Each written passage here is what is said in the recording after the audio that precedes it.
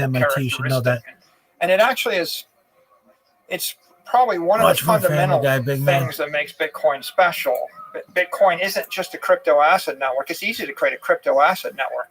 It's very hard to create an ethical crypto asset network, because you have to create one without any government or corporation or investor exercising undue influence to make it successful. So open, permissionless, non-censorable.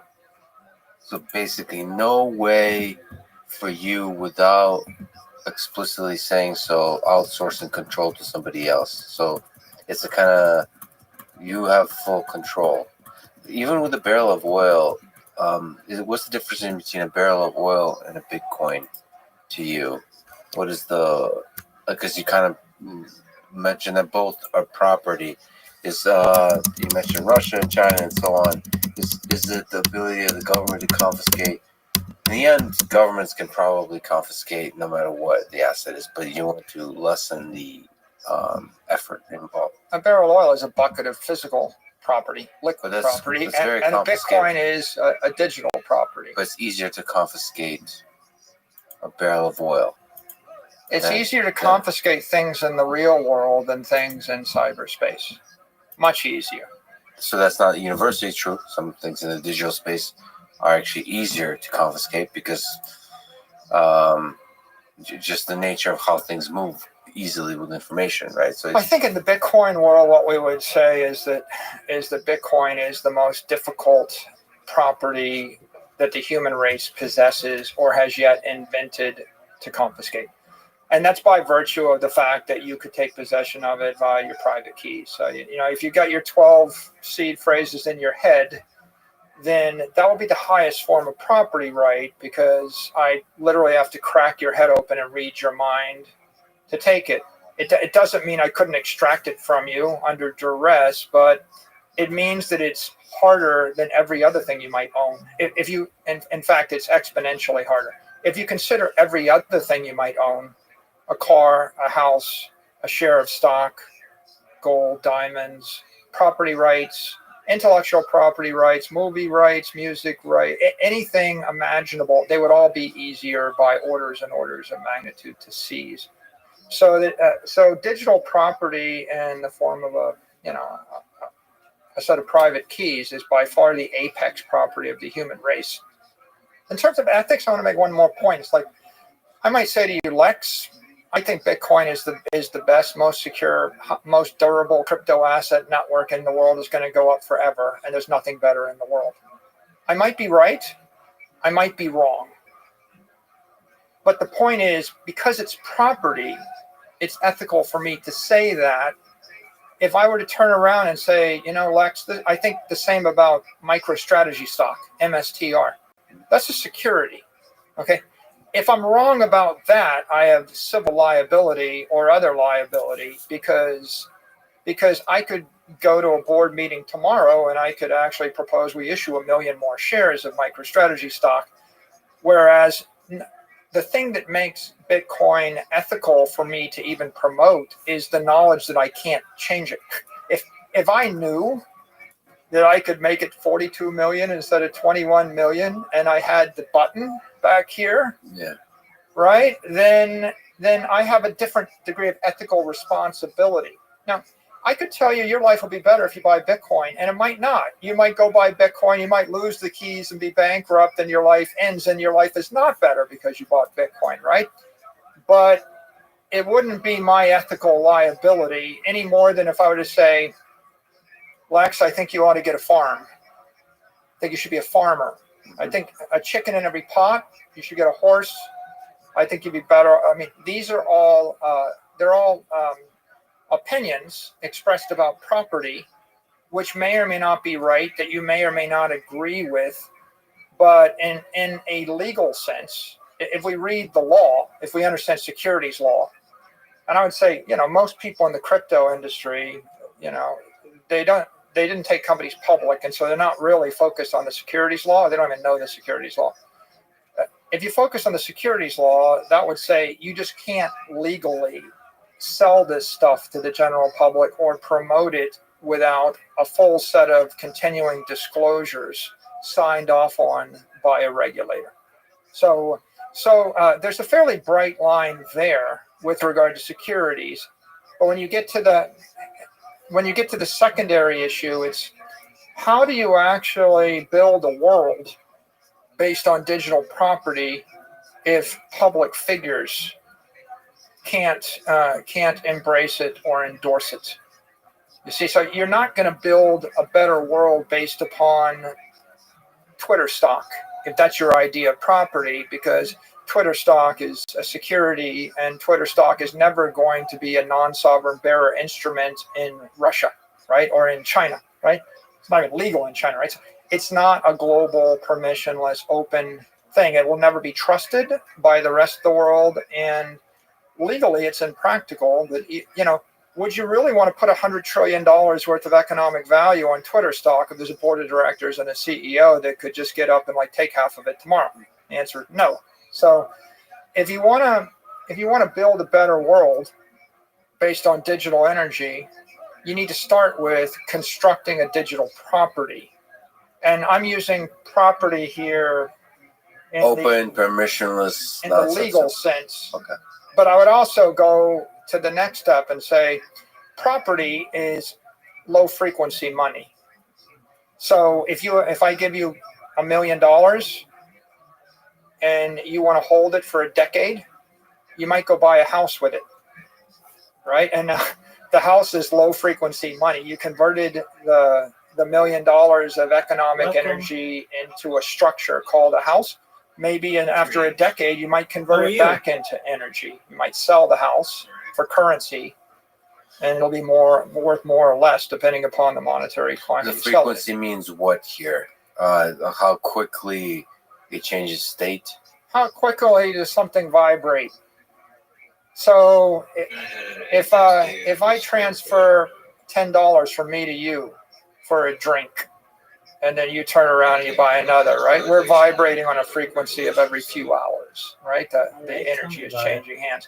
But it's not likely that you sell and buy houses every few hours, right? The frequency of a transaction in real estate is every 10 years, every 5 years. It's a much lower frequency transaction.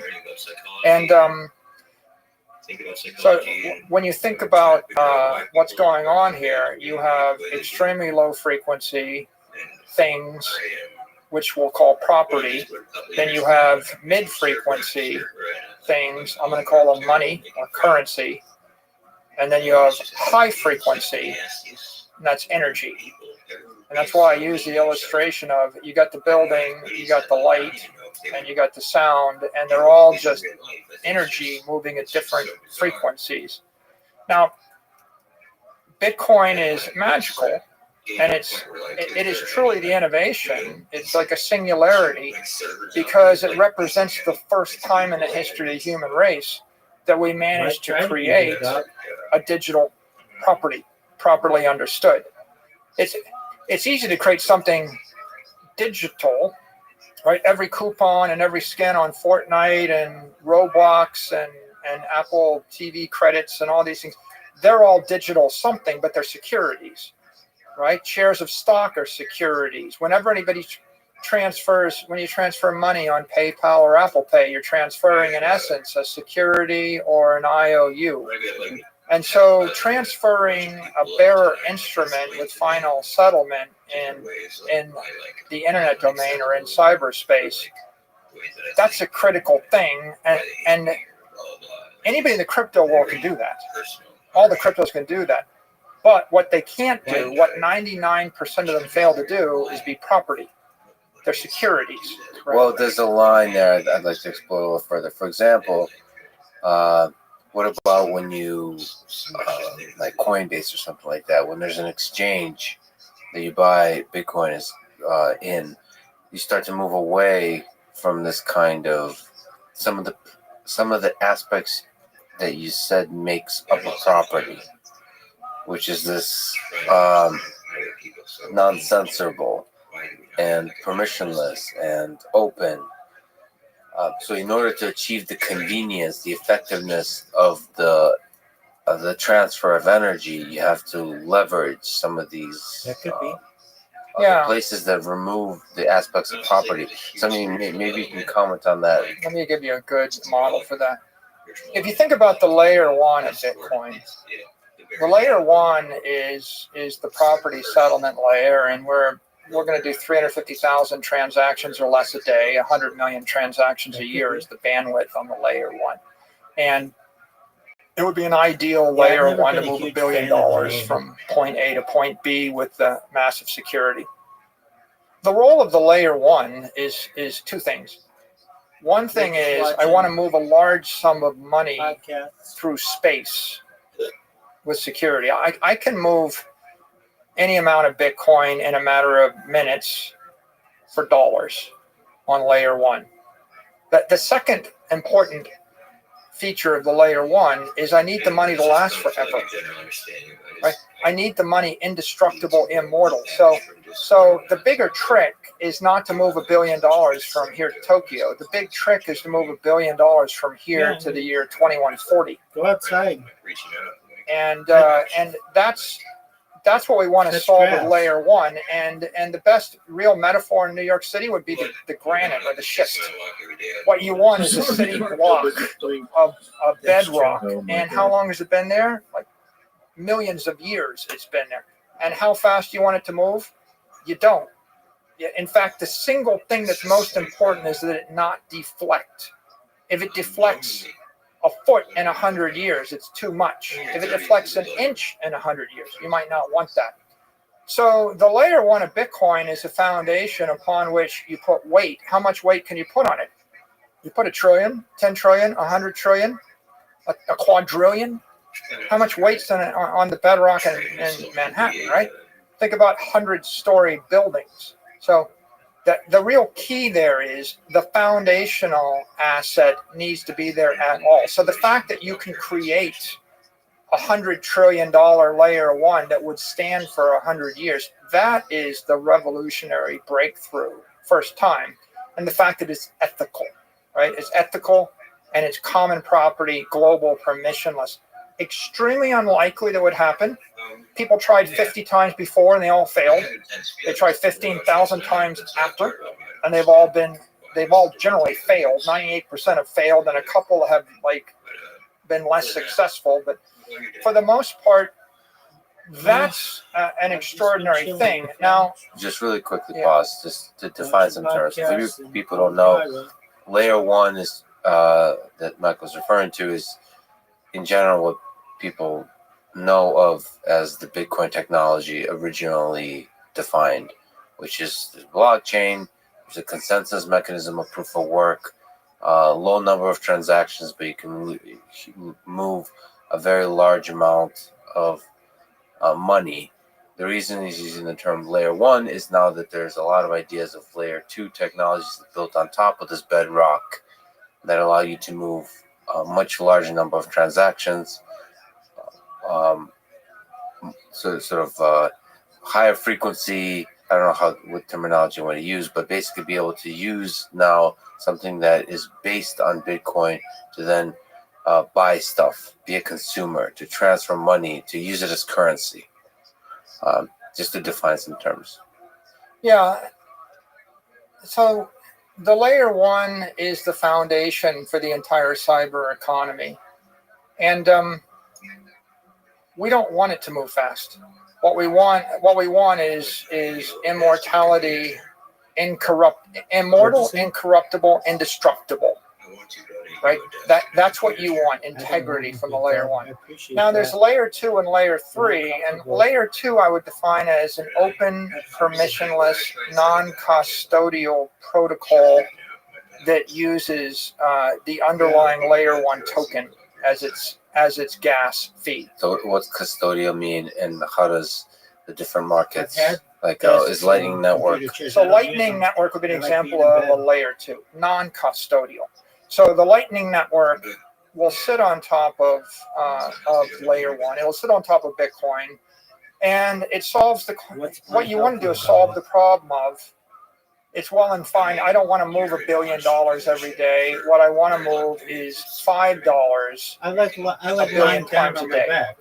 So if I want to move $5 $1 billion times a day, I don't really need to put the entire $1 trillion of assets at risk every time I move $5.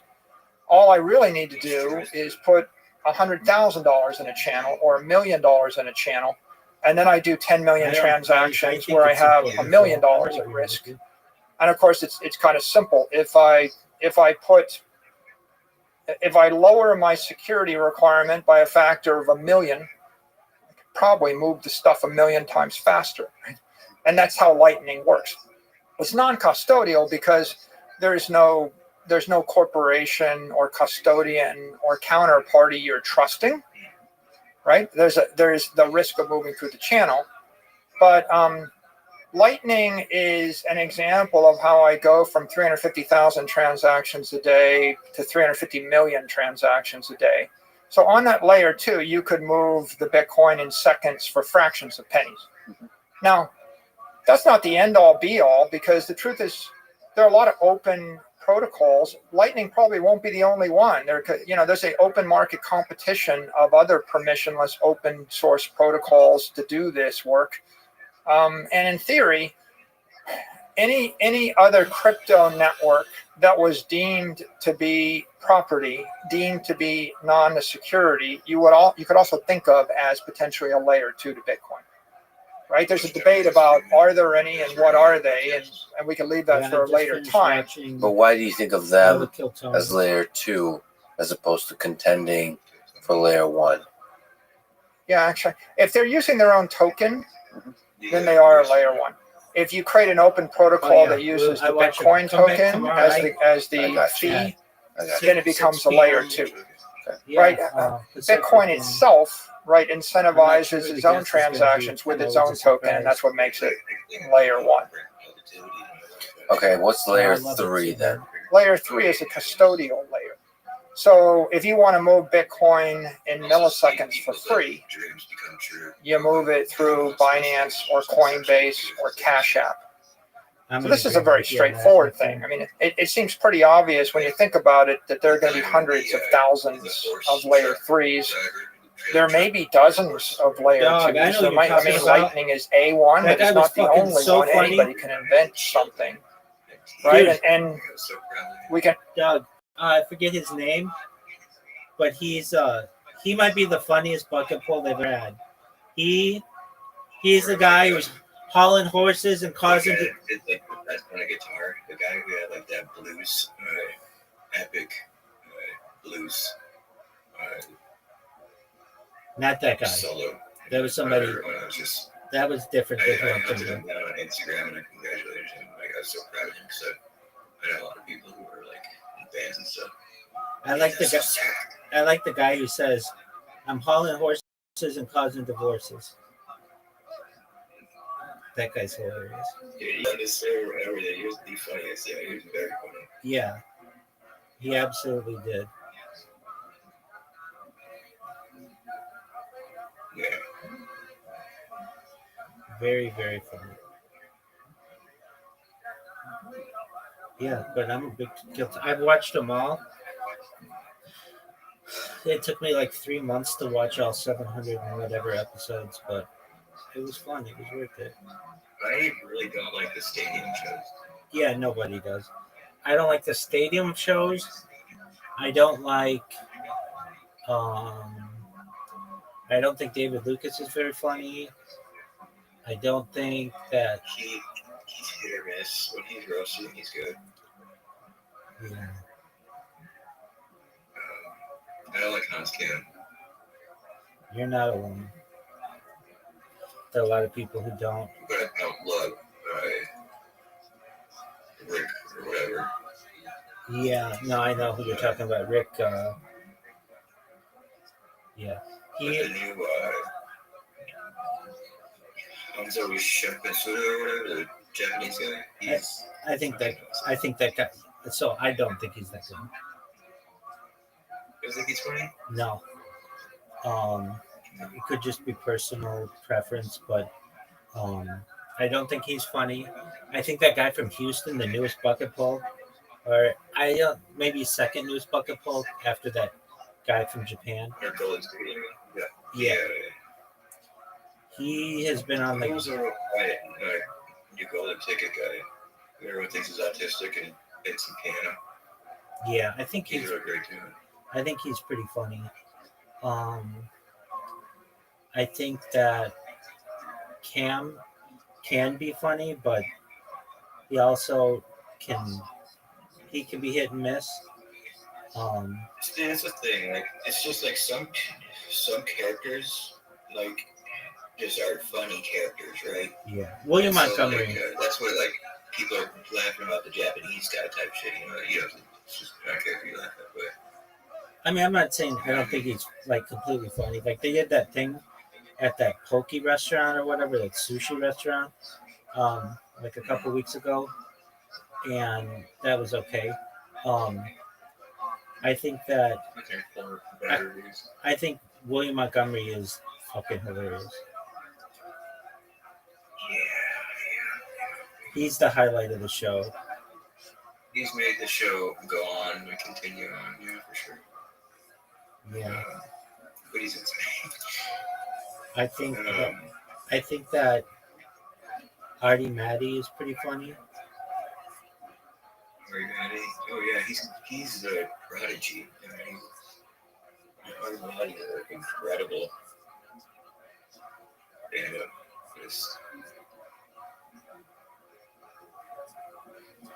I think that who else do I think is funny?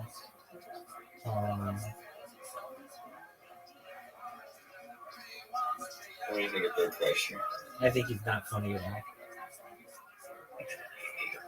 He's He sucks. Dog, despicable. I'm in his subreddit just to see people rip on his ass. He sucks. I have I think a Reddit post of mine that got at least like 1,000 upvotes of Hans Kim when he flipped off Matt and Shane after they did not vote for him during a stadium thing. Dude, he lost. He lost that stadium thing. And, it's rigged because I'm sure you're aware, like, whenever they do any of those, like, do you think number one won? And then people cheer, or number two. It's always number two. It's like that for the. When he said, like, he even said I wouldn't let anything happen to Hans or whatever like that. It's like that for, if you've ever seen the drum offs. Exactly. Big Mike has always been in the drum offs. And did you watch the ones when they did it in LA?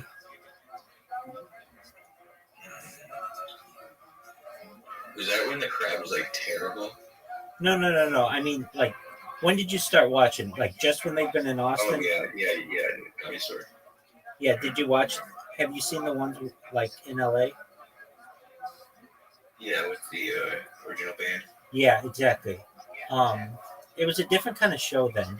And when I first saw the ones, like I only had seen the ones that were like more recent, but then I saw the ones where they did at when the band would do things, and then I actually thought they were really funny. And did you ever see, like, these are real old, where they had the Iron Patriot? Oh yeah, I've heard about the lore of that weirdo. Yeah, exactly.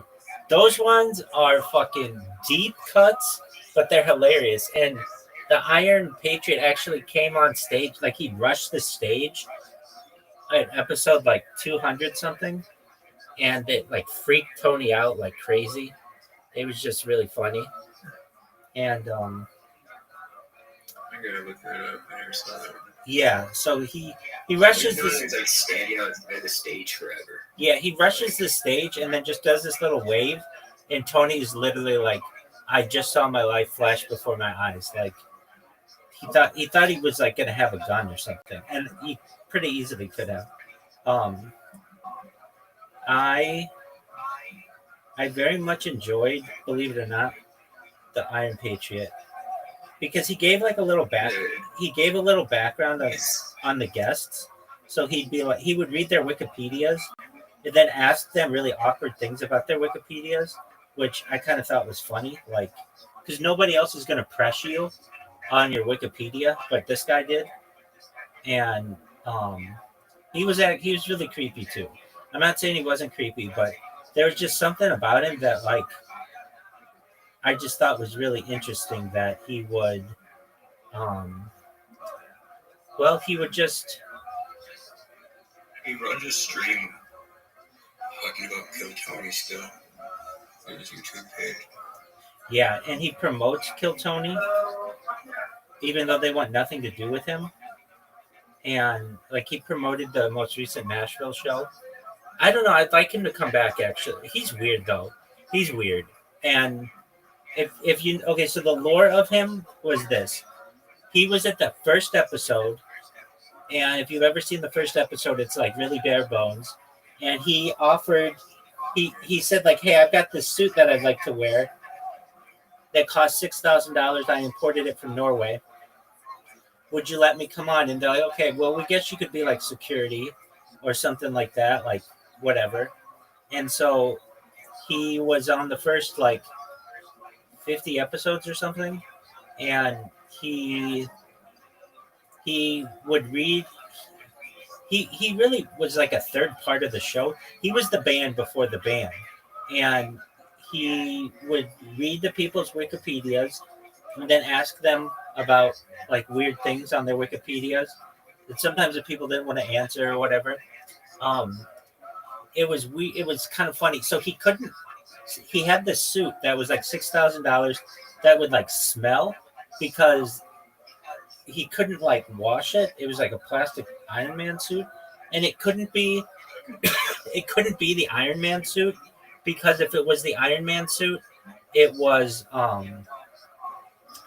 it was a copyright infringement. So basically, he had to like be the Iron Patriot instead of Iron Man.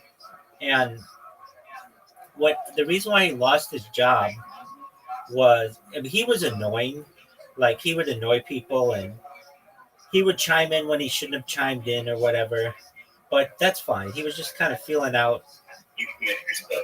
You can make Tony hate you real quickly if you don't know how to shut up. Right. So they brought him on another podcast. Have you ever seen Getting Doug with High with Doug Benson? So they were on that show, and the Iron Patriot didn't smoke pot, or like he did at one time, but he didn't anymore. And then they like got him high, or like it was just like I don't know if they got him high purposefully. If I recall, it was like just secondhand, but he just kept talking and like interrupting the show. And then after the show, he went up to Doug and he was like, "Hey, I could drop Kill Tony and just be a full-time sidekick to you." And Doug was like, "Yeah, no, like thanks, but no thanks." And then Doug, of course, told Tony about that. And then Tony was like, "Wait a second. You mean to tell me that you felt that you told Doug that we were holding you back and that you could be a lot bigger than you currently were? You're like basically I don't want you on the show if you think we're holding you back." So then he booted him, and that's kind of the end of that. It sounded like he was, being a little disrespectful and Yeah, definitely. He was. To the opportunities that the show's already given him. Right, and he could have been really, really big. He could be like a multimillionaire, like Red Band or Tony, if he would have just played along with. I don't know if they would have let. I don't know if they. When he rushes his page, I've never seen that one before. Yeah, do you see it now? Tony's like scared to death from it. Exactly. I don't know if necessarily he'd be a millionaire, but he'd be probably quite a wealthy individual. if they would have let him He's just working for them. Yeah, he just. I mean, if they would have let him if they would have let him continue, because there's the question, like, they fired kind of a lot of people, or got, I don't know if they fired him, but like they got rid of the old band. They just said that it wasn't working out, and they didn't take him to Austin with them. Although they've allowed some people to come, like Jet Ski, Johnson. He's one of my beyond favorites. I love Jesky. Yeah, I think she's pretty cool.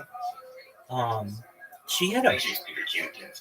she had a really Her big personality, everything. she she had a really big episode, like where she said a bunch of funny stuff, like 3 episodes ago or something. Like Yeah. she just is knocking it out of her pipe. When she came back. I think it's cool that she plays an instrument, and she's a girl, and girls are just rare in comedy, so I get why they're they they basically bring her on.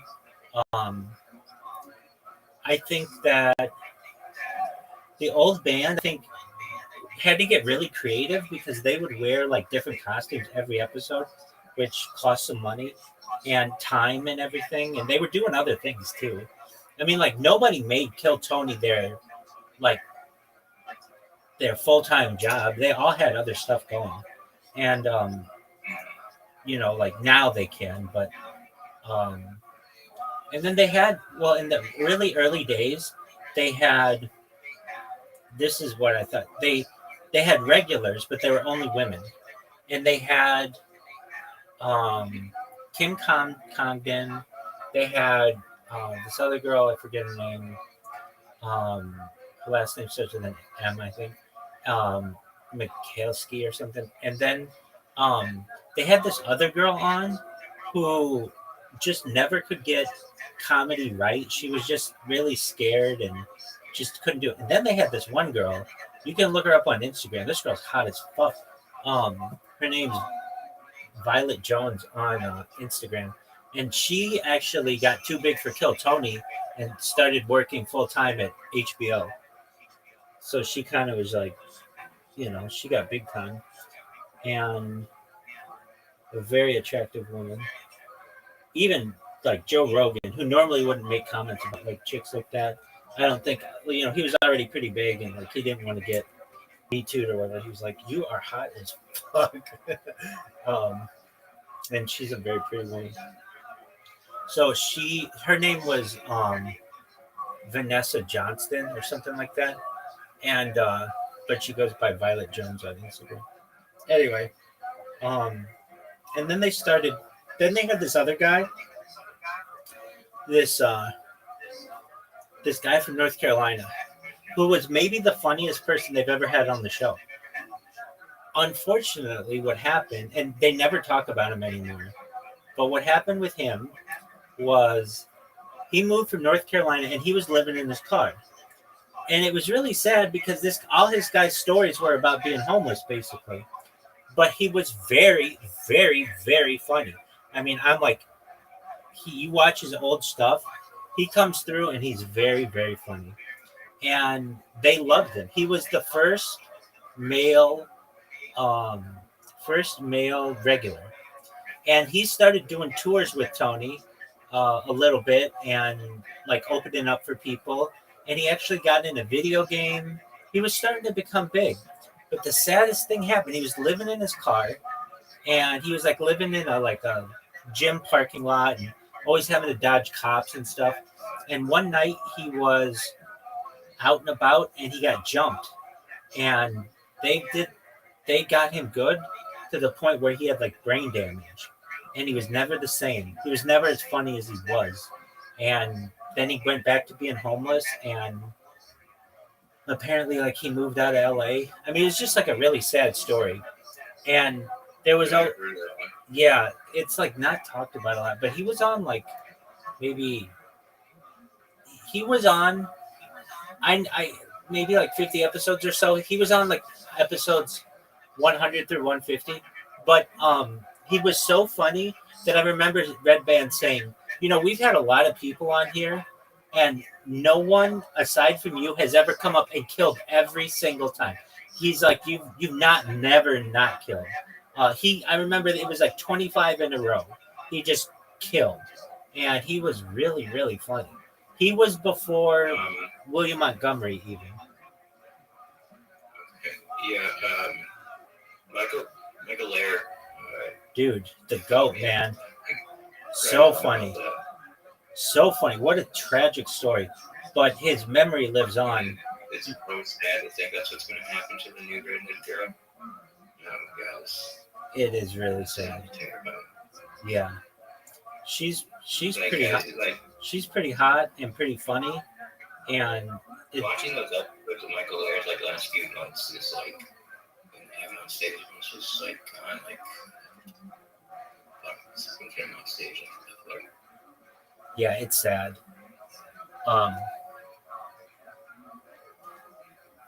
It is sad. No doubt about that. You know, Michael Lair was.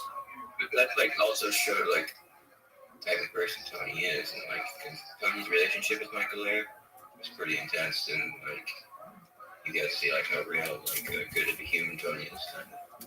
Right. You know, when I first started watching the show, I watched like, it was just the way that it came on, where it was like a bunch of people with like brain injuries or autism or MS. And I thought the show was like, hey, let's bring people on here who have developmental disabilities and make fun of them. And I was like, this is terrible. Like, I can't believe that this is allowed. But then I pretty quickly saw like, oh no, he's giving people who normally wouldn't get an opportunity to be funny. And that's pretty cool. And Michael Lair. But like sometimes when he's a little too mean and Yeah. people apart too much. Exactly. And I understand that. But at least with Michael Lair, I don't know, a lot of other people would have given him such an opportunity, and he just would tear the place apart. The only issue is you couldn't understand what he was saying sometimes, but if you understood what he was saying, his jokes were so funny. I mean, I'll never forget his first joke, which is, what the fuck happened to all that ice bucket challenge money? That is just a killer joke. And you know, like he's just a very funny individual. And if you've ever seen, they showed it one time, they showed a clip of him before MS, and it was like, oh dude, this guy was not only really funny in improv and stand-up, he was a good looking dude too. And just like it makes you think like this could happen to anybody.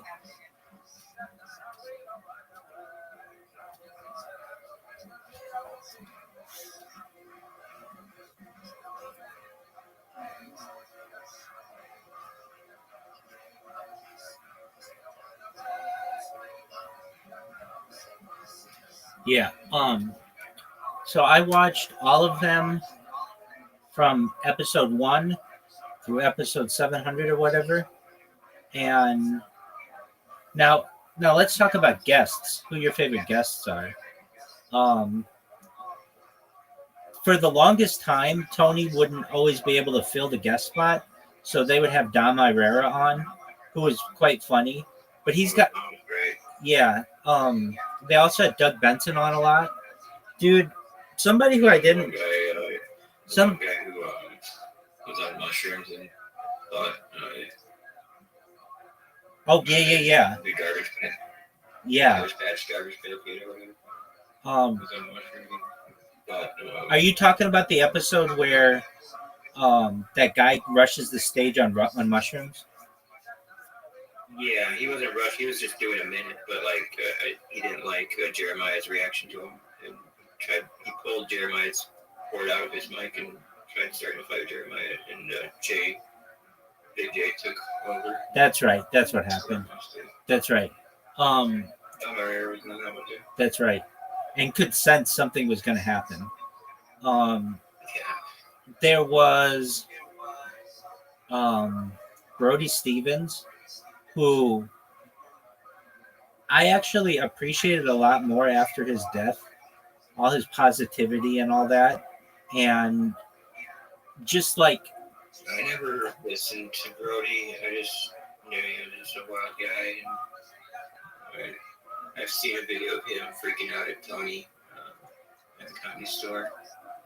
and yeah, he's from LA, and living in LA, he a lot of his humor was like LA based.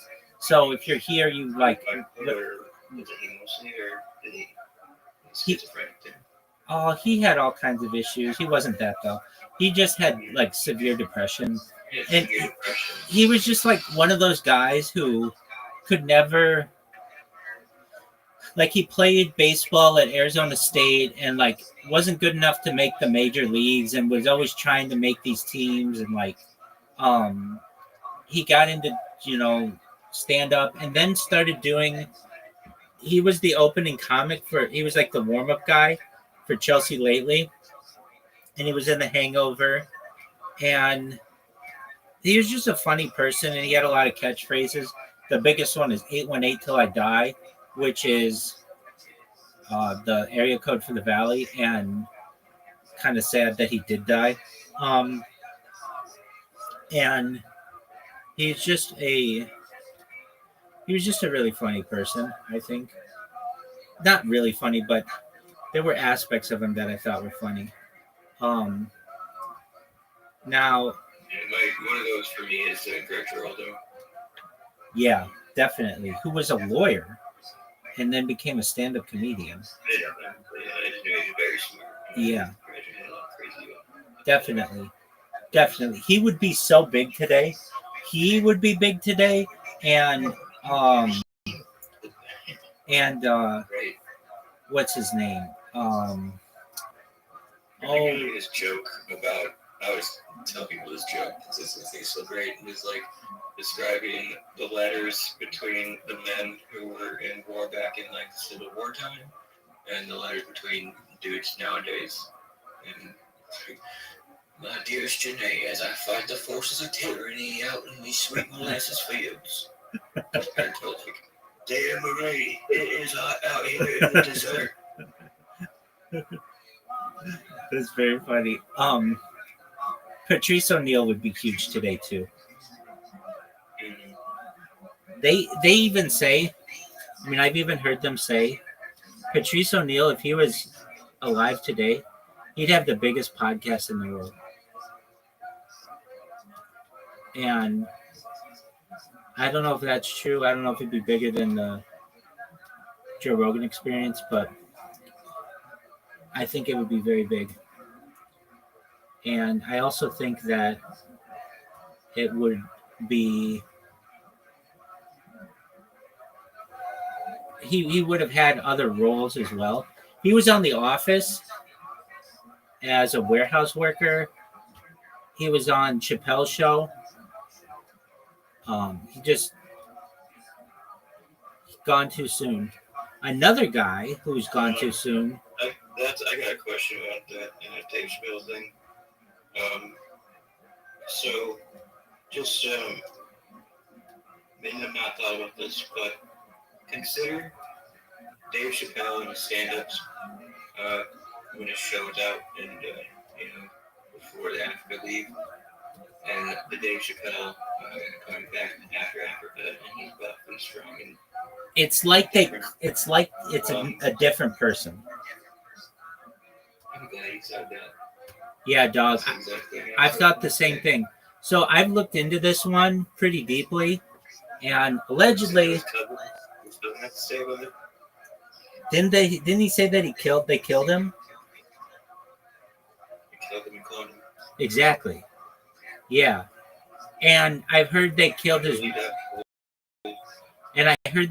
wife and kids as well, and did the same. Whether that's true or not, it would be the perfect person to test out that kind of technology, because he does not look this. They've been doing it for a long time. It's just the way that it is wild, and this is the secret space program stuff, and right, reptilian stuff. Exactly. Like this is deep on the iceberg chart. Supposedly, Nazis successfully figured out human cloning before the World War II was even over. And they were pumping out a bunch of clones to fight the war. They were supposedly the Nazis made contact with negative, powerful extraterrestrials or anyone else, and they traded human bodies for technology. And Yeah, Doug, that's the 1954 Edwards Air Force Base and Holloman Air Force Base uh, alien treaties, basically allowing for alien abductions in exchange for advanced technology. you listen to Admiral Byrd and what what Fuck yeah. they said happened when he showed up with the naval fleet to Yugoslavia. Oh, no. No, I thought you were talking about when he was in Australia or Antarctica. Yeah, it's Antarctica. New Swabenland is The German name for it. Yeah. section of Antarctica. So, yeah, he made it over the North Pole, and then all of a sudden, like, some crafts, like, basically guided him downwardly, and it started to be green and lush, and they... Before that was after the attack happened. All right, tell me about it. Stream it. Well, I'm going to show you, but I can just send you the photos actually. So they're getting word from Navy spies that are making their ways into these deep underground ice caves that are coming back with reports to the highest heads of naval intelligence saying that there are Nazis down in those caves, cloning people, making anti-gravity, working with lizard people. So, they're like, okay, that's insane, but just in case, we'll send a naval fleet to go, and that's what Admiral Byrd's first whole reason to go into Antarctica was. And why he brought an entire naval fleet with him. His naval fleet was decimated within 15 minutes when he got to there because about 2 or 3 multiple saucers came out of the waters and with plasma weaponry just decimated the ships and killed many people very quickly. And what happened to Admiral Byrd after what he described seeing after was after that attack. Okay. Those people described to him all their lands and everything.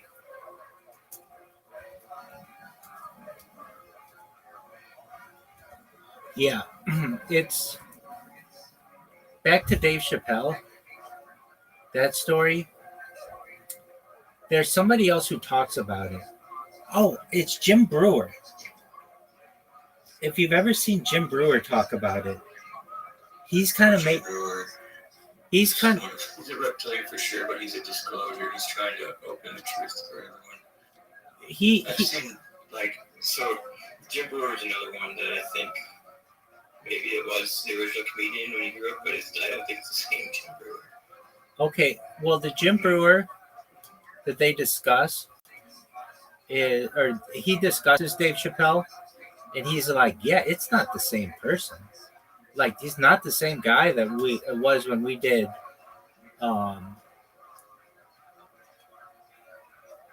what movie did they do? Half Baked, yeah. Half Baked was a big thing in my life. I'm gonna look at this Jim Brewer. Jim Brewer. Dave Chappelle. Jim Brewer creeps me out. He is a bizarre individual, but I do believe he is a good, on the good side. Comedian Jim Brewer has questioned whether Dave Chappelle, who returned from Africa, is the real one or a clone. The speculation began after Chappelle's trip to Africa, which Brewer believes might have changed Chappelle's shape significantly. There's no doubt about that. Brewer's comments were made in a YouTube video published April 29, 2024, so just like a year ago. Some people think that suggests that Chappelle had a crisis of conscience and wanted to preserve his integrity. Okay, so I'm just gonna go to that April 29th video and see what he has to say.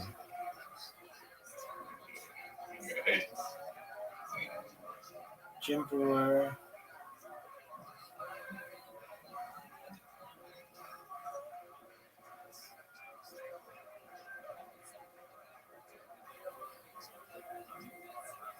What happened to Dave Chappelle?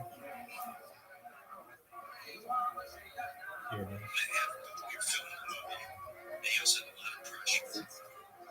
If you get any DMs after. Okay.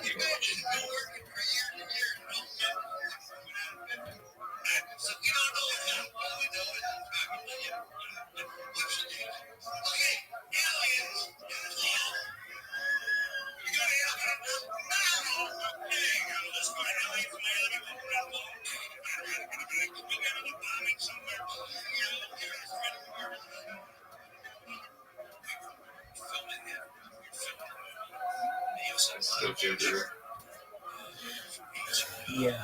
So I mean, he says that he has doubts that they're the same person. So does Roseanne, and um, whether that's true or not, I'm not sure. All I know is that he came back and nobody talked about it, and it was like, why don't people? Oh, this is baller.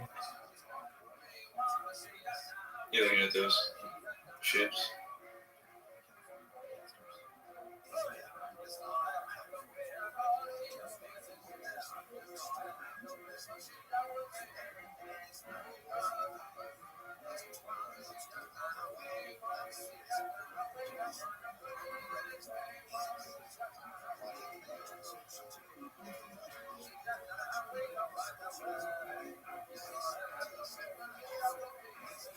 That's some weird shit, man.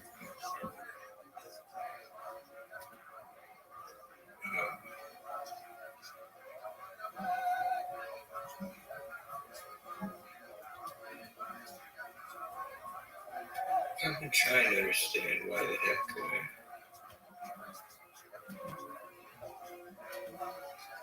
the Nazis and supposedly had spaceships in the sky and bases on the moon.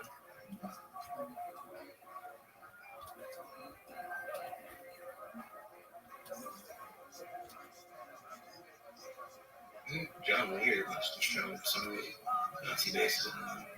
He talks about it, and then he had pictures of them, allegedly, whatever.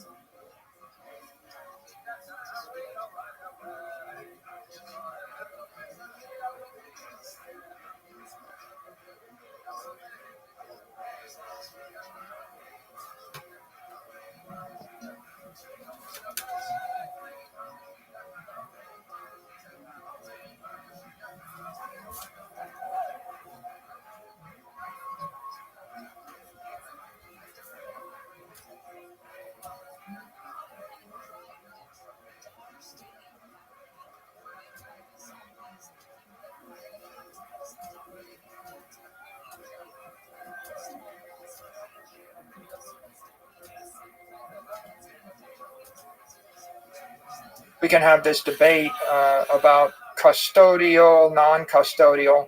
Don't you think there's a monopolization possibilities at layer 3? So, coin, you mentioned Binance, Coinbase. What if they start to dominate and basically everybody's using them, practically speaking, and then it becomes too costly to memorize the private key in your brain? Yeah, you showed me that. Or like the cold storage of layer 1 technology. The idealists fear the layer 3s because they think, and especially they would detest it a bit.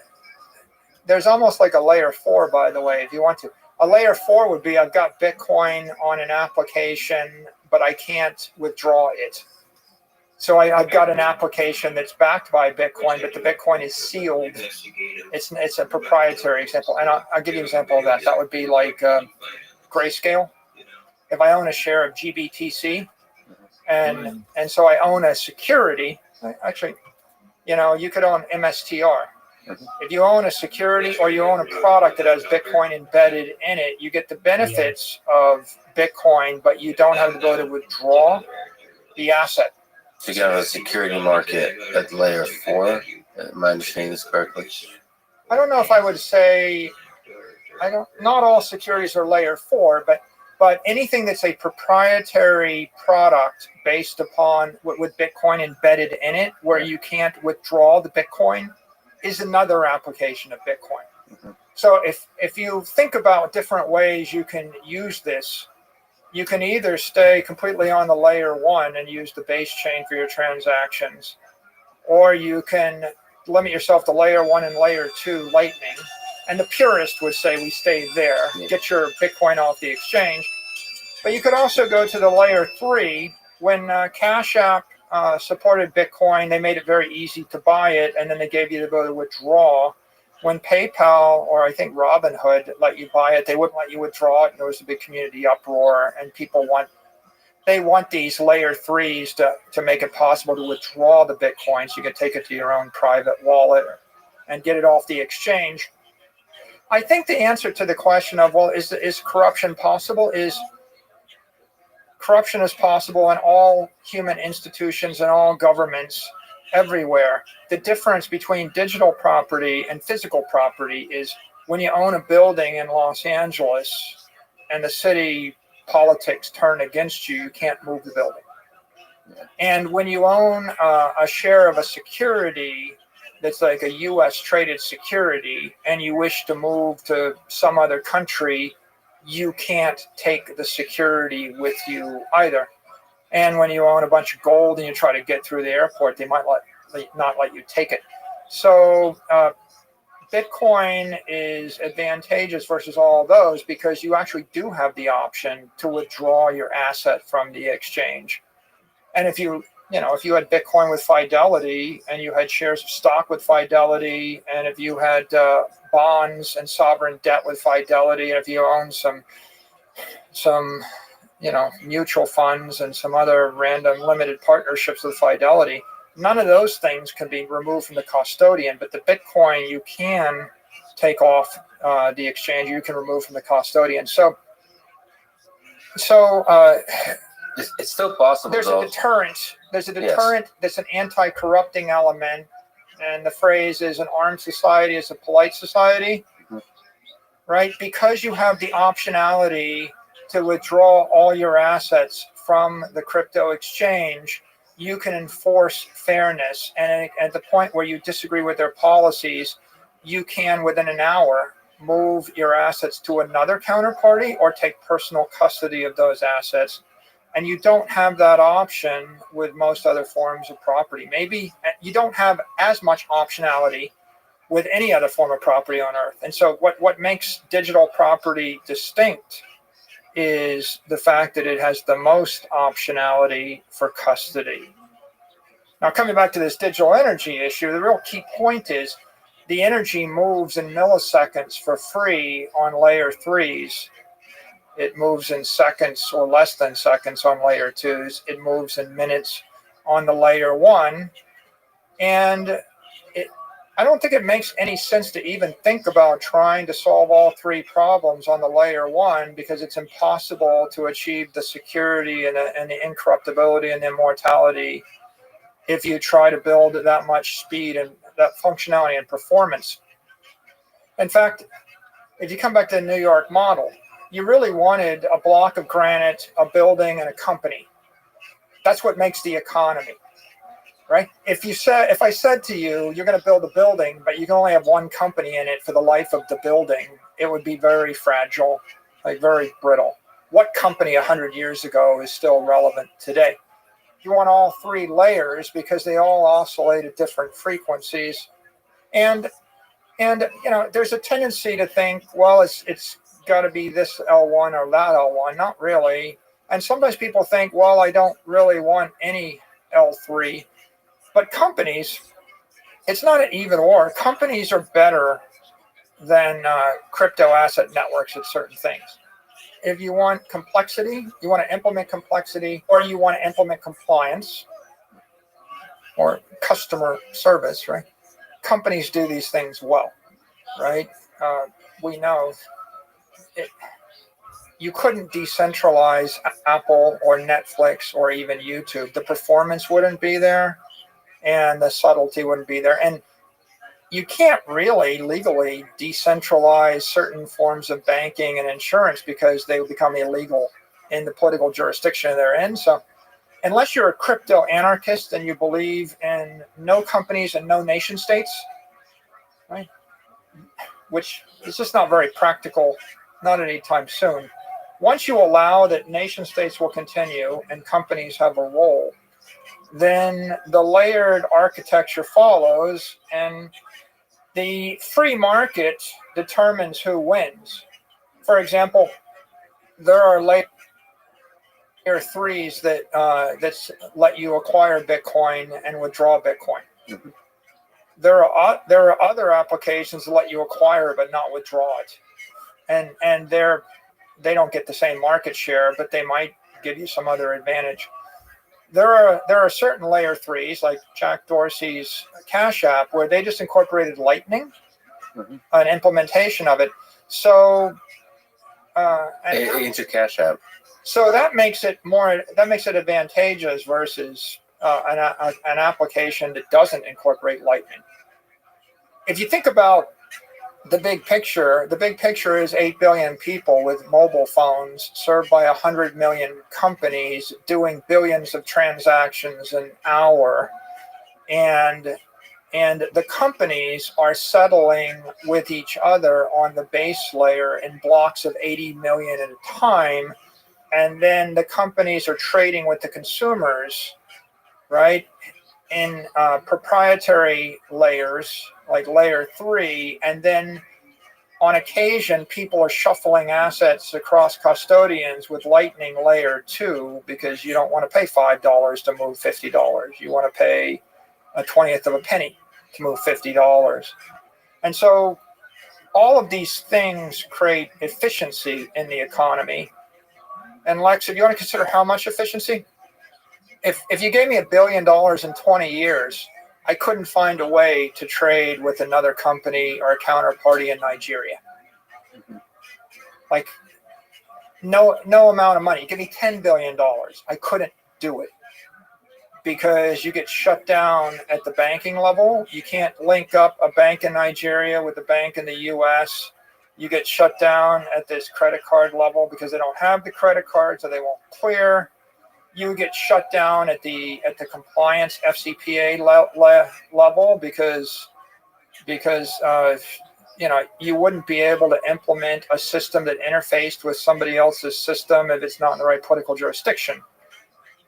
On the other hand, 3 entrepreneurs in Nigeria on the weekend could create a website that would trade in this Lightning economy using open protocols without asking anybody's permission. So you're talking about something that's like 1 million times cheaper, less friction, and faster to do it if you want to get money to move. What do you think that looks like? So that now there's a war going on in Ukraine. There's other wars, Yemen, going on throughout the world. In this most difficult of states that a nation can be in, which is at war. Civil war or war with other nations. What's the role of Bitcoin in this context? I mean, Bitcoin's a universal trust protocol, right? A universal energy protocol, if you will. English is one. Okay. What I see is a bunch of fragmentation of applications. For example, the Russian payment app is not going to work in Ukraine. The Ukraine payment app is not going to work in Russia. The U.S. payment apps won't work either of those places, as far as I know. So, and in Argentina, their payment app may not work in certain parts of Africa. So what you have is different local economies where people spin up their own applications compliant with their own local laws, or in war zones not compliant, but just spinning up. So how do you build something that's not compliant? What is the revolutionary act here when you don't agree with the government or what you want to free yourself from the constraints? So here's the thing: when a nation is really at war, especially if it's an authoritarian regime, it's going to try to control the population, lock everything down. Yeah. The spread of information. How do you break through that? Do you do the thing that you mentioned, which is you have to build another app, essentially, that allows you the flow of money outside the legal constraints placed on you by the government? So basically break the law. Metaphorically speaking, if you want to break out of the constraints of your culture, you learn to speak English. For example, it's not illegal to speak English, or even if it is, right? Doesn't matter, but English works everywhere in the world if you can speak it, and then you can tap into a global commerce and intelligence network. So Bitcoin is a language, so you learn to speak Bitcoin or you learn to speak Lightning, and then you tap into that network in whatever manner you can. But the problem is it's still very difficult to move Bitcoin around in Russia and Ukraine now during war. And there was a sense to me that the cryptocurrency in general could be the savior for helping people. There's millions of refugees that are moving all around. It's very difficult to move money around in that space to help people. I think we're very early. Like we're very embryonic here. If you look at who's we? Sorry, and we as a human civilization, are we operating in the cryptocurrency space? I think the entire crypto economy is very embryonic, and the human race's adoption of it is embryonic. We're like 1-2% down that adoption curve. If you take Lightning, for example, the first real commercial applications of Lightning are just in the last 12 months. Yeah. So we're like year one. We might be approaching year two of commercial Lightning adoption. And if you look at Lightning adoption, Lightning's not built into Coinbase. It's not built into Binance. It's not built into FTX. Cash App just implemented the first implementation, but not all the features are built into it. There's a dozen Lightning wallets circulating out there. So I think that, we're probably going to be 36 months of software development at the point that every Android phone and every iPhone has a Bitcoin wallet or a crypto wallet in it of sorts. That's a big deal. If Apple embraced Lightning, that's a big deal. So the adoption is the thing. Like in a war zone adoption, the people who struggle the most in war are people who weren't doing that great before the war started. They don't have the technological sophistication. The hackers and all those kinds of people will find a way. It's just regular people who are just struggling to make day-by-day living. And so if the adoption permeates the entire culture, then you can start to move money around in the digital space.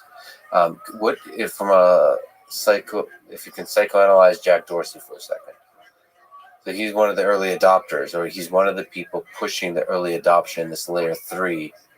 So inside Cash App, what do you make of the man, of this decision as a business owner, as somebody playing in the space? Like why did he do it?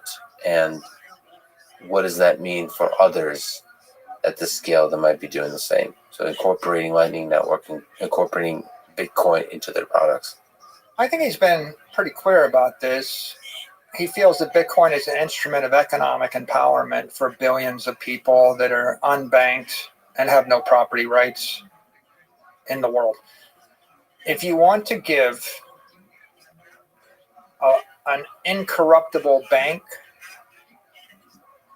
to 8 billion people on the planet, that's the same as asking the question, how do you give a full education through PhD to 8 billion people on the planet? And the answer is a digital version of the 20th century thing running on a mobile phone. And Bitcoin is a bank in cyberspace. It's run by incorruptible software, and it's for everybody on Earth. So I think when Jack looks at it, he's very sensitive to the plight of everybody in Africa. You look at Africans, right? Like, you're going to give them banks. You're not going to put a bank branch on every corner. That's an obscene waste of energy. Mm-hmm. You're not going to run copper wires across the continent. That's an obscene waste of energy.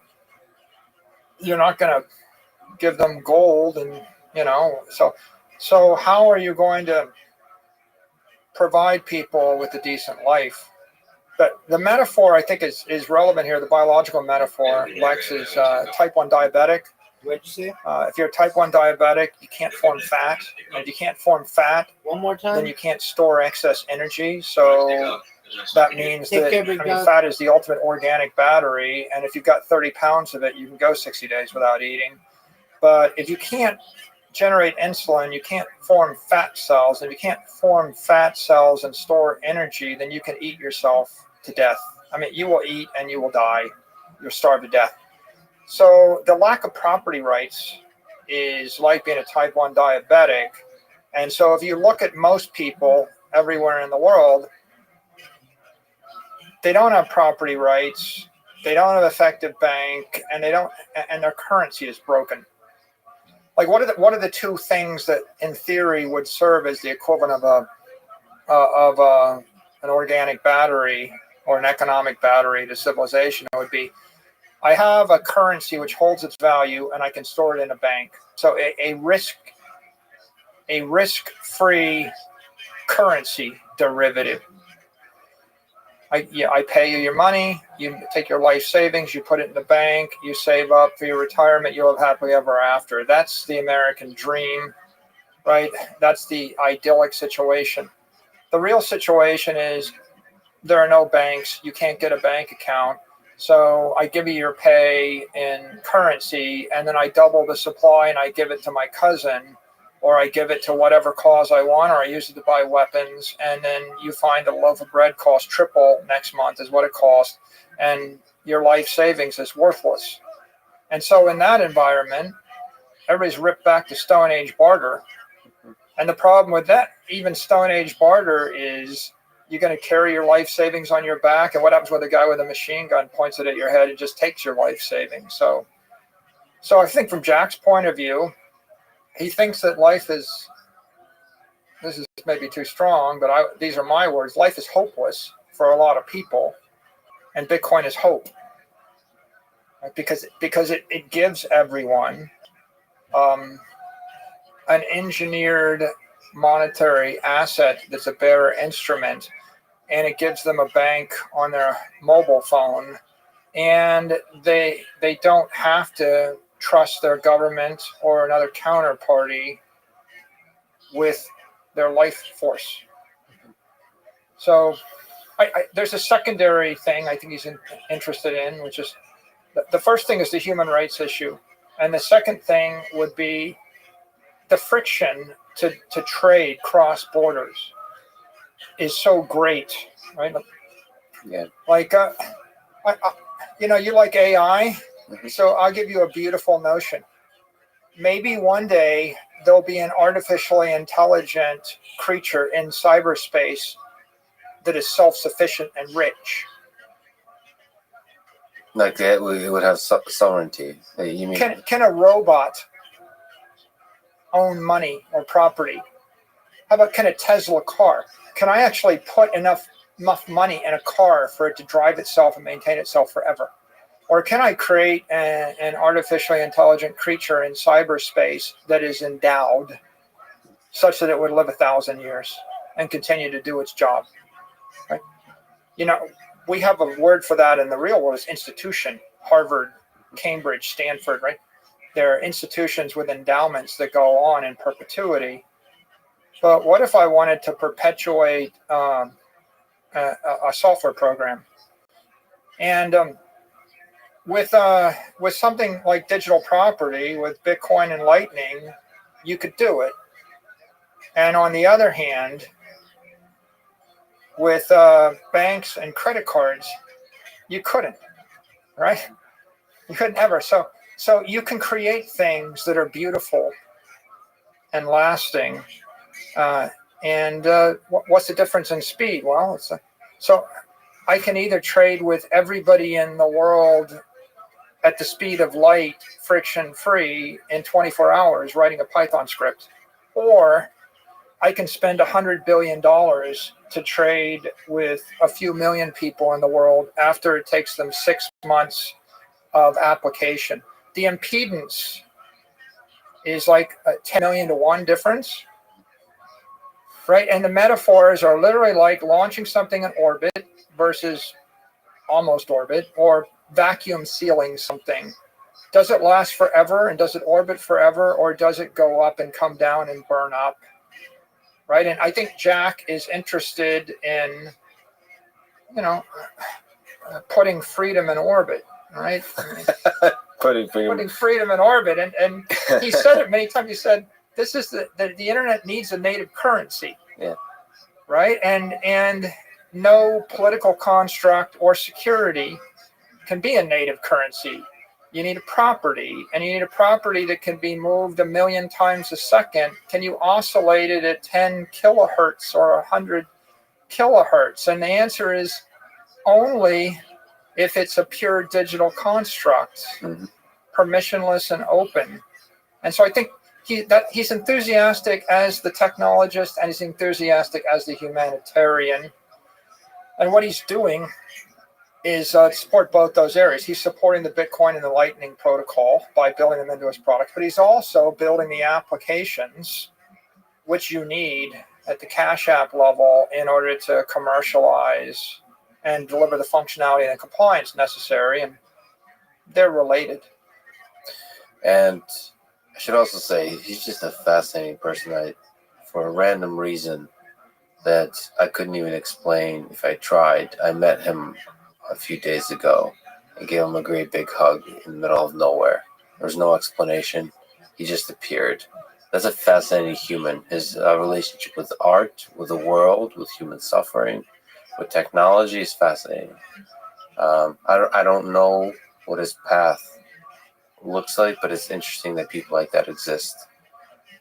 And in part, I'm saddened that he no longer is involved with Twitter directly as its CEO, because I was hoping something inside Twitter would also integrate some of these ideas of what you're calling digital energy, to see how social networks, something I'm really interested in and passionate about, could be transformed. Let me ask you, just for educational purposes, what's the can you please explain to me what Web3 and the beef between Jack and Mark Andreessen is exactly? Did you see what happened? Sorry to have you analyze Twitter like it's Shakespeare, but can you please explain to me why there was any drama over this topic?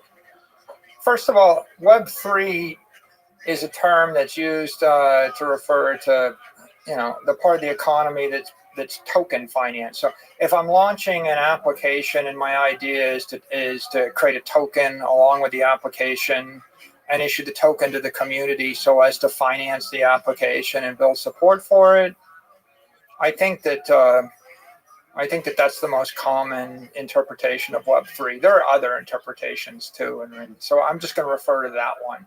And I think the beef, in a nutshell, not articulated, but I'll articulate it, is whether or not you should focus all your energy creating applications on top of an ethical digital property like Bitcoin, or whether you should attempt to create a competitor to it, which generally would be deemed as a security by the Bitcoin community. So I'm going to put on my Bitcoin hat here. Yeah. Right? All the tokens that are being, if it's driven by a venture capitalist, well, it's a security. If there's a CEO and a CTO, it's a security. All these projects, they're companies. Foundations are companies, right? If you call them a project or a foundation, it doesn't make it not a security. They're all, in essence, collections of individuals that are issuing equity in the form of a token. And if there's a pre-mine, an IPO, an ICO, a foundation, or any kind of protocol where there's a group of engineers that have influence over it, then to a securities lawyer or to most Bitcoiners, and definitely to anybody that's steeped in securities law, you look at it and say, well, that passes the Howey test. It looks like a security. It should be sold to the public pursuant to, disclosures and regulations. And you're just ducking the IPO process, right? And so now we get back to the ethical issue. Well, the ethical issue is, if you're trading it as a commodity and representing it as a commodity, while truthfully it's a security, then it's a violation of ethics rules, and it's probably illegal.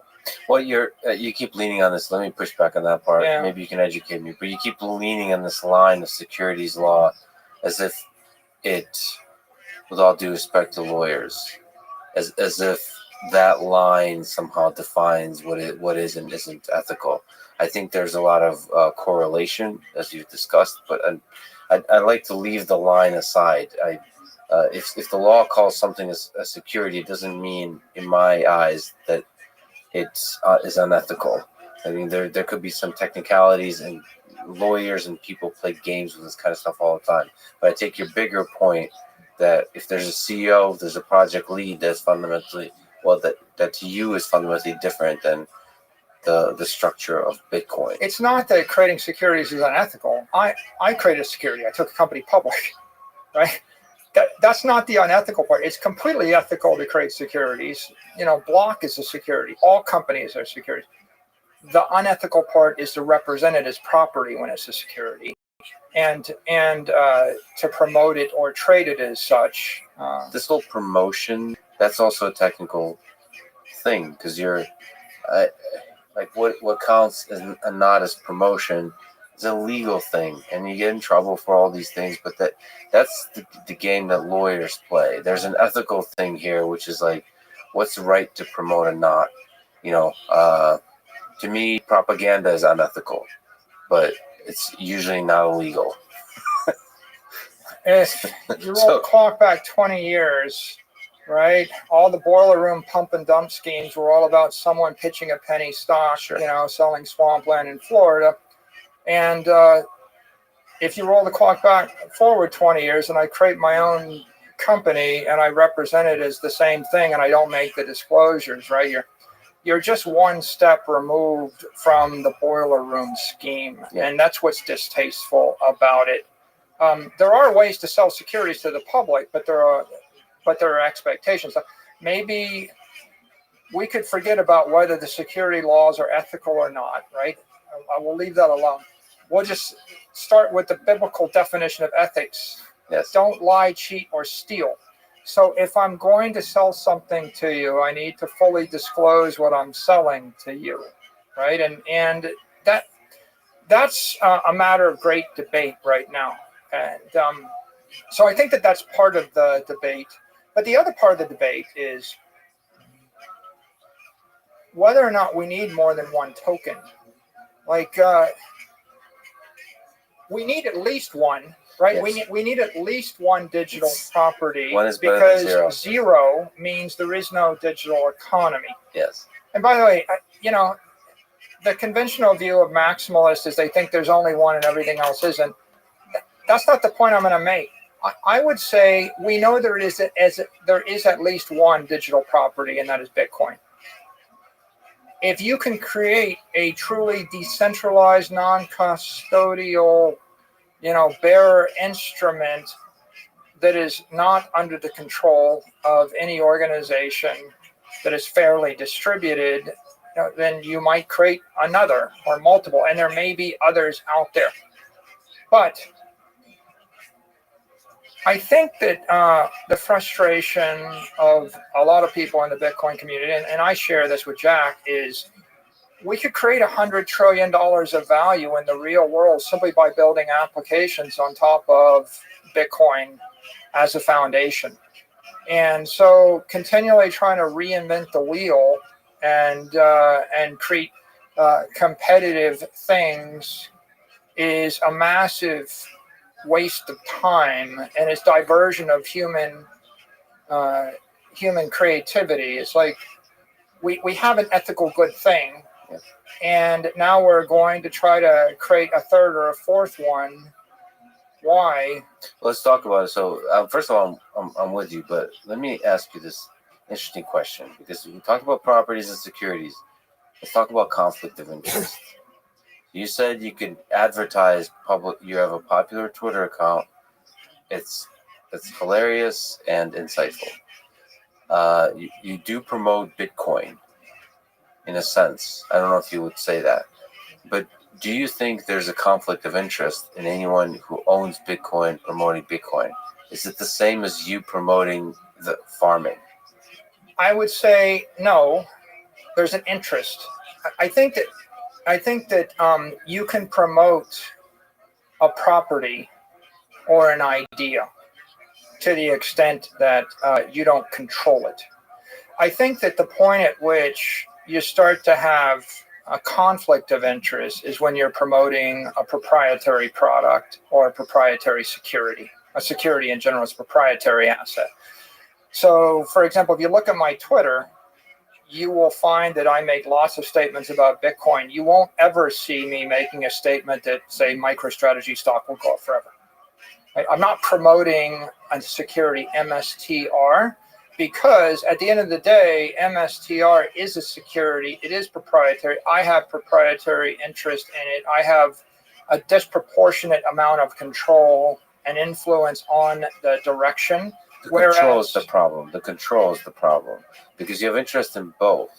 You can if Bitcoin is successful, as we're talking about, you are very possibly can become the richest human on earth, given how much you own in Bitcoin, right? The wealthiest, not the richest. I don't know what those words mean. I would benefit economically. You would benefit economically. That's true. So the reason that's not conflict of interest is because the word property, that Bitcoin is an idea and Bitcoin is open. Own it. You I don't. don't control it. In essence, the ethical line here is, could I print myself 10 million more Bitcoin or not? Right? Or I can could, anyone? Right? It's not just you. It's can anyone? Because can you promote somebody else's? Yes, I guess you can.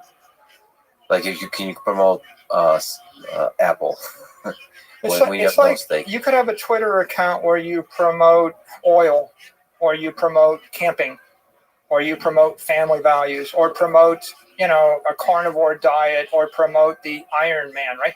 But you're That's not going to get wealthier if you promote camping, because you can't own a stake in. I mean, you own a lot of Bitcoin. What is that? What is that? Don't you own a stake in the idea of yeah. Bitcoin? I would grant you that.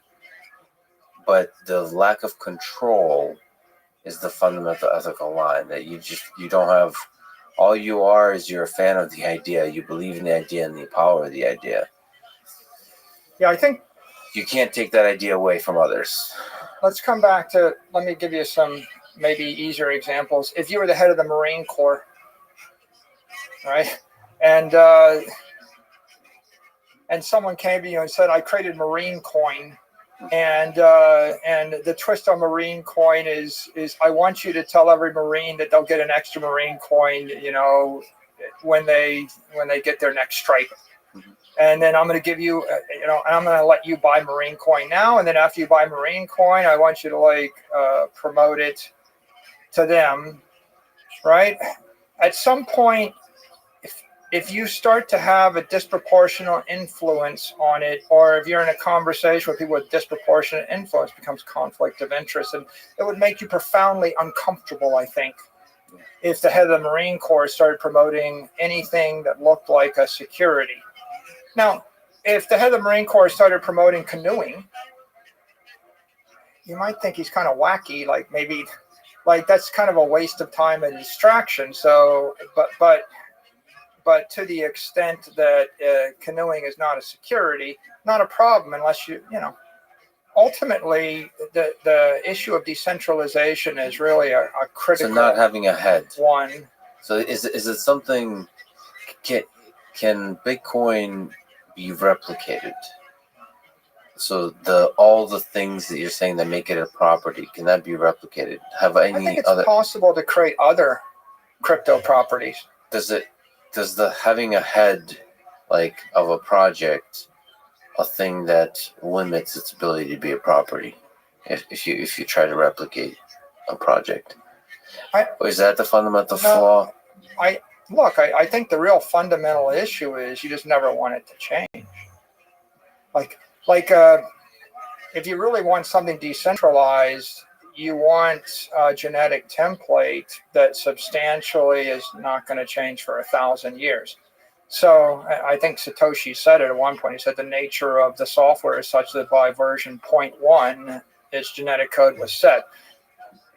If there was any development team that's continually changing it, on a routine basis, it becomes harder and harder to maintain its decentralization, because now there's the issue of who's influencing the changes. Yeah. So what you really want is a very, very simple idea, right? The simplest idea. I'm just going to keep track of who owns 21 million parts of energy. And when someone proposes big functional upgrades, you almost don't really want that development to go on the base layer. You want that development to go on the layer 3s, because now Cash App has a proprietary set of functionality and it's a security. And if you're going to promote the use of this thing, you're not going to promote the layer 3 security, because that's an edge to a given entity and you're trusting the counterparty. You're going to promote the layer 1, or at most the layer 2. Okay, so one of the fascinating things about Bitcoin, and sorry to romanticize certain notions, but Satoshi Nakamoto, that the founder is anonymous. Maybe you can speak to whether that's useful, but also I just like the psychology of that, to imagine that there's a human being that was able to create something special and walk away. So first, are you Satoshi Nakamoto? I'm certain I'm not.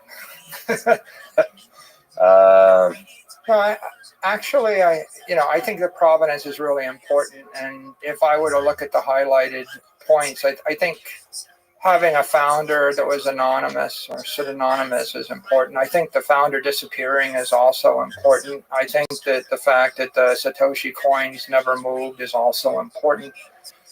I think the lack of an initial coin offering is also important. I think the lack of a corporate sponsor is important. I think the fact that it traded for 15 months with no commercial value was also important. I think that the simplicity of the protocol is very important. I think that the outcome of the block size wars is very important. And all of those things add up to common property. They're all indicators of a digital property as opposed to security.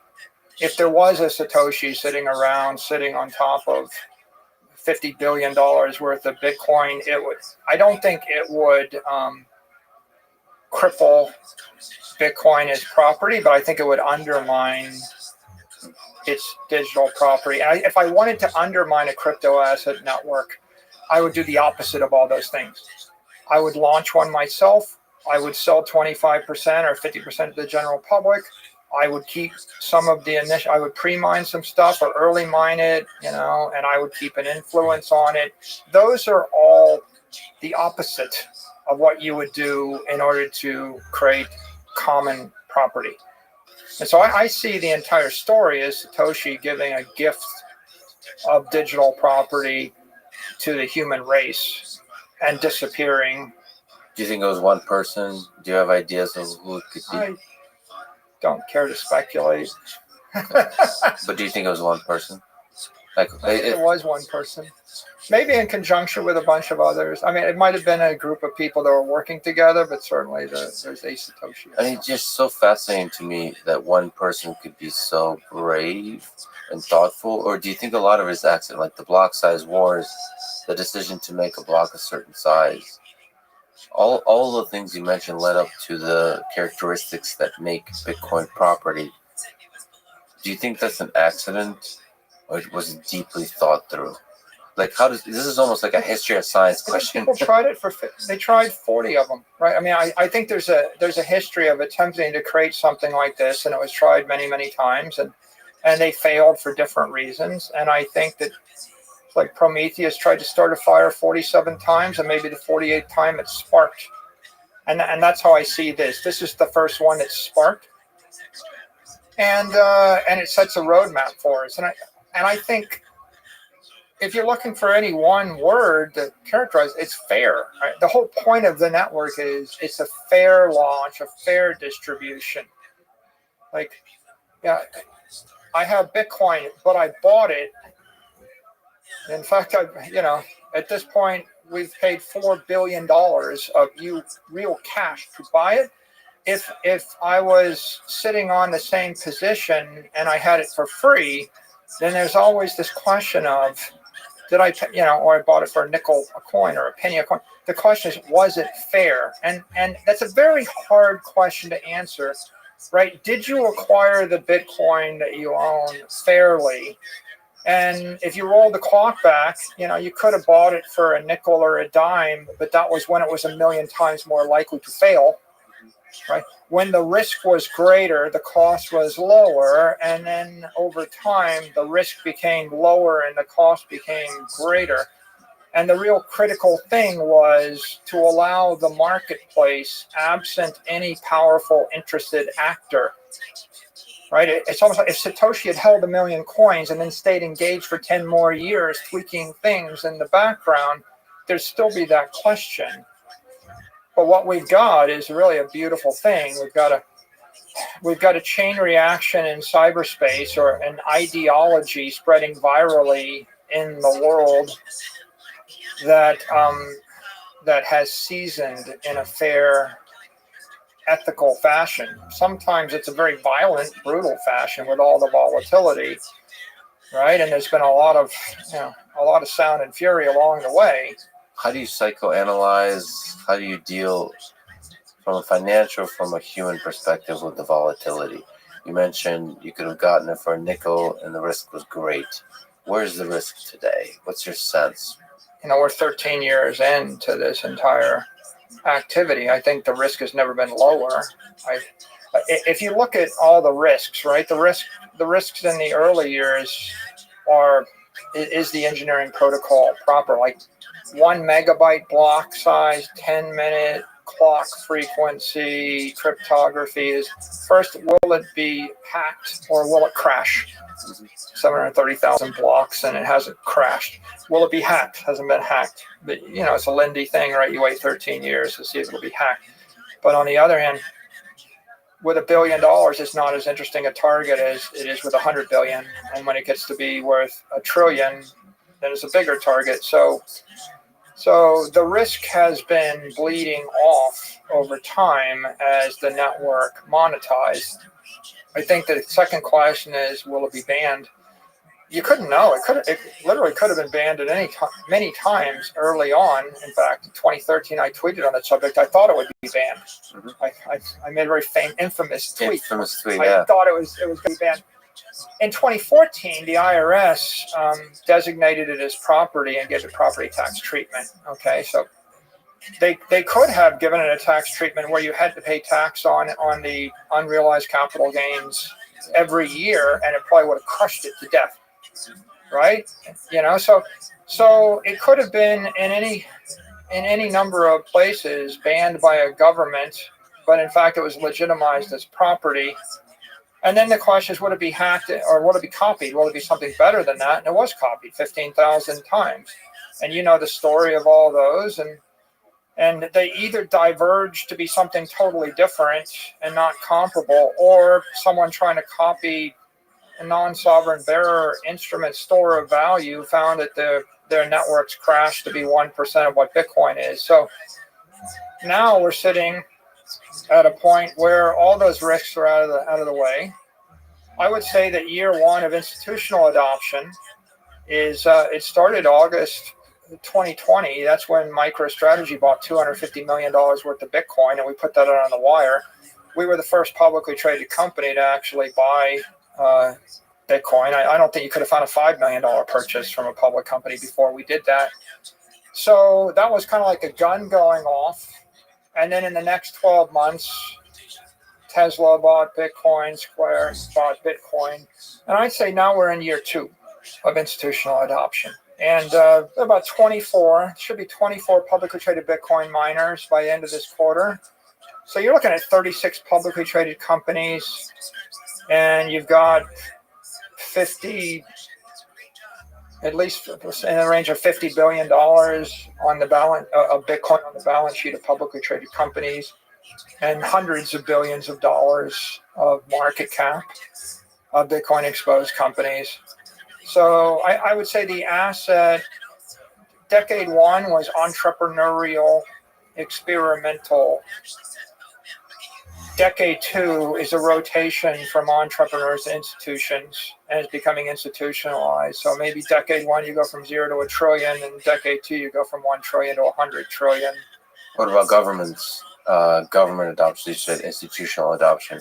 Is governments important in this? Maybe making it, some governments incorporating it into as a currency, into their banks, all that kind of stuff. Is that important? And if it is, when will it happen? It's not essential for the success of the asset class, but I think it's inevitable in various degrees over time. But the most likely thing to happen next is large acquisition by institutional investors of Bitcoin as a digital gold, where they're just swapping out gold for digital gold and thinking of it like that. And the government entities most likely to be involved with that would be sovereign wealth funds.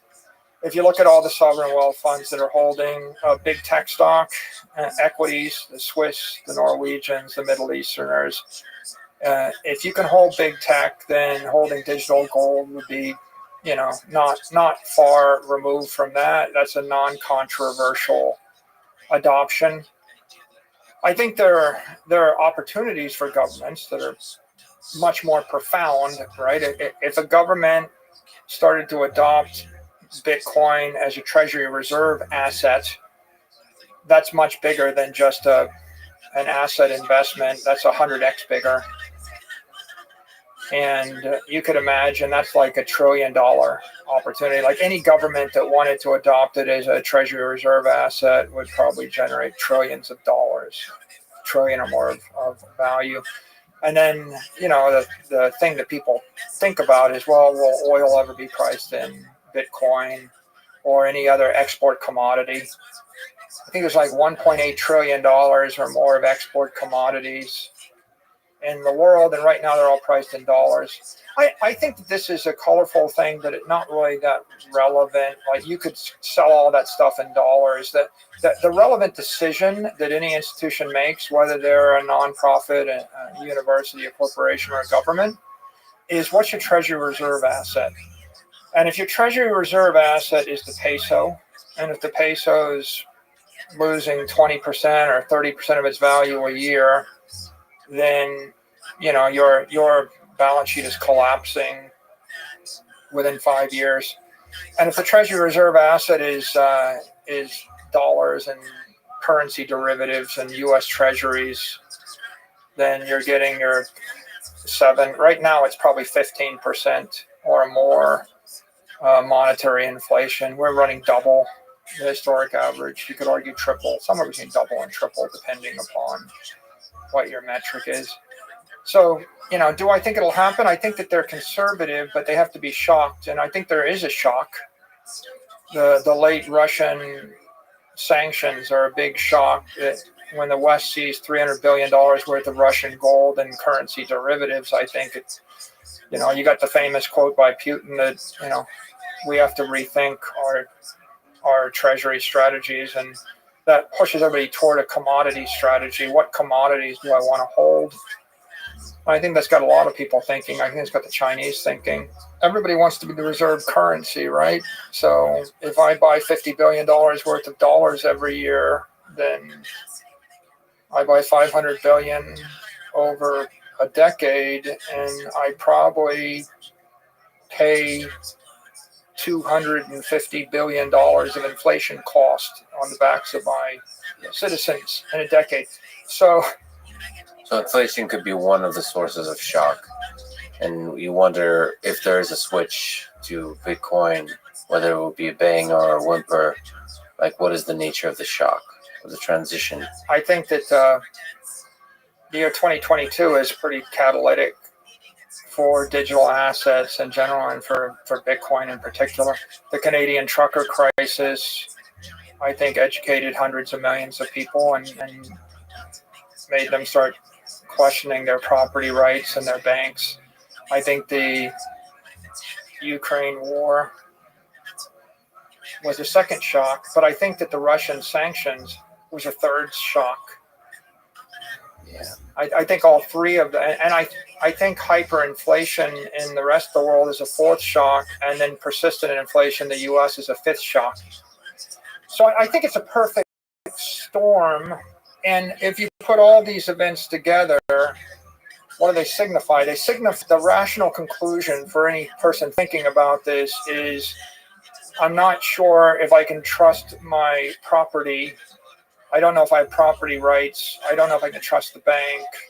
And if I'm politically at odds with the leader of my own country, I'm going to lose my property. And if I'm politically at odds with the owner of another country, I'm still going to lose my property. And when push comes to shove, the banks will freeze my assets and seize them.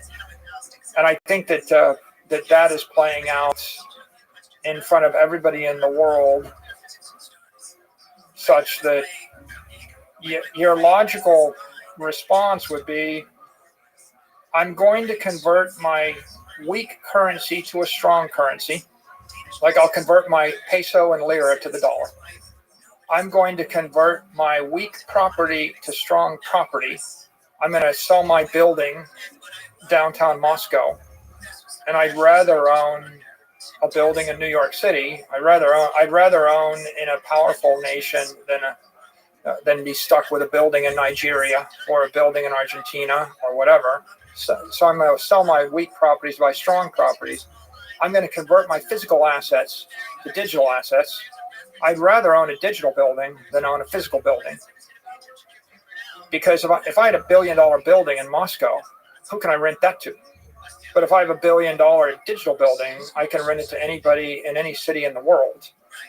Anybody with money, and the maintenance cost is almost nothing, and I can hold it for 100 years. Okay, so it's an indestructible building. And then finally, I want to move from having my assets in a bank with a counterparty to self-custody assets. Right. So, and this is not, it's not just Ukraine, but this is like the story in Turkey, Lebanon, Syria, Afghanistan, Iraq, South America. You don't really want to be sitting with $10 million in a bank in Istanbul. The bank's going to freeze your money, convert it to lira, devalue the lira, and then feed it back to you over 17 years, right? So self-custody assets would be layer one Bitcoin. Self-custody assets, it's like if I got my own hardware wallet and I've either got your highest form of self-custody would be Bitcoin on your own hardware wallet or Bitcoin in your own self-custody. And the other thing people think about is, how do I get crypto dollars like Tether, like some stable coin? Yeah. Like, I'd rather, if you had a choice, would you rather have your money in a bank in a war zone in dollars, or have your money in a stable coin on your mobile phone in dollars? Right? I mean, you take the latter risk rather than the former risk. In a war zone, definitely, yeah. And you can see that happening. Like, we've gone from 5 billion in stable coins to 200 billion in the last 24 months. Yeah. So I do think there's massive demand for crypto dollars in the form of a US dollar asset. And everybody in the world would say, yeah, I want that.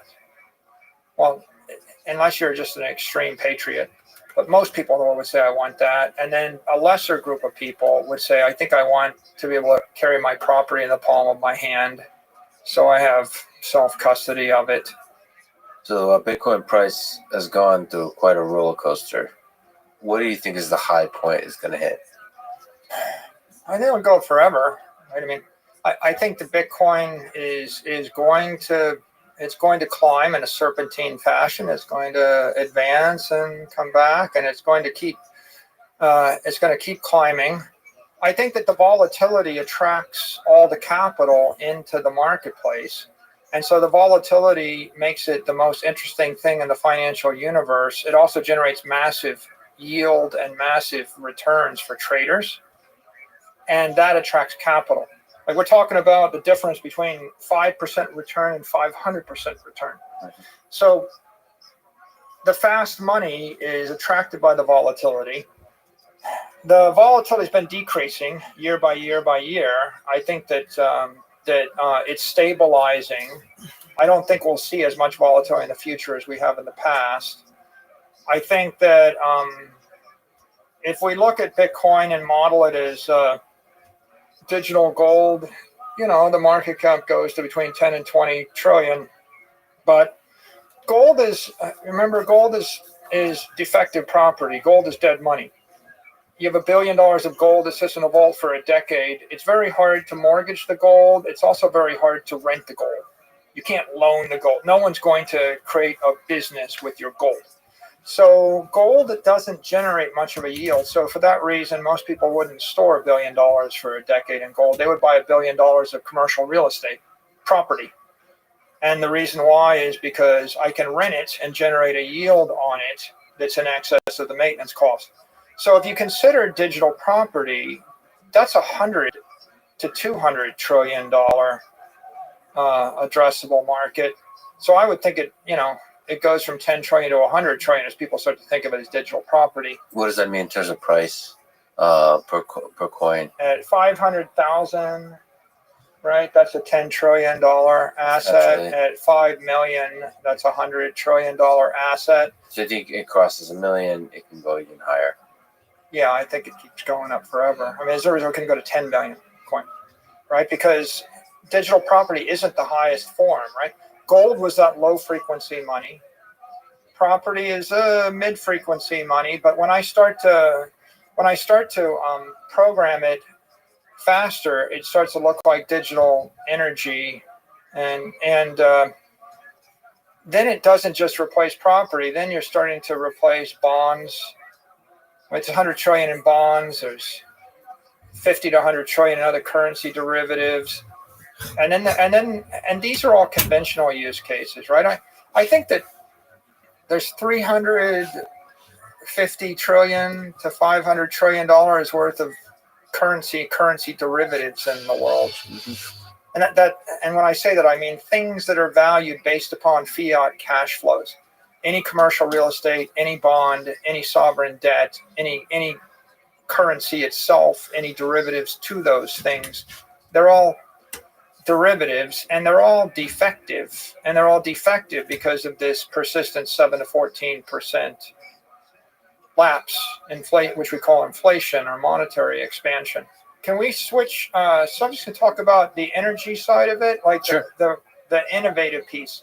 Yeah. Let's just start with this idea that I've got a hotel with $1 billion with 1,000 rooms. Mm-hmm. When it becomes a dematerialized hotel, I love that word so much, by the way. Dematerialized hotel. we're across from the Fontainebleau here. Imagine the Fontainebleau is dematerialized. Yeah.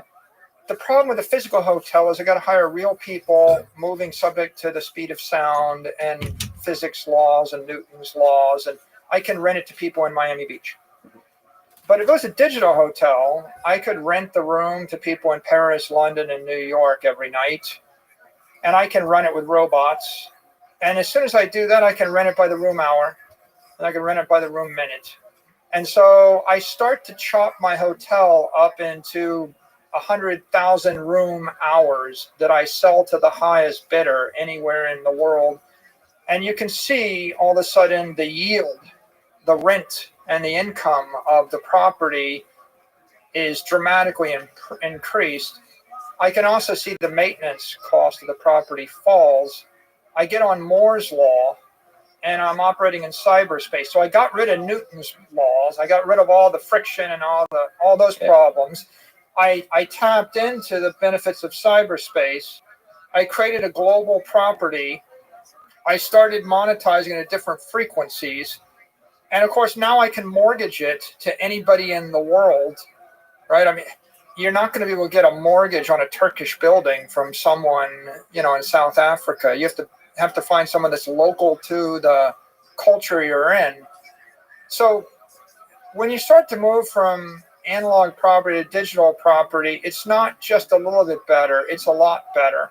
And what I just described, Lex, is like the DeFi vision, right? It's the beauty of DeFi, flash loans, money moving at high velocity. At some point, if the hotel is dematerialized, then what's the difference between renting a hotel room and loaning a block of stock, right? I'm just finding the highest, best use of the thing. It feels like the magic really emerges, though, when you build a market of layer 2 and layer 3 technologies on top of that. It's like, then maybe you can correct me if I'm wrong, but for all these hotels and all these kinds of ideas, it's always touching humans at some point. And the consumers or humans, business owners, and so on. So you have to create interface. You have to create services that make all of that super efficient, super fun to use, pleasant, effective, all those kinds of things. So you have to build a whole economy on top of that. Yeah, and I happen to think that won't be done by the crypto industry at all. I think that'll be done by centralized applications. I think it'll be the Citadels of the world, the high-speed traders of the world, the New Yorkers. I think it'll be Binance, FTX, and Coinbase as a layer 3 exchange that will give you the yield and will give you the loan and the best terms. Because ultimately you have to jump these compliance hoops. Like BlockFi can give you yield, but they have to do it in a compliant way with the United States jurisdiction. So ultimately, those applications to use that digital property and either generate a loan, give you a loan on it, or give you yield on it, are going to come from companies. But the difference The fundamental difference is it could be companies anywhere in the world. So if a company in Singapore comes up with a better offering, right, then the capital is going to start to flow to Singapore. I can't send 10 city blocks of LA to Singapore to rent during a festival, but I can send 10 blocks of Bitcoin to Singapore. So you've got a truly global market that's functioning in this asset, and is there second order asset? For example, maybe you're an American citizen and you own 10 Bitcoin, and someone in Singapore will generate 27% yield in the Bitcoin, but legally you can't send the money to them or the Bitcoin to them. It doesn't matter, because the fact that that exists means that someone in Hong Kong will borrow the 10 Bitcoin from somebody in New York, and then they will put on the trade in Singapore, and that will create a demand for Bitcoin, which will drive up the price of Bitcoin, which will result in an effective tax-free yield for the person in the U.S. that's not even in the jurisdiction. So there's nothing that's going on in Singapore to drive up the price of your land in L.A. But there is something going on everywhere in the world to drive up the price of property in cyberspace if there's only one digital Manhattan. And so there's a dynamic there which is profound because it's global. But now let's go to the next extreme. I'm still giving you a fairly conventional idea, which is let's just loan the money fast on a global network, and let's just rent the hotel room fast in cyberspace. But let's move to maybe a more innovative idea. The first generation of the internet, brought a lot of productivity, but there's also just a lot of flaws in it. For example, Twitter is full of garbage. Instagram DMs are full of garbage. Your Twitter DMs are full of garbage. YouTube is full of scams. Every 15 minutes, there's a Michael Saylor Bitcoin giveaway spun up on YouTube. My Office 365 inbox is full of garbage. Millions of spam messages. I'm running 4 different email filters. My company spends $1 million a year to fight denial of service attacks and all sorts of other security things. There are denial of service attacks everywhere against everybody in cyberspace all the time. It's extreme. And we're all beset with hostility, right? You've been a victim of it in Twitter. You go on Twitter and people post stuff they would never say to your face. And then if you look, you find out that their account was created like 3 days ago. And it's not even a real person. So, we're beset with phishing attacks and scams and spam bots and garbage. And why? And the answer is because the first generation of internet was digital information, and there's no energy. There's no conservation of energy in cyberspace. The thing that makes the universe work is conservation of energy. Like, if I went to a hotel room, I'd have to post a credit card, and then if I smashed the place up, there'd be economic consequences, maybe there'd be criminal consequences, there might be reputational consequences. A lamp might fall on me.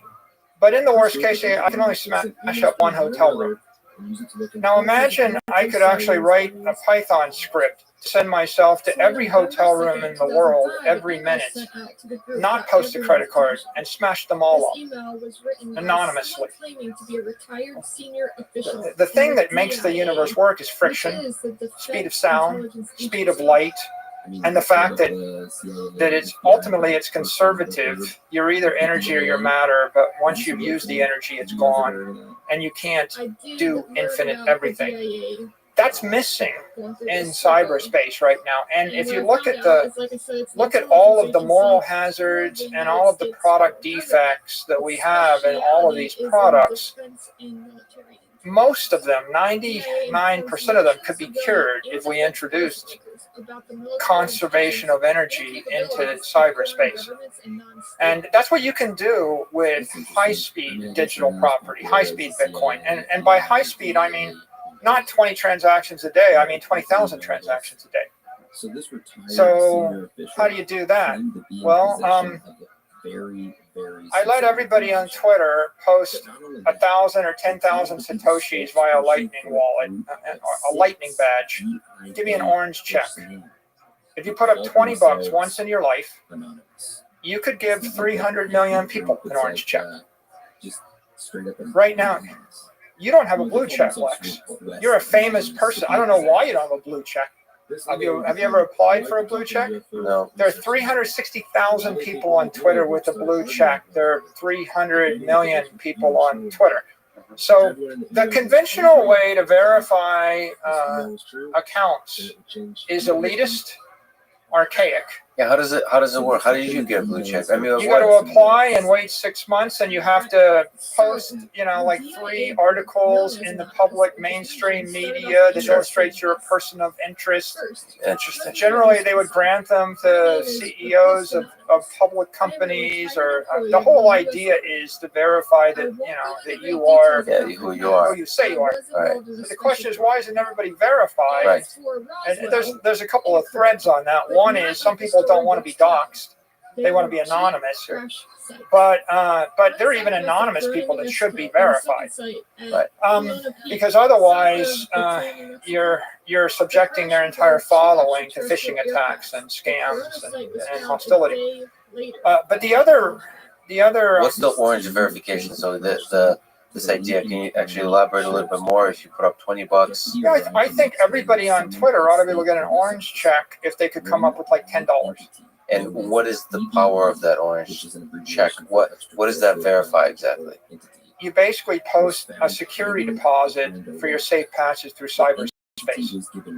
So the way it would work is if you've got $10 once in your life, you can basically show that you're credit worthy, and that's your pledge to me that you're going to act responsibly. So you put the 10 or the $20 into the Lightning wallet, you get an orange check. Then Twitter just gives you a setting where I can say the only people that can DM me are orange checks. The only people that can post on my tweets are orange checks. So instead of locking out the public and just letting your followers, comment, you lock out all the unverified. And that means people that don't want to post $10 security deposit can't comment. Once you've done those two things, then you're in a position to monetize malice, right? Monetize motion or malice for that matter. But let's just say, for the sake of argument, you post something and 9,700 bots spin up, and pitch their whatever scam. Right now, you sit and you go report, and if you spend an hour, you get through half of them. You waste an hour of your life. They just spin up another 97 gazillion because they got a Python script spinning it up, so it's hopeless. But on the other hand, if you report them and they really are a bot, Twitter's got a method to actually delete the account. They know that they're bots. The problem is not they don't know how to delete the account. The problem is there are no consequences when they delete the account. So if there are consequences, Twitter could they could just seize the $10 or seize the $20 because it's a bot. It's a malicious criminal act or whatever. It is a violation of the platform rules. You end up seizing $10,000. Give half the money to the reporter and half the money to the Twitter platform.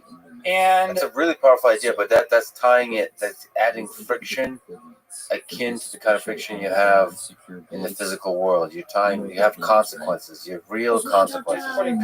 Conservation of energy. Conservation of energy. There's no friction. There's no nothing on this earth, right? I mean, you can't walk across the room without friction, right? So friction is not bad, right? Unnecessary friction is bad.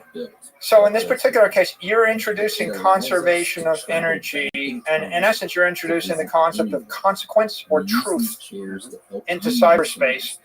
And that means if you do want to spin up 10 million fake-less Friedmans, right? It's going to cost you $100 million to spin up 10 million fake Lexes. But the thing is, you could do that with the dollar. But in your case, you're saying that it's more tied to physical reality when you do that with Bitcoin. Yeah, well, let's follow up on that idea a bit more. If you did do it with the dollar, then the question is, how do 6 billion people deposit the dollars? Right, because what you're doing is, could you do it with a credit card? Like, how do you send dollars? Well, you have to dox yourself It's not easy. So you're talking about inputting a credit card transaction, doxing yourself, and now you've just eliminated the 2 billion people that don't have credit cards or don't have banks. You've also got a problem with everybody that wants to remain anonymous, but you've also got this other problem, which is credit cards are expensive transactions, low frequency, slow settlement. So do you really want to pay 2.5% every time you actually show a $20 deposit? And maybe you could do a kludgy version of this for a subset of people. It's like it's 10% as good if you did it with conventional payment rails. But what you can't do is the next idea, which is I want the orange badge to be used to give me safe passage through cyberspace, tripping across every platform. So how do I solve the denial of service attacks against a website? I publish a website, you hit it with 1 million requests. Okay, now how do I deal with that? Well, I can lock you out and I can make it a zero trust website, and then you have to be coming at me through a trusted firewall with a trusted credential, but that's a pretty draconian thing. Or I could put it behind a lightning wall. A lightning wall would be, I just challenge you, Lex.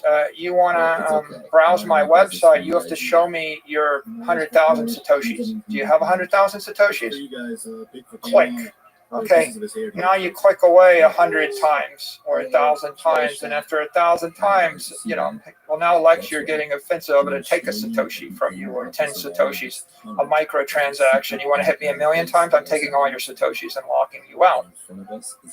What you want to do is you want to go through 200 websites a day, and what you want every time you cross a domain, you need to be able to, in a split second, prove that you've got some asset. And now when you cross back, when you exit domain, you want to fetch your asset back.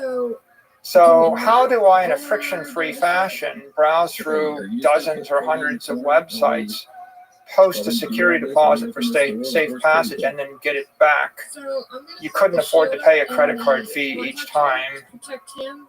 When you think about 2.5% as a transaction fee, it means you trade the money 40 times and it's gone. Yeah, it's gone. Yeah, so you can't do this kind of hopping around through the internet with this kind of verification that grounds you to physical reality. It's a really, really interesting idea. Why hasn't that been done? I think you need two things. You need an idea like a digital asset like Bitcoin. It's a bearer instrument for final settlement. And then you need a high-speed transaction network like Lightning, where the transaction cost might be a 20th of a penny or less. And if you roll the clock back 24 months, I don't think you had the Lightning network in a stable point. It's really just the past 12 months. It's an idea you could think about this year, and I think you need to be aware of Bitcoin as something other than like a scary speculative asset. So I really think we're just the beginning, the embryonic stage. I have to ask, Michael, you said before, there's no second best to Bitcoin. What would be the second best? Traditionally, there's Ethereum with smart contracts, Cardano with proof of stake, Polkadot with interoperability blockchains, Dogecoin has the incredible power of the meme, privacy with Monero. That just can keep going. There's of course, after the block size wars, the different offshoots of Bitcoin. I think if you decompose or segment the crypto market, you've got crypto property. Bitcoin is the king of that. Another Bitcoin forks the one to be a bearer instrument, store of value, like would be a property, a Bitcoin Cash or Litecoin, something like that. Then you've got cryptocurrencies. I don't think Bitcoin's a currency because a currency I define in nation-state sense. A currency is a digital asset that you can transfer as in a transaction without incurring a taxable obligation. So that means it has to be a stable dollar or a stable euro or a stable yen, a stable coin. So I think about cryptocurrencies, Tether, Circle, most famous. Then I think you've got crypto platforms, and Ethereum is the most famous of the crypto platforms, the platform upon which, with smart contract functionality, etc. And then I think you got just crypto securities. It's just like my favorite whatever meme coin, and I love it because I love it, and it's attached to my game or my company or my persona or my whatever. I think if you pushed me and said, well, what's the second best? I would say the world wants two things. It wants crypto property as a savings account, and it wants cryptocurrency as a checking account. And that means that the most popular thing really is going to be a stablecoin dollar, right? And there's maybe a fight right now. It might be Tether, right? But a stable dollar, because I feel like the market opportunity. It's not clear that there'll be one that will win. The class of stable dollars is probably a $1 to $10 trillion market easily. I think that in the crypto platform space, Ethereum will compete with Solana and Binance Smart Chain and the like. Are there certain characteristics of any of them that kind of stand out to you? Don't you think the competition is based on a set of features? Also, so the set of features that a cryptocurrency provides, but also the community that it provides. Don't you think the community matters? Sort of the adoption, the dynamic of the adoption, both across the developers and the investors. If I'm looking at them, the first question is what's the regulatory risk? How likely is it to be deemed a property versus security? And the second is what's the competitive risk, and the third is what's the speed and the performance, and all those things lead to the question of what's the security risk, how likely is it to crash and burn, and how stable or unstable is it, and then there's the marketing risk. There are different teams behind each of these things and communities behind them. I think that the big cloud looming over the crypto industry is regulatory treatment of cryptocurrencies and regulatory treatment of crypto securities and crypto platforms. And I think that won't be determined until the end of the first Biden administration. For example, there are people that would like only U.S. FDIC insured banks to issue cryptocurrencies. They want JP Morgan to issue a crypto dollar backed 1-to-1. But then in the US right now, we have Circle and we have other companies that are licensed entities that are backed by cash and cash equivalents, but they're not FDIC insured banks. There's also a debate in Congress about whether state chartered banks should be able to issue these things. And then we have Tether and others that are outside of the US jurisdiction. They're probably not backed by cash and cash equivalents. They're backed by stuff, and we don't know what stuff. And then finally, you have, UST and DAI, which are algorithmic stablecoins, right? That are even more innovative, further outside the compliance framework. So if you ask who's going to win, the question is really, I don't know, will the market decide or will the regulators decide? If the regulators get out of the way and the market flood out, well, then it's an interesting discussion. Yeah. And then I think that all bets are off if the regulators get more heavy-handed with this. And I think you could have the same discussion with crypto properties, like the DeFi exchanges and the crypto exchanges. The SEC would like to regulate the crypto exchanges. They like to regulate the DeFi exchanges.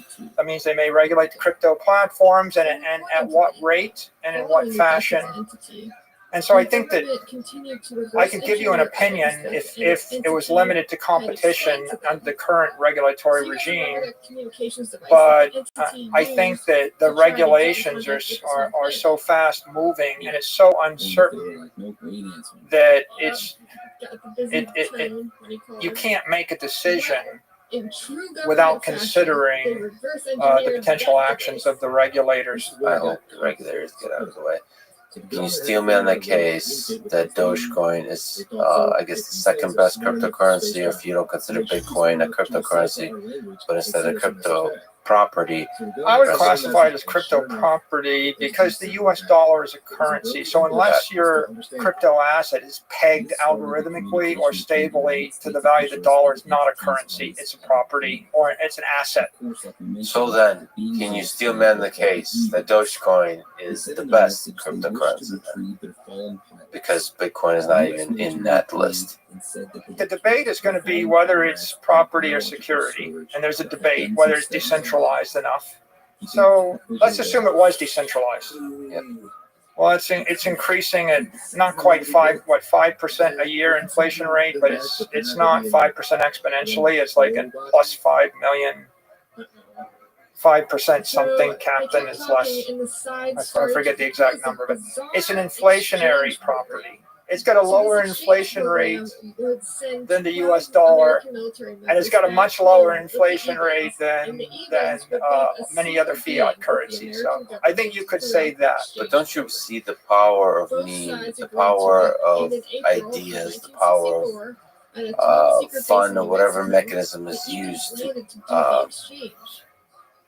captivate a community? I do, but they're meme stocks. It doesn't absolve you of your ethical and securities liabilities if you're promoting it. So like I don't have a problem with like people buying a stock.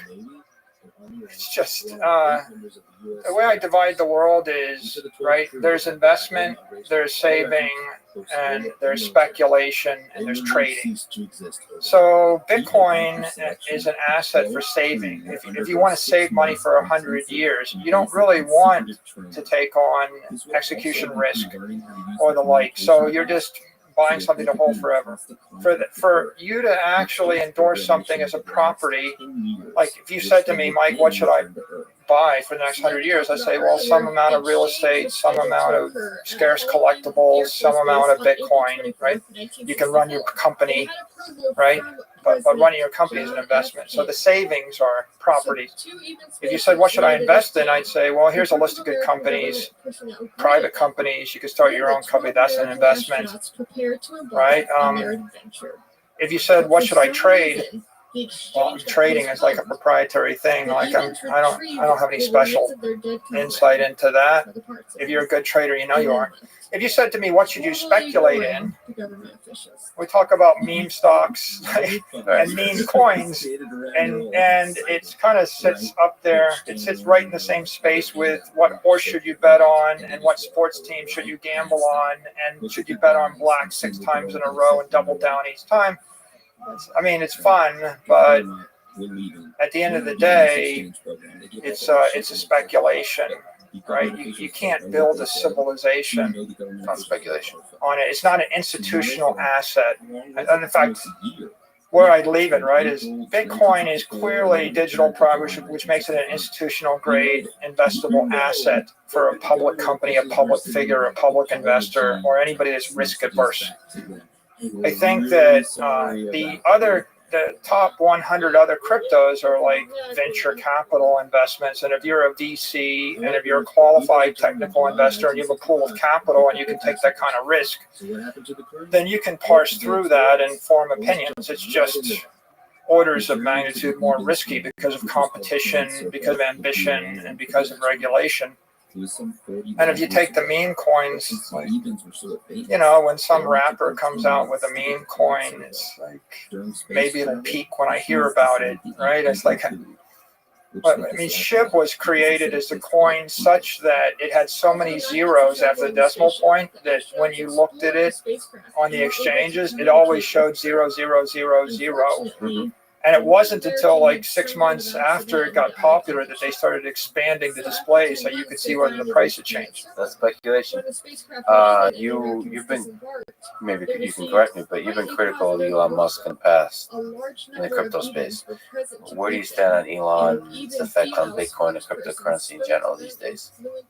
I believe that Bitcoin is a massive breakthrough for the human race that will cure half the problems in the world and generate hundreds of trillions of dollars of economic value to the civilization. And I believe that it's an early stage where many people don't understand it and they're afraid of it, and there's FUD, and there's uncertainty, there's doubt, and there's fear, and there's a very noisy crypto world, and there's 15,000 other cryptos that are seeking relevance. And I think most of the FUD is actually fueled by the other crypto entrepreneurs. So the environmental FUD and the other types of uncertainty that's around Bitcoin, generally, they're not coming from legitimate environmentalists. They don't come from legitimate critics. They actually are guerrilla marketing campaigns that are being financed and fueled by other crypto entrepreneurs because they have an interest in doing so. So if I look at the constructive path forward, first, I think it'd be very constructive for corporations to embrace Bitcoin and build applications on top of it. You don't need to fix it. There's nothing wrong with it, right? Like when you put it on a layer 2 and a layer 3, it moves 1 billion times a second at the speed of light. So every beautiful, cool DeFi application, every crypto application, everything you can imagine you might want to do, you can do with a legitimate company and a legitimate website or mobile application sitting on top of Bitcoin or Lightning if you want to. So I think that to the extent that people do that, that's going to be better for the world. If you consider what holds people back, I think it's just misperceptions about what Bitcoin is. So I'm a big fan of just educating people. If you're not going to commercialize it, then just educate people on what it is. So for example, Bitcoin's the most efficient use of energy in the world by far, right? Most people they don't necessarily perceive that or realize that, but if you were to take any metric, energy intensity, you put like $2 billion worth of electricity in the network every year, and it's worth $850 billion. There is no industry in the real world, right, that is that energy efficient. Not only that energy efficient, it's also the most sustainable industry. We do surveys. 58% of Bitcoin mining energy is sustainable. So there's a very good story. In fact, every other industry, planes, trains, automobiles, construction, food, medicine, everything else, is less clean, less efficient. So the basic debate I wouldn't say there is a debate. I would just say that to the extent that the Bitcoin community had any issue with Elon, it was just, this environmental, uncertainty that he fueled in a couple of his tweets. Right? Which I think just is very distracting. But that was one of them. But I think it's like the Bitcoin maximalists, but generally the crypto community, what you call the crypto entrepreneurs, are, it's also, they're using it for investment, for speculation, and therefore get very passionate about people's kind of celebrities, including you, like famous people, saying positive stuff about any one particular crypto thing you can buy in Coinbase. And so they might be unhappy with Elon Musk that he's promoting Bitcoin and then not, and promoting Dogecoin, then not, and this kind of there's so much emotion tied up in the communication on this topic, and I think that's where a lot of I don't have a criticism of Elon Musk. He's free to do whatever he wishes to do. It's his life. In fact, Elon Musk is the second largest supporter of Bitcoin in the world. So I think that the Bitcoin community tends to eat its own quite a bit. Yeah. Like it tends to be very self-critical, and instead of saying, Elon is more supportive of Bitcoin than the other 10,000 people in the world, with serious amounts of money, they focus upon, Yeah, this is strange. Just eating your own. It's just. Yeah, so I think he's free to do what he wants to do. And I think he's done a lot of good for Bitcoin and putting it on the balance sheet of Tesla and holding it, and I think that sent a very powerful message. It also contains Do you have advice for young people? So you had a heck of a life. You've done quite a lot of things. Start before MIT, but starting with MIT. Is there advice here for young people in high school and college? How to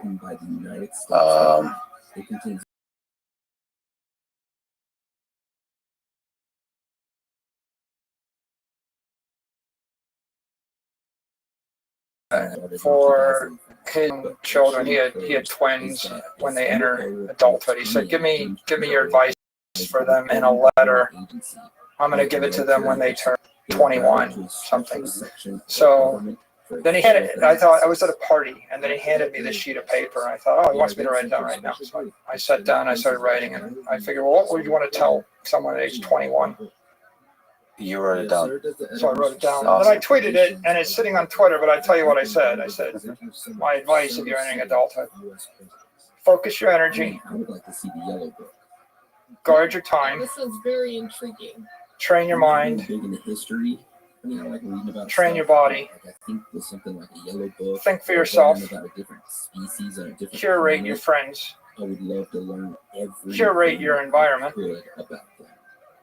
keep your promises, because we are aliens, and so stay cheerful and constructive, and upgrade the world. Like that was the 10.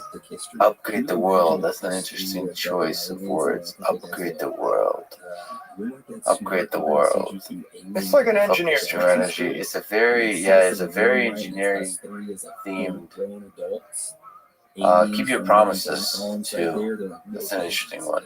I think most people suffer because they don't focus. You got to figure out. I think the big risk in this world is there's too much of everything. Yeah. Like you can sit and watch chess videos 100 hours a week, and you'll never get through all the chess videos. Right? There's too much of every possible thing, too much of every good thing. So figuring out what you want to do, and then everything will suck up your time. Right? There's 100 streaming channels to binge watch on. So you got to guard your time, and then train your body, train your mind, and control who's around you, control what surrounds you. So ultimately, in a world where there's too much of everything, then your success. Those laser eyes. It's like those laser eyes. You have to focus on just a few of those things. Yeah, I mean, I got 1,000 opinions we could talk about, and I could pursue 1,000 things, but I don't expect to be successful. And I'm not sure that my opinion in any of the 999 is any more valid than the leader of thought in that area. So how about if I just focus upon one thing? And then deliver the best I can in the one thing. That's the laser eye message. The rest get you distracted. Well, how do you achieve that? Do you find yourself, even where you are in life, having to say no a lot? Or just focus comes natural when you just ignore everything around you? So how do you achieve that focus? I think it helps if people know what you're focused on. So everything about you just radiates that. People know this. If they know what you're focused on, then you won't get so many other things coming your way. If you dally, or if you flirt with 27 different things, then you're going to get approached by people in each of the 27 communities, right? You mentioned getting a PhD and giving your roots at MIT. Do you think there's all kinds of journeys you can take to educate yourself? Do you think a PhD or school is still worth it? Or is there other paths through life that... Is it worth it if you have to pay for it? Is it worth it if you have to spend the time on it? The time and the money is a big cost. I think... time probably the bigger one, right? It seems clear to me that the world wants more specialists. It wants you to be an expert and to focus in one area. And it's punishing generalist, jack of all trades, especially people that are generalists in the physical realm. Because if you're a specialist in the digital realm, you might very well, you're the person with 700,000 followers on Twitter, and you show them how to tie knots. Or, you're the banjo player, with 1.8 million followers, and when everybody types banjo, it's you, right? And so the world wants people that do something well, and then it wants to stamp out 18 million copies of them. And so that argues in favor of focus. Now, the definition of a PhD is someone with enough of an education that they're capable of or have made. I guess to get a PhD, technically, you have to have done a dissertation where you made a seminal contribution to the body of human knowledge. And if you haven't done that, technically, you have a master's degree, but you're not a doctor. So if you're interested in any of the academic disciplines that a PhD would be granted for, then I can see that being a reasonable pursuit. But there are many people that are specialists. You know the Aggimator? Yeah. The Aggimator on YouTube? Yeah. He's the world's greatest chess commentator. Yeah. And I watched his career, and he's gotten progressively better, and he's really good. He's going to love hearing this. If the Aggimator ever hears this, I'm a big fan of the Aggimator. I have to cut myself off, right? Because otherwise you'll watch the entire Paul Morphy saga for your weekend. But the point really is YouTube is full of experts who are specialists in something. And they rise to the top of their profession. And Twitter is too, and the internet is. So I would advocate that you figure out what you're passionate about and what you're good at, and you do focus on it, especially if the thing that you're doing can be automated. The problem is, back to that 500,000 teacher type comment.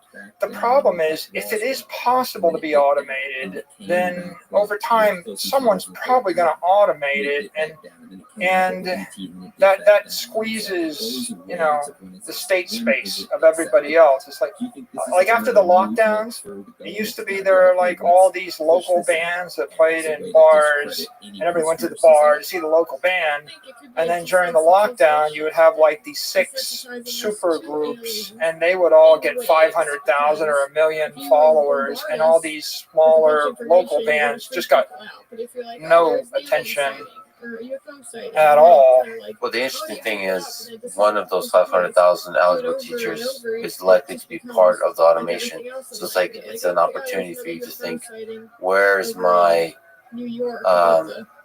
field, my discipline evolving into? I talked to a bunch of librarians, just happen to be friends of librarians, and libraries will probably be evolving, and it's up to you as a librarian to be one of the few that remain in the rubble. If you're going to give commentary on Shakespeare plays, I want you to basically do it for every Shakespeare. Like, I want you to be the Shakespeare dude, because just like Lex, you're like, I don't know what kind of. You're the deep thinking podcaster, right? Or you're the podcaster that goes after the deep intellectual conversations. And once I get comfortable with you and I like you, then I start binge watching Lex. Yeah. But if you changed your formats through 16 different formats so that you could compete with 16 different other personalities on YouTube, you probably wouldn't beat any of them, right? You would probably just kind of sink into you're the number 2 or number 3 guy. You're not the number 1 guy in the format. And I think that the algorithm, right? The Twitter algorithm and the YouTube algorithm, they really reward the person that's focused on message, consistent. The world wants somebody they can trust, that's consistent and reliable, and they kind of want to know what they're getting into, because, and this is taken for granted maybe, but there's 10 million people vying for every hour of your time. And so the fact that anybody gives you any time at all is a huge privilege, right? And you should be thanking them and you should respect their time. It's interesting. Like everything you said is very interesting. But of course, from my perspective, and probably from your perspective, my actual life has nothing to do with. It's just being focused on stuff. And in my case, it's like focused on doing the thing I really enjoy doing and being myself and not caring about anything else. Like I don't care about views or likes or attention. And that just maintaining that focus is the way, from an individual perspective, you live that life. But yeah, it does seem that there's the world and technology is rewarding the specialization and creating bigger and bigger platforms for the different specializations. And then that lifts all boats actually, because the specializations get better and better and better at teaching people to do specific things, and they educate themselves, and it's just everybody gets more and more knowledgeable and more empowered. The reward for authenticity more than offsets the specificity with which you pursue your mission. It's like another way to say it is like nobody wants to read advertising. Like if you were to spend $100 million advertising your thing, I probably wouldn't want to watch it. But we see the death of that. And so the commercial shows are losing their audiences, and the authentic specialist or the authentic artist are gaining their audience. That's a beautiful thing. Speaking of deep thinking, you're just a human. Your life ends. You've accumulated so much wisdom, so much money, but the ride ends. Do you think about that? Do you ponder your death, your mortality? Are you afraid of it? When I go, all my assets will flow into a foundation, and the foundation's mission is to make education free for everybody forever. And if I'm able to contribute to the creation of a more perfect monetary system, then maybe that foundation will go on forever. The idea. The foundation of the idea. So that's each of the foundations. It's not clear we're on the S-curve of immortal life yet. Like that's a biological question, and you ask that, on some of your other interviews a lot. I think that we are on the threshold of immortal life for ideas, or immortal life for certain institutions or computer programs. So if we can fix the money, then you can create a technically perfected endowment. And then the question really is, what are your ideas? What do you want to leave behind? And so if it's a park, then you endow the park, right? If it's free education, you endow that. If it's some other ethical idea, right? Does it make you sad that there's something that you've endowed, some very powerful idea of digital energy that you put out you help put it into the world, and your mind, your conscious mind, will no longer be there to experience it? It's just gone forever. I'd rather think that the thing that Satoshi taught us is you should do your part during some phase of the journey, and then you get out of the way. I think Steve Jobs said something similar to that effect in a very, very famous speech one day, which is, death is a natural part of life, and it makes way for the next generation. And I think the goal is you upgrade the world, right? You leave it a better place, but you get out of the way. And I think when that breaks down, bad things happen. I think nature cleanses itself. There's a cycle of life. And speaking one of great people who did also get out of the way is George Washington. So hopefully, when you get out of the way, nobody's bleeding you to death in hope of helping you. What do you think? A bit of a callback. What do you think is the meaning of this whole thing? What's the meaning of life? Why are we here? We talked about the rise of human civilization. It seems like we're engineers at heart. We build cool stuff. better and better use of energy, channeling energy to be productive. Why? What's it all for? Thank you for the voicemail. Thank both of you. You're getting metaphysical on it. Very. There's a beautiful boat to the left of us. Like, why do we do that? This boat sailed the ocean. Then we build models of it to celebrate great engineering of the past. To engineer is divine. It'll be a learning experience. You can make lots of arguments as to why we're here. We're either here to entertain ourselves, or we're here to create something that's beautiful or something that's functional. I think if you're an engineer, you entertain yourself by creating something that's both beautiful and functional. So I think all three of those things. It's entertaining, but it's ethical. You got to admire, the first person that built a bridge crossing a chasm, or the first person to work out the problem of how to get running water to a village, or the first person to figure out how to, dam up a river, or mastered agriculture, or the guy that figured out, how to grow fruit on trees or created orchards, and maybe one day had like 10 fruit trees. He's pretty proud of himself. So that's functional. There is also something to that, just like you said, that's just beautiful. It does get you closer to, like you said, the divine. Something, when you step back and look at the entirety of it, a collective of humans using a beautiful invention or creation, or just something about this instrument is creating a beautiful piece of music. That seems just right. That's what we're here for. Whatever the divine is, it seems like we're here for that. And I, of course, love talking to you because from the perspective, the functional is ultimately the mechanism towards the beauty. Isn't there something beautiful about making the world a better place for people that you love? Your friends, your family, or yourself. That place does suck. I just left there. And It's like Corona. when you think about the entire arc of human existence, and you roll the clock back 500,000 years, and you think about every struggle of everyone that came before us and everything they had to overcome in order to put you here right now, you kind of, you got to admire that, right? You got to respect that. That's a heck of a gift they gave us. But it's also a heck of a responsibility. Don't screw it up. If I dropped you 500,000 years ago and I said, figure out steel refining, or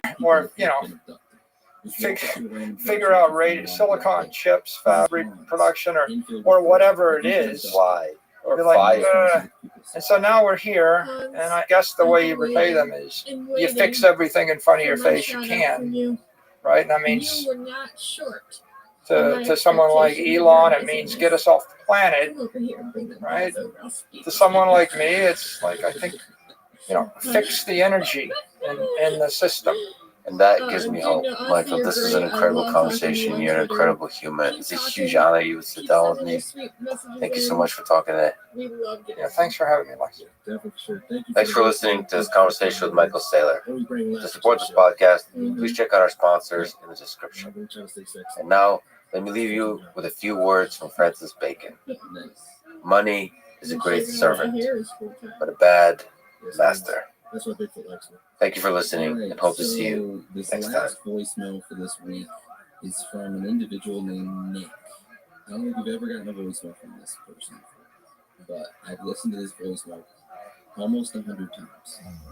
So we're going to play that one right. If you get into a sauna the way I just described, not the 2 hours a day, but 30 minutes, twice a week or 3 times per week, you reduce the likelihood of dying of a cardiovascular event by 27%. If you do it 4 or more times per week, you reduce the probability of dying by 50%. Is there any scientific evidence that It happened was I walked out there. I didn't just look different. I was like, big. Not much worse. So, man, when you big dick, show what you can do.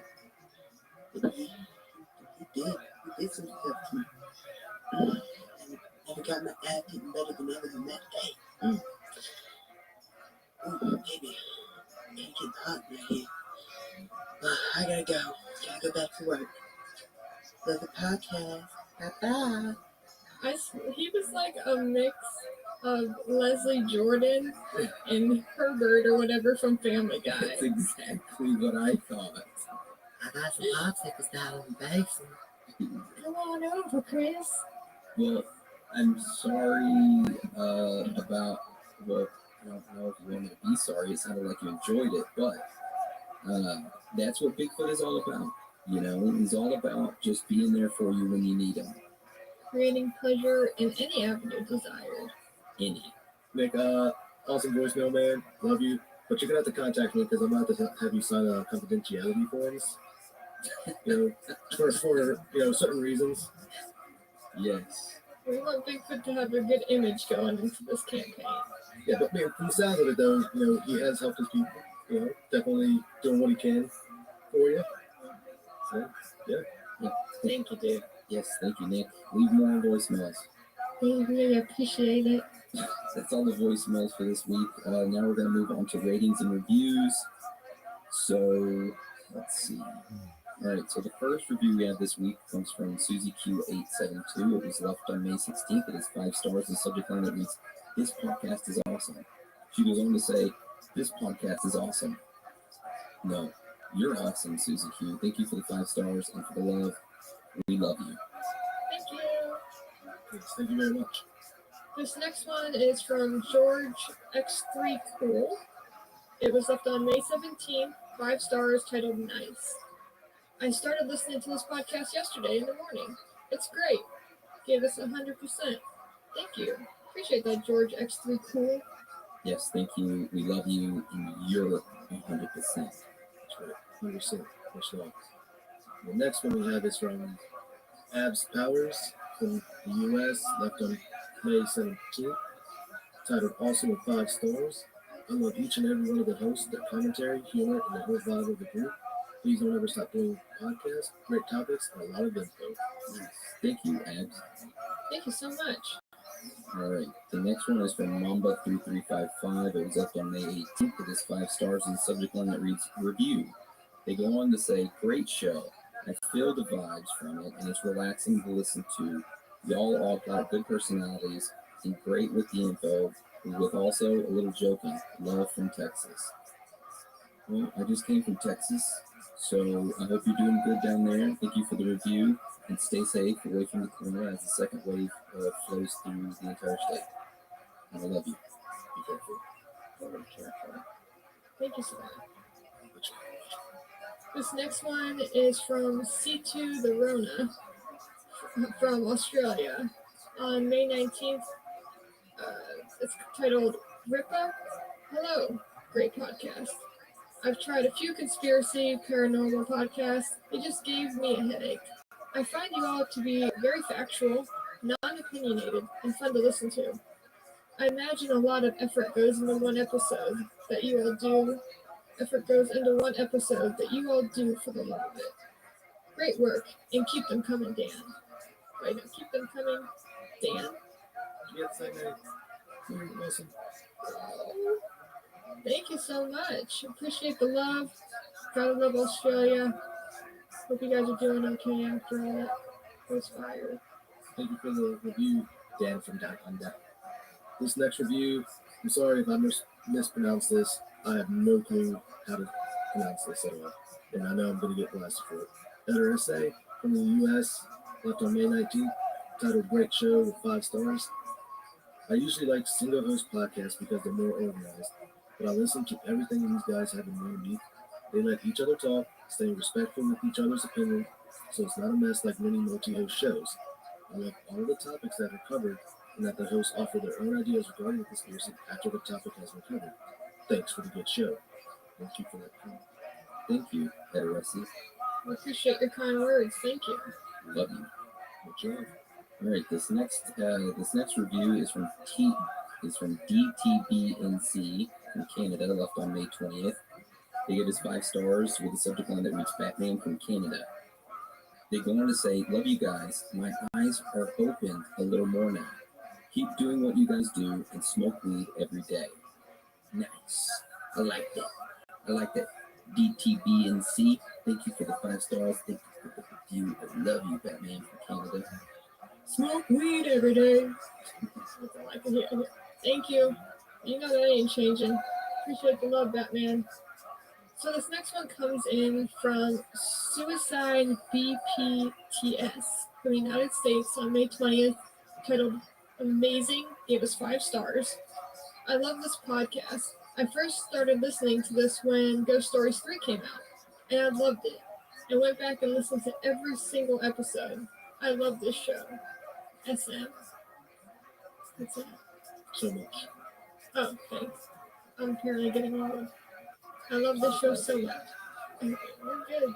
Sometimes it clicks, that one did not. But thank you, Suicide BPTS. We appreciate the love. We'll definitely have more ghost stories coming because those are never ending. Yes, thank you, and we love you. Yes, thank you very much. Much love. All right, the next one is a very extremely long review from Man DJ DNSNE from the US, left on May 21st, titled Love the Show, 5 stars. And it says, wish you guys the best. Nice. Thank you, man, DJDNSNE. We love you, and I wish you the best. Thank you, thank you. Okay, so the last review for this week is from Sad Pixel Racer Bro. It was left on May 21st. It is 5 stars with a subject line that reads, Wonder Why.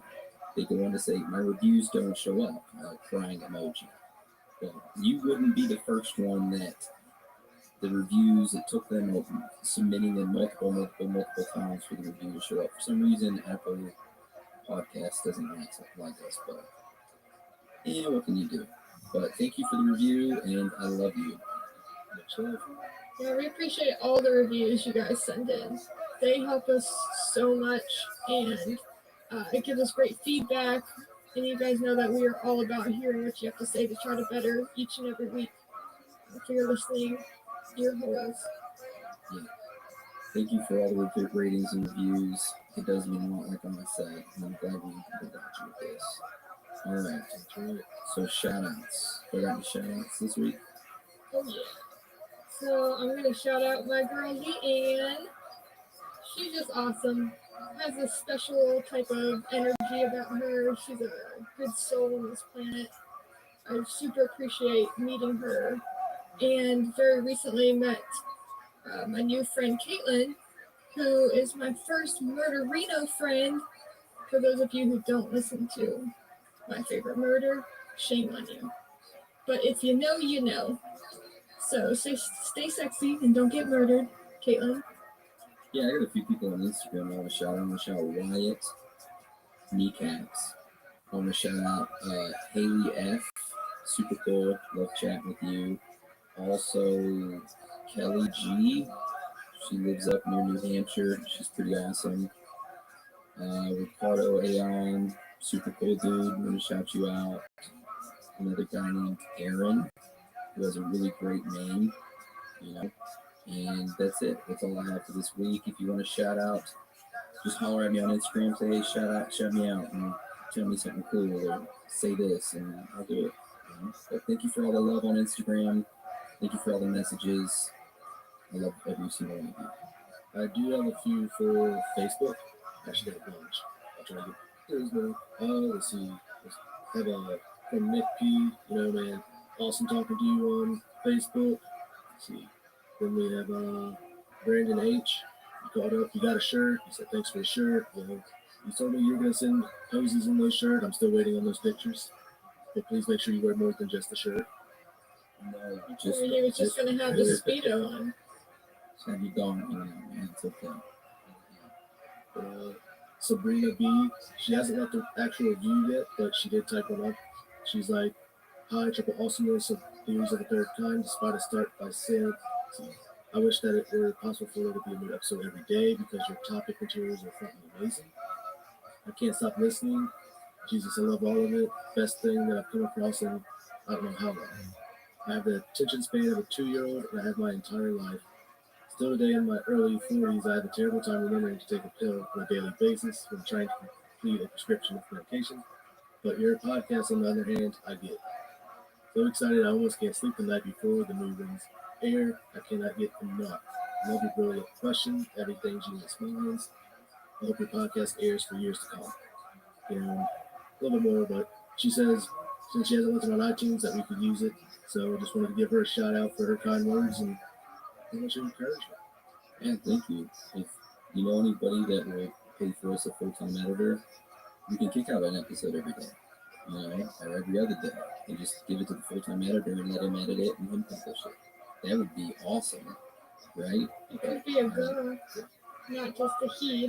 You need to be more inclusive, sir. Sorry, it's an automatic. I'm sorry, it could be the editor. They. Never it.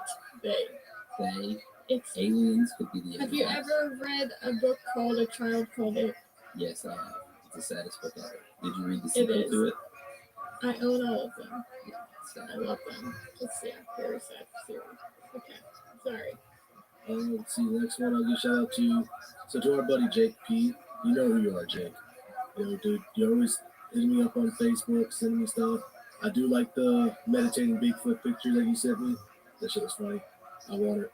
But it's always good talking to you on there, man, and always sending us links and stuff to some crazy shit to talk about. Then Lola Sweets, she did leave us a Facebook message as well. Theories on the Third Kind is a podcast that is smart, fun, and mind expanding. Me and my husband found you guys around the first of the year, and you guys carried us through the COVID crisis. Thanks so much for keeping our minds occupied instead of in fear as the media wants us to be. I would highly recommend this podcast to anyone and everyone. We super love each of the cast as if they were our own friends. Keep doing what you guys do. You are important, needed in these days. Love, life, Lola Sweets. Well, thank you, Lola. I love you. Yeah, that's pretty much it for me. For somebody. I know there are, trying to look through my screens right now. I always forget to write them down. I wanted to shout out Rachel Peterson on Facebook. I appreciate your message and talking to me about your experience becoming aware of astral traveling and the scenario that led to you feeling like you had to explore into it more. I always find that when you meet random people, you're meant to meet everybody for a reason, but sometimes you meet somebody that says one thing to you that completely changes everything for you. And so I love that you had that moment. Appreciate the conversation. Keep sending messages. Jackie, you're awesome. The Illuminati Pizzagate card that you sent me was really good. I didn't show that to you boys. Did I send that in picture? Yeah, you sent it. Yeah, I didn't remember that one from the episode, but she really liked that episode. So I apologize if I missed anybody, but you guys have been giving me loads of love on Twitter, and I super appreciate it. And I'm trying to remember to go to Facebook, because to be honest, guys, I don't even use Facebook personally, so I just don't get on there. But I'm making an effort to go there to respond as much as I can to people messaging on there. For me, everything else is Dan. If you specifically say something to me, then I respond, but everything else is Dan on Facebook. I usually let her know, or she finds it herself. I get creeping. I like seeing what's going on Facebook. I like tumbleweeds going by on Twitter. Like, no one likes Twitter. I don't even use Twitter. All right. Thank you, everybody, for all your support and love. Do we have any corrections on the last episode before we roll out? Dude, thanks. I almost forgot. So I noticed that I missaid 2 names in the Columbine episode, and I felt horrible for it because I didn't catch it. One, I just remember mistakenly saying Eric's name instead of, was it Richard or Ricardo? Richard Castaldi. I said that Eric instead of Richard, and then later on, I accidentally called Craig Scott Chris. And yeah, I just wanted to apologize for that. I never want to mess up a victim or anything like that, so I'm sorry I didn't catch it, but owning up to it, my bad, you guys. All right. That's the end of today's episode. If you haven't checked out our merch, check out our Patreon if you want more episodes. I want to thank you for listening to us today, and again, thank you for your support. You are all amazing. So with that being said, Dan and Alan, you want to roll us out? It's okay to be out of this world with your thoughts. Because you're not alone.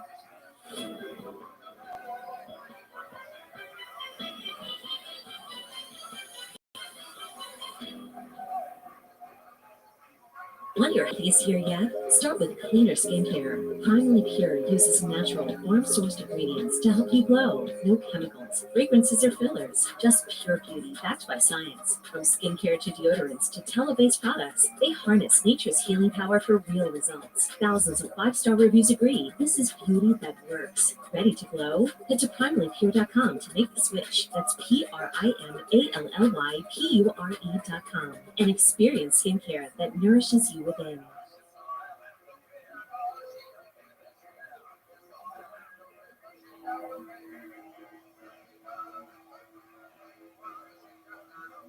In the small town of Gilmer, Texas, nothing could prepare them for the disappearance of a 17-year-old girl named Kelly Day Wilson. What began on January 5th, 1992, would lead investigators down a rabbit hole of satanic rituals, acts of murder, and even cannibalism. Join us as we discuss the disappearance of Kelly Day Wilson and the Texas satanic cannibal cult.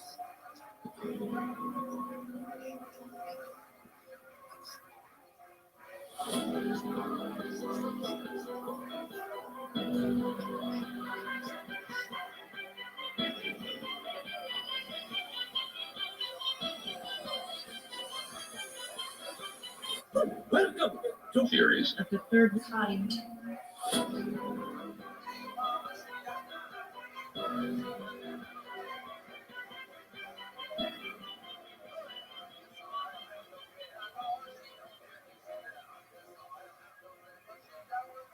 Welcome to Theories of the Third Kind.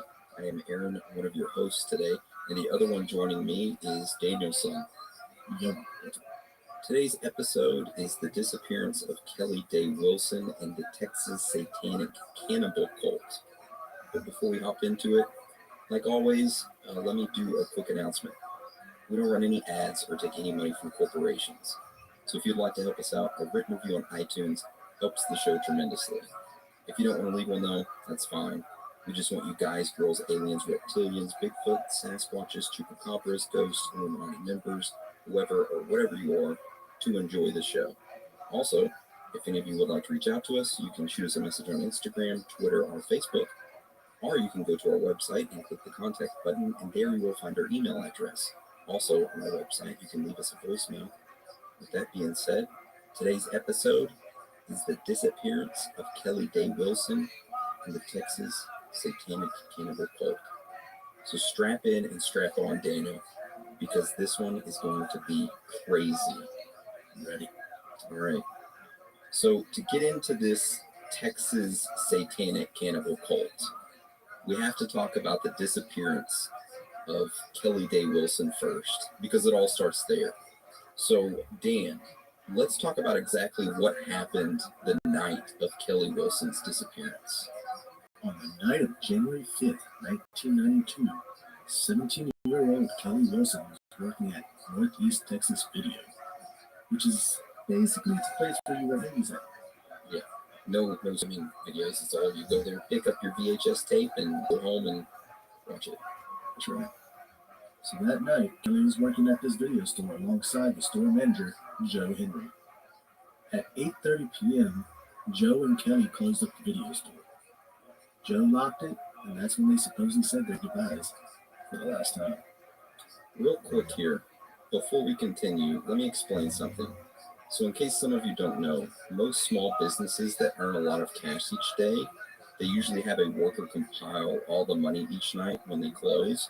Then that worker takes the cash and puts it into a deposit bag, and then they go and drop it off at a bank. Now, these banks aren't open at night, but they do have an area where you can slide that deposit bag in, and then in the morning, the bank tellers pick it up, they count the money, and deposit that cash into the person's business account. Okay, now we have that explanation out of the way. Dan, you can continue with the story.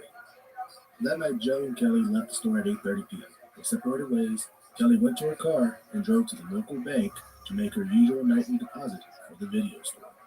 Now, there was surveillance video at this bank that showed Kelly going through the drive-thru to make the deposit, but the video was so grainy because back then it was 120p resolution. it made it hard for any investigators or anybody to actually try to make out if it was actually her in the driver's seat.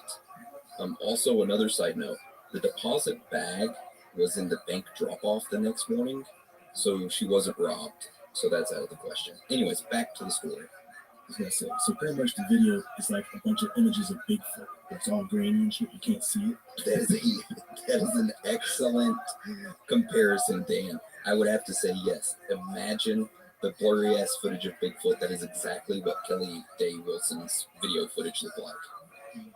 All right. So Kelly had told her parents that night that she was going to spend the night at her friend's house. However, early that morning, they got word that she never showed up to that friend's house. So, of course, Kelly's parents were kind of pissed, but mostly worried. So they decided to call Kelly's boss, Mr. Henry, at 6 a.m. to see if he knew where Kelly was. Of course, he said he did not know where she was. So Kelly's parents then proceeded to call the Gilmer police to report her missing and then went to go look for their daughter. So Kelly's mother, Kathy Carlson, and her stepfather, Robert Carlson, alongside the Gilmer, Texas police, they ended up finding Kelly's car parked in front of her workplace, which was, of course, the video store we talked about. However, Kelly was not inside of it. The police ended up searching her vehicle, and her purse was found inside of her vehicle, but it was untouched. And a bunch of other things were found too, so the rest of her belongings, but they weren't touched either. However, something weird here. The keys to Kelly's vehicle were not inside of it. And also, one of the tires had been slashed. Bunch of assholes. Yeah, whoever did that. So the next morning on January 7th, the Gilmer Police Sergeant James Brown contacted the media. He asked them for help in notifying the public that Kelly was missing, and also stating that anyone with any information to contact the Gilmer Police Department. So over the next few weeks, hundreds of volunteers directed by the sergeant spent thousands of man-hours searching the backwoods of Gilmer, Texas, to see if they could find any clues or even her body, but nothing ever came up. So for the next 2 years, the Gilmer Police Sergeant James Brown made it his mission to find Kelly Wilson. He spent evenings and even vacation time trying to track her down. Like, he took vacation. So this police sergeant in that town was absolutely dedicated to it. He ended up becoming super obsessed with the case and spent hundreds of hours of his own time tracking down leads outside of his regular police duties. It was even said by former Gilmer police, and I quote, "We have never worked harder on any case than we did with that one. 3 people know what happened to Kelly Wilson, and 2 of them are still alive," end quote. By the way, the 2 identities of the individuals were never stated. Dun, dun, dun. So this seems like your typical disappearance case, right? I mean, it's your normal person disappears, everybody searches for him, you never find him, right? And that's the end of it. Well, this case is unique because it takes a gigantic turn straight out of left field and smacks you right across your conspiracy theory fucking face. So to better understand what happens next in this story, we need to talk about what happened in 1990 first before we move ahead. So let's go ahead and discuss that. Dan, can you tell us just a little bit about 1990? So the year is 1990. Kids were playing Nintendo, watching DuckTales, and body slamming each other like, "Oh, hold on, let me tell you something, brother." However, in the backwoods of Gilmer, Texas, lived Wanda Hicks and Wendell Kerr, which, according to court documents, the kids there were having a very terrible time. Yeah, I know what some of the listeners may be thinking. Okay, we're back at Gilmore, Texas, where Kelly went missing. It's 1990, 2 years previous. But what the hell do Wanda Hicks and Wendell Kerr have to do with anything? And why are kids having a terrible time there? Well, we need to talk about these people because they connect to Kelly Wilson's disappearance. But let's first talk about Wendell Kerr. So it's early 1990. Wendell Kerr was then married to his wife, Loretta Kerr. But Wendell was unhappy with their marriage. He told Loretta that he wanted a divorce. So shortly after telling her this, Wendell started dating a woman named Wanda Hicks. A few weeks later, someone called CPS, which is Child Protective Services, and reported that Wendell had been sexually abusing his own children. I wonder who called them. Maybe it was the ex-wife, but we aren't going to speculate. Anyways, so what happens next after CPS is called in? Not long after the allegations of sexually abusing children, his own children, Texas opened up a case against Wendell Kerr and assigned 2 state child welfare workers, Ann Goer and Debbie Minshew, to investigate the allegations. Back to Wendell and Wanda. They had been dating for some time, and now they're living together in the backwoods of Gilmore, Texas, in what was called a compound. This compound was a plot of land in the middle of the backwoods that had multiple trailers on it. Wendell's parents, Eugene and Geneva Kerr, owned the land, but they all lived on it together, along with his brother Danny and 2 family friends, Roger Don Holman and his wife Kenny Jo Smith. God dang, it's a lot. It's a lot of people, man. There's a lot of people there. So, okay, I feel like we need to backtrack a little because that is a lot of people. Okay, so I'm going to run through this real quick. We're back in Gilmore, Texas, 1990. Wendell Kerr gets divorced from his wife, Loretta. Wendell ends up meeting Wanda Hicks. Loretta calls CPS on Wendell and said that he was sexually abusing his own children. So the state of Texas opened up the CPS case on Wendell Kerr, and Ann Gore and Debbie Minshew were the investigators that were assigned to Wendell Kerr. And then it talked about the compound, which they all lived on with Wendell's parents, Eugene, Genevieve, and his brother Danny, and 2 family friends, Roger and Roger's wife. So since Wendell and Wanda were dating and living together, Wanda's children from a previous marriage was also included in the questioning by the CPS workers Ann and Debbie. So upon questioning those children, Wendell's children and Wanda's children, they begin to tell the investigators, Ann and Debbie, that they were being tortured, molested, and sodomized by their parents, grandparents, and various strangers that lived or that came over to the compound. They also told stories of murder, dismemberment, post-mortem rape, and cannibalism of babies and children by the abusing adults. They also told of abuse including satanic rituals involving masks and knives. And also, here's something else. The initial medical examination of the children found genital and anal scarring consistent with sexual molestation.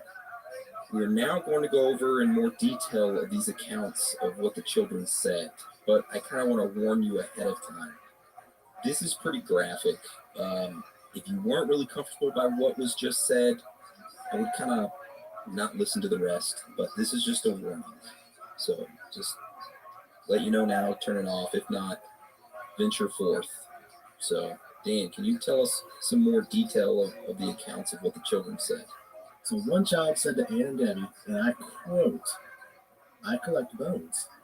I collect people's bones, and all kinds of bones, animals and people." The child said that to Wendell and Wanda, taught them how to collect bones. This child also was quoted as saying, like, if it's an animal, then you dig the eyes out and you cook them in the microwave and eat them. What the hell? That's just nasty. I'm sorry. Yeah, that is. Give me that. What the hell's wrong with these kids? He also mentions that Wendell and Wanda taught him how to keep animal bones in one box and human bones in another.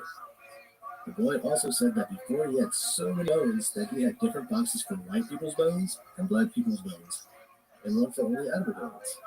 How do you tell the... What? But he acquired so many bones that he had to put all his people bones together because he didn't have enough boxes. At least he brought the people together. No more segregation of bones. That's right. This boy then told Ann Gore of how Wendell Kerr said he was going to cut off or cut his own leg and bleed out, to where the child said very matter-of-factly, "Now, if Wendell cut his leg and died, I would have to tear the meat off so that I could save the bones, because I would really have to put that in my bone collection." What the hell? That kid's fucked up now. Yeah, hold on. Is that the same kid talking about bones? Yeah. Okay. So another one of the children told, now this is a different one from the bone boy. He told how he was forced to watch a baby being killed and later told to kill a baby himself. He then told of how he washed the baby's heart and brain and in detail described how he gutted the baby and removed the brain. The child went on to describe how this was done over the kitchen sink and how the blood was collected. The boy then changed his demeanor and appeared quite frightened, as he had remembered being told by Wanda that if he had told anyone, he would have been killed the same way. The poor kid. So all the children made a reference to a devil's quote-unquote pot in which blood was kept when they were cut. So they told of how Wanda cut their hands and made them bleed into this devil's pot. So that was a little. So there was a reference to a pregnant woman and a large hole dug in the ground where they made a large fire. One child had severe panic attacks when bandages were applied. When asked, "Why do you not like Band-Aids?" he replied back, "Wanda put tape over my mouth. I tied my hands then." The children referred to sex as making honey, and they also spoke of handcuffs being tied to the floor, white powder being sprinkled on cake, and being served coffee that had something else in it. White powder sprinkled on cake. You think you're giving them kids cocaine? Oh no, that's just powdered sugar, isn't it? Probably. I hope it's powdered sugar.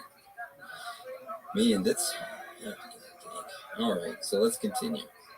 So after hearing all this, what did Ann and Debbie do, the two state workers, right? If you got to take a guess, Dan, what do you think they did after they sat down and heard of the Bone Kid? And then they heard of one kid talking about he saw a baby being killed and they described how he gutted and removed the brain of one baby.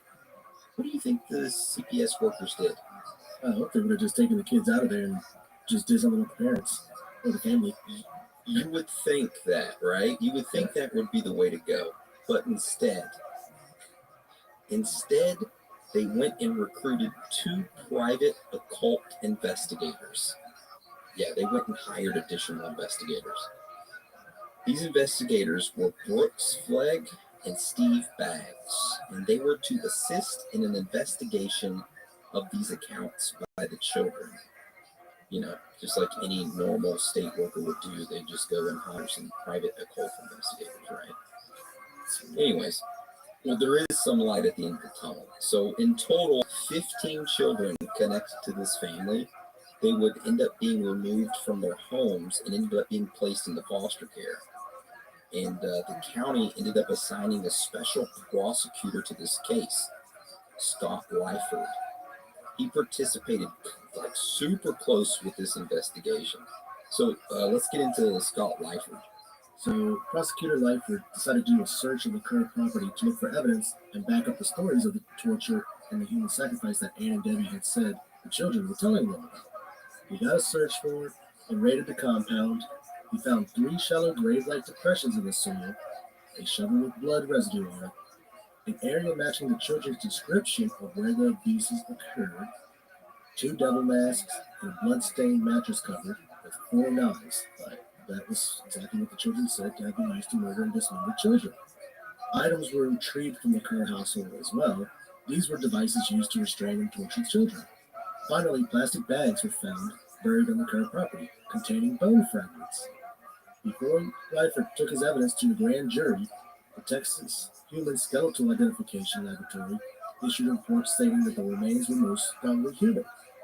And then another report from a different laboratory, filed months after the indictment was issued, concluded that the remains were not human. Some conflicting reports, huh? Yeah. Well, I mean, conflicting reports about the last part. The top part, I mean, is open and closed case, in my opinion. You find all the shit that all the kids are saying. You go on the property and find devil masks, bloodstained mattresses, knives that the kids were saying they used to murder and dismember other children and babies. You find torture devices.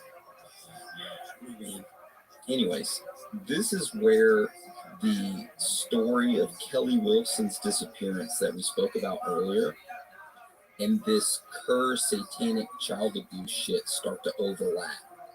and get really weird if it isn't weird enough yet. So this is where the crossover happens. Do you remember me talking about the Sergeant James Brown that got obsessed with investigating the disappearance of Kelly Wilson, the one who was doing it in his free time and everything? So while he was taking his vacation and actually doing the investigation of her disappearance, he was like obsessed with it. So while he was doing that Scott Lyford guy, the special prosecutor, he was investigating the Kerr case. So they were both investigating at the same time. So just kind of keep that in mind. So in 1993, one of the children taken from the Kerr home and placed into a foster care, who was only identified as RS, as in Romeo Sierra, it claimed that Kelly Wilson had been abducted, raped, and murdered by the Kerrs. So, of course, as a result of this claim that Sergeant James Brown, his investigation began to overlap the investigation into the Kerrs. He started looking into this satanic cult and this claim that this kid made. So Sergeant Brown started investigating the Kerrs and their involvement with Kelly Wilson's disappearance. He focused on Wendell Kerr first, a key suspect, but quickly concluded that Wendell was not in the state of Texas at the time of Kelly's disappearance, and that in fact he was in New York. Sergeant Brown met with Special Prosecutor Scott Lyford, who had been assigned to the Kerr case to discuss his findings. Sergeant Brown told Lyford about Wendell Kerr being in New York at the time of Kelly Wilson's disappearance and openly expressed his skepticism about the satanic cult story. This pissed off Prosecutor Lyford, to say the least. This Kerr case was Lyford's baby and nobody was putting it in court. Damn right. So Special Prosecutor Lyford decided to tell Sergeant Brown, and I quote, "I am investigating the disappearance of Kelly Wilson now. I don't want you interfering, and if you do, we're going to have a problem." End quote. Some fighting words. Oh yeah. So you remember that one kid that we talked about earlier, that RS, Romeo Sierra, the one that claimed Kelly Wilson had been abducted and raped and murdered by his family, right? So a few days after Special Prosecutor Lyford told Sergeant Brown basically to fuck off, well, that kid RS, he ended up adding additional details to his account of Kelly Wilson. You want to cover those? Yeah. Mysterious RS kid said basically that Sergeant Brown was involved with the disappearance of Kelly Wilson, that he saw him come over and help out with torturing and murdering her. He then went on to say that the police would not help, that they were also bad, and described in general terms a person resembling Brown as having participated in the sexual abuse. Adding more fire to Sergeant Brown, Connie Martin, who had been dating Wendell Kerr's brother Danny Kerr at the time, had also said that Sergeant Brown was involved in the ritual murder of Kelly. She gave a notarized statement which said the following. I was going to throw in a girl voice, Oh, but I'm she's just doing doing it. a regular. You got it. My name is Connie Martin. I live in Gilmore, Texas. No, I'm just going to go with the Do that, yes. No, I can't. The people will hate me. I'll get hate from it. I can't do that. No, I think they think it's funny. Okay. My name is Connie Martin. I live in Gilmore, Texas with Danny Kerr. We're not married. I was present when Wendell Kerr and Danny Kerr, Don Holman, Wanda Kerr, and me drove into... Dude, I can't do that too long. And me drove into Gilmer, Texas in Danny's van. We picked up Kelly Wilson at a video store on the square. We drove back out to Eugene and Genevieve Kerr's compound. Eugene, Tammy Smith, and her son Raymond, and my two sons, Danny and Daniel, were there. Danny and Wendell led us all back to the woods. They made me and Wanda have sex with Kelly. She didn't want to. They made her. Danny and Wendell made her have sex with them. So did Geneva, Eugene, and Don Holman. Tammy Smith was there. They kept her quiet by putting tape over her mouth. After they were through, they made me and Wanda take the kids back to the house. I don't know what they did with her after that. I gotta say, who the hell names their kids Danny and Daniel? Because Danny's like a nickname for Daniel. Yeah, what if? I feel offended. Yeah. All right. So even though there was no forensic evidence to support this story, and the case hinged entirely on unreliable eyewitness testimony, murder indictments were handed down to the entire compound. The grandparents, Eugene and Geneva, their son Wendell and his wife Wanda Hicks, Wendell's brother Danny, and the two family friends, Roger Don Herman and his wife Tammy Jones Smith, as well as Gilmore Police Sergeant James Brown. All were charged with the murder of Kelly Wilson. You know, it seemed kind of, I don't know, convenient whenever James Brown and Lyford bumped heads that all of a sudden that RS gave an additional statement and said that Sergeant Brown was involved, and then the girlfriend of Danny Kurz at the time gave that notarized statement that said that she was there. I don't know, it seems, anyways, but I guess we'll get to that here in a minute. This is the final act. This is the final bit of it. So what did Special Prosecutor Scott Lyford do after he, quote-unquote, solved the case? Well, he went to Robbie Wilson, which is Kelly's father, and said the following to them. I am proud after many years I have finally solved your daughter's disappearance.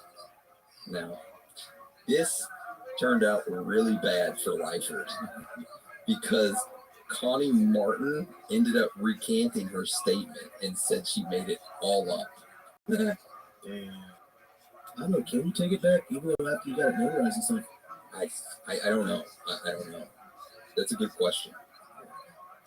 Well, this left Special Prosecutor Lyford with the only other evidence that he had, which was the social worker's report that the child RS had said that they witnessed the murder. Faced with a shaky, shitty case, the Attorney General's office reversed Lyford and got the court to dismiss all the murder indictments. Recently, the Child Protective Services transferred Ann and Debbie to other duties and began an investigation of their conduct in the case. I would too, fucking hiring investigators. Yeah. Sergeant Brown was reinstated at his position as a police officer, but ended up quitting and said that he had lost all faith in the justice system. Rightfully so. I would have done the same thing. Yeah. So in 2001, Brown and the Kurz filed separate civil lawsuits against Scott Lyford, which was the prosecutor, and the CPS workers involved. Their suits were dismissed by a federal district court on what were essentially grounds of qualified immunity, is what they call this. It's basically government officials cannot be sued unless certain grounds can be met, such as the denial of civil rights. What type of bullshit are they running, man? I want some of that qualified immunity. That's what I want too. Anyways, so that's the case and all that happened, but it doesn't end there. Now we're going to go over some strange facts and findings in both of these cases. And then afterwards we'll go over some suspects, and then we'll wrap it all up with our thoughts and theories. So Dan, you want to hit us with the first strange fact? Of course. So upon the arrest, one of the Kurz was given a form to fill out that included a question about annual income. Don't know, she wrote. As her parents' address, another defendant wrote, don't know address, was raised children home. Yes, they spelled address with only one D. This shows the level of education for her. Yeah, you can kind of speculate if they weren't that educated, obviously they're not going to be that much of a thinker, right? Yeah. So maybe they could easily influence into a story that somebody wants them to believe. Another strange fact is that Kelly Day Wilson's vehicle, it was never fingerprinted. So that's movie. I figure that's like one of the things they should have done. Yeah, I mean, isn't that like the very first thing they do? I don't know. So, next one is Roger Don Herman. Remember him? He was the family friend of the Kurz. He was one of the people living in the compound with the Kurz, was primarily a bus driver, but at one time he had been a reserve police officer for the Big Sandy Police Department. Holman was accused of sexually abusing a child in Gladewater, Texas, but those charges were eventually dropped. Holman was known to be a religious fanatic and would quote scripture while being questioned during his interrogation into Kelly Wilson's disappearance. Can you imagine that? If you're sitting down and you're like, so sir, where were you January 5th, 1992? And the Lord would say, they're like looking at him like, what the fuck is wrong with this guy? Anyway, I thought that was weird, you know. Yes. All right. Another strange fact is that there is a rumor when you go through the interwebs and you start digging this up, you will find that there's a rumor that Sergeant Brown, he had been dating or quote unquote seeing Kelly Wilson at the time of her disappearance. Now, this is just a rumor, okay? And Sergeant Brown denies ever actually meeting or knowing Kelly Wilson, even though he did say that she may have served him coffee once when she worked at a Golden Corral in Gilmer, Texas. Which is odd because he knew specifically that she served him coffee. This strange little facts like these that make you switch your position on who you feel sorry for, right? Because I felt sorry for him and how Lyford treated him, that special prosecutor. But then it's like, why would Kelly Wilson go with the Kerrs unless Sergeant Brown was with him and she was dating him, trusted him, went with him, they took him to the woods and killed her? I don't know. He was dedicated to the case. Maybe he was dedicated to covering up, but we'll go over that at the end.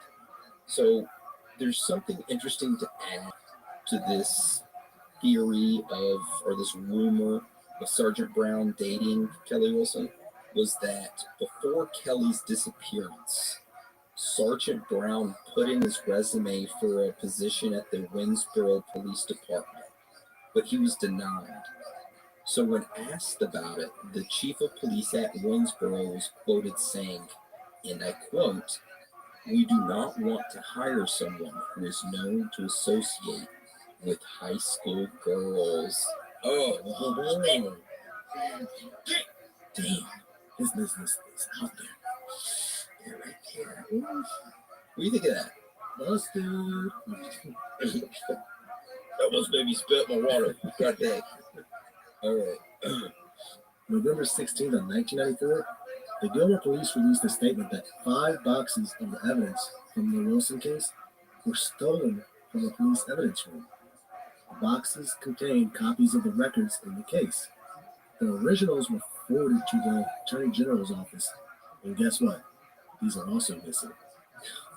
What happens to this shit? Is there like a bad chain of custody when it comes to most of these cases we come across? Because a lot of these have stuff that are stolen or taken away. Evidence always mysteriously disappearing. Yeah, kind of pisses me off. Anyways, so those are some strange facts, but all of this still leaves the question of what happened to Kelly Wilson. So let's discuss the suspects. So suspect number 1, Chris Denton. Chris Denton was Kelly's boyfriend at the time. He was known for having a hot temper and was seen having an argument with Kelly the night before she disappeared. He sold his car only 1 month after Kelly went missing by traveling to Louisiana and had a dealer ship his car to Mexico. God. So when investigators tracked down the car, they found strands of hair inside and noticed the truck mat was missing. Chris also had a shaky alibi on the night Kelly disappeared, and he took a polygraph test and failed it. But, I mean, none of that really matters now if we're talking about solving a case because he died of cancer in 2004. Yeah, that's the first suspect, Chris Denton. So who's the second one? The second suspect, Brent Ward. Brent Ward is Chris Denton's cousin, who claimed they were riding around in a pickup truck together on the night Kelly went missing. He also failed a polygraph test. In 1995, was convicted and sentenced to 3 years in prison for perjury after lying to a grand jury about being at work on the day of Kelly's disappearance. Timesheet showed Ward was not at work, and his supervisor testified that Ward had asked him to lie to law enforcement and provide him with a false alibi. Ward supposedly told his supervisor that he and 2 friends had been at the video store, messing around with Kelly 15 minutes before it closed. Weird. All right, let's go over the next guy. Michael Avivi was a 17-year-old high school acquaintance of Kelly's. who was the one who slashed the tire on her car. He actually admitted to this tire slashing and served 90 days in jail. But he claimed it was just a random act of vandalism and denied all knowledge of Kelly's disappearance. And that's all we have on him, is that he just slashed her tire, and that's it. But that puts him as a suspect. So That little shit slashing tires. yeah, what's wrong with you, baby? Our final suspect, Joe Henry. Y'all remember who Joe Henry is? He's the owner of the Northeast Texas Video, and he was the last person to see Kelly alive. It raised some red flags when he was arrested for possession of child pornography in 2004, but authorities reiterated that he was never considered a serious suspect, as he had a pretty solid alibi after he left the store that night. The alibi was that he was taking care of his mother, who was failing health at the time. All right, so those are our suspects. But I have my own personal theory about what happened that night. You want me to get into it? Go for it. All right, so after researching this case for hours, for weeks, for months, which seems like sometimes years when we're researching it for Dan. Yeah, we're sitting there, look up at the clock. It's been 32 hours straight of us researching it, right? We called up Gilmer Police Department, tried to get them to answer some questions. They hung up. We got in contact with multiple people involved with the case. They all hung up with us. Nobody wanted to talk to us about it. However, one day we'll be reputable investigational people, right? Investigational journalists. One day we will be, and people will answer our calls. Anyways, all right, so this is my guess of what happened. Okay, are you ready? Ready. So it's the night of Kelly's disappearance. She gets out of work, she gets into her car, and she realized her tire is slashed. So she continued on to drop the receipts off at the bank nearby, and at some point ran into her boyfriend, who admitted to driving around with his cousin that night. Possibly offers to help with the tire, but after heading back to the video store parking lot, changes his mind, giving their fight the day before. He was possibly still upset and seized the moment of vulnerability and ended up killing her, which that is my guess. It is the boyfriend who did this, Chris Denton, killed her, ended up discarding her body in Louisiana somewhere in the swamps, ended up shipping the car to Mexico, where the investigators then tracked it down, noticed his mat was missing, and then found strands of hair inside of it that led to nothing. But he failed a polygraph, he had a shaky alibi, but he died of cancer in 2004, so we never know the truth. That is my guess. Okay. I mean, it kind of makes sense. There was one thing that did catch my attention, though, about what Brent Ward said, Chris Denton's cousin. He said that they were at the video store 15 minutes before it closed, messing around with Kelly. Yeah. Wouldn't the manager or the owner, Joe Henry, know about that too? But he's never said nothing about it? Ooh. You hit a plot hole. Reopen the investigation. Daniel solved it. Reopen it. All right. So, my theory on it, Joe Henry and Sergeant Brown are in cahoots. Uh-oh. Sergeant Brown supposedly was seeing her, and Joe Henry is, well, a pedophile. He watches child pornography and was charged with possession of it in 2004. So that probably back then he probably had some more, or had some back then. Started his collection, who knows? Oh my God. Also, if he is a store owner and you had a 17-year-old female working for you, wouldn't you want to make sure she actually leaves the parking lot and such before you dip out? Yeah. You just straight up sees her, buy her the car, and just leaves. I feel like that is just a lie. Her tire was slashed. Only one of them. I'm sorry, but I've driven where I punctured the side of my tire on a storm water drain with the metal road. Yeah, I got a little too close, but I was able to make it a little ways down the road until, bam, you definitely know you got a flat tire. Yeah. So her making it to the bank and back is hard to believe. I feel like she probably dropped off the deposit, went back to let her boss know. He abducted her, and conveniently, little old Beatty saw a car all alone and a tire that had just the perfect roundness tire, and that it ticked him off. So why do I throw Sergeant Brown Bomber? He was already seeing her. I'm sure he probably stopped by a few times to check out the underage talent, which with seeing the interest Joe has as well, pretty positive he noticed the same thing the Sergeant did. So they ended up having to work together to keep each other from being caught. Sergeant Brown Bomber made sure that the search and the case went away from Joe and focused elsewhere. Yeah, the sergeant was charged with the murder, but he knew they didn't have much to go on. and the general attorney was more focused on the satanic cults. So the case was already, well, let's just go ahead and call it as it is. It was totally futile.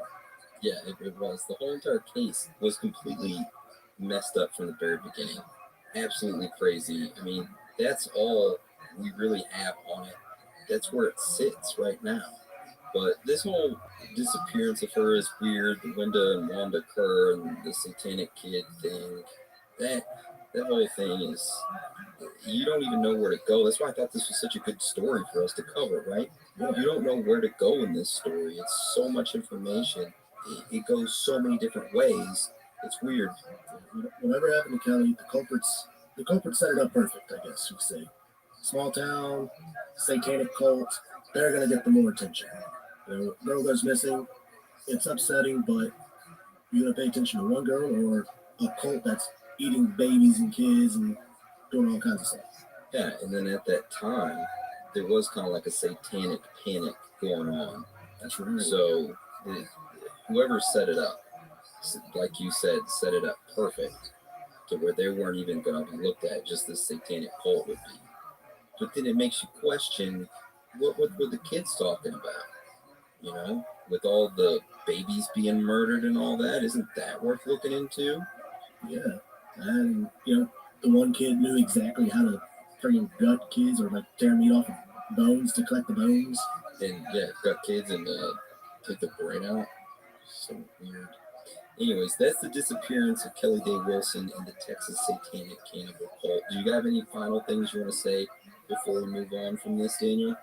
I still think it's Joe Henry's Sergeant Brown. All right. Well, I think it's the boyfriend. He did it, but to be continued. We don't know. We don't know what happened. We probably never will know what happened. So all we can do until then is speculate. But write us and let us know who you think did it. We'd love to hear your thoughts and opinions on it. Yeah, if you find out any more information, of course, let us know. Yep. So with that being said, I guess let's move into a couple voicemails we'll go over. Then we'll do the iTunes reviews and ratings. All right, so this first voicemail is from Yeetmaster6420. So we're going to play that right now. Mom, I'll take the trash out in a minute. I'm trying to play Minecraft. Oh, sorry guys. You might have known me as Anonymous, aka Big Dipper. And well, I think now I'd like to be known as Yeetmaster6420. And well, I love you guys. People don't say that enough nowadays. Also, kneecaps. Alright. Keep it easy and stay breezy, San Diego.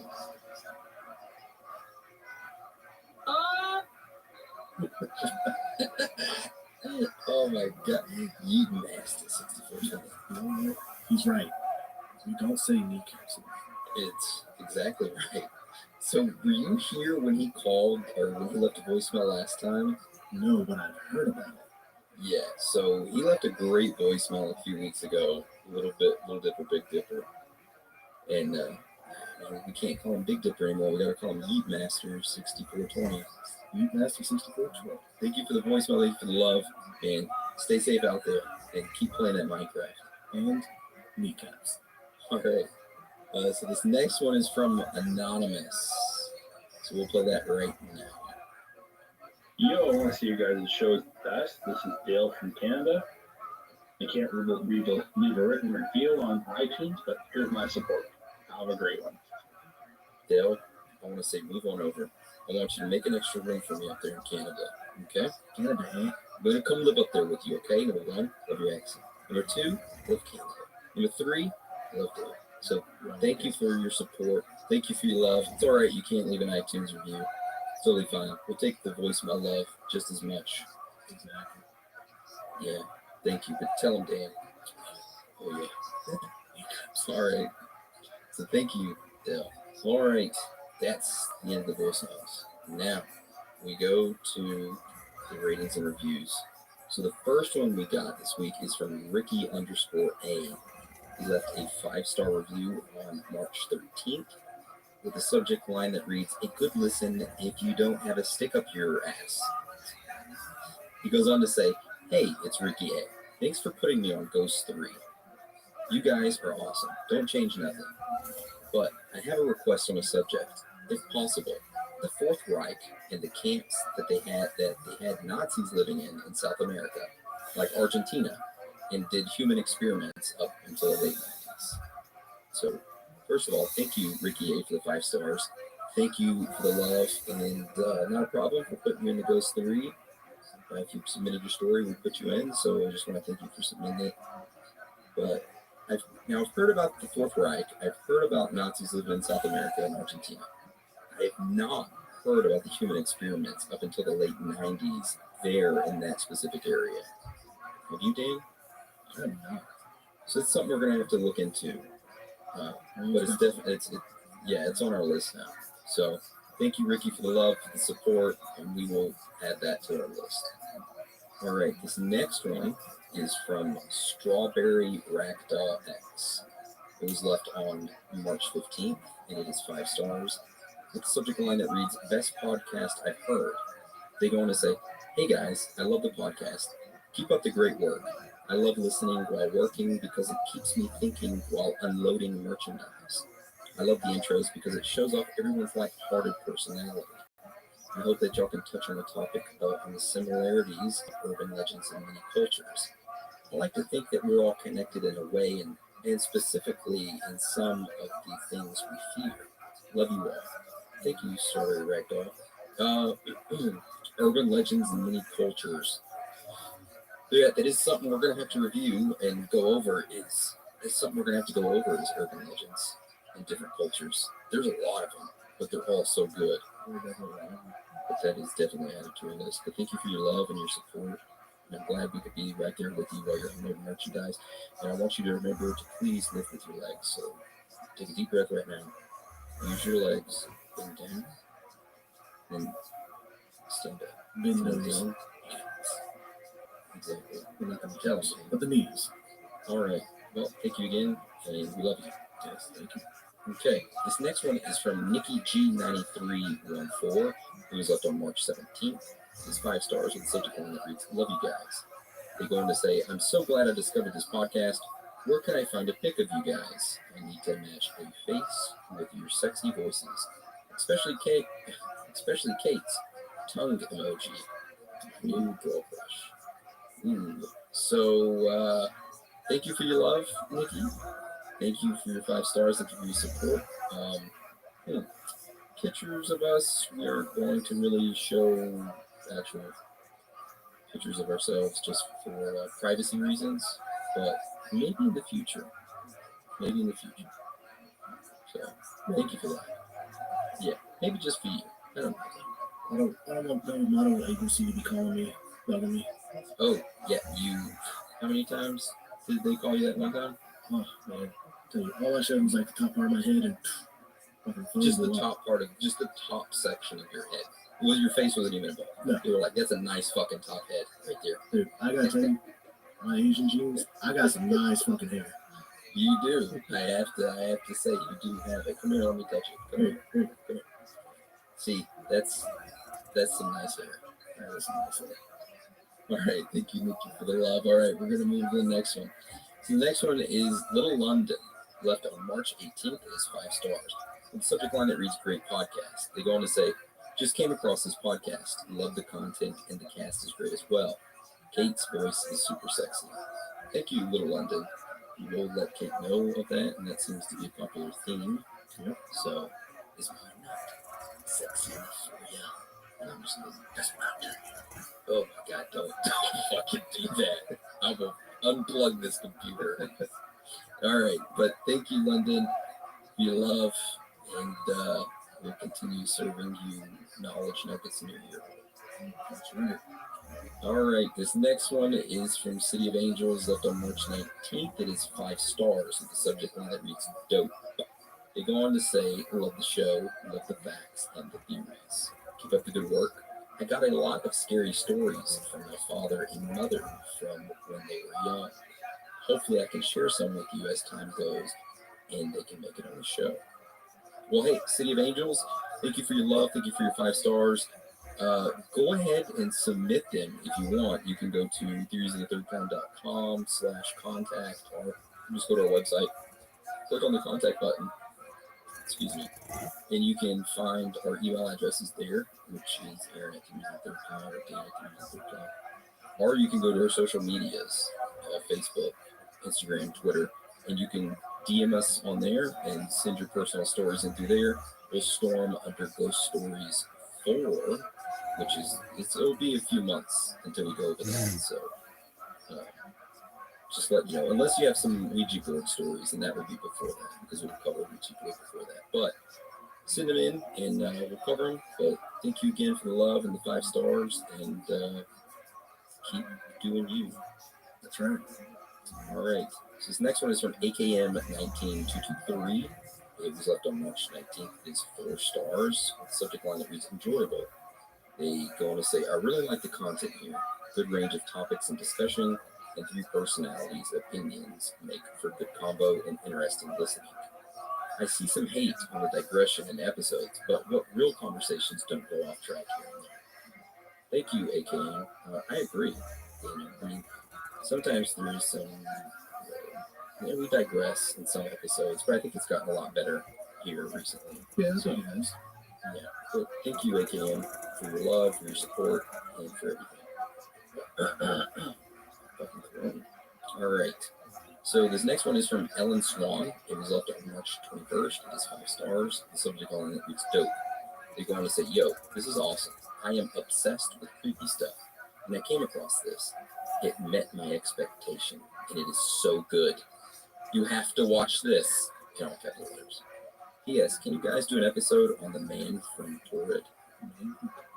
Thank you, Ellen, for your 5 stars and your love. And from Torrid. Didn't we already cover him on our thoughts and theories, Dave? Wasn't that guy who? Hold on, I'm gonna have to look back real quick.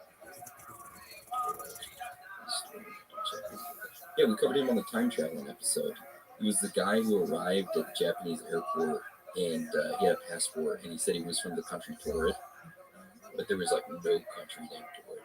But I think barely glazed over that. That's like all we said about him, which we could cover him. I mean, I'm down to cover him. On the list? You just make a list. But thank you, Alan, for the suggestion, for the love and love you. All right, this next one is from Kinsey Sway 23, up to March 21st. It is 5 stars. The subject line that reads amazing. They're going to say, I'm a huge conspiracy theorist lover, and I just stumbled across this podcast while searching for new conspiracy podcasts. It's my new favorite podcast. I love you guys. You're funny, and I feel like I'm just listening to some friends talk. I heard on a podcast someone say a bad review about a girl saying it would be better without her, when actually she is my favorite. Love her voice. Don't listen to the haters, and keep up the good work, guys. Thank you for the love, Kinsey Sway, and for the 5 stars. And I'm glad we can be your new favorite conspiracy podcast. And hopefully we can keep up that love. And if you got any suggestions or anything, shoot them our way. All right, the next one is from Gina Gee 7. Left on March 21st. It is 5 stars with the subject line that reads, Liddy. They go on to say, I really enjoy hearing all y'all. I stumbled upon y'all, and I've been binging for 2 days. Thanks for the awesome content. No. Thank you, Gina Gee 7, for the 5 stars and for the great review. All right, this next one, of course, is 1 star. We always gotta have that one person, but it's fine. So this next one is from Bigfoot Stacy. It was left on March 22nd, and it is 1 star. It is a subject line reads, never get that time back. They go on to say, listen to the allocated Crowley episode. I assume that Bigfoot Stacy meant Aleister Crowley episode, but hey, it's autocorrect. So anyways, not gonna bash y'all. It takes a lot to get these things going and keep it going. However, the dude who was trying to be funny, stop it. You're very annoying and not actually funny at all. Kate, love the sound of your voice. Do your own show. I listened till the end, but I can't deal with the one dude. Very, very annoying. I mean, dude, just shut your mouth. Kate even had to ask you to get out of the room. Good luck. All right. Not gonna bash you, but give you 1 star. Okay. So she was clearly talking about Donnie in the Aleister Crowley episode. Because Donnie kept chiming in and kind of bickering with Kate, and Kate told him to leave the room. So, there's no fun. We'll pass on the word to Donnie and Kate until Kate started the show. So, just for you, Bigfoot stays on. But thank you for the review, and we will pass that forward. I like the name though. Bigfoot Station. I do like it. Yeah. All right. Next one is from Lal O. It was left on March 23rd, and it is 5 stars. The subject line that reads "Awesome as always." They go on to say, "Great podcast these last few weeks. I'm finally all caught up, and I just want to let you guys know you guys are doing great. Anytime soon on the Las Vegas shooting. A lot of interesting stuff. Keep being great. Love you all. Take care." Thank you for the 5 stars. Thank you for the love. The Las Vegas shooting is on our episode list, isn't it, Daniel? It is. And it may seem that when you guys have suggestions that we always say that, but I'm being completely honest. We have a giant list of what episodes are next, and they get moved up and down depending on the suggestion. Like if there's someone's like, "Hey, I want to listen to that one," then we'll bump it up, and we'll keep bumping it up against the top. So keep suggesting what you want to suggest, and we'll keep bumping up the ones you guys want, and we'll eventually get to them. Nothing's stopping this train. We're going to keep pumping out episodes, unless the corona gets us, which it's already got some people. All right. Sweet, some more. We only got 6 more. All right, so this next one is from 46. It was left on March 25th. It is 5 stars. The subject line, it reads, "Awesome podcast." They go on to say, "Hey everyone, I just want to say that I really enjoy the podcast. I love the blend of seriousness and humor. It's really refreshing and entertaining. I'm always looking forward to new episodes. Thank you, 46, for the love, for the 5 stars, for the support. You're awesome." So this next one is from Sweaty Balls. It was left on March 27th. It is 5 stars. With the subject line that reads, "Picked it on its cover." They go on to say, "You guys were my first pick when I searched conspiracy podcast, and you did not disappoint. Doing a fantastic job. I'd love to listen to an Isaac Cappy's. Keep IP the good work." I'm guessing I meant keep up the good work. That's it. So thank you, Sweaty Balls. And so their suggestion, Isaac Cappy. Now, if I recall correctly, don't bash me, listeners, if I get this wrong, but Isaac Cappy was an individual who, quote unquote, committed suicide. But before he did, he was outing the elite, saying that they were filled with pedophiles in the industry, and named all these people like Tom Hanks and Oprah and all these individuals, saying that they raped a whole bunch of kids and that stuff. And then he was, quote unquote, suicided. So we'll add him to the list. I don't think he's on the list, but we'll definitely add him. Suicide. Thank you, Sweaty Balls, for the 5 stars and for the love.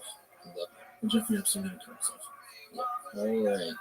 This next one is from P-Rock BHH. It was left on March 28th. It is 5 stars. The subject line that reads, "Great podcast and interesting topics." They go on to say, "I really enjoyed the level of insight, thoughts, and humor from you guys that presented in pretty much every episode. Thanks for making my grinding experience on JRPGs on my PS4 not feel so monotonous. Keep up the great work." Thank you, P-Rock BHH, for the 5 stars. And I'm glad we could be right there with you as you do your quests on your JRPGs on your PS4. Farming items to make the ultimate weapon or something like that. Yeah, you keep farming and you listen to us if you want, no pressure, but it's greatly appreciated. And know that we're always there cheering you on. And you do that quest. You gather those 4 apples and kill those 5 boars, and you collect that skin. And you collect that nice mace, that new mace to add onto your character, and you level up. That's right. Yeah, but thank you, P-Rock. You're awesome. So this next one is from Sith Sense, left on March 29th. It is 5 stars with the subject line is a radical. They go on to say, "This is hands down my favorite podcast. They all have great chemistry and it's constantly evolving." Love it. Thank you, Sith Sense, You're amazing. Thank you for the 5 stars and the love. I'm glad we could provide you with some entertainment. Thank you. So this next one is from Corey95, left on April 3rd. It is 5 stars. And the subject line that reads, "My favorite new podcast." They're going to say, "Just found y'all, and I love y'all's podcast." Heart emoji. Thank you, Corey95, for the 5 stars, for the love. We love you. Much love. Yeah, much love. All right, the last one. The last review was left on April 4th, and it is from iRuben, and it is 5 stars. The subject line that reads, "Great podcast."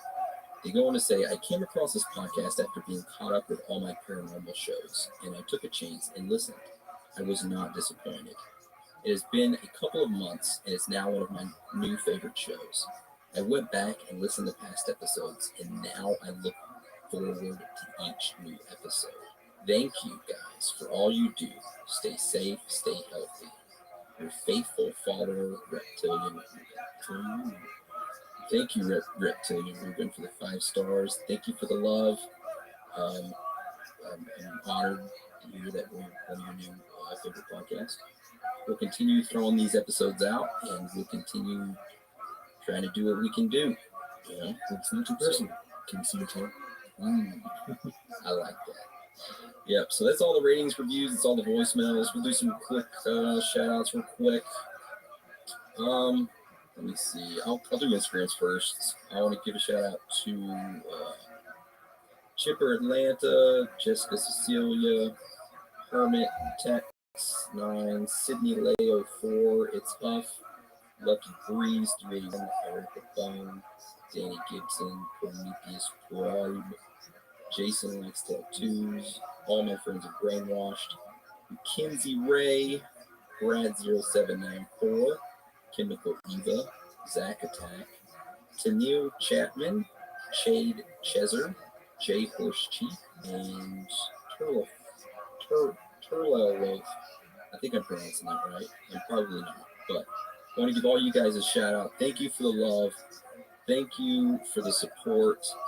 And keep sending your messages on Instagram, and I'll respond as quickly as I can. Right now, I think I've got 30 or 40 new messages I have to review and go over, and all of them for some reason get sent to spam. But yeah, thank you everybody for the love and support, and keep sending your good stuff in. Definitely. You got any Twitter shout outs or anything on Twitter? They get a bunch of followers. When I say a bunch, probably like a handful. Nothing too exciting. So I encourage people to tweet at me, say something, insult me, notice me sometime. Notice me. So another thing too, I wanted to say something about the Facebook messaging. We are super backed up on the Facebook messages. Backed up so much that we're a month behind on the Facebook messages response. I think right now there's a auto response on Facebook. So if you message us, you've gotten like this, let us read over this message and we'll get back to you as quick as we can. I'll start taking over those messages and start responding to them. So I'm just going to let you know your message has not fallen on deaf ears. We will respond to your Facebook messages as well. So with that being said, I apologize for my Facebook shout outs this week. And I love you. You just know that. Yep. So that's the end of the episode. You got anything you want to say before we wrap her up? Stay safe out there. Keep doing the social distancing. Don't hang out in too big of crowds. Don't cough and sneeze on people. Practice good hygiene shit. I suggest the same. I want to thank everybody for listening to us today. Practice your social distancing. Practice your love with one another as well. If you want to reach out to us, you can go to our social medias, or you can go to theoriesofthethirdkind.com and leave a voicemail with us, and we will review it. And with that being said, Dan, you want to roll us out? It's okay, guys, to be out of this world with your thoughts. Because you're not alone.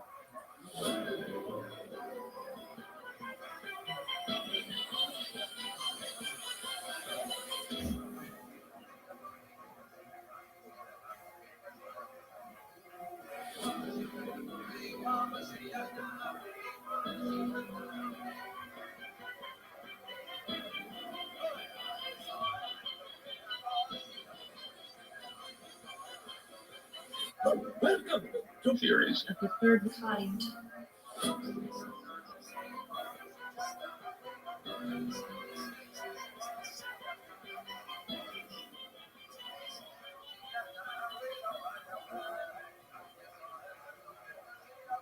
Welcome to Theories of the Third Kind. My name is Aaron, and I am one of your hosts today. The other host joining me is Danielson. Yo, what's going on, guys? Today's episode, of course, is DMT and the Machine Elves. But before we get into it, let me do a quick announcement. We don't run any ads or take any money from any corporations. So if you would like to help us out, you can leave a written review on iTunes, and it helps us out quite a bit. If you don't want to leave one, though, or you can't leave one, that is fine. We just want you guys, girls, aliens, reptilians, Bigfoot, Sasquatches, Chupacabras, ghosts, Illuminati members, whoever or whatever you are, to enjoy the show. Also, if any of you would like to reach out to us, you can shoot us a message on Instagram, Twitter, or Facebook, or you can go to our website, which is theoriesofthethirdkind.com, and click the contact button. There you will find all of our email addresses. Also, on our site, you can leave a voicemail with your phone anonymously, and we will review it. So, with that being said, how this episode will go today is that we will quickly go over what exactly DMT is, a brief history behind it, individuals' experiences and personal stories upon taking it, the machine elves themselves, theories about them, and then we will wrap it all up with our own thoughts and theories behind it all. Are you ready, Daniel? Let's do it. All right. Well, with that being said, Danielson, can you tell us what DMT is? DMT, or dimethyltryptamine, is a naturally occurring chemical compound found in the human body in at least 60 species of plants worldwide that produces a uniquely powerful and short-lived psychedelic effect upon taking it, which it can be smoked, injected, snorted, ingested, stuck up your butt, pretty much any way you can think of. Depending on the dosage and the method of administration, the effects of DMT can range from mild psychedelic states to powerfully immersive, life-altering experiences, in which users are placed in a state where they explore spiritual realms, alternate dimensions, and interact with other beings. So DMT is found in both plants and animals. It is the active hallucinogenic compound in ayahuasca, which is pretty much it's a tea brew, which is used for ritual purposes by the indigenous people in the Amazon. DMT is illegal in 184 out of 195 countries in the world. However, unlike some illegal substances, DMT is not considered to be addictive or toxic by the scientific community. In no way whatsoever are we telling people they should go out and do DMT. This is just for entertainment purposes, right, Daniel? Correct. All right. So now we're going to jump into a brief history behind DMT. Traditional use of DMT dates back as far as the late 8th century, and like we said earlier, it is naturally occurring in certain plants. One plant in particular, the A. perigona, also known as Yoko, Joker, Cohopa, Perica, or calcium tree. So during ritual ceremonies, the Tain, who were the indigenous people of the Caribbean, used to take the seeds of this Cohoba tree, ground them up, use this giant Y-shaped pipe to snort them up their noses. When asked why this is done, Tain people responded with just 2 words, which translated to astral travel. Man, you figure that's gotta hurt. You ground up some seeds and you take it right up your nostrils. It's interesting. Never tried it, so I don't know. Yeah, well, maybe in the future. Maybe. So we talked about the tea brew earlier that was in the Amazon, that was used by the indigenous people of the Amazon, that tea called ayahuasca. So DMT is the psychoactive ingredient in ayahuasca. And evidence of ayahuasca's use dates back to at least 1000 AD. Researchers found a bundle containing the residue of ayahuasca ingredients and various other preserved shamanic substances in a cave in southwestern Bolivia. And that was discovered in 2010, which I thought was pretty interesting. So all these years, the native people have been using DMT without really anyone ever questioning what it actually was or why. Then in 1956, Stephen Zara, a chemist and psychiatrist living in then communist nation of Hungary at the time, read about tribes and them taking a spiritual brew with DMT. So Zara was looking for an alternative to LSD, which was impossible to obtain from a communist chemist, hence he began experimenting with DMT, and it was then that the psychotropic effects of the drug were realized. So, what are the effects exactly? What does it feel like taking DMT? Well, there's a researcher who suggests that you have probably already felt its effects. His theory is that in times of extreme physical stress, some near-death experiences, and even during REM sleep, the body releases DMT. The man behind this theory is Rick Strassman, who we'll cover right now. From 1990 to 1995, Dr. Strassman led a U.S. government-approved and funded clinical research team at the University of New Mexico, studying the effects of DMT on human subjects in experimental conditions. As a result of his research, Strassman came to refer to DMT as the spirit molecule, because its effects include many features of religious experience, such as visions, voices, powerful emotions, novel insights, and feelings of overwhelming significance. During the project's 5 years, he administered approximately 400 doses of DMT to nearly 5 dozen human volunteers. God dang, 400 doses. Now, do you really think they were volunteers? Yeah, well, yeah. So this Strassman, he was legit. He did all of his stuff legit. So yeah, they were actually volunteers. These volunteers, more than half of them, reported profound encounters and interactions with these non-human beings while in this DMT state. So now we're going to hear a few stories from individuals involved with the study and their experiences as they retell what happened almost 20 years ago. All of them said that this was the most profound experience in their life. Now, while you listen to this, I want you to keep in mind that all of these individuals are not your typical people whom the media portray as, and I quote, drug users. These individuals had this experience at a fairly young age. All of them were under the age of 25 and have since had become successful in life, such as doctors, yoga instructors, lawyers, and shaman, just to name a few. Now, this next audio clip is going to be 10 minutes long, but hear me out. It is completely worth the listen. So make sure you listen to it all and then come back, and then we'll discuss the machine elves and the entities and what they could possibly be.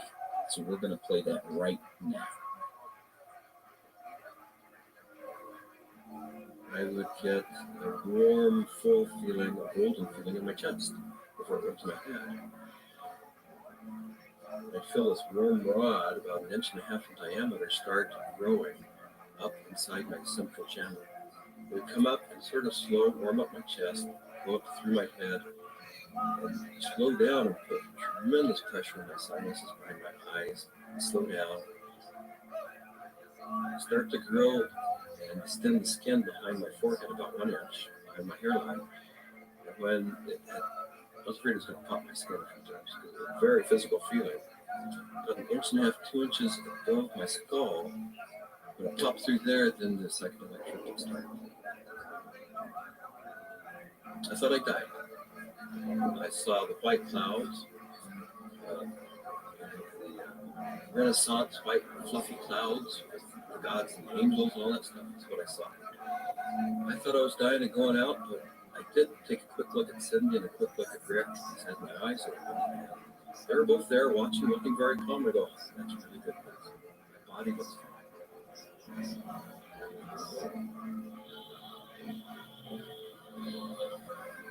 So I didn't know whether it was my birth I was re-experiencing, my death which was yet to come, because I know that time crumbles. The linearity of time is totally meaningless in these states. You are at the Godhead, the point where all time folds in on itself. More and more layers of my humanity to appear. Finally, the last, almost the last layer, and I can't even describe what it is, but you have, at some reaches way in there, there is like the last layer of that which defines you as a human being. And it goes, you're no longer a human being. In fact, you're no longer anything you can identify. There was no concept of time. It was so disorienting. I was so terrified. I have never in my entire life been so terrified to be blasted out of my body. to leave my body behind, to be going at warp speed backwards through my own DNA, out the other end, into the universe. And so I went right into this white light. As soon as I went into it, I lost any sense of being different, any sense of what I was doing, past, any sense of future. And it was absolutely blissful and euphoric. And I just felt like it wasn't I. I was everything. I was the light. There was no sense of separation, no shadows, no differences, no past, no future. It was all present and white and yellow. Then I felt myself falling out of this light. And as I fell out of it, I could feel the light was like glow, like the sun with flames coming out, lapping out. And I could already start to feel this tremendous separation. I reached across, and it was suddenly I'm in the universe, in this huge void with these beings on the other side, and I put out my hands, and this incredible rainbow of pink light went between me and these entities. And I was trying to make it be like a white light, but it was this incredible pink light, this energy of love this capacity of love that we as human beings have, that I was trying to just send to them. This meteor-like trip through the infinite space of the interior consciousness is up pops the picture puzzle pattern door. And I'm now whizzing through this sucker like if it was nothing. I'm flying through it. But now I know what the picture puzzle pattern door is. The picture puzzle pattern door is the farthest reaches of your humanity. This is the doorway into what defines you as a human being. When you go past that, you stop being human to a degree. And the further you get past this point, the further away you go from being a human being. But right here, this picture puzzle pattern door is everything. It's everything. It's what defines you as a human being. This picture puzzle pattern door is you. This is like the actual core of where all of reality is emanating from.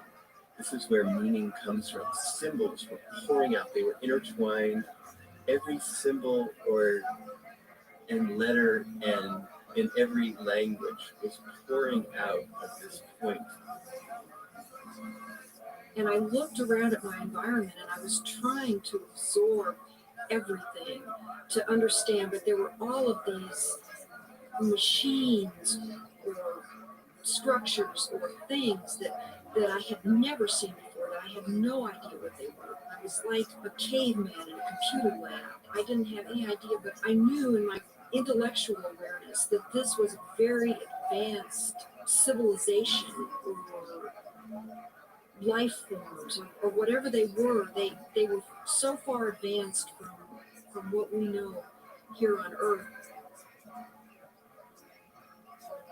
There's one state and I call it the hobby horses, and they're interlocking, reticulating, vibrating hobby horses, and I use that's what they seem like to me.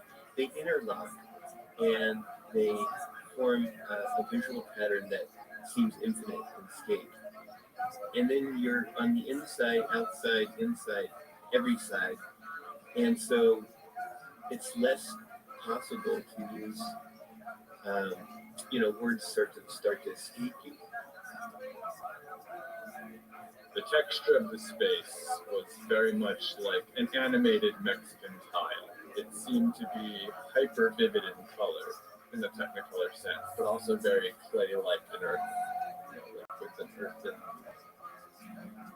pointing towards earth, but not really being out there. There was no I, it was just a sense of aimlessness being suspended in this incredible vaulted space. Like a cathedral made out of stained glass of all imaginable colors.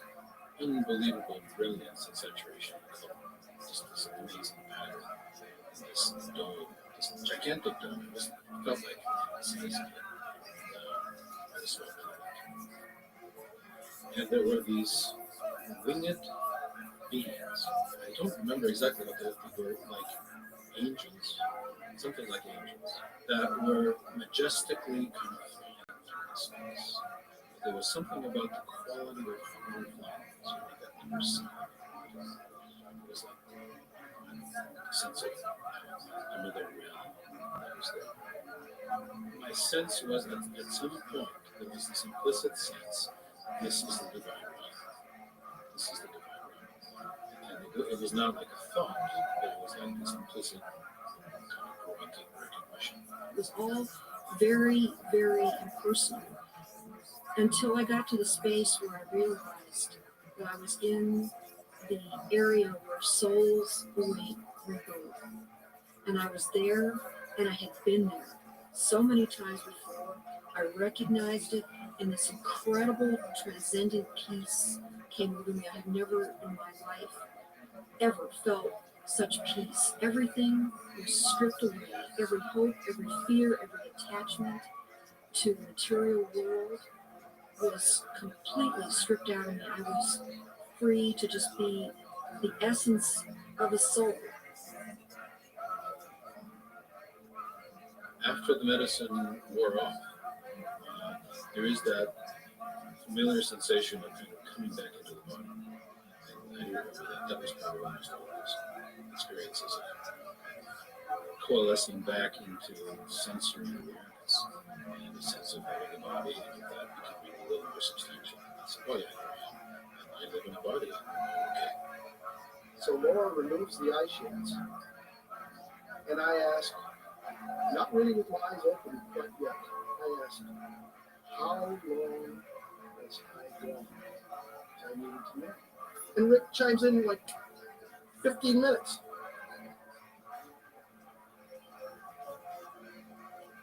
For a moment, I'm shocked. I'm like, you know, mine, has to try to catch up because now the whole cognitive dissonance of the experience has to catch up. 15 minutes. 1,000 years of experience in 15 minutes.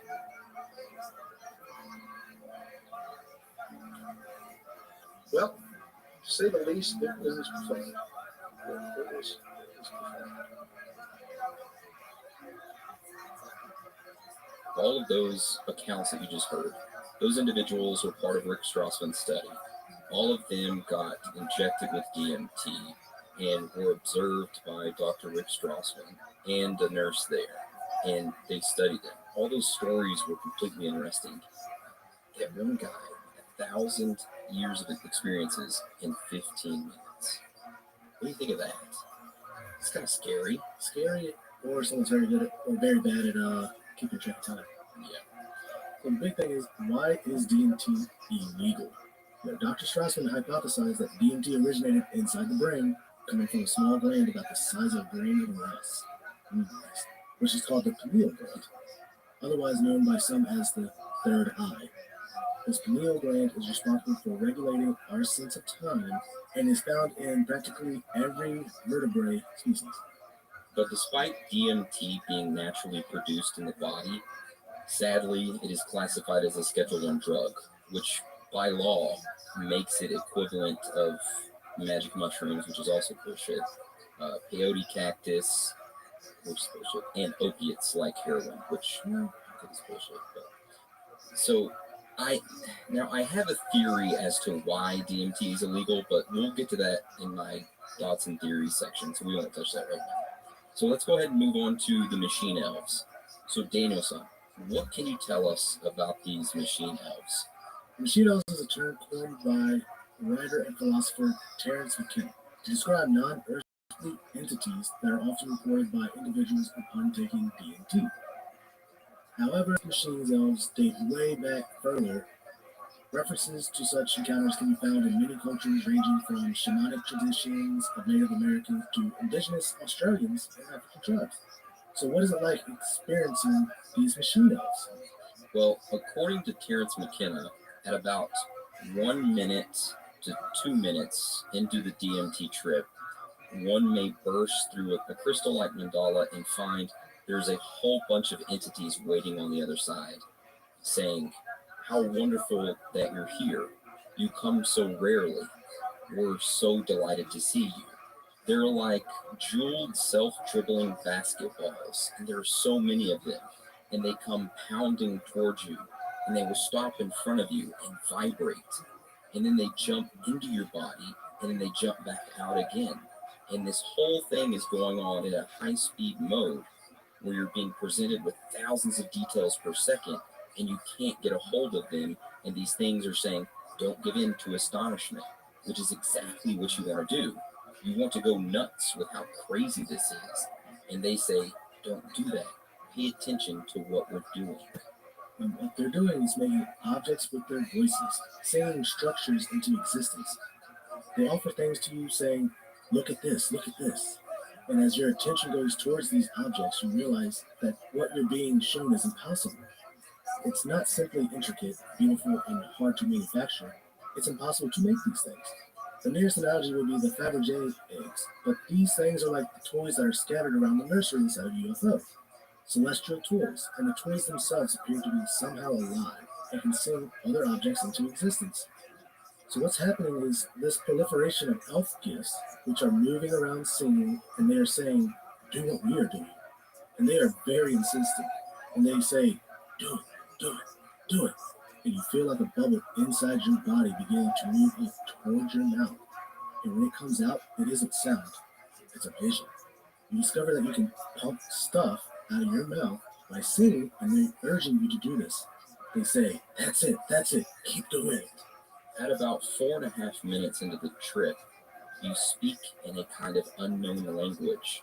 There's a spontaneous outpouring of arrangement of words and phrases unaccompanied by what is normally called meaning. After a minute or so of this, the whole thing begins to collapse in on itself, and they begin to physically move away from you. Usually their final shot is that they wave goodbye and say, deja vu, deja vu. Now this is Terence McKenna's interpretation of what he's seen when he's referring to machine elves.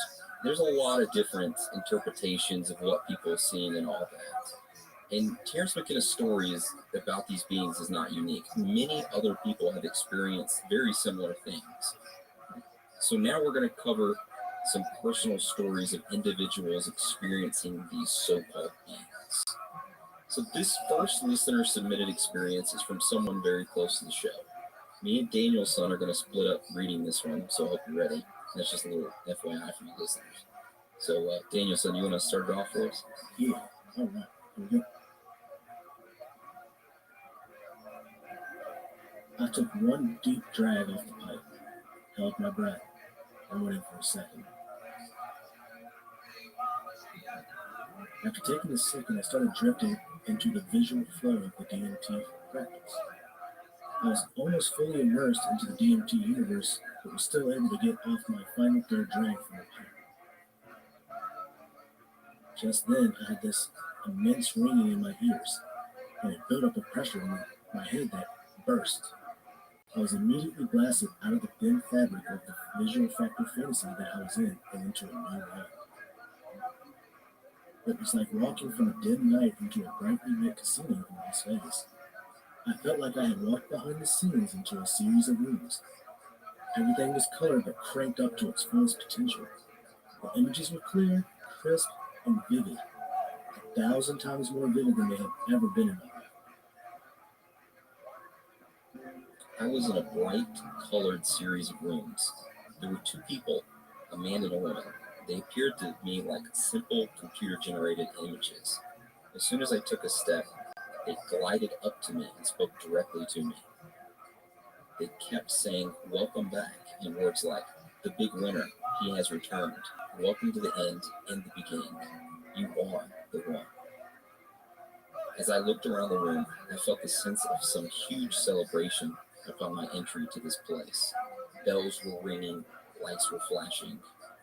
These gliding computer-generated individuals began to lead me around the room, showing me how all my life they had been preparing me for this moment. I was shown dozens of experiences simultaneously in my life that had led up and been clues to this exact moment. I was shown in a flood and an onslaught of images, thoughts, situations, raw feelings, that everything had been building to this moment, that this moment had been planned. They told me it was a gift, that I had been selected to be the one. I felt feelings of huge relief and excitement, but I also felt a fear in the individuals. At this moment in the experience, I became afraid for my life. I felt that this gift would cost me my life. I did not want to be the one. The gliding computer-generated individuals felt this fear in me and began to hold my hands and arms, rushing me deeper into their world. I felt their fear, and I began to believe that I had stepped out of the dream, out of the drug, out of my body and mind, and into this super world. I began to believe in the transformation. As I walked deeper, I saw an object in the middle of these rooms. This object was similar to an hourglass. It was slowly turning over. I became aware that this vessel, as it tipped over, transferring its contents, it was actually transforming me and my feelings. I felt my humility slip out as I filled with this new powerful light, a light of greater perception, of clarity. It felt like returning home. It felt familiar. It felt like I was waking up from a hollow, pale dream of reality. I felt godlike. I realized that this gift was not only a gift, but equally a death sentence for my physical body. I felt like Christ at the moment of realization of godhood and the inevitable moment of his crucifixion. I also felt like all this knowledge and perception was far too large to be processed by my physical mind, and that death was the obvious transition. As this moment of realization hit me, I felt the individuals who had been guiding me all along smile and step back. At this time, I felt a collapsing feeling as I gave in to the experience, accepting my fate. I remember thinking that the hourglass had turned a little farther and I was pouring out of this life into my new. I said out loud, "I'm dying." Then I lost the support of my body, myself, and my existence, and I began to drift. My friend, who was my trip sitter, then touched my leg. I remember being drawn back into my body and thinking, to hell with this. I'm not going to die, not yet. And I felt the individuals smiling around me and looking at me. I felt the fear. I felt the exhilaration in my visions. Even though this place was vibrant and psychedelic, my mind had an extremely hard time trying to comprehend what I was seeing. The individuals kept saying to me that I was the winner and the one. I then said out loud again that I am dying, to which my friend, aka the trip sitter, responded, "Only 3 more minutes and you'll be all right." As soon as I was able to believe that in 3 more minutes I would be normal again, and everything began to fade. Then finally I started to feel in control of my body and my life. Slowly I drifted out of their world, back through the gauzy world of colors and patterns. With a little extra coaxing from my friend, I was able to wake up and separate myself from that moment. I still vibrate from the experience. And that's it. So that was the first personal experience. Now that was a little long. The rest of them are nowhere near that long. They're usually 1 or 2 paragraphs. Just a little FYI. That's pretty crazy though. Yeah, pretty interesting. So let's go to the next one. You want to cover the next story, Daniel? Hell yeah. This next story is from a listener named Shannon. I am now just realizing what I encountered could be called machine elves. I personally didn't get an elvish vibe, however, they did seem machine-like, very similar to worker bees. They operated on my stomach. Overall, I feel like they ate hatefulness doing the universe's will. For me, they were cloaked figures filled with the brightest white light, and they communicated and worked via the energy they were made of. When they talked, to one another, it sounded like deep yet high-pitched beeps that reverberated heavily and echoed. They were very direct in all actions. I feel like they wore cloaks over their brightly lit bodies so it would not blind me, and so that it could also give them a figure. I saw 4 operate on me. I was paralyzed the entire time. I also saw one fly over us as it made its way to complete whatever mission it was on. This was just one aspect of my ayahuasca vision. It's an interesting story that Shanna had. That'd be absolutely terrifying. Being worked on by something or someone, not knowing what it was, and them other ones flying over you. And you're like completely paralyzed. You couldn't stop them what they were doing. You were just there. Kind of makes you think about the alien stories you hear in the 50s and 60s and 70s. You know, people getting abducted and getting probed and getting worked on. It almost makes me wonder if... What it kind of reminds me of, you know when people talk about like when they're sleeping and then they wake up and they're like paralyzed and they see like a demon standing over them? Yeah. That's kind of what it reminds me of. Okay. Hopefully it's not doing Yeah. No, but what I was going at with mine is what, you know how the United States government back in the day, they in the 60s and 50s and 70s, they took LSD and they gave it to people and they had no clue that they were actually getting LSD. I can't remember if that was in the human experimentation episode or what episode it was. It was a real early one, but we covered that, and makes me wonder if these alien encounters were actually people on DMT unknowingly, and the government was like, hey, we need some test subjects. Let's go inject some random people with DMT and see how they react. Just a theory. All right, so we'll go to the next one. So this next story is from a listener that goes by the name of Etherbound. I have witnessed an entity on DMT. They can be as human as you or I, or as alien as anything you have ever witnessed in a sci-fi movie.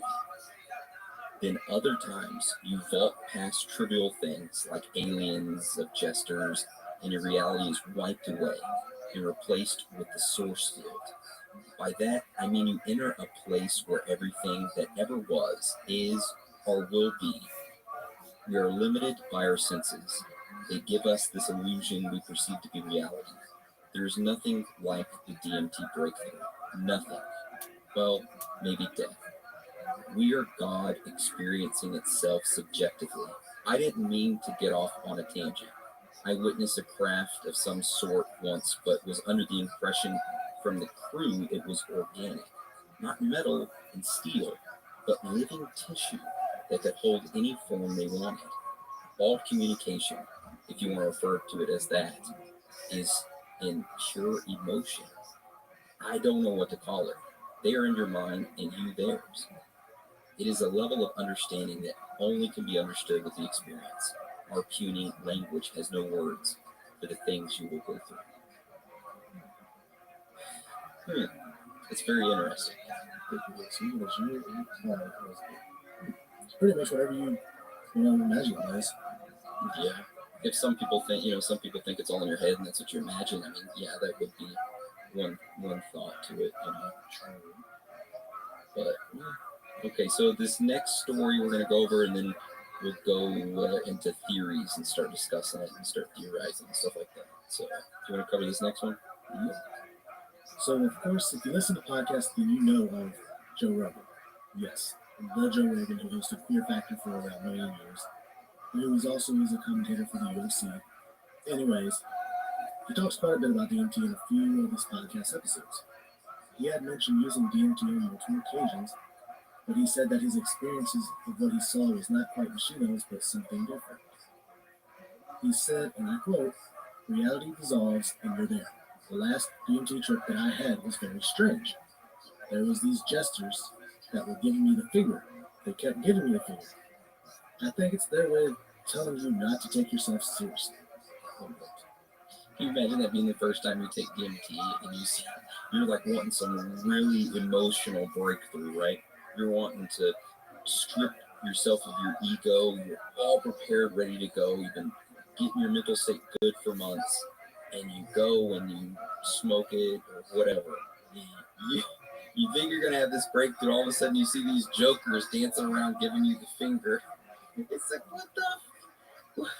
Somebody gave me some bad DMT. Oh man, that's gotta suck. That's definitely suck. Yeah. All right, now we're gonna go over some potential theories, and this is a fun part. This potential theories as to what these entities could be, right?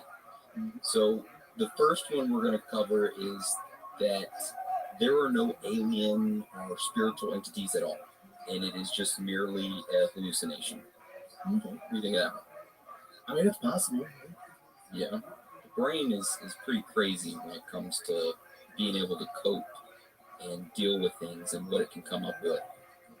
Yeah. So I can see that.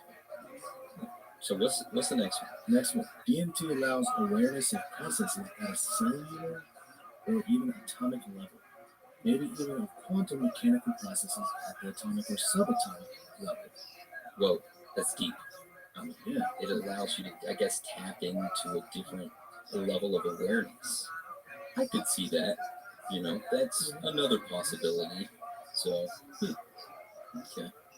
This next one is, as a neurotransmitter, DMT causes the older parts of the reptilian brain to dominate consciousness, resulting in a state of awareness that appears totally alien. Now, okay, so I could see this because our brain has a section called the pre-reptilian or the primal part of the brain. Basically, it drives such things as like self-preservation, the preservation of the family and reproduction, and it's all like your primal drives. And it helps us distinguish between threatening and non-threatening stimuli.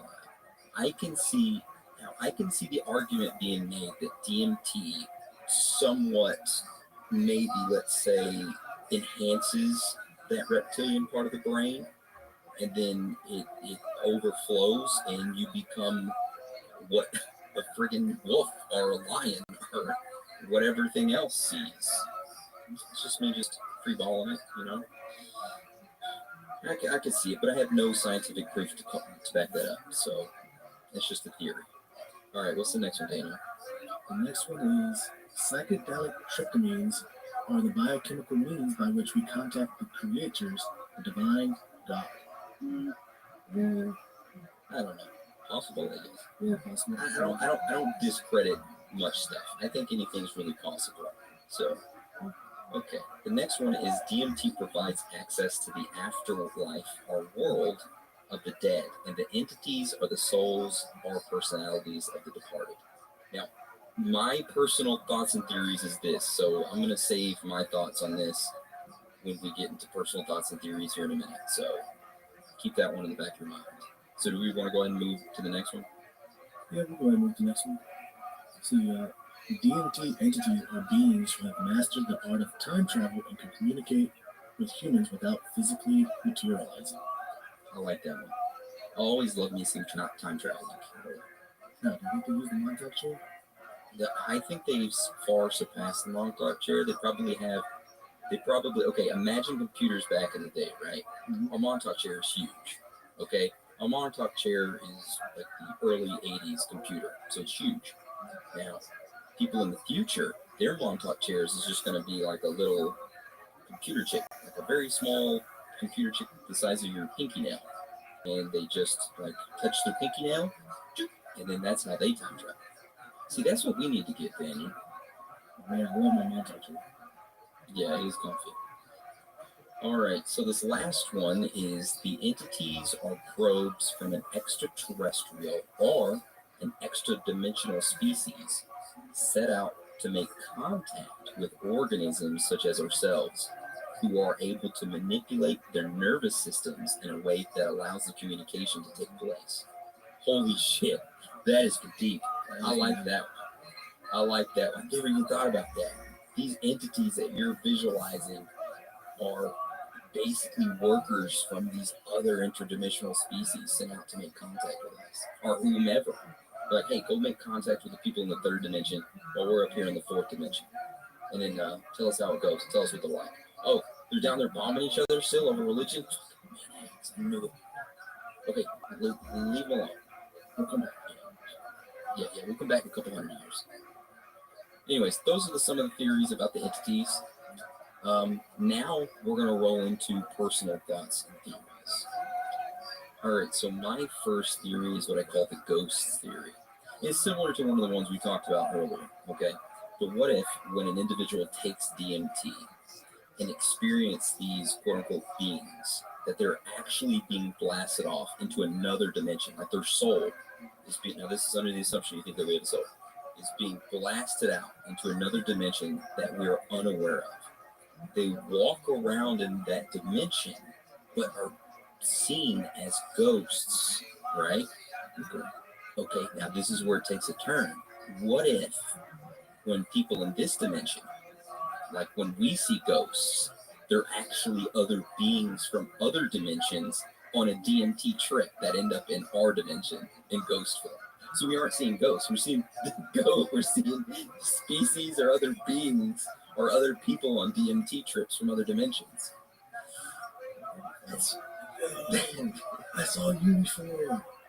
Yeah, that was a good. I was sitting there thinking, that's a really good theory. That's something I've never even really considered before until now when we researched this topic.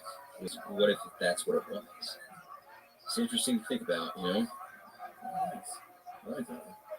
So, what theory do you have? When I was, doing, like reading and listening, and listening to Lady on the YouTube video and such, one thing that comes across my mind is when everyone took DMT, they had the out of body experience, and they were all experiencing some kind of sort of death. Most of them did.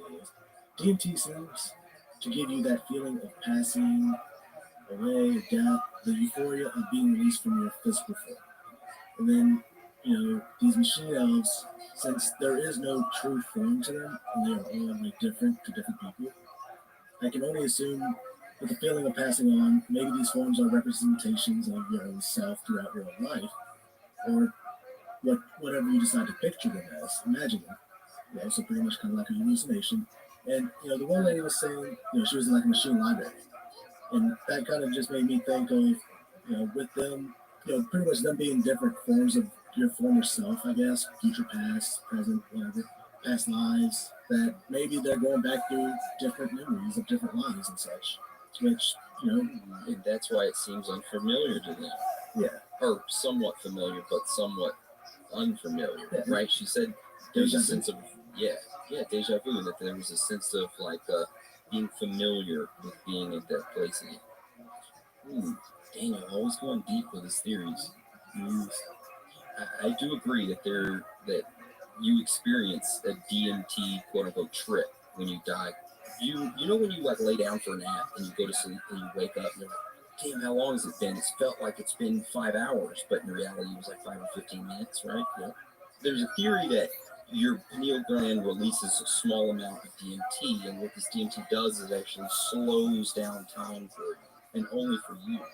So whenever you start to die or you realize that you're about to die, your body dumps all of its DMT from the pineal gland, and then it's so much that it slows down time for you, and you live in this bliss of euphoria, which feels like to you for thousands and thousands and thousands of years or even an eternity. But for others, it's a second. You're already dead, you're already gone. But for you, you're still in your euphoria. You're still in your death state of your ego is stripped away from you and you're gone, right? But it's just one theory that I've heard of before, which I don't know if I truly believe, because see, the only reason I think I kind of came up with that is because, I, of course, I've experienced myself, but, they say that when you're pretty much on your deathbed, you start to go, you seem to start having these flashbacks of your life. You know that, right? Yeah. Or pretty much your life plays back to you and all that.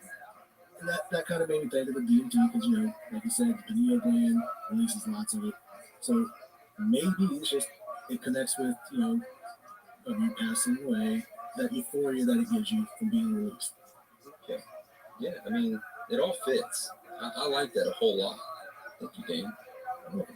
All right, so this next theory I have is called They Are Everything theory. Machine elves are the architects and technicians of the universe, working around the clock to bring you this reality. They are ancient, and timeless. They always have been and always will be. They are our higher selves. The elves are ourselves, just in a higher dimension. Did I go a little too deep for you there? It's actually us. It's similar to yours, right? Yeah. About how, but these elves are just a higher dimension of ourselves. So, I like it. I went to the elbow, pushed in the bar, and I went to the elbow. You went always to the shoulder. Oh yeah, and I'm about to jump all the way. No, I'm just kidding. Now, you got any theories you want to add before I go into the legality theory that I have? No, let's jump into it. Okay, so I know we spoke about DMT being legal, illegal, and I said I would go back on to why it's illegal. So let me explain.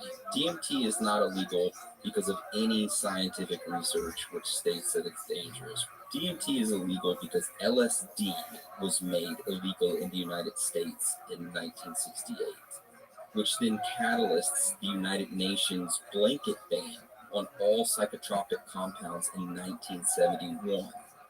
The United Nations Convention put LSD and DMT into the Schedule 1 category. Now, this is even higher than morphine or amphetamine, which are in Schedule 2, stating that these compounds in Schedule 1 pose a serious risk to public health and have no therapeutic value. LSD is not dangerous as many people think it is, as extremely few people who take it actually die, compared to a very large amount of people who are taking it globally. However, the establishment in the United States clearly considers LSD dangerous due to its cultural disabling effect. So under its influence, like during the baby boomer era, a lot of people took LSD, and these individuals began to reject the status quo. They started to protest against the foreign wars, like Vietnam and all that. And so LSD was perceived to promote social unrest and upheaval. Mm-hmm. That's why LSD is illegal, which put a blanket ban on psychotropics, which covered DMT as well, which is bullshit. But there are no reported deaths from anyone smoking DMT, and neither have I heard of anyone becoming physically injured from smoking DMT. DMT is a non-addictive and no physical harm has ever been shown to be demonstrated with the administration of DMT. So why is DMT still illegal then? Now, it is my personal opinion that I would say it is still illegal because it is presumably easier and convenient for governments to maintain its illegality, and there is a lack of lobbying to make DMT legal. DMT is illegal, in my personal opinion, because drugs are illegal, and most governments maintain a redundant and backwards-ass policy against drugs. End rant. Pretty much. That's my take, okay? Got me all worked up, Dan. That's what this show's about. Getting worked up. Getting worked up and discussing shit. Yeah. All right, so you got anything you want to add before we wrap up the DMT and machine elves? I do not really want to try this shit because I'm scared of anything like that. But, like the one person stood it, they had a trip sitter. So I guess if someone were to come across this, I guess I would highly have one of those around.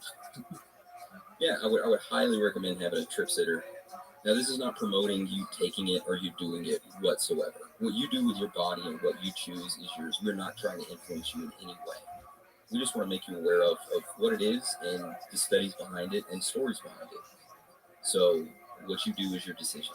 And I respect whatever you do and whatever decision you make. But if you were to do it, I highly suggest, like Dan said, a trip sitter. And that's someone who sits there and watches you while you go under. All right. I guess it's the end of the DMT and machine elves. I guess let's move on to voicemails. You want to go to voicemails? Yeah, let's do it. Love me some voicemails. So we have 2 voicemails today. Both of them are from an individual named Kyle, and we're going to play them back to back. So we'll play those right now. My name's Kyle, and I was just listening to the Rothschild podcast, and I realized that that it's not anonymous. I have proof of it, or I had it. So there was a Vice interview on child sex trafficking, and then they showed a video of them catching them, and they act like they lured them. And then they showed on a computer screen a map of the US, and there was like little dots that would pop up, and they said it was every time somebody was looking at child porn on the dark web in the US. So it's obviously trackable, but they were able to find it and track everybody, and then the video's now gone, which makes me think that they realized that they messed up. So maybe that's just what I'm going to say. Okay, sorry, I'm piling it now. There was this weird thing. I was just at McDonald's and I got the water in it, so not a shower or anything. So I started drinking the water and it tasted really weird. I didn't know what was wrong with it, but it felt thick and salty and it turned out it was Dasani. So I looked at the ingredients. I thought it would just say water, but I think there were a whole bunch of other ingredients. I can't remember at the top of my head because I threw that away. It was so bad. But it was gross. There was salt in it. There was some other chemical in my research, and I looked in it, and that chemical is like a thickening agent. And I don't understand why that would be in water. All right. First, thank you, Kyle, for the voicemails. I guess let's cover the first one that was mentioned, the dark web.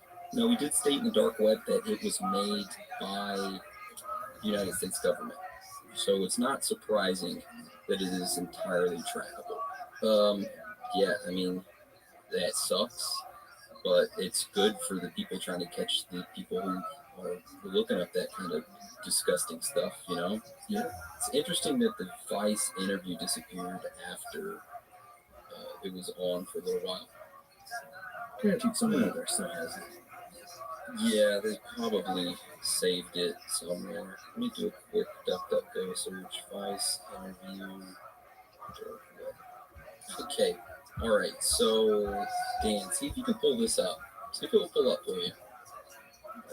Tell me what comes up when you pull it up. Vice, it goes to a Vice on TV, then it just says dark web. It's exactly what it does for me. Okay, so we came across the vicetv.com, and you go to their topic, dark web. And when you go to that webpage, all it has is dark web in bold letters, real big, and nothing else on the webpage, which tells me the video was pulled. But let's see if we can go to internet history. Wow. This Wayback Machine doesn't have that page archived. That is very weird because ViceTV.com, it's been archived ever since it was made in 2013. But for some reason, that topic was pulled from the archives. That is odd. It'd be something for us to look into. Thanks for that, Kyle. That's weird that it would get pulled off the Internet Archive. All right, so I guess let's move on to the second topic, the Dasani water being thick and salty. That's odd. Actually, no. That's very odd. You know, whenever a couple months ago, I guess a month ago, whenever people started doing the panic buying for this coronavirus, the one bottle of water that seems like everybody could find was Dasani, and nobody wanted to buy it because of how disgusting it was, or is. Their entire family avoids Dasani. They said they hate it, no matter what. They'd rather drink from the faucet or water hose, which I don't know. But they'd rather do all that before they buy Dasani water. Yeah, Dasani is disgusting. But that's something we're going to have to look into to get real scientific with it, to figure out if what's in it and what's causing that thick and salty taste. Coca-Cola uses tap water from local municipal water supplies, filters it using the process of reverse osmosis, and adds trace amounts of minerals including magnesium sulfate, which is Epsom salt, potassium chloride, and sodium chloride, which is table salt. So yeah, a lot of salt in the shit, which makes you thirsty, right? Yeah. Damn Coca-Cola. We need to do an episode of Coca-Cola and what they do. Oh, shit. Add them to the list. They're added to the list. All right. So, So thank you, Kyle, for the 2 voicemails. Keep sending more. We'll find out more information about that Dasani thick water and all that for you. Yeah, at first it sounded like something else was in the water bottle, but wasn't even going to go there, but yeah. Everybody was thinking it. It popped in there. Yeah. Sorry. It's nothing personally for you, Kyle. It's what everybody thought. Whatever. You said what you said. So.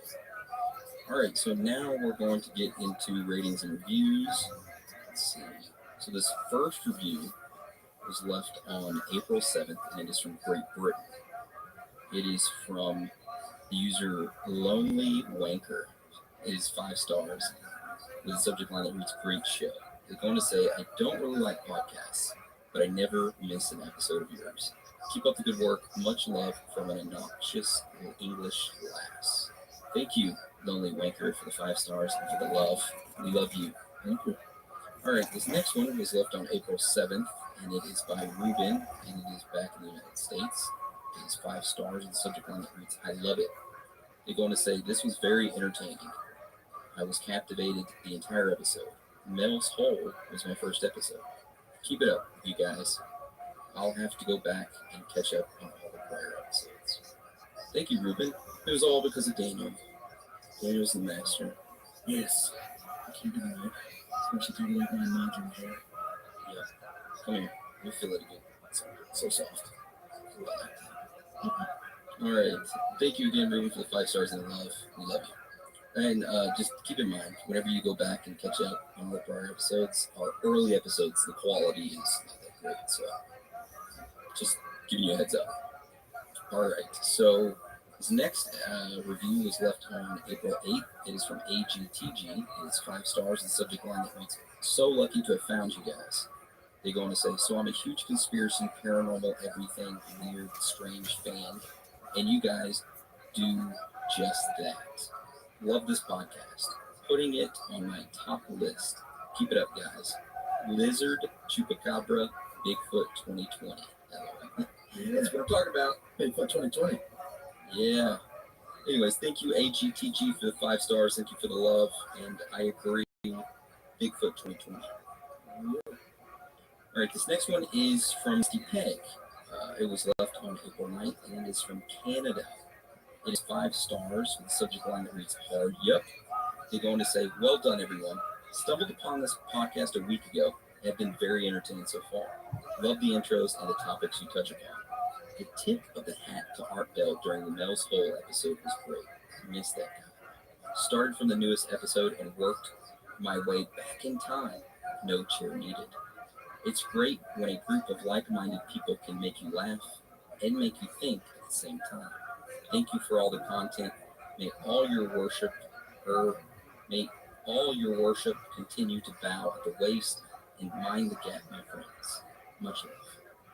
Thank you, Dusty Peg, for the love, for the 5 stars, and I like that. No chair needed reference. I like that. What do you think of that, Dan? I like it. All right, well, thank you. And hey, since you're in Canada, you need to scoot over, Dusty. You make room for him because I'm going to live up there. We're all living up there. Yeah, we're all of us here. All right, so moving on. This next one is from Pammy 8. We're back in the United States, and it was left on April 9th. It is 4 stars with a subject line that reads, "Great content." They go on to say, "This is my new favorite podcast. It's got great content, and I like the laid-back feel. The only thing that could be better is if Kate stopped saying, like, or like, you know." All right. Well, thank you, Pammy 8, for the 4 stars, and thank you for the love. We will pass that information on to Kate and let her know. For 4 stars. Yep. All right. This next review was left on April 10th. It is from EYGXBSKE with the subject line that reads, "Awesome." It is 5 stars. They go on to say, "You guys are great. I'm always telling people about this podcast." Well, thank you, EYGXBSKE. No, you're awesome. Thank you for your love and your support. Ooh, yeah. Oh, I didn't even. EYGXBSKE and DVD. I didn't even realize that was the rest of the screen. What was our buddy left the voicemail saying the one word that's not said enough? Kneecaps. All right. So this next one was left on April 10th. It is 1 star from the user DEAS79. with the subject line that reads lame. They go on to say, you guys cover all the topics I love, but your delivery leaves much to be desired. Hope you improve. We'll check back later. P.S. Your jokes are lame AF. I guess that means lame as well. Yeah, I think that's what it means. Yeah. Well, thank you for your critique. I will keep the jokes to a minimum, like I always try to do. If you have a Twitter or Facebook or an Instagram, shoot us a message and let us know what we could improve on delivery-wise, and we'll see if we can adjust. But thanks for leaving the suggestion, and thanks for saying you'll come and check us back later. But get a hold of us and let us know what we can improve on. All right, this next one was left on April 10th. It is from Kylie63738363737. Jesus Christ. What's that? It is 5 stars. The subject line that reads, thanks for bringing back my childhood in a podcast. They go on to say, honestly, I've tried to find a podcast like this for a long time with no luck. I'm not sure how I stumbled upon this one, but I'm so lucky I did. You guys are amazing. My dad is a truck driver, and when I was younger, I would sometimes ride with him on long drives. We would always listen to Coast AM. I'm sure that's where my fascination for the unknown started. I love how fun you guys make it with the noises, and even in the last podcast, when you read like a real Miss Country bumpkin, very funny. I don't have many friends who are as fascinated with the unknown as I am, so I feel great to be able to listen to you guys talk about things I'm very interested in. Keep up the good work. Love you guys. Love you guys all. Well, thank you, Kylie, for the love, for the 5 stars, and for the support. And your dad is awesome for introducing you to Coast AM, and you're awesome for riding with him on the long truck drives. Yes, very nice. And you were right, Daniel. I don't think I got any hate for reading like the real Miss Country bumpkin. I had a feeling that they might like when you did it, because you have a funny country bumpkin voice. Well, thank you. And that is a compliment. All right, so thank you again, Kylie, for the love and for the 5 stars and for everything. All right, this next one is from AK from the 215. It was left on April 10th. It is 4 stars with the subject line that reads solid show. You go on to say flows well and seems well researched beyond Wikipedia by the hosts. No one talks over each other, and it's pretty well organized too. The shout out review section I usually skip over as they're kind of long. They do luckily come after the subject presentation. Pretty good stories on some unique topics too. Well, thank you, AK from 215, for the love and support. I guess we got 4 stars out of 5 because of the review and shout out section is pretty long, but yeah, that's why we kind of stick it at the end. But I'm glad we can still present you with some good research and that we're going to talk over each other and that we're well organized. If you got any suggestions, shoot us a message that we can improve on. Like you said, beyond Wikipedia, because we do look at Wikipedia, but that's not our number one go-to. No, it is not. But there have been people that thought we just use Wikipedia, which is not true at all. But thank you for realizing that, AK, from the 215. Thank you. All right, so this last review was left on April 11th. It is by Bobster6669. It is 5 stars. The subject line that reads, y'all are amazing. You're going to say, Assalamu alaikum, brothers and sisters. Well, I take back the sisters part because Kate is my love. Aaron, Dawn, and Daniel, hope you don't have a brother by the name Danny, LMFAO. You guys are amazing. Keep up the fantastic stuff y'all are doing. Google Ayurib Farid. He's the man who is bigger than Pablo Escobar and his involvement with the U.S. government. Can't wait for the next episode. Thank you, Bobster6669, for the suggestion, for the love, for the 5 stars. Love you. All right, so that's all the ratings and reviews. I guess now we move on to shout-outs. So do you have any shout-outs on Twitter? I do have one. You were asked a question.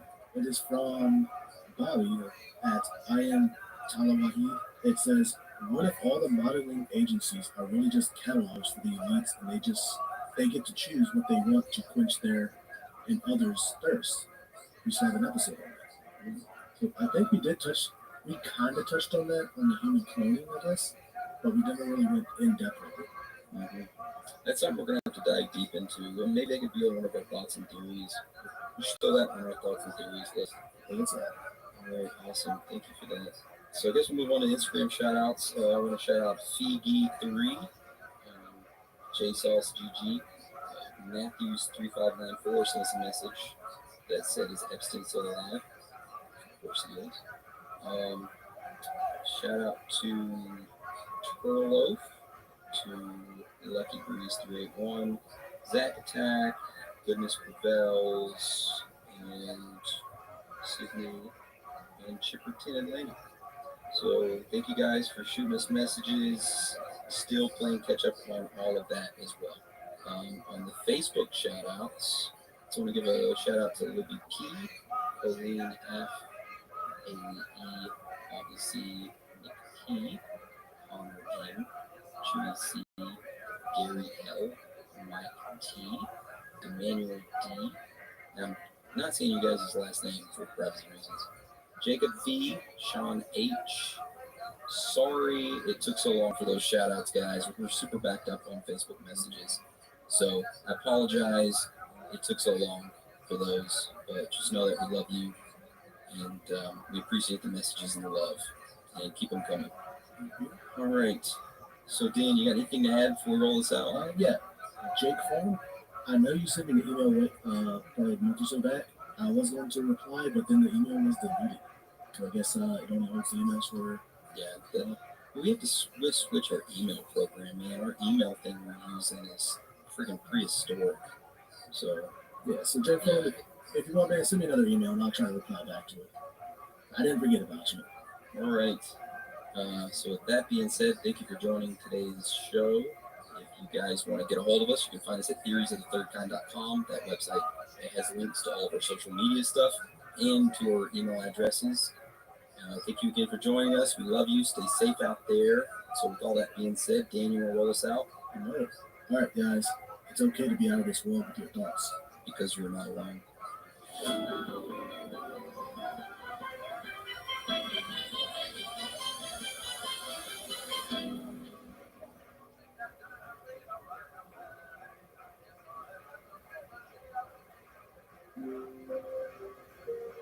You're turning on traffic below 5,000 feet.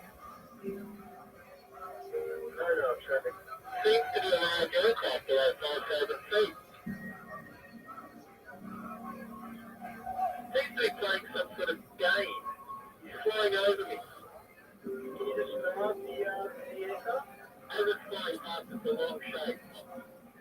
What it's doing right now is orbiting. The thing is just orbiting on top of me. It's also got a green light and a sort of metallic light. It's shiny on the outside. It's just vanished. I'm telling you what I told you about telling me again. The color of what it's not an aircraft.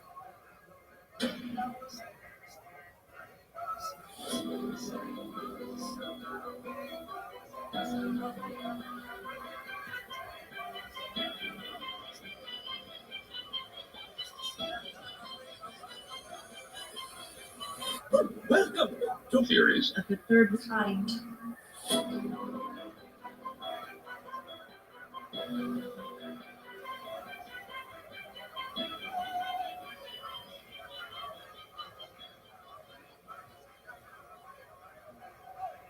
Welcome to Theories of the Third Kind. My name is Aaron, and I am your host today. You're probably wondering where Danielson is at. Well, he had some stuff to take care of, so sadly, he will not be joining us for today's episode. I want to apologize ahead of time. This is going to be a fairly short episode. I kind of debated if I was even going to put out this week's episode. I had a family member who passed away, but I decided to go ahead and at least put something out for you guys this week.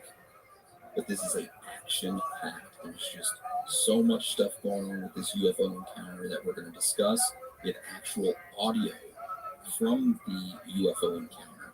So it is going to be a great episode. Make sure you stick around and give it a listen. So Before we start, like always, let me do a quick announcement. We don't run any ads on this show, and we don't take any money from any corporations. So if you would like to help us out, a written review on iTunes would help the show tremendously. If you don't want to leave one, though, that's fine. We just want you guys, girls, aliens, reptilians, Bigfoot, Sasquatches, Chupacabras, ghosts, Illuminati members, underground lizard people, whoever or wherever you are, to enjoy the show. Also, if any of you would like to reach out to us, you can shoot us a message on Instagram, Twitter, or Facebook, or you can go to our website, which is theoriesofthethirdground.com, and you can click on the contact button, and there you will find our email addresses. Also, on our website, you can leave us a voicemail with your phone anonymously, and we will listen to it.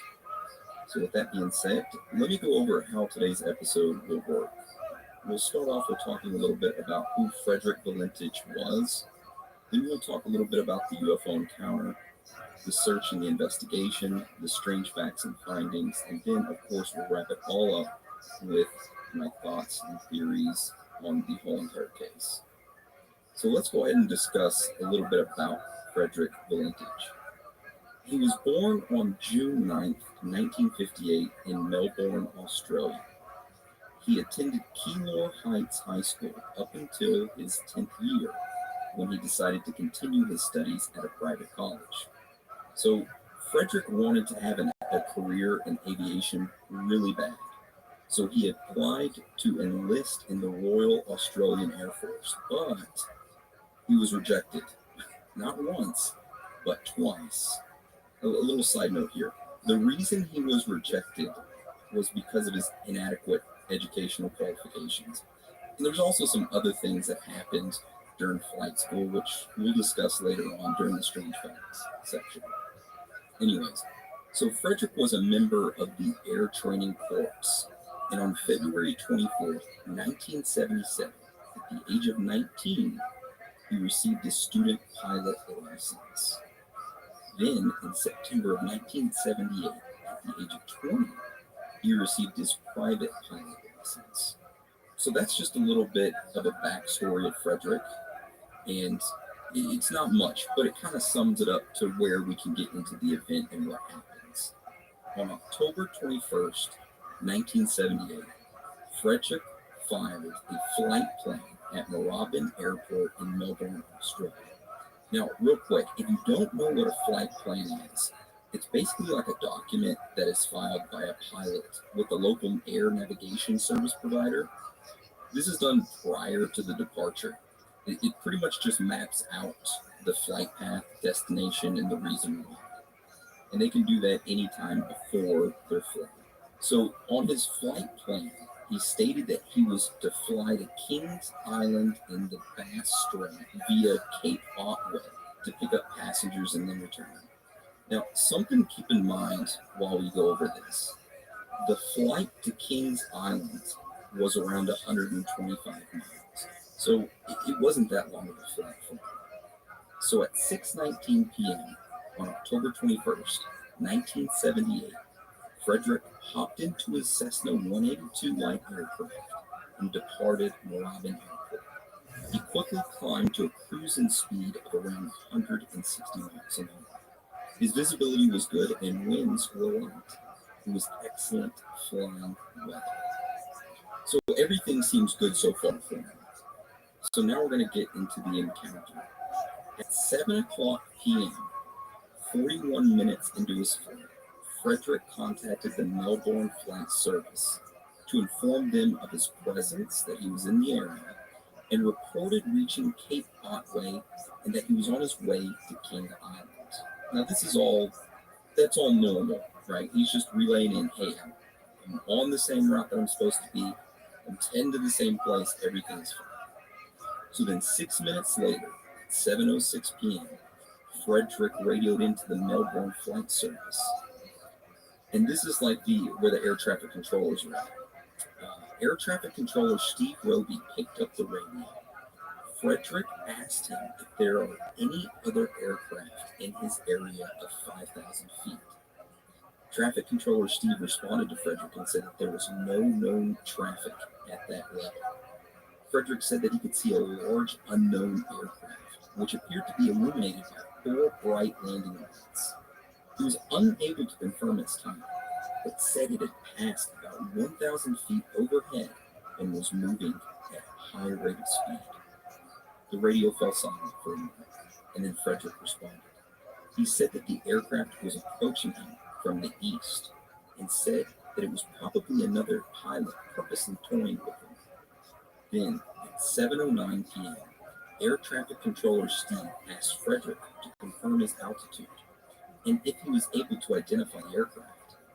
Frederick gave his altitude at 4,500 feet. After that, Frederick stopped transmitting for about 30 seconds, during which time the traffic controller, Steve, asked for an estimate of the aircraft size. Frederick said the aircraft was long, but it was traveling too fast for him to describe it in more detail. After that, Frederick stopped transmitting again, this time for 28 seconds. Then Frederick said the aircraft was orbiting above him, and it had a shiny metal surface and a green light on it. And the radio fell silent for a moment, and Frederick reported that the aircraft had vanished. There was a further 25-second break in communications before Frederick reported the craft had appeared and was now approaching from the southwest. 29 seconds later, at 7:12 p.m., Frederick radioed that he was experiencing engine problems and was going to proceed to Kings Island. There was a brief silence until he said, "It is hovering and it is not an aircraft." This was followed by 17 seconds of unidentified noise, described as being metallic, scraping sounds. Then all contact was lost. Now, I looked and looked for the audio transcripts of the air traffic controller and Frederick. There's a couple of them on YouTube, but they're all remakes. The official audio from that night was never released. The only thing that was released was the sound, the 17 seconds of the unidentified noise, that metallic scraping sound. So I'll play that right now so you guys can have a listen to it. So here we go.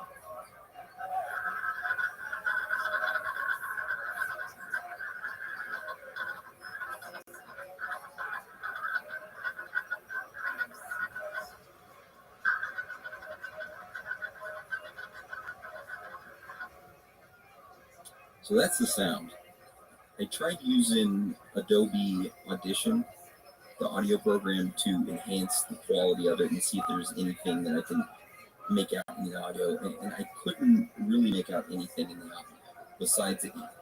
It sounded like whatever it was underwater, but it's weird that he said, Frederick said it is hovering and it's not an aircraft, and then you heard that sound, and then nothing else.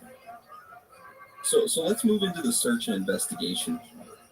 At 7:12 p.m., immediately after Air Traffic Controller Steve had lost contact with Frederick, a search and rescue alert was issued. 2 RAAFs, P-3 Orion aircrafts, and 8 civilian aircrafts searched over a 7-day period. Now, if you don't know how big the RAAF P-3 Orion aircrafts are, they're humongous. So the search encompassed over 1,000 square miles. During the search, a fuel slick was found roughly near where Frederick had last radioed in there. This gets you thinking, oh, fuel slick, this must be him. Yeah, not so fast. A sample of the fuel was taken and analyzed. The results came back that it was not aviation fuel. Probably one of the BP oil spills. So vessels and aircrafts continued to search the area, and no trace of his wreckage was ever found in that area. So search efforts continued for 4 days straight until October 25th, 1978. That is when officials stated that Frederick likely crashed and that it was presumed fatal. After that statement, all search efforts ceased. Now, there are still people out there searching for him and try to find his aircraft and everything, but these are the official, government searches and everything. They presumed him dead, buried him, and called it good. So, on the outside, the story is pretty odd. It's one of your typical Bermuda Triangles, airplane goes missing, right? But this has a hint of UFO thrown in, just because of what Frederick had said. That something had approached him, that it was had bright lights on it was not an aircraft, and it was traveling at high rates of speeds, and that metallic sound. So there's a lot of strange facts and findings in the story. I mean, a lot. So let's go over those. And we'll start from his childhood and kind of work in a timeline of these strange facts and findings. So at the time of his disappearance, Frederick lived at home with his parents and 3 siblings and worked as a shop assistant at an army disposal store. Frederick was studying part-time to become a commercial pilot, but had a poor record, to say the least. This is the best part. He had failed all 5 commercial license examinations. Frederick had been involved in a lot of flying incidences. For an example, I read that he actually strayed into a controlled zone in Sydney, Australia, and he received a warning for that. But he got in real bad trouble twice because he deliberately flew into a cloud. I didn't know that during flying lessons you aren't supposed to fly into a cloud, but apparently he did it twice deliberately. So that's just one of the strange facts.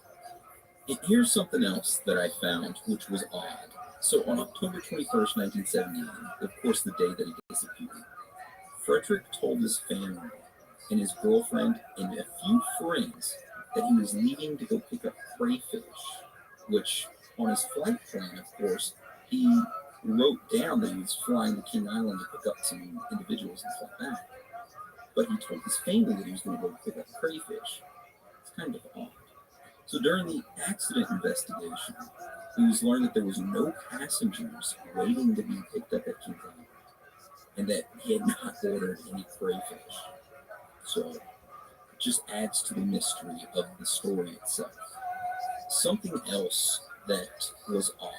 Days after Frederick went missing, his father, Guido, he did an interview with the Associated Press report. In this interview, Guido said, or Guido, I'm sure it's not Guido, said, "I hoped my son was taken by a UFO and had not crashed." Who would say that? The fact that they found no trace of him presents a possibility that UFOs could have been there. I mean, that is strange, right? Well, it gets a little weirder because Frederick's father then says in another interview his son used to study UFOs as a hobby using the information he had obtained from the Air Force. He also said that he was not the kind of person who would make up stories. Everything had to be very correct and positive for him. And that Frederick was a firm believer in UFOs. And prior to his disappearance, he had, quote unquote, worried about attacks from UFOs. Interesting.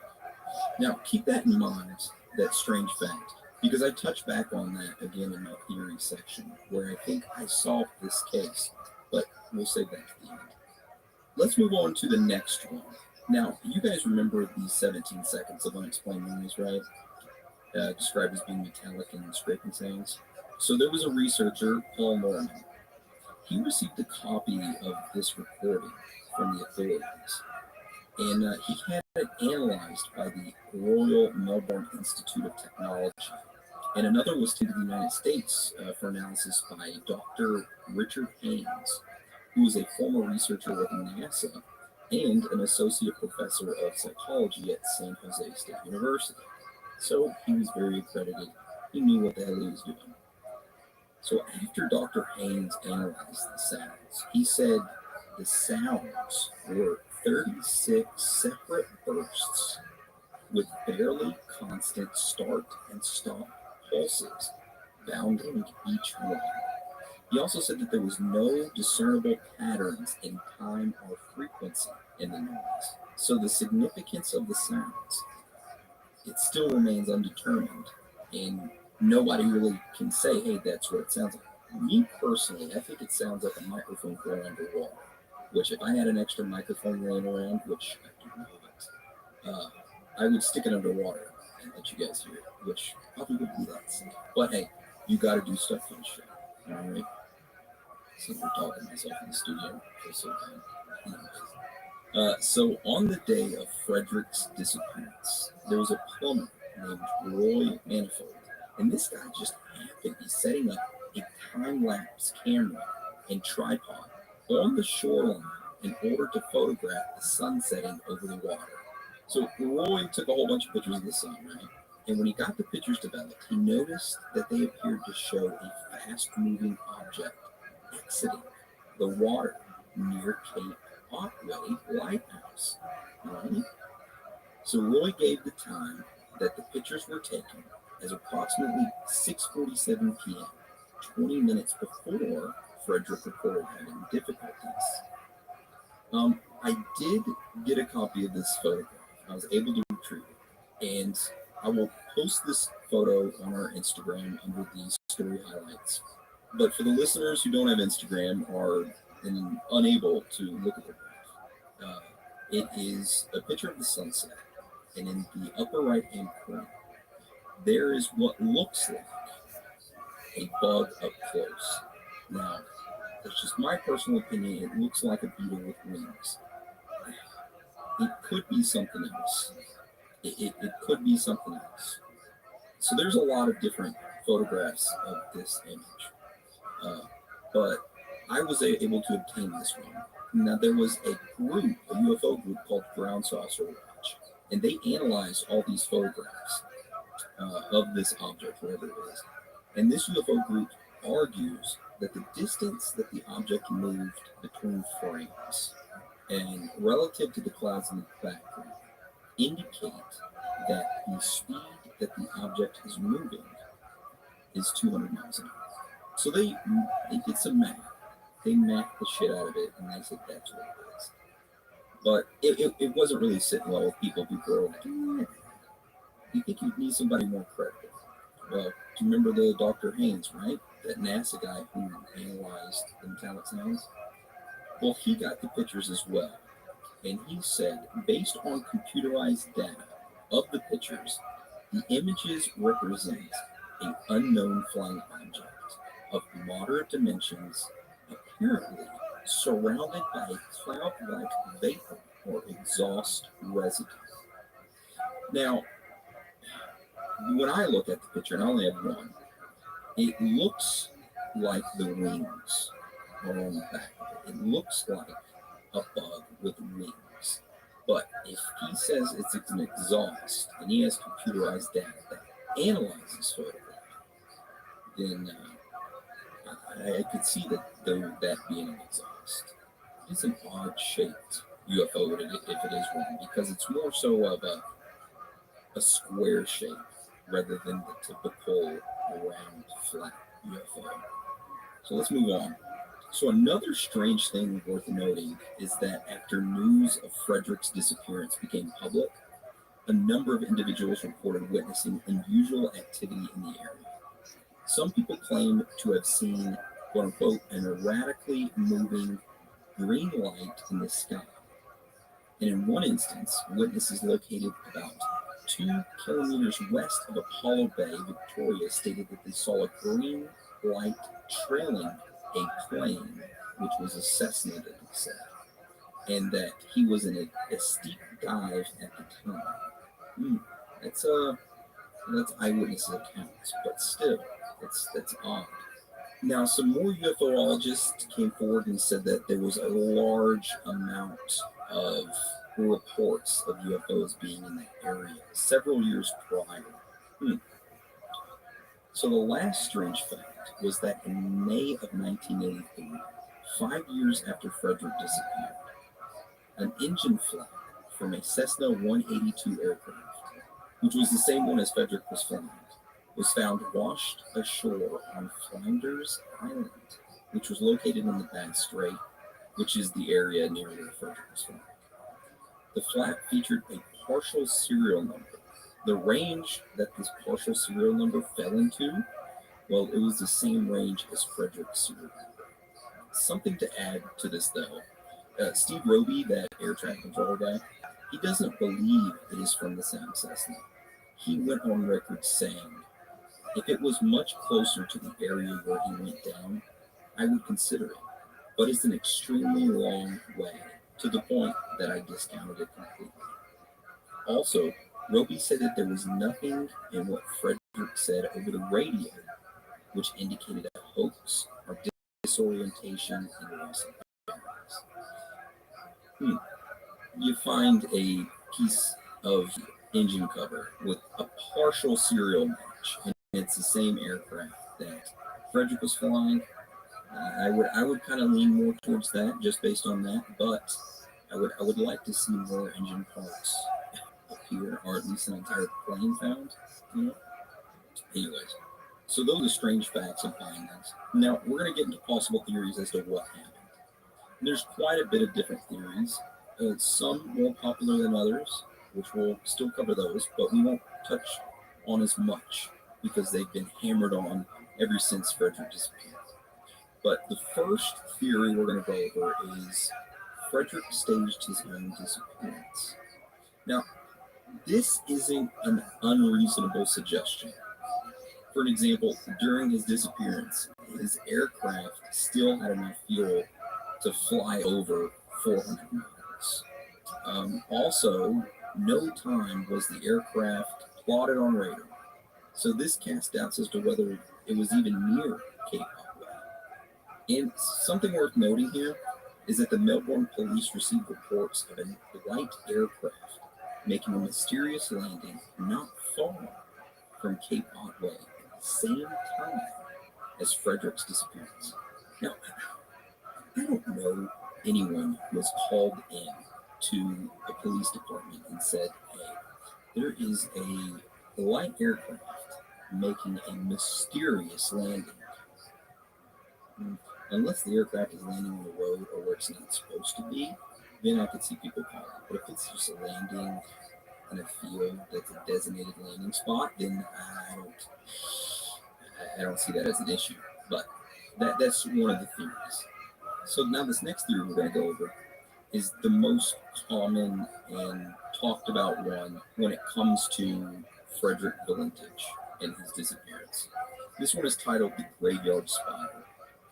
So an astronomer and retired U.S. Air Force pilot, James McGaha, he proposed this theory. He said the inexperienced Frederick was deceived by the illusion of a tilted horizon for which he attempted to compensate and inadvertently put his plane into a downward so-called graveyard spiral.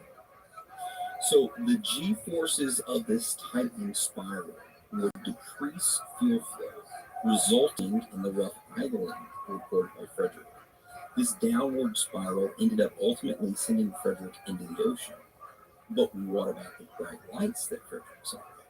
Well, McGaha said that they were likely, I'm not making this up, he did say this, he said that they were likely the planets Venus, Mars, and Mercury. I did see an astronomical map on the day and time of where exactly Frederick was, and they do line up. Those planets do line up to where they're close by and they're extremely bright in that area and at that time. So him being an astronomer and him being a U.S. Air Force fighter pilot, he's got all the credentials to make this theory. So that's what a lot of the news media still to this day go with and say what happened to Frederick. But we'll go to the next theory. This one theory is called abducted. This one, of course, is the theory that Frederick was abducted by a UFO. The unexplained aircraft with the green light that he reported was a vehicle of some kind, which in turn either abducted him or caused the destruction of his plane in some fashion. I mean, look at the reports of individuals in the area seeing all the same thing or in the same time, as well as the strange metallic sound in the photograph that Roy captured. It kind of lines up, right? But why abduct him and an entire plane? That would all be completely out of date for them. Or maybe not. Maybe I don't. That's just one of the theories. Now, this next theory is pretty interesting. This one is called Not the Whole Story. I found an online rumor from an anonymous source that claimed to have worked as an air traffic controller at the actual Melbourne airport. And he said, or she said, that they were the ones who actually took the call from Frederick, not Roby. This anonymous source said that they spoke with Frederick for over 30 minutes, that the Australian government did not release the entire transcripts, and that they are not telling anyone the whole story of what truly happened. This source also said that just an example of what was left out of the transcript was that Frederick said he was engulfed in a green light, and he felt as if his skin was burning off his bones. That's pretty scary if that was true.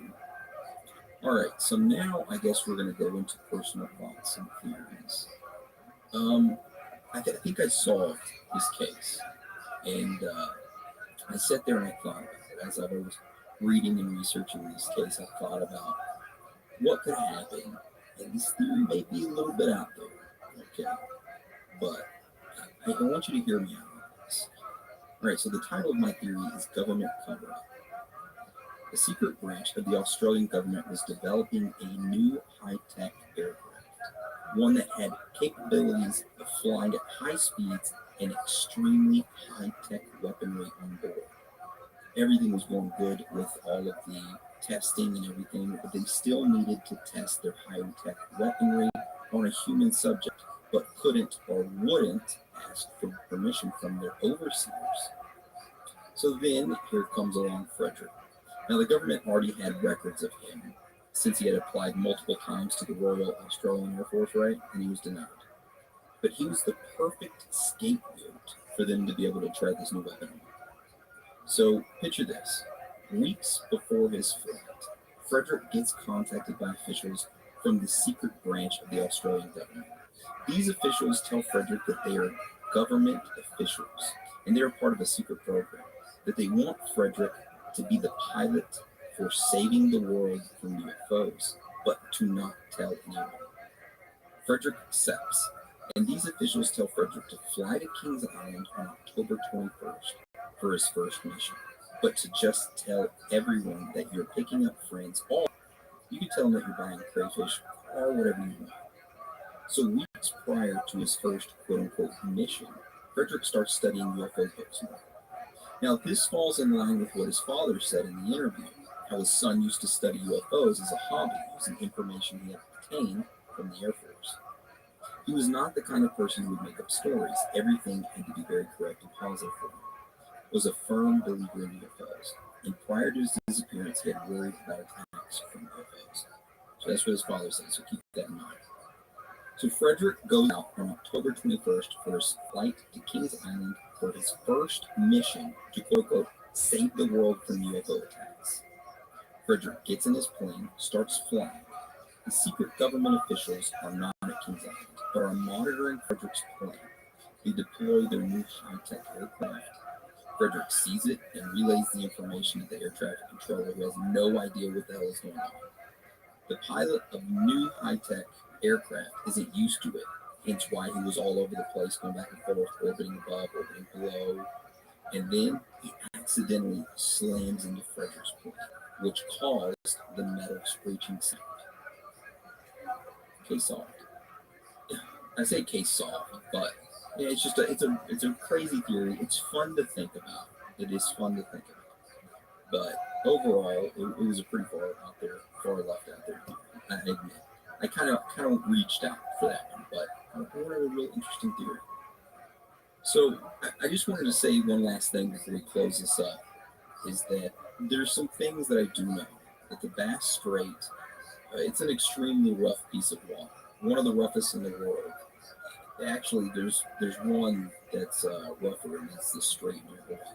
But the Bass Strait is the second in the world, is the second roughest. But when boats or planes, when they crash in the area, it's not uncommon to never find these things again due to the currents. And the currents are extremely unpredictable in where they take things out. For an example, I think it was in the year 2000 or 2001. I want to say 2000. Yeah, 2000. The Margaret J. She sank on the west side of the Bass Strait. The search was carried out around the west side of it, but their life raft had washed up on a small uninhabitable island in the east side of the strait. So that's just an example of how unpredictable the waters are. So overall, while this story is definitely a great mystery, I doubt we will ever get any closer to a formal resolution unless some definite part of Frederick's aircraft is found. So with that being said, that is the end of today's episode. We're going to say reviews, ratings, voicemails, shout-outs, all that great stuff for next week, since I'm the only one here today. And I don't think it'd be right reading it alone, because there are some reviews and ratings that are about other individuals, so I'd like for them to hear it too. I think it's going to be fair. But I want to thank everybody who's left a review, a rating, who's contacted us on Instagram and Facebook. Like I said earlier, we have a lot of stuff going on today. So that being said, I apologize again for this being so short. Thank you guys for all your love, support, and remember, it's okay to be out of this world with your thoughts, because you guys and girls and aliens are not alone.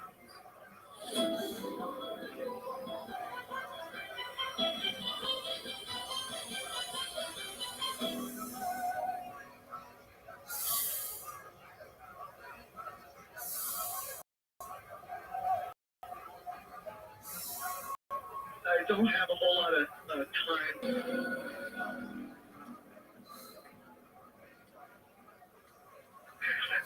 I've kind of been running across the country.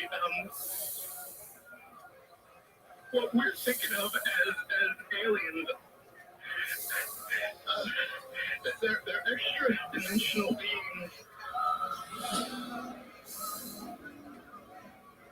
An earlier precursor of the space program they contact with.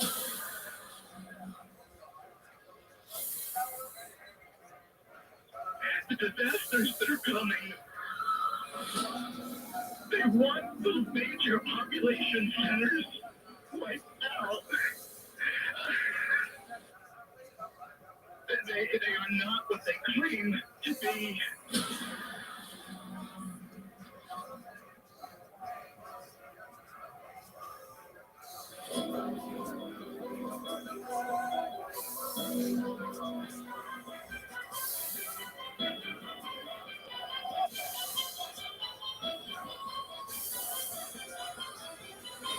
Welcome to theories of the third kind.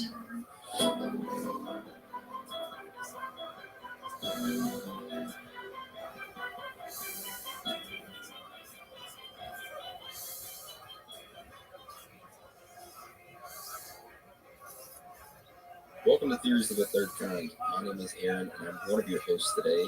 And the other host joining me is Danielson. Yo, guys, what's up? Today's episode is the Area 51 call. But before we get into it, of course, let me do a quick announcement.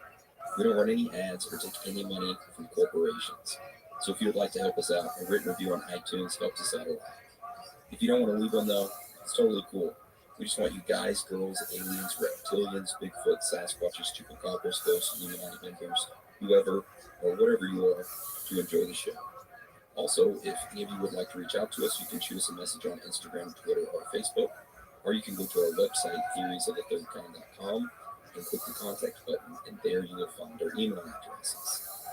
Also, on our website, you can leave us a voicemail with your phone anonymously. So how today's episode will work is that we will go over what is the Area 51 call, the call itself, what happens after the call, the theories about the call, and then, of course, we'll wrap it all up with the personal thoughts and theories about it. All right. So, Daniel, are you ready for today's episode? I am ready and I am intrigued. Okay, awesome. Little side note, did you go Bigfoot hunting last week? Because it was rumors that I read online that you went Bigfoot hunting. That's where you were. And, with all this stuff going down, I'm trying to get Bigfoot to make sure that he's ready to run the presidential campaign. Oh, okay. Bigfoot 2020. So you're like his campaign manager? I wouldn't say the campaign manager. I'm probably like the guy below the campaign manager. That's below that guy. All right, well, that's good to know. Let's hop into this Area 51 call. So what exactly is the Area 51 call? Well, it all starts with an individual named Art Bell. Now, we've talked about Art Bell before. We covered one of his calls a couple weeks ago on the Mel's Hole episode.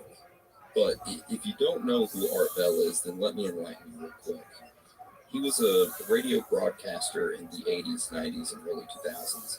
And he ran a show similar to ours, which was, conspiracies and paranormal and all that stuff. And his show was called Coast to Coast AM. And it was very, very popular.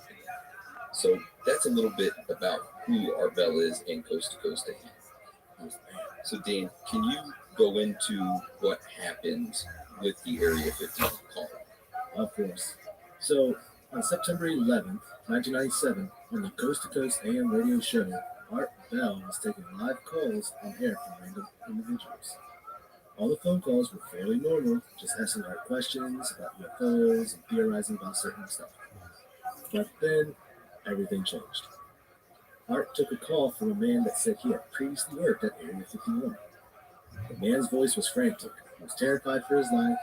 The man made claims of having top-secret information and describing extra-dimensional beings and plots by the government that would drastically change our world. Yeah, it was a very scary phone call. I was able, of course, to find the phone call. So instead of us talking about it, I figured we could listen to the real thing. Now, this call is only a few minutes long, so keep that in mind. So it's going to be pretty quick. So let's play that right now. You're on the air. Hello. Hello, Art? Yes. Hi. I don't have a whole lot of time. Area 51. Were you an employee or are you now? I'm a former employee. Former employee. I was let go on a medical discharge about a week ago, and I've kind of been running across the country, and I don't know where to start. They're gonna they'll triangulate on this position really, really soon. So you can't spend a lot of time on the phone, so give us something quick. Okay, what we're thinking of as aliens are they're extra-dimensional beings that an earlier precursor of the space program made contact with. They are not what they claim to be. They have infiltrated a lot of aspects of the military establishment, particularly the Area 51. The disasters that are coming, the military, the government knows about them, and there's a lot of safe areas in this world that they could begin moving the population to now. But they're not doing anything. They are not. They want those major population centers wiped out so that the few that are left will be more easily controllable.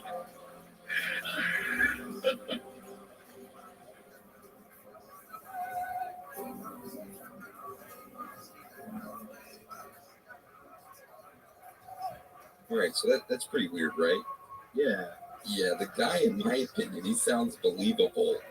I mean, what do you think about it, Daniel? Do you think he sounds believable? Like, does he sound like he's in a frantic mode? Like his frantic call does sound believable. He's really into it. I'll take you on that. He's definitely into this. He does seem like he's scared for his life. Yeah, it's kind of a scary phone call, to be completely honest. Art Bell kept his cool though. He just went along with it. Yeah. So what else? What happens next? This call on its surface could be paying off as your typical prank call. Yeah, I mean, yeah. But there is something that hasn't been mentioned yet. Now, what makes this call so unique and odd is that during that call, satellite transmission carrying Coast to Coast AM, well, it was lost. It was 100% completely shut off with no explanation as to why it was. So Art was able to get his show back up and running in about 30 minutes. When Art came back on the air, he was absolutely baffled as to what had happened. And of course, all the people listening live were like, what the hell is going on? Even Art Bell's technical engineer was clueless as to why the show went off the air. And he said he'd never seen anything like it in 30 years. So when we stopped that audio, that call, they went off air completely. They lost, the satellites went down, the whole show went off air abruptly, and nobody knew why. So that's what makes this scary. And something also pretty weird worth noting here is that Art said that when the disconnection happened, the caller had screamed in what Art perceived as a genuine terror or fright. Now, that scream was not broadcasted to the listeners since it apparently occurred after the disconnect from the satellite aired the show, but not before the line of the caller and Art was shut off. So Art was still on the phone with the caller, but the satellite was kicked off air, so it wouldn't broadcast anymore. And then Art heard the caller scream, and then the caller hung up or the phone hung up. Yeah. Do you hear that scream? No, so that was never broadcasted, and he wasn't able to record that because the satellite and all of his recording stuff went off air. That's crazy. I wanted to hear that scream. Yeah. Because, I mean, with just that normal phone call, his acting in that phone call, I'm going to call it acting right now. Dude, that scream had to be very believable if Art Bell was, believing it genuine. Most definitely. Anyways, so what happens after the call, Dan? On April 28, 1998, 7 months after this Area 51 call, Art Bell received another call by a man named Brian. Brian claimed to be the Area 51 caller and that the initial call was a hoax. So we have that call, and we'll take a quick listen to that right now. The East of the Rockies, you're on the air. Hi, Art. This is Brian. Hi, Brian. Hello. You didn't disconnect me before, did you?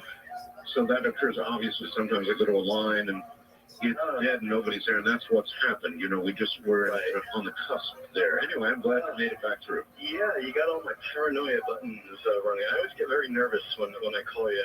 I'm Brian. I hung up on you last week. Oh, I see. And I just figured, damn the torpedoes. I'll just do this and let the chips fall where they will. All right. Everybody, I am the Area 51 caller.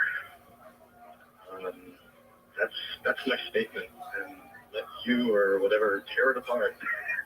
You claim you're the Area 51? I am the man. How do you account for the fact, Area 51 caller? Okay. That part of the way through your spiel, the satellite went down. I have no idea, and it scared the heebie-jeebies out of me that night. I've called a number of times on your specialty line nights doing different, kind of wacky characters, and that's all that one was supposed to be. And if the call had been completed, it would have been ancient history by now. Has it occurred to you, as Barbara Marx Hubbard suggested tonight, that perhaps, if you're really what you say you are, you created the reality of the rest of the situation and took down my satellite? That scares the heebie-jeebies out of me because it means that what I was saying was somehow correct, and it was fabrication, kind of creating a reality.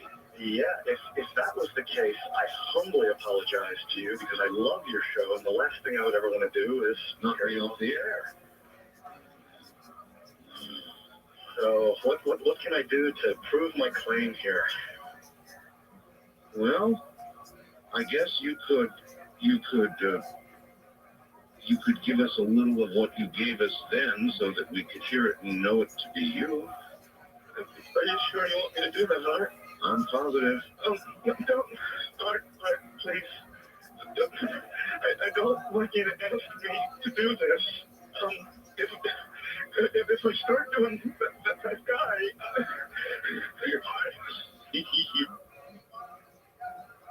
I mean, they sound similar, right? Sorta. I mean, kinda. I think when he called up the second time and did it, he was going to do it as an acting, so he just sucked at it. I don't know. I just didn't get the same feel for it as the first one. On the surface level, it sounds pretty convincing. When I was researching this topic, I saw a lot, and I mean a lot of individuals discrediting the first phone call by using the second call as proof. Yeah, I seen the same exact thing. A lot of these individuals were saying, hey, this phone call, this Area 51 frantic call was completely fake, and they cite this second caller calling in as the proof. It didn't sit right with me. So I decided to go on a journey to find the truth, Daniel. And I was able to actually find some evidence that may point in a solid direction. But we're going to save that for later. Anyways, there is still to this day a lot of debate about these calls. Were both calls the same person? Was the first call a hoax? Was the second caller actually a government person trying to cover the first caller's tracks? Needless to say, there's a lot of theories behind both of these phone calls. But before we discuss those, let's talk about some strange facts and findings. So Dan, can you cover the first part of the strange facts and findings? Of course. So before the Area 51 caller that night, there was another caller worth noting here. It was actually the first caller that night. It was a man who simply called himself Steve. Steve claimed he was a current Area 51 employee who was higher on the food chain than the infamous Men in Black. Uh-oh. He said he was ordered to call in and discuss certain key events that were logged within a book that were related to Area 51. It gave times and dates of past events, as well as generalized inconclusive information to future events in this timeline. Steve also gave information about the Illuminati, an alien base on the moon, first contact, and the origin of extraterrestrial species, which from Steve's explanation, that they were in fact humans from a parallel dimension. Interesting. No, go to the Men in Black topic real quick. You've seen the Men in Black movies, right? Yeah, well, I've seen the first two. Oh, yeah, the first one. Where Jay, they had to burn his fingerprints off, pretty much, so he had no, identity anymore.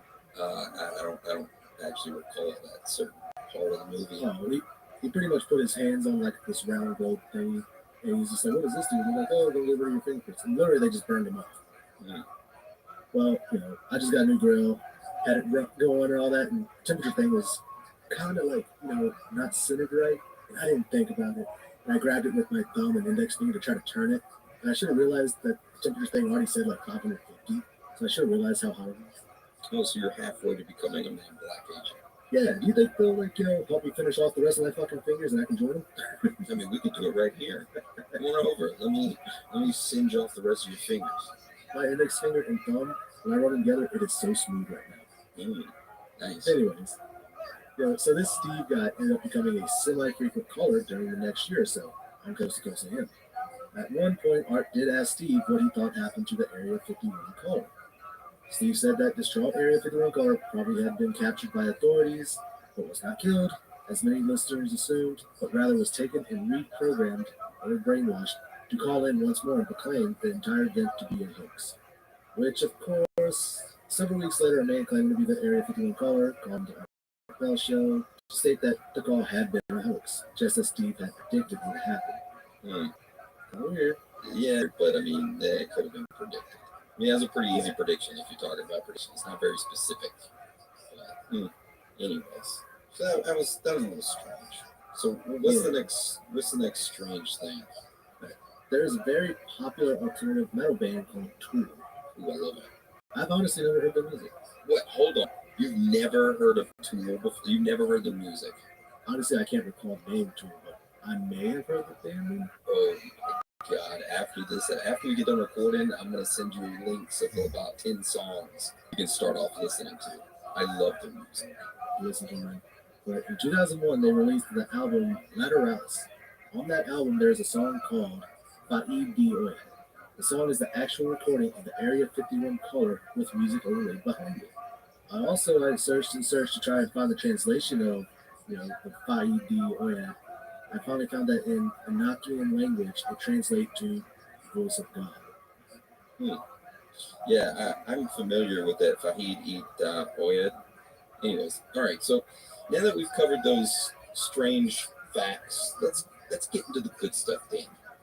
Let's get into the theories.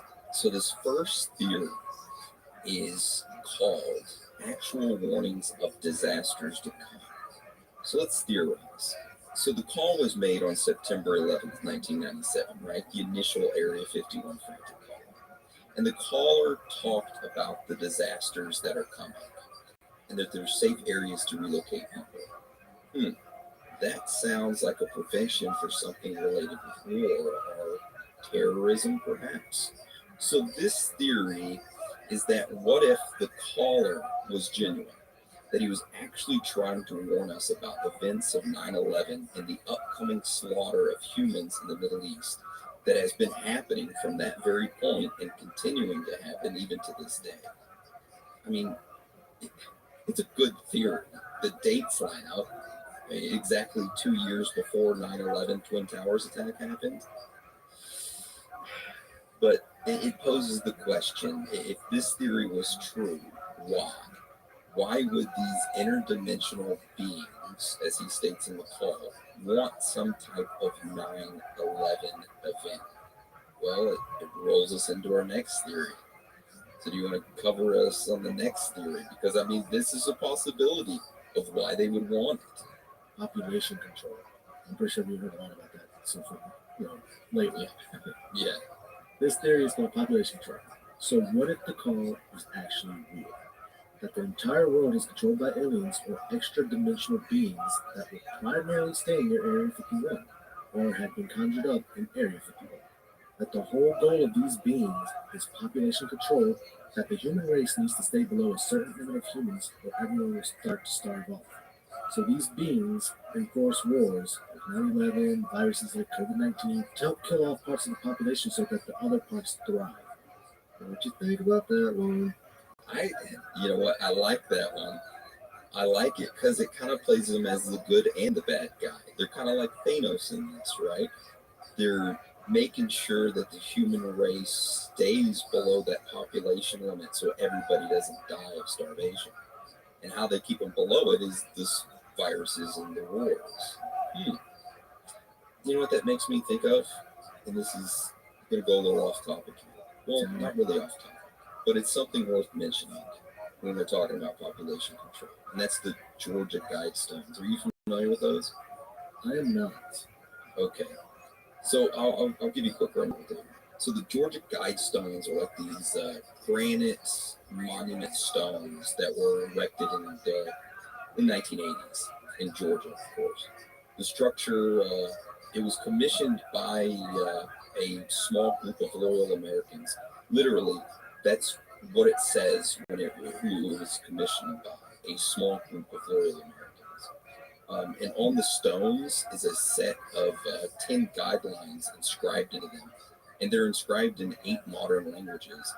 The guidelines are maintain humanity under 500 million in balance with nature, guide reproduction wisely, improving fitness and diversity, unite humanity with a living new language, rule passion, faith, tradition, and all things with tempered reason, protect people and nations with fair laws and just courts, let all nations rule internally, resolving external disputes in a world court, avoid petty laws and useless officials, balance personal rights with social duties, prize truth, beauty, love, seeking with the infinite, be not a cancer on the earth. Leave us some weird guidelines, especially the first one.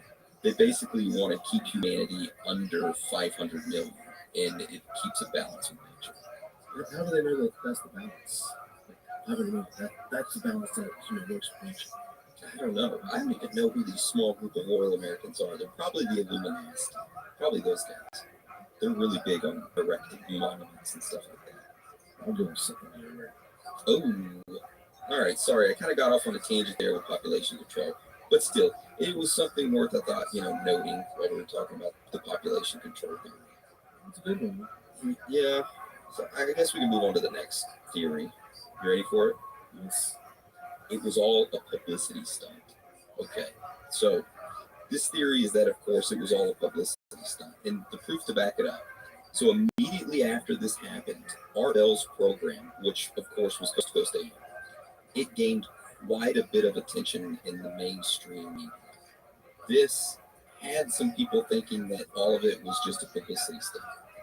The evidence that they point to is that the evening this call had happened, there was a writer for Penthouse magazine in Art Bell's home studio who was actually interviewing him for a column in the paper.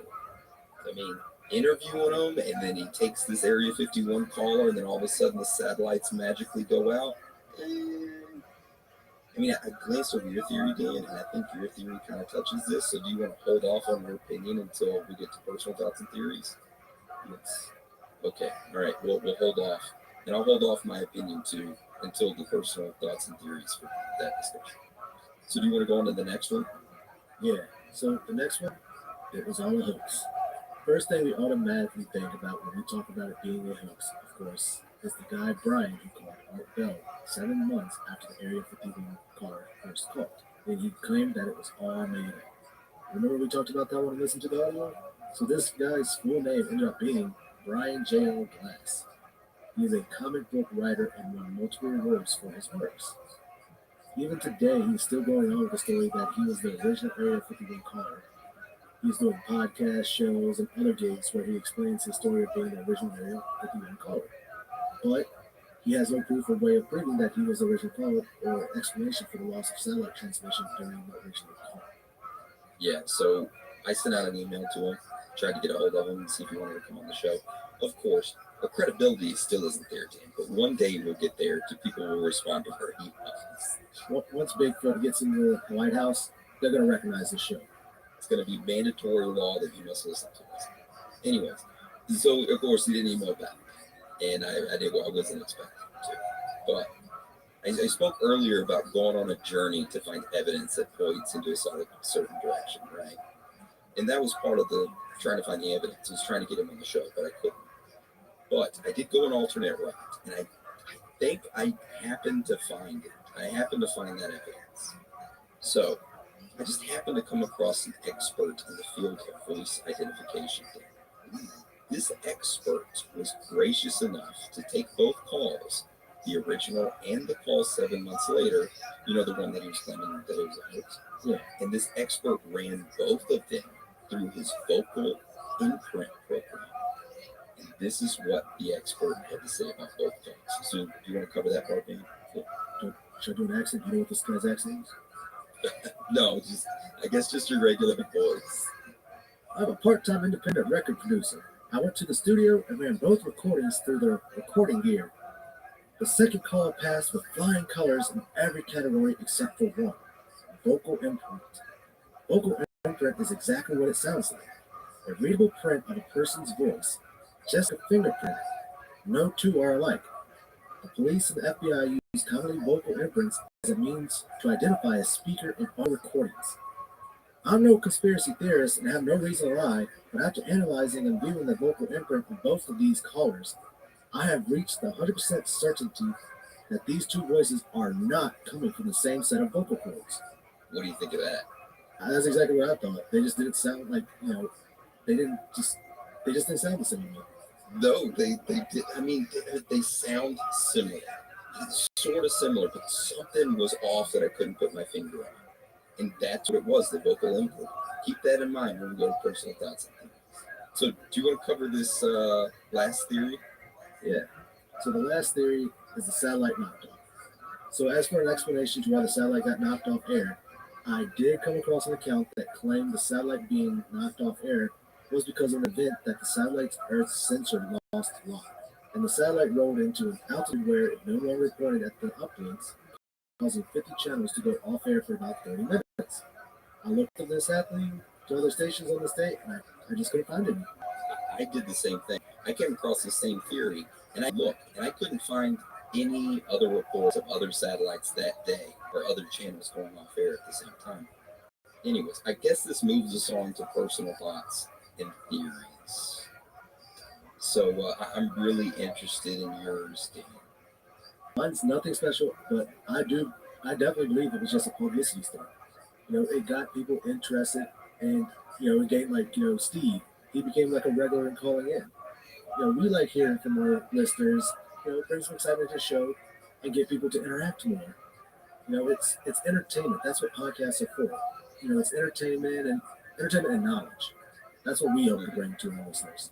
The Art Bell Show, it's entertainment and knowledge. It gets you thinking and everything. It just worked out all too well. Do you think the caller notified Art and Art was in on it as well? Or do you think Art cut the program and was like, oh, here's a good chance. I recognize this as a hoax, but I'm going to cut the program to get publicity. Or do you think he was already in on it from the get-go? I think he was already in on it from the get-go, because you have a frantic caller like that, I feel like his reaction should have been different. Like, he should have been, more excited, I guess. We'd like, hey, man, come on now, hurry up, give us the info then, or something like that. But he's just like, well, all right, I mean, come on, give us the information quickly, before they get you. It's whether he didn't believe it or he already knew about it. I think he already knew about it, and what's easier than stopping your program and pretending satellite went out of orbit or some shit like that. I don't know, man. It's a tough one. It is, but I don't know, man. Bigfoot 2020 though, he's real. He's ready to take charge and lead us into unknown like himself. That's a good. Did you create that campaign slogan yourself? I did. That's a good campaign slogan. He's ready to take charge and lead us into the unknown like himself. We're gonna make a T-shirt for that. Oh yeah. Let me hear your theory. Okay. So I do believe the caller believed in what he was saying. Now, whether he was delusional or paranoid or psychotic or telling the truth, we don't know. He could have been all of those. But then again, what if he wasn't? So if I had to take a guess and I had to point in a certain direction, I don't believe the call was a hoax. I genuinely believe the person, he was either mentally unstable or he was really saying some real shit. Because that type of acting is not, that was 100% fright and terror and something not right in his voice. The second call, we already proved that was a hoax, so we can put Brian to the side burner. Just by hearing the first call, I'm thinking it's real, and I'm thinking what happened with the satellite thing. This is what I think. Previously, before this caller, on Coast to Coast AM, Art Bell, of course, was dipping his toes into the unknown. He was dipping his toes into places where it should not have been. I think maybe, and this is just me theorizing here, what if Art Bell had been previously visited by certain government officials saying, these are the topics you need to steer clear of. So Art Bell's like, okay, I'll still talk about some other things, but I'll tiptoe around certain topics. He gets an Area 51 caller, this frantic caller. Art Bell is trying to judge him out, trying to get a feel of him. He starts using terms like triangulate the position. He starts mentioning the military and Area 51. I think Art Bell recognizes, holy shit, because you got to think, Art Bell took thousands and thousands of phone calls, so he's very good at pinpointing bullshit. And I think he was like, this is legit. Oh my God. And pulled some cords and cut it offline, not to get him more attention in the media for this, but for his own safety and his family's safety. That could be possible. And that's what I kind of lean towards. I can see that theory actually working, because I believe in his first call, he said that he was let go for medical reasons. Mm-hmm. So, I mean, he could have had some kind of psychotic episode or, mental breakdown, you could say. Yeah, and Art Bell recognized that, maybe he is mental, but he's telling the truth about something, or he truly believes something. And I have to protect my family, and I've already been visited once. I can't let it happen again, and then he pulls the plug. See, the only thing that I have a problem with, he got let go because of medical problems, and the fact that they just released him. Because, I mean, Area 51 is supposed to be a military-based type thing. Yeah, top secret military. Yeah. I don't think they would just release someone just like that. That is a good point. I mean, to get clearances at that level, you have to go through, of course, the MMPI, right? But, I mean, hey, he could have passed it with flying colors and then got into Area 51, and after months and months being subjected to things he never thought existed. He had a mental crack and then was told to go home. And at home, he sat there and thought about it and it just exploded. And you know how some mental disorders develop over time as the more you age. Maybe that was the case too, and it was this perfect storm in him. I don't know. You know what you're saying, I believe. You know, a lot of people can pass the MMPI at one point, and then, you know, not even like, you know, a month or so later, after doing certain jobs and all that, fucking break down.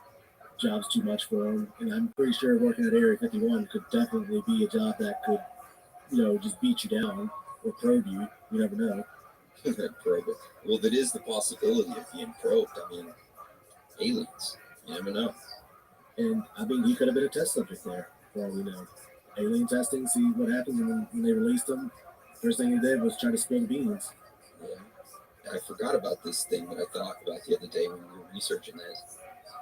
What if they aren't aliens? What if there's some type of extra? I mean, we've talked about this before. These dimensional beings. Like, what if that's what Bigfoot is? Some dimensional being, sort of like how Stranger Things is. You know, I thought you bring them in. Yeah, and they're these what we call demons, but they're actually beings from somewhere other dimension that come through, and they try to conquer other worlds. And Area 51 just happened to be a place where they were conjured up, right? That's just theorized. They had a Stargate there. The military brought them in, and these beings took over the military, and guys seen the plans and everything about what was going to happen in the future, and took a mental break from it. I don't know. That's just another little theory, you know.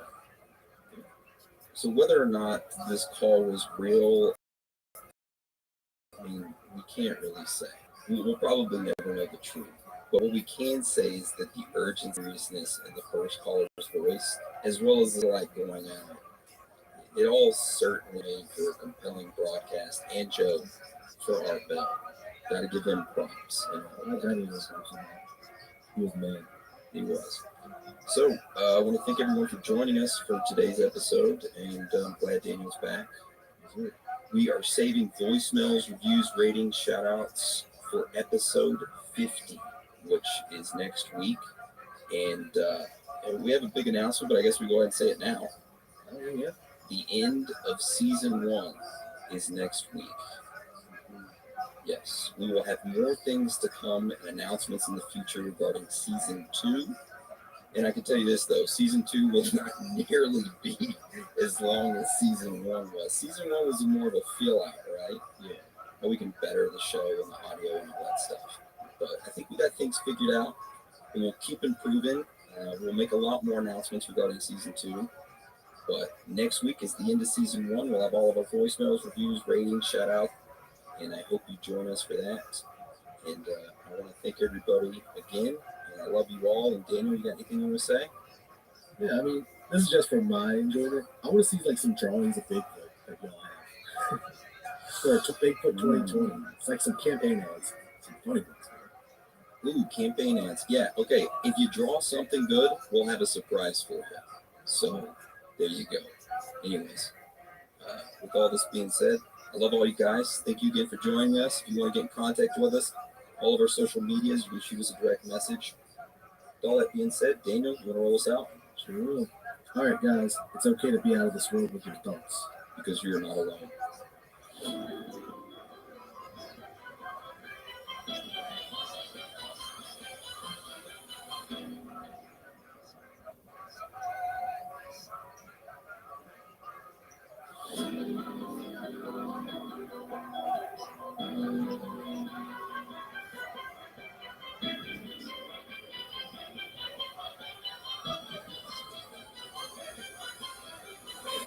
Welcome to Theories of the Third Kind.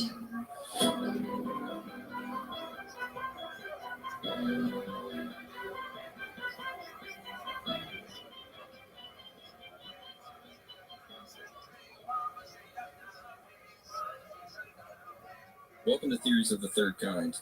I am one of your hosts today, Aaron, and the other host joining me is Daniel-san. Yo, what's up, guys?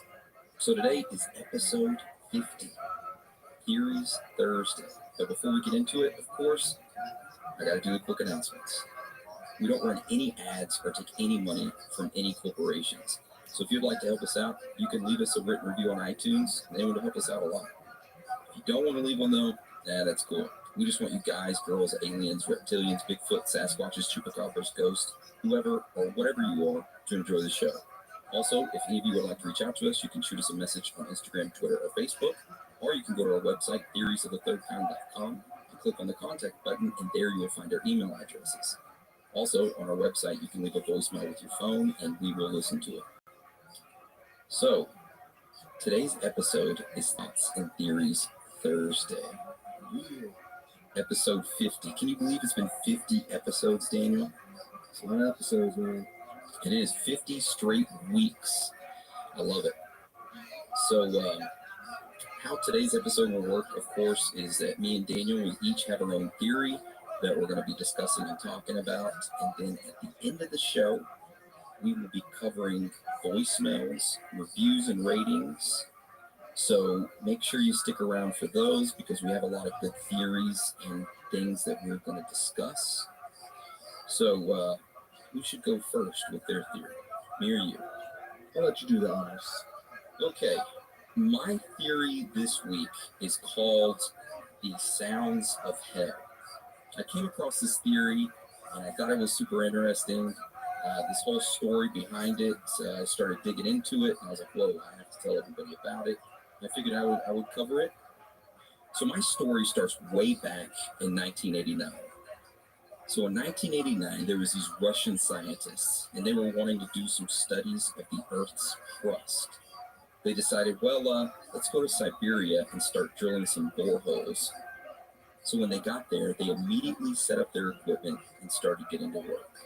They started drilling a hole, and after a while of drilling, they drilled 14.5 kilometers or 9 miles deep into the earth. Good God. 9 miles? 9 freaking miles into the earth. Yeah. So at that depth of 9 miles, the drill ended up breaking through into this kind of like open cavity. And the Russian scientists, they were intrigued. They're like, hey, what is this unexpected discovery? Let's stop the drilling and let's investigate what the hell it is. So they decided to pull the drill up and out of this hole, 9 miles, which I'm sure took a long time.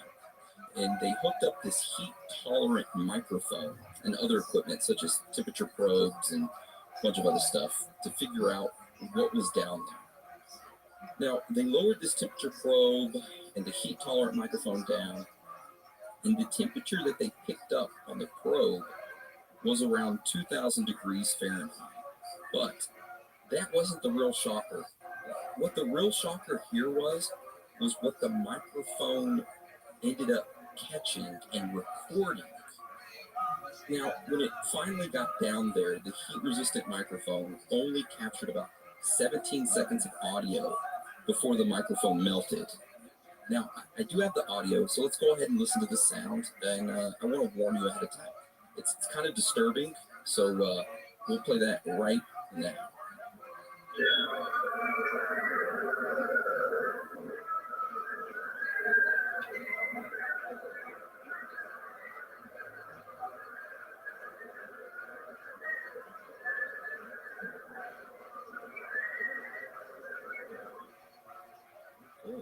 That was pretty scary, right?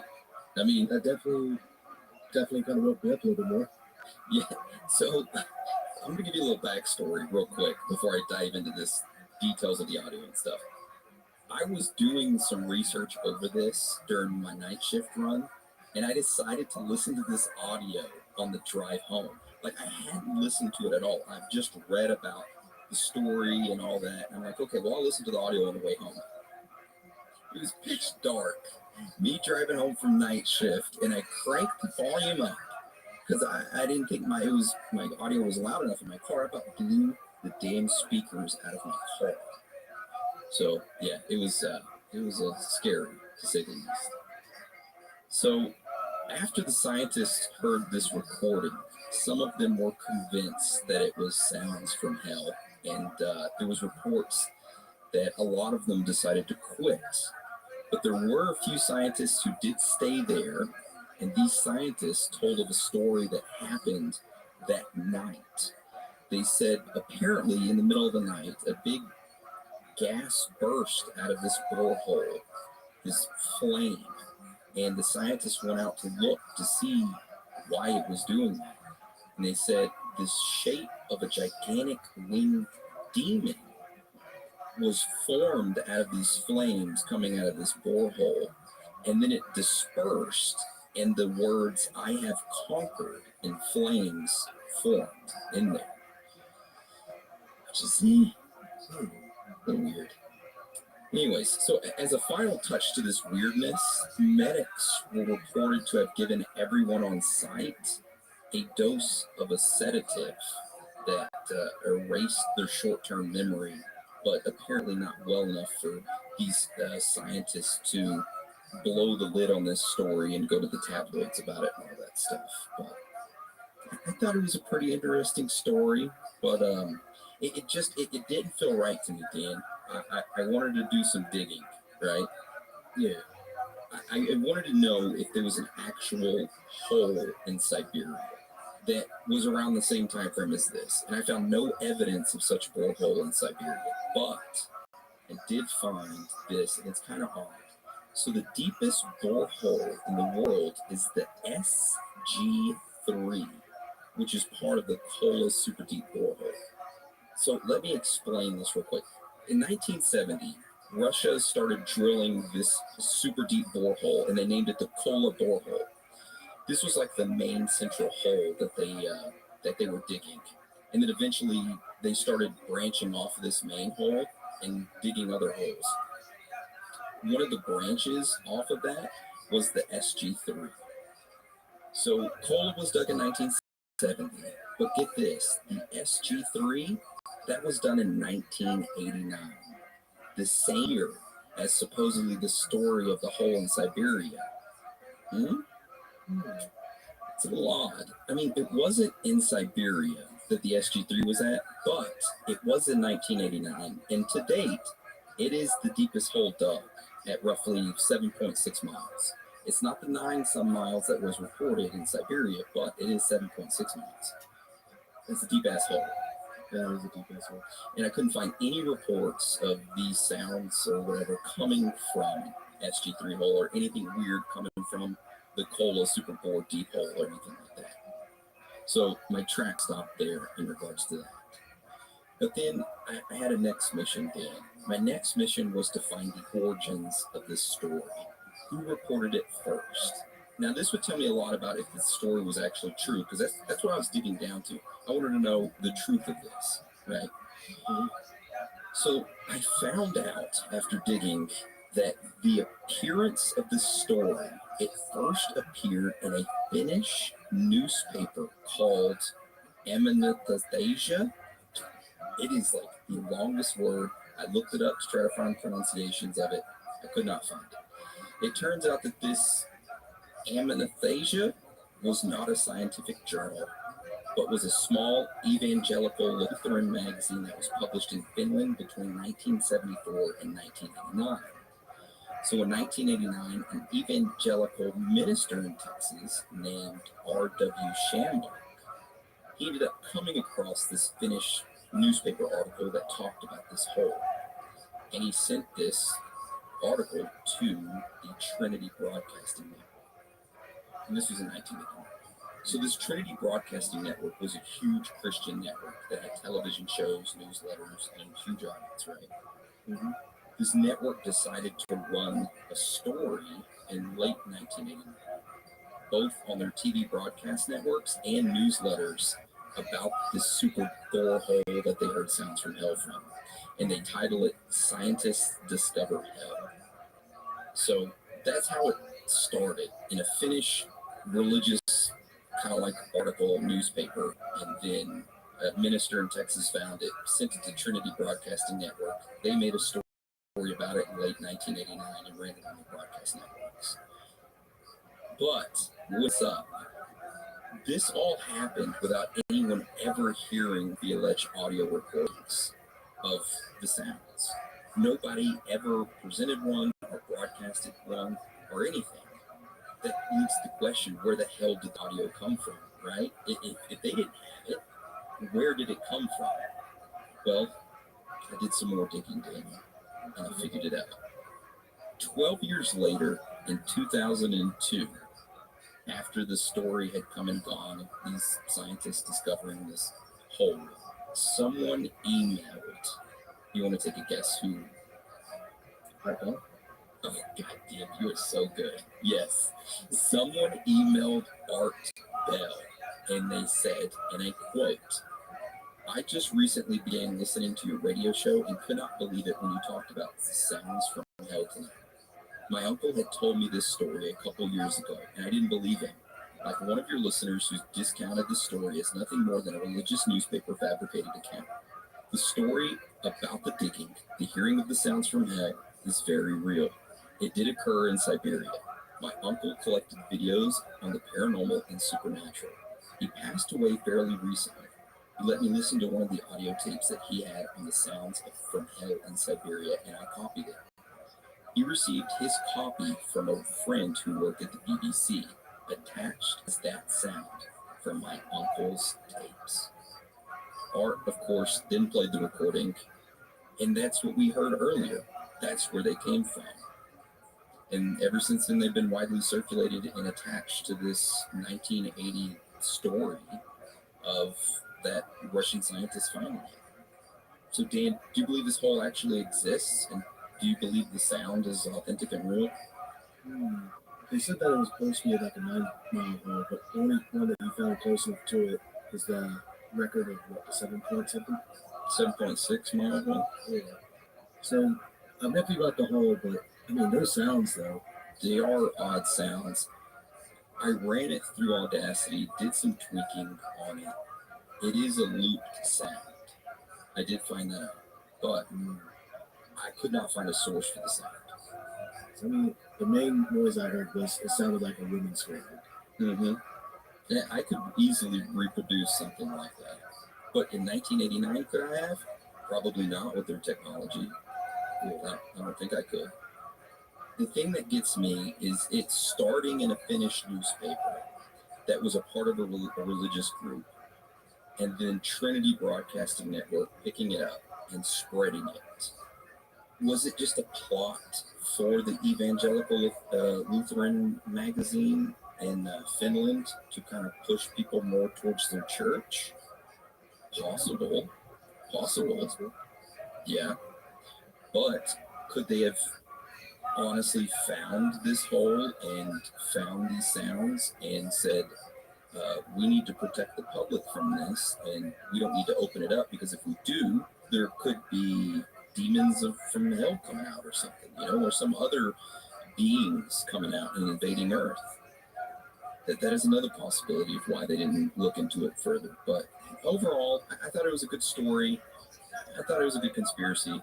I wanted to share it with you, and I hope you liked it.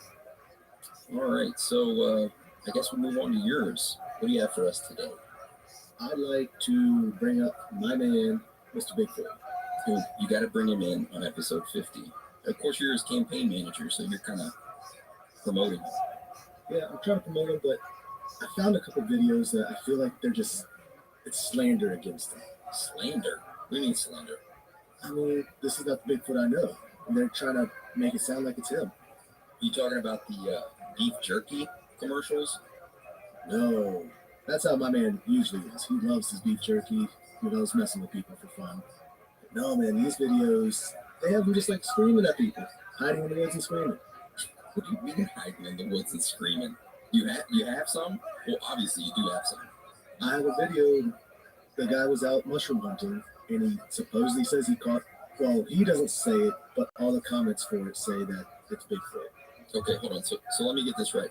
You have a video of a guy who's mushroom hunting who caught Bigfoot? Caught him screaming, supposedly. Does it show Bigfoot, or is it just the sound of him screaming? Just the sound, because of course you're not going to put my man out there like that. Okay. And in the comments of this video, I'm guessing it's on YouTube. Yeah. And in the comments of this video, they're saying that it sounds like Bigfoot. Pretty much. Is this a popular video? No, it's not. It is actually less than 3,300 views. Whoa, 3,300 views? Pretty much. Ooh, you may have discovered something that is very interesting. So I say we take a listen to that right now. Let's do it. Shoot that baby on over.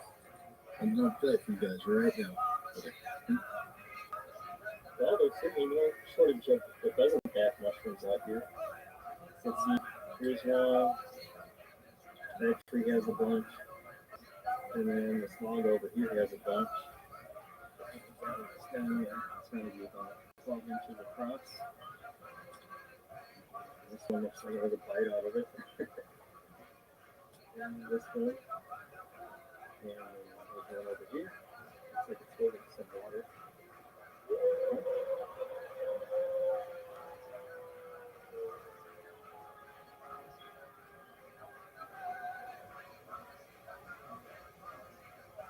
Whoa, I've never seen that video before. What the hell? I admit, that sound is scary. Sounds like something's mad. Whatever it is has a pair of lungs on it. Yes, it Because does. it screams for a while.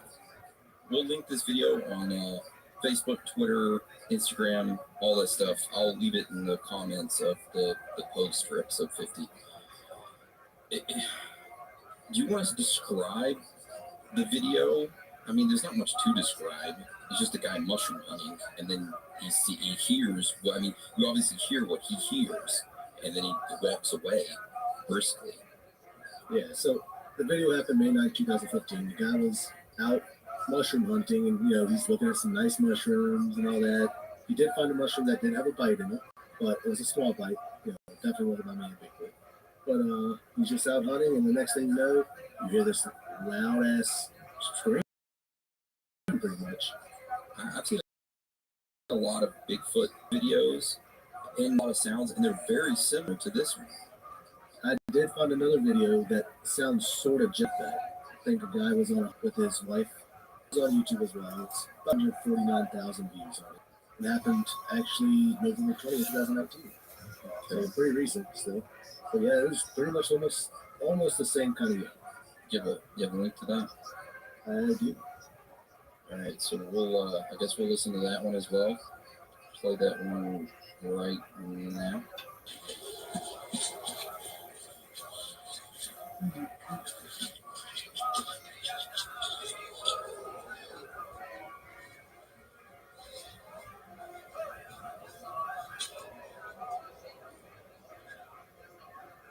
That is an odd sound. It's similar to the one in the first video. See, but like you said in the first one, though, whatever it was, had a set of lungs. This one, the yells shorter, but more constant. I'm reading in the comments that some people think it's a mountain lion, but it's clearly not a mountain lion. That's what the person's saying. That a lot of people think this is a mountain lion, but it's not. The second video, the people think it's a mountain lion, but it's not a mountain lion or a moose or any animal that they can identify. I have no idea what it could be besides Bigfoot or some creature that is getting killed or raped by another animal. I don't know. I've never heard a bear make that noise. Then, mountain lions, I can't really say I've heard too many of those, but I highly doubt that's what it sounds like. Somebody should analyze the first audio. So that one hasn't gone viral yet. It's only 3,300 views. If I heard that in the woods, I can tell you I'd be booking it out of the woods. I'd be running. I bet I'd be running my ass out of the woods. He's going to come after that ass. That's what it sounds like he'd be doing. I'd be scared. Man, that's some good stuff you found there, Dan. Yeah. Sounds like slander, though. Well, who's slandering against him? Can't say any names. They're big political figures. The other big political figures running for office as well in 2020. They're trying to make Bigfoot sound scary, but he's an awesome guy. Makes me wonder what the hell he's doing in the forest screaming. Honestly, I think they're trying to say that Bigfoot's doing some mushrooms, especially in the first video. Can you imagine that? Him eating some mushrooms and then it finally hits him. Like it finally hits him and he just screams out like that. Sounds like you found some DMT somewhere. Oh my God. That would be insanely scary to see Bigfoot high on mushrooms. I want to see it. Anyways, I guess that's all the theories we have for today. I mean, we only have 2 for Theories Thursday. We're kind of cutting it short because we're going to be discussing a lot of other theories and stuff. You want us to cover voicemails first? Yeah, let's go to voicemails. All right, so this first voicemail we have is from Kyle, and we'll play that right now. Alright, so I'm Kyle. I called, or I did this thing earlier before, and I found a new one. This one I found. The other 2 I came up with myself. But for this one, it says that seen in the movie August 11th, 1993, Larry King episode from Google Play, the episode featuring a call from Tara Reid's mother. CNN is actively promoting the Biden campaign to cover up evidence of Biden's sexual assault. So I didn't know for true, so I went to Google Play and then I went to Larry King show. And it goes, August 10, 1993 is the 154th episode. And August 12th, 1993 is the 155th episode.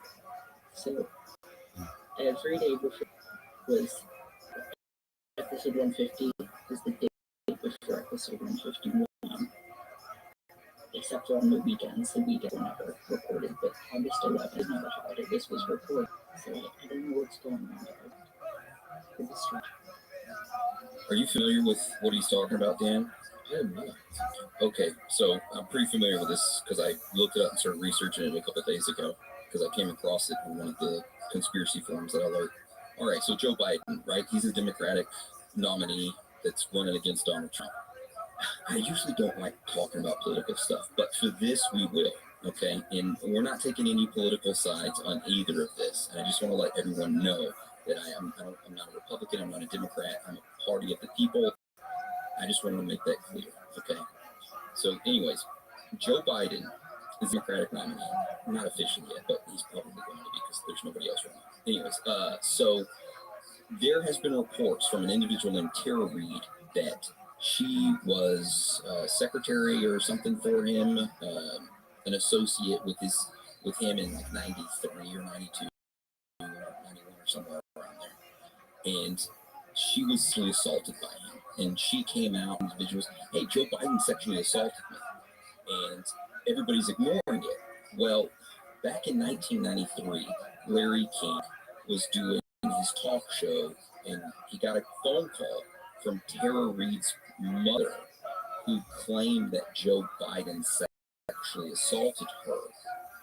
Well, fast forward to now, the media is pretty much ignoring her claim. Well, as of a couple of days ago, they were ignoring Tara Reid's claim, which is odd because you looked at the Kavanaugh stuff and what happened. But the interesting thing is that you can go and purchase or rent old Larry King episodes of Larry King, right?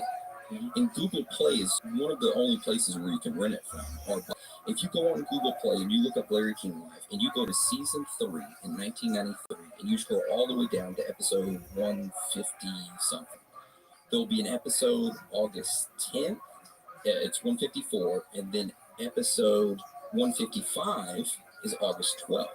August 11th episode, where Tara Reid's mother called in on Larry King Live, that is missing. Google removed that episode and renumbered all of the episodes. They renumbered the episodes. They renumbered them, removed the one, and renumbered them. I looked it up myself, so I know exactly what Kyle's talking about. That is so odd that Google is doing that. You got to think how much power Google has to influence people, and now they're actively helping one side of the campaign cover up or quote-unquote silence someone by doing this. No, doesn't fit right with me. It's kind of messed up. Actually, it is messed up, and I don't really have much else to say about it besides that. But thanks for sending us a voicemail. Keep sending them. We love hearing from you, and we love your theories. So thank you. All right, so this next voicemail is from Brentley. We'll play that right. Hi guys, Brentley from Ontario, Canada calling. I just wanted to call and tell you about something odd that happened last night. April 18th, around 10:15 p.m. My daughter and I were sitting outside, just soaking in the fresh night air. We noticed a distant light going over top of us, not a light or an airplane. Then we noticed 3 more small lights at separate times that were taking the exact same path as the prior light that we had seen. These lights were super small and seemed quite distant. We did see an airplane fly over us, and there was no denying that it was an airplane, as we could see the lights on the wings and the tail, plus the red flashing light, and it was much closer than the other lights. Weird, but okay. Then we were looking out towards the northern star, and noticed the same type of small lights that we had previously saw fly above us, but now they were flying over the northern star and across the sky until they disappeared. But this time, we kept watching the light and counting them. There were 29 small lights. Some were barely visible, all taking the same path and spaced the exact same distance apart. They were so small and barely visible. I believe they must have been extremely far away. I find it so strange, especially considering that there are not very many airplanes even flying right now, let alone 29 or more. Maybe we didn't see them all. Flying in the exact same path and perfectly spaced.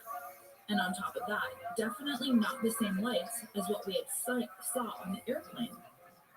Anyways, I thought it was pretty intriguing and wanted to share the experience, as I really do not know what to think of it all. My daughter and I were in disbelief as these lights just kept flying, and as we were watching and counting them, we did not expect to see that many. Anyways, take care.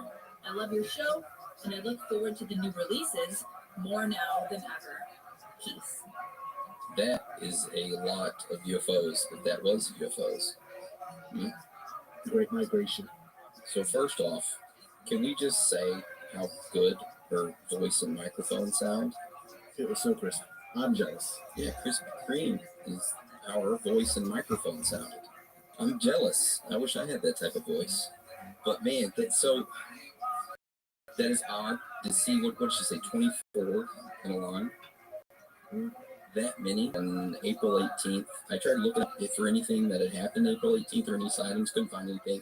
Couldn't really find any military activity happening on that day, which kind of leads me into the theory of this whole COVID-19. It'd be a little out there, okay? The COVID-19 being a way for them to keep us inside, so that what if there is an alien invasion going on right now? Or if there's aliens in our active solar system, they're like, we got to get people inside and away from the outdoors and seeing all these things. I mean, there was the video that came out here recently. Did you see that, of the UFOs going by the moon? Yeah, was that released by the government? I don't think that one was released by the government. The one released by the government was the ones that Tom DeLonge with Blink-182, he released those a while back, and then the government just kind of said, oh yeah, those are authentic, those are real. Which, did you see those? I saw glimpses of them. It's definitely some crazy aircraft or something, man. But anyway, you got any theories about what it could be? I mean, maybe a bunch of people playing with drones. That's a big ass drone, though. I don't know. It could be. I don't know. That's a lot of them to be traveling at the same path. Yeah, it is. It would be. I would be very interested to, if it happens again, for you to get out a camera and maybe try to take some footages of it. What it could have been. It could have been that. What's that thing that Elon Musk shot up in the air? All those satellites. Starlink. It could have been those. It could have been the. Well, I don't know. I'd have to get more details if those were just straight lights that were going through the sky. If so, then it was most likely Starlink satellites. May 4th. So far, I think it's only some 420 satellites have been launched, but they plan on launching 12,000. Oh, good God. Yeah, it could have been that. Go to DuckDuckGo and look up how many Starlink satellites have launched, or Starlink satellite pictures. You can see them all in a row. Oh, yeah.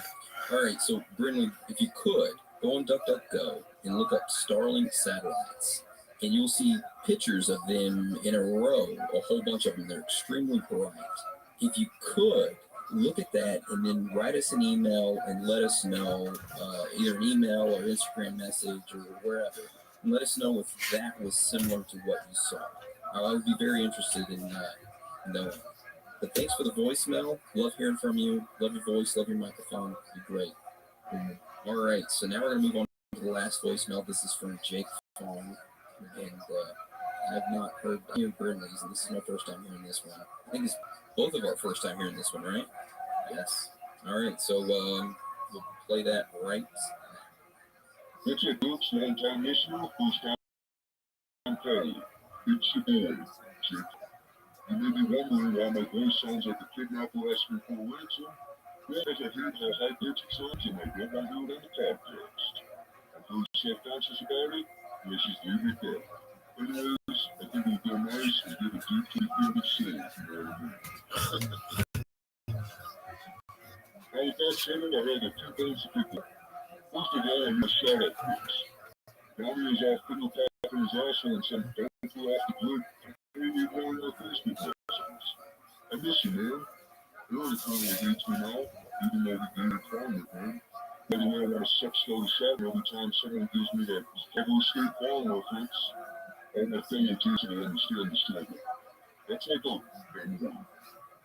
But I'm going to stick with it, because that's how the face of my favorite podcast name. During this one, I love you, but I'm not doing the Twitter. I appreciate the shout out on the DLT episode. Now all I need is Kate to respect. Congrats on the awesome first season. Don't keep us waiting too long for season 2, please. I'm pretty sure you guys are the reason why the Pentagon officially released UFO evidence. Keep up the good work. That's all for now. Stay woke, nerds. Bigfoot 2020, recaps. Kneecaps. Oh my God. I love you, Jake. I'm sorry for giving you that nickname. I'll just call you Jake from now on. You know what? Don't be ashamed of your voice, man. You gotta own it. You know, I got a high-pitched voice. I can make it low sometimes, but man, you just gotta own what you got. You know, be proud of your voice. If anybody hates it, so what? You know, who cares? But thank you for the voicemail. I love the deep sound of it, I guess. We won't leave you guys waiting long for season 2. Next week, we're going to be releasing a short clip that will go over details about season 2 and what you can expect and when you can expect a start date and when that will be. Thank you again, Jake, for your love, your support. And I've kind of taken over the Facebook role, and I've done horribly trying to balance the two between Instagram and Facebook. Instagram is packed with freaking messages that I'm still trying to recover from, I'll admit. And I'm sorry. I'm sure Donnie doesn't hate you. I don't hate you. I love you. And that's it. That's all I got to say. What do you got to say, Daniel?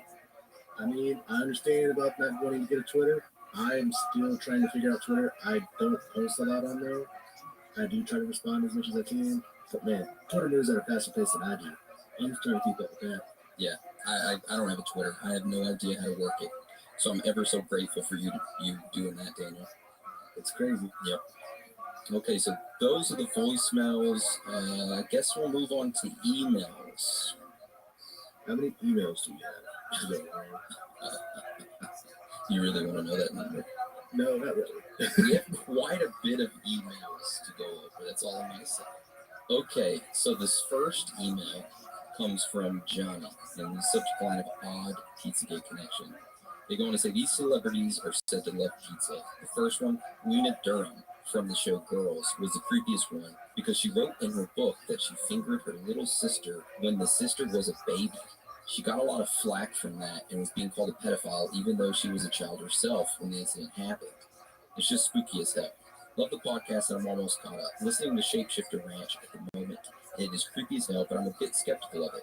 It kind of sounds like the government may have had a hand in disturbances around that area, so people would leave in fear and drive down the price of the light. Keep doing what you're doing. I'll be sure to keep watching my surroundings and questioning happenings. Awesome. So thank you, Johnny, for the email. It's so weird about Lena Durham. I don't know why she would do that in the first place. I wonder if she had to ask her sister if it was okay to put that in her book. How can you even go about asking something like that? Hey, I know you don't remember this, but can I write in my book that I fingered you? Oh my god. Disgusting. Family was supposed to be awkward after that book. Yeah, very awkward. But anyways, thanks for the email, Johnny, and we love you and keep sending. Okay, so this next I'm not going to read off, but it's from an individual named Bobby Fuck You, and their email address is at asshole.com. But I just would acknowledge that I did get your email, Bobby, and I'm not going to read it off. It's not very nice. This next email is from Skylar, and the subject line that reads Trump time travel episode. They go on to say, just listened to this last night. Great show. I'm stoked I found your podcast to listen to at night. I had an idea when you were discussing the logistics of time travel with the position of Earth within its solar cycle coming into play. I realized this is likely why ancient builders around the world aligned their megalithic structures with the solstice. What do you think? I never really got the ancients' obsession with the solstice until now. Thanks, Scott. That's a really good connection. It makes sense, right, Dane? Yeah, that could be why. Maybe they were into time travel, and that's why they aligned their megalithic structures with the solstice. And those structures allowed them to time travel. It would be. Thank you, Skylar. And we'll have more episodes in season 2 about structures, and we'll do some more time travel stuff. So we love you. Okay, this next email is from Zombie2099. Subject is Ouija board, yes or no. Hey guys, first of all, great podcast. Love it. I listen to it every week. New listener and still trying to get through all the podcasts. Love you all. Zombie2099 goes on and tells us a Ouija board story that they have. But I'm going to actually save that because we're covering Ouija boards in season 2, and we may even use one while live streaming it. So that's what you have to look forward to. But thank you, Zombie2099. We will cover your story during Ouija boards. Thank you for the email. Thank you for the love. This next email is from Joe A. I just found your show, and I think it's great. I had an idea for a topic you could cover. I'm honestly surprised I haven't seen more on this in conspiracy circles because it covers so many things, and it's mind-boggling when you really dig into it. On YouTube, there are some videos that were posted, and there's supposedly a whistleblower who calls himself Orwell. Did a video titled Multiples and one on the conspiracy accounts concerning symbolism and particular documents that are available online. I think you should look into it, and I really think that's what's being said. It would make for a hell of a show. If you would like my interpretation on the meaning of it, I would be glad to offer. All right, we'll add that topic down for an episode. I'll have to write that down. Thank you, Joe, for the email. Yeah, and shoot your interpretation on over to us. We would love to hear it. You know, it's good hearing other people's perspective and things. All right, this next one is from Emily. They go on to say, just wanted to send you a message saying I love your podcast. The dynamics between you all are great and so hilarious. Not many things make me laugh out loud, but you guys do it every time. I already said this on the review, but the time machine bits are genius. I love it. Discovered this podcast over a week ago, and I'm my favorite. Keep up the good work. Sorry, Emily, I put that email on March 7th, and it has taken us almost 2 months to get to it. So I apologize. Oh, we got stuck time traveling. Oh yeah, I got stuck time traveling. So sorry. Thank you for your love. Keep sending me love. We'll keep sending it right back to you. All right, the next one is from J Baby. Subject is Lord of Tiny Pox. They go on to say, I think you guys are fucking awesome. Don't let anyone tell you guys otherwise. I listen to you guys every day at work, and I recommend you to everyone I talk to. You guys give me information and make me laugh. What crowds other than a Bigfoot slung across the face? Thank you, Chip Baby, for spreading us around, for sending that great email. We love you. What's wrong with me? Next one is from Rodney Dangerfield. Subject line, off the motherfucking chain. They're going to say, thank you guys so much for all the info you bring upon us woke individuals. Do you think the government doesn't tell us the truth about aliens because they don't want us to find out they're working alongside the aliens? Maybe the Illuminati is feeding the aliens the right kind of energy in exchange to allow the government to use their technology? maybe an episode about that would be awesome. But again, thank you guys. 5 stars. Sweet, thank you for that email, Rodney Dangerfield. It's interesting you mentioned that subject and that topic because very, very, very soon on season 2, you will hear us talk about that. So look forward to that because it is coming to your ear soon. To your homes. Mm-hmm. All right, this next one is from Azo. They go on to say, third kind podcast creators. I just want to say that I appreciate the high production value of the side effects. It adds excitement to the podcast. I have also got my whole office listening to your podcast. It's the first one we listen to Friday morning. Thank you for the great podcast. P.S. Dawn, I apologize for asking for a dick pic. I sometimes am on the wrong side of the Me Too movement. All right, hey, shout out to your entire office. I want all of you right now to stop what you're doing. And your boss is going to come inside you and say, hey, look how you guys do. You should be working. You look at him and you say, hey, we're taking a moment of silence right now to reflect on season 1, okay? Now, I want you all to join in a circle together with your hands together. And Dan is going to lead you in this shamanic trance announcement. So go ahead, Dan. All right, that's it. You guys can unhook from the hands. Make sure that you love one another in that office. You're good to each other, and always stick it to the man when you can. And thank you for listening to us, and we love you a whole lot. That's right. And I hope we can provide your ear holes entertainment. I hope my shamanic chant doesn't get you in trouble. All right. Let's see.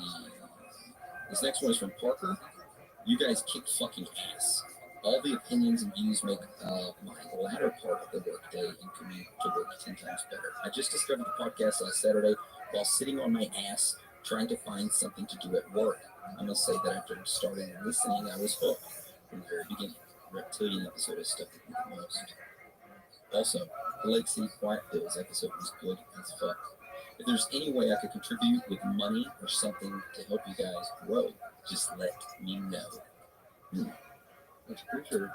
Thank you, Parker. As of right now, we don't really accept money from anyone, but I appreciate the offer.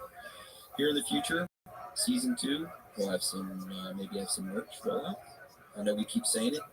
In a couple of weeks, you'll see. Maybe Patreon, maybe something. Again, all the money that we do get will go back to the show and helping us grow. And we still will never run ads, and we will never take any money from corporations. So that's right. That's how it's always going to be. No matter how many times they send Aaron emails, we tell them no. Dude, I swear, I get so many emails from people wanting to run ads. It is ridiculous. They're like, hey, we have a connection with these advertisers. I would like to get on a phone call with you before we talk to our advertisers so I can get a good feel of your show and run it across them. I'm like, you don't even listen to the show. You did. Within the first minute, you would know. You don't run ads, and we never will run ads. So fuck off. That's what I tell them, and they still don't get it. So, anyways. Oh, man. Okay, this next one, this next email is from James. Subject line is profits. They're going to say, you guys predicted Epstein's death and predicted the COVID-19. You should rename your podcast to the Profits of Podcasting. I think I mentioned this email before. You did. But thank you, James. And I agree, Profits of Podcasting. Has a nice ring to it. Yes, it does. All right, this next one is from Alan. My name is Alan. I would like to pay you money via PayPal to post content on your website. How much would you charge for something like that? Alan, I'm sorry. No, it's not right. I didn't mean to read that one off. I usually skip those, but I just had that one pulled up. And that's, for an example, that is what I'm talking about, Daniel, right there. That is a fine example of what I'm talking about. People that don't listen to podcasts, they just don't advertise. Yeah. All right. This next one is from Simi B. Don't have iTunes, but definitely 5 stars. They go on to say, found you guys the same week. Truth about what's our food was put on. And since I have not missed a single episode. So you've been around since the very beginning. Dang. Before I did. Yeah. They're going to say, just one more thing I'm annoyed about. Where's the fucking merch? I would wear the shit out of a TOT 3KT. But other than that, good shit, guys. Keep it coming. Thank you, Simi. The merch, like I said, season 2, a lot of things are going to be changing for the good. Okay? So be on the lookout. Remember that shirt I got you, Ray? I kind of relate for myself now. I'm the only one in the universe right now that has a Theories of the Third Kind shirt. But here very, very soon, there will be more individuals that have the ability to get one. So thank you for that email, Cindy B. Walls. This next one's from Rebecca. She says, hey guys, been listening to you for about a year now. Just got done listening to the DMT episode. What? Wow, I enjoyed it. Very intriguing. I heard the comments at the end, and some weren't very nice. Bless you for taking it all in stride, but seriously, don't change a thing. This show is awesome and is set apart from others by you just being yourselves. Wishing you all the very best from Illinois. Stay safe. Thank you, Rebecca. Kind words from you. I love you. Next email is from Josh. Would love to hear you all discuss Agenda 21. Love listening to all of you. We have Agenda 21 on the list. So, yeah. Oh, my God. This next email is from John. Found your podcast today, got to know the reptilian people, and I didn't hear any mention of Hillary Clinton taking a coughing fit at one of her speeches and dropping something into the glass. There's a video on the internet about it. These things, I believe, are 100% whatever they are. Just a little more proof if you haven't heard or mentioned it. If so, I'm sorry to waste your time. Keep up the good work. Hey, you didn't waste my time, John. I've already heard about it. Dan, you've seen the video of Hillary Clinton, right? I think me and you looked it up. Yeah. What the hell is that? It's something that she's coughing up. It was a big glob of it, that's for sure. Freaking disgusting, whatever the hell it was. But thank you, John, for the email. You didn't waste your time. Hillary Clinton is a reptilian, so I'm sorry I left her out of the reptilian episode. But make no mistake, she's a reptilian. I'm just trying not to be Clinton. Yeah. So this next one is from Joannas. I listened to you, and I am not too sure what your female host's name is, but can you please let her know that her phrase, trying to inform the public or stating you know, is not be said when explaining any talk, especially when the topic is new to the listener. She repeatedly says you know, and it's not only that is it annoying, it's a phrase that is irrelevant to any topic that is new to a listener. Plus, her voice is very off and very piercing. She needs filter on the mic. I'm not trying to be offensive, just informative.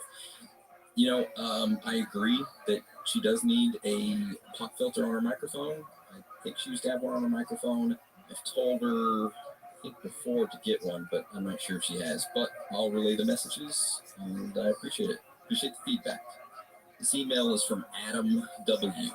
They're going to say, started listening to your podcast about a week ago, and I've been listening to damn near every episode. My eyes have been opened thanks to all of you. And then he says his Instagram, and he says to send him a message on his Instagram.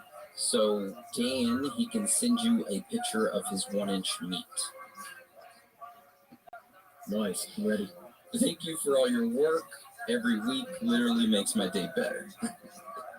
We'll shoot you a message on Instagram, but please do not send a picture of your meat on Instagram. I run the Instagram. If you're going to send it to anybody, send it to Twitter. That's what Dan runs. Yeah, and if you send it to me on there, I will make sure to blast it for everyone to see. Okay, this next one is from Kyle. Please make a Discord. Please, please, please. Discord is coming. It is coming with the Patreon. So, yep.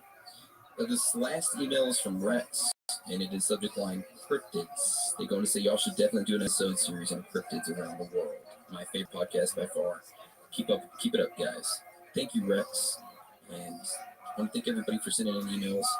I enjoyed them. Yeah, I enjoyed them too. All right, so now we're going to go over ratings and reviews with quite a bit of these that we haven't covered. So stick with us because we're going all the way back to April 15th. So here we go. This first one is from J. Hi Who. It was left on April 15th. It is 5 stars. The subject line that reads Love from Colorado. We're going to say, recently stumbled upon your show and I'm in love with it. You've gained a new follower. Thank you, J. Hi Who, for your love and 5 stars. This next one is from Hellrider 2. It was left on April 16th. It is 5 stars. The subject line that reads Spanking the Bank. We're going to say, so here I am spanking it while delivering in Oklahoma. Thought I would I was starting an Audible book with some sexy British dude. Nope, I heard Daniel's voice, and boom, I had to come to the right spot in many more ways than one. Love the topics, good talking. Remember, always spank the mank. Thank you, L Writer. Thank you. You just made an ancient blush. All right. The next review we got from Skunked1, titled Pure Element 115, and it was 5 stars. Salutations from Arvada, Colorado. Theories of the Third Kind has been a game changer. Not only do I get bukkake by facts, I am also deep with hilarity and mind-bending theories. All hosts are incredibly entertaining. The shows are very well thought out, and as well. Wishing Kate and Don a complete recovery, and hopefully this coronavirus is just a government cover-up to get all the adrenochromes, drinking lizards. Please continue to make me think critically. Hashtag trust no one. Hashtag question everything. Nice, I like that. All right, next one. I seem like I picked over there. Yeah, you did. Yeah. So this one is from Goal Difference. He's from Great Britain, left on 20. Titled Brilliant Best. DMT episode blew my mind. Gave us a 5 stars, and it's great. Chris from England. Hi guys, I've really got into the podcast over the last few months, and I've binge listened nearly every episode whilst traveling to and from work. Your latest DMT episode blew my mind with what the people interviewed after their experiment had to say was really intense and had me gripped on their every word. Ghost knows, but have you thought of an out-of-body experience episode? I hope Donnie and Kate are back with you soon. I'm missing our intros, and I hope you're all well with what's going on. Skol Vikings. Keep up the great work, guys. Nice. Thank you, Go. All right, this next one is from Taken, and it is from Great Britain as well. It was left on April 18th. It is 5 stars with a subject line that reads, interesting, quirky, and well worth the listen. They go on to say, just came across this a couple days ago, and I'm really enjoying it. You actually make me laugh out loud. Loving the subject matter, the lively banter, and different personalities, all bringing something individual and refreshing to the table. Keep up the good work, you guys, as I'm telling everyone about you. Still working my way through back episodes, but have you read any Dolores Cannon and her Nostradamus? It's worth the read. He supposedly talked with her in real time from 1555 and explained the quatrains. Anyways, you're all amazing. Keep all doing what you do. Lisa from the Wells UK. Awesome. Thank you. I've never heard of that before. All right, this next review is left by Mount G Bob, or MTG Bob. It's from the United States and left on April 19th. The subject line reads DMT, and it is 5 stars. And they go on to say, the most trippy podcast out there. Hashtag better than Coast. Ooh, thank you. That's, I don't know if we're better than Coast, but thank you for that, and thank you for the love. It means a lot, because Coast is one of my favorite shows. So. All right, the next one we got is from Lil Dirty. It's from the United States, left on 1420, titled Love the Show. Gave us 5 stars and is read, the show is great. Listening quality is really good, especially the more recent episodes. And they cover most of the major topics within the world of conspiracy. It's a fun listen. I highly recommend. Also, I love the goofy intros. I hope they return. The people that don't like it can skip it. P.S. I think it might be in love with. Yes, I think I might be in love with kids. We'll let her know. See, then the next one is from SBell2808, and they are from the United States. Left on 4/20/20. Titled Great Podcast. Left us 5 stars. Read. I really enjoy listening to you guys. I like the order in which you guys present the info, the story, interesting facts, and theories, and your own thoughts at the end. Keep on bringing the great topics. Thank you. Nice. Thank you, Espo. All right, this next one is from the Silent Parrot. It was left on 4/20. The subject line is hot dog. They gave us 5 stars, and they go on to say, y'all boys are fantastic. I listen to you fellas at work, and it makes the time fly by. Great job, fellas. Keep on it, doggone it. Well, thank you, Silent Parrot, and we love you. And thank you for listening to us at work, and I want you to take a break right now from work. Okay, sit down, have a nice drink of tea, and reflect. Thank you. All right. Oh my God. Yeah, I read this next review earlier than I left, but this next review is from Inertia Spinner. is left on 420. It is 5 stars. Subject line that reads Saint Randy Savage. Should I do my the Macho Man Randy Savage voice? Yes, do it. Oh yeah, I have returned from the beyond the abyss to teach humanity how to embrace this madness. This podcast is what I listen to all day. Respect against pure evil. Defense. Yeah. Thank you, Inertia Spinner. It's always good getting reviews from Macho Man. Next one is from Johnny Gatto, 1994, from the United States, left on board 20, titled Very Enjoyable, left 5 stars, read as, hey guys, really love the podcast, it's super easy to listen to and overall enjoyable. Your guys' chemistry seems really genuine and portrays a group of buddies just hanging out, talking about Bigfoot's junk. Also, if I could make a suggestion, recommend redoing the Nostradamus 2020 predictions episode and update what predictions came true. Anyways, keep up the good work. Hopefully Kate and Don recover and are back soon.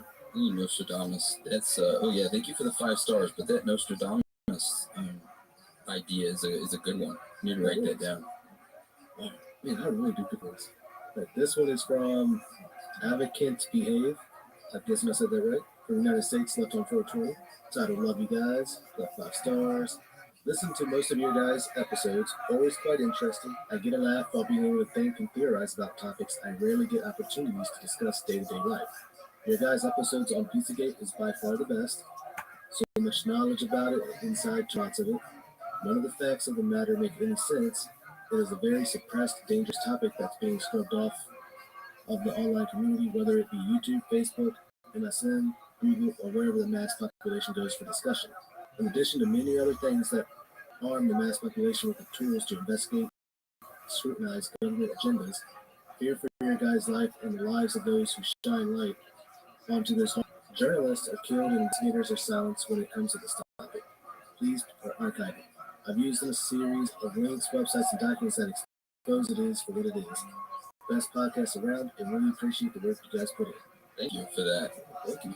Archive some of our episodes going into season 2, but we'll still have them available. People will still be able to get them and listen to season 1 episodes. Just some of them will be archived away.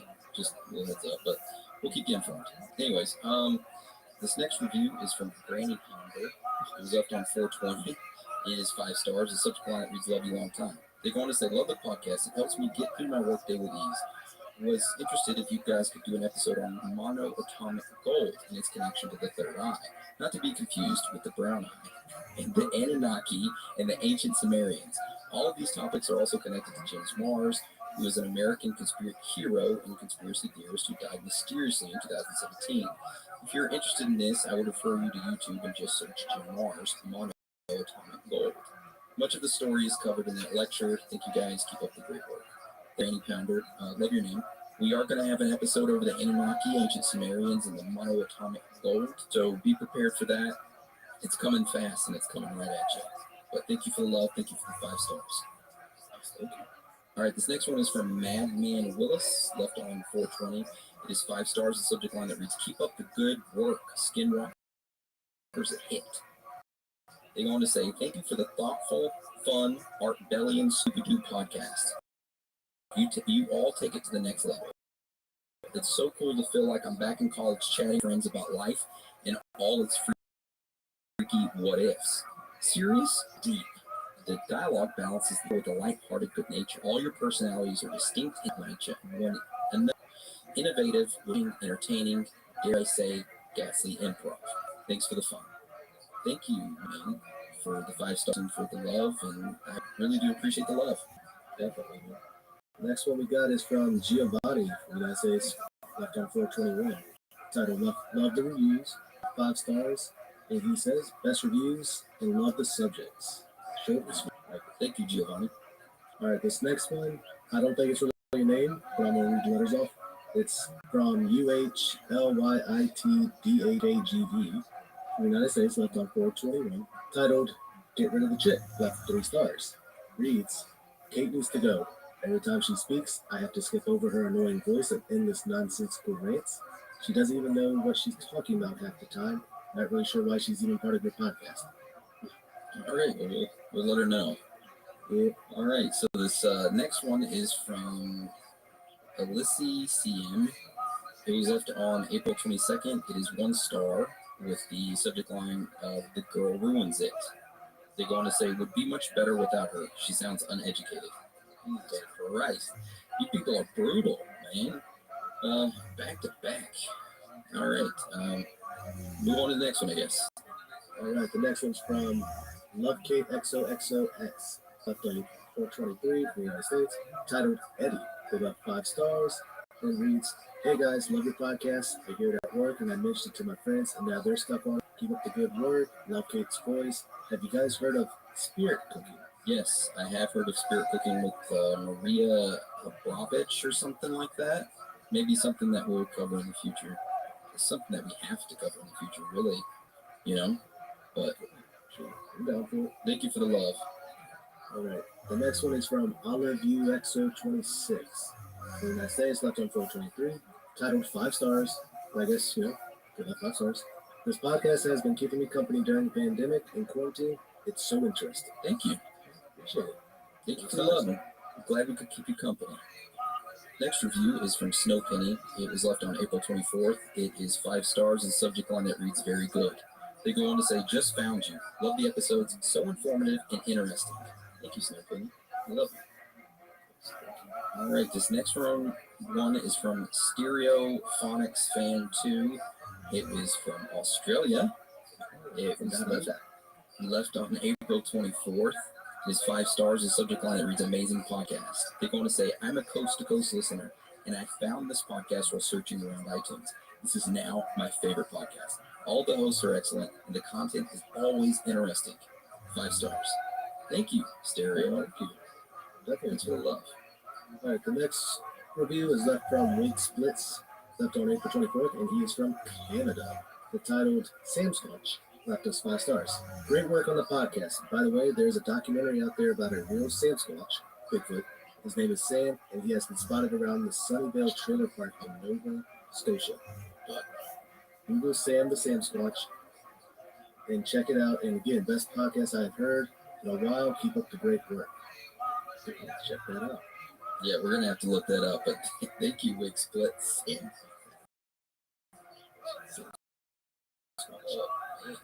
Squatch. All right, the next one is left from Ball2, left on April 20th from the United States, titled Awesome, left us. And he says, "Great show, look forward to hearing more." That was sweet. Short but sweet. Yeah, thank you. All right, this next one is from Tez Wonder. It's from Australia, left on April 25th. It is 5 stars, a subject line that reads favorite show. They go on to say, "My husband and I started on Mel's Hole and got hooked.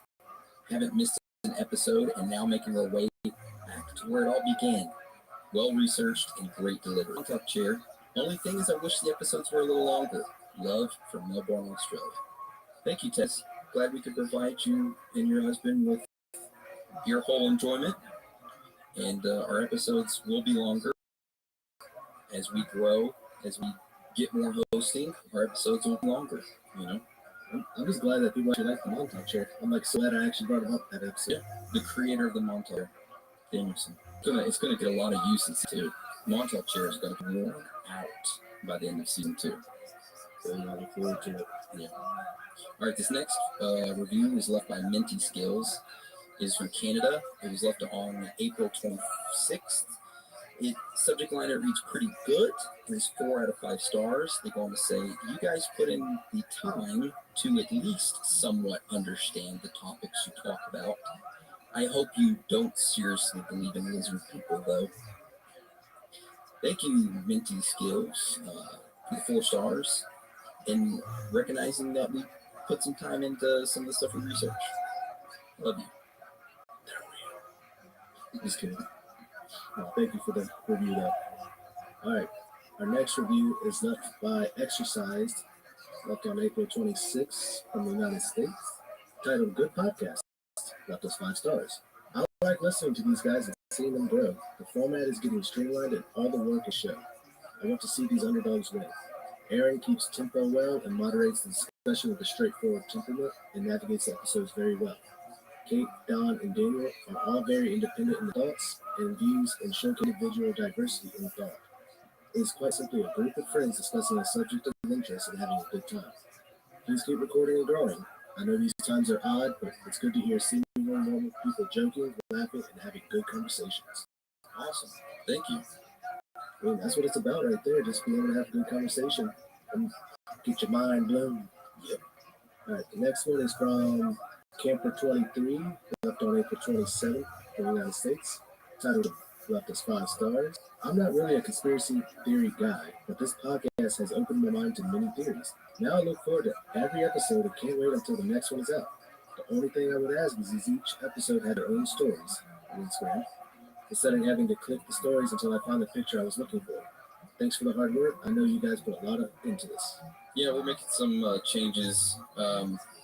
So I switched over on Instagram the stories, put season 1 stories.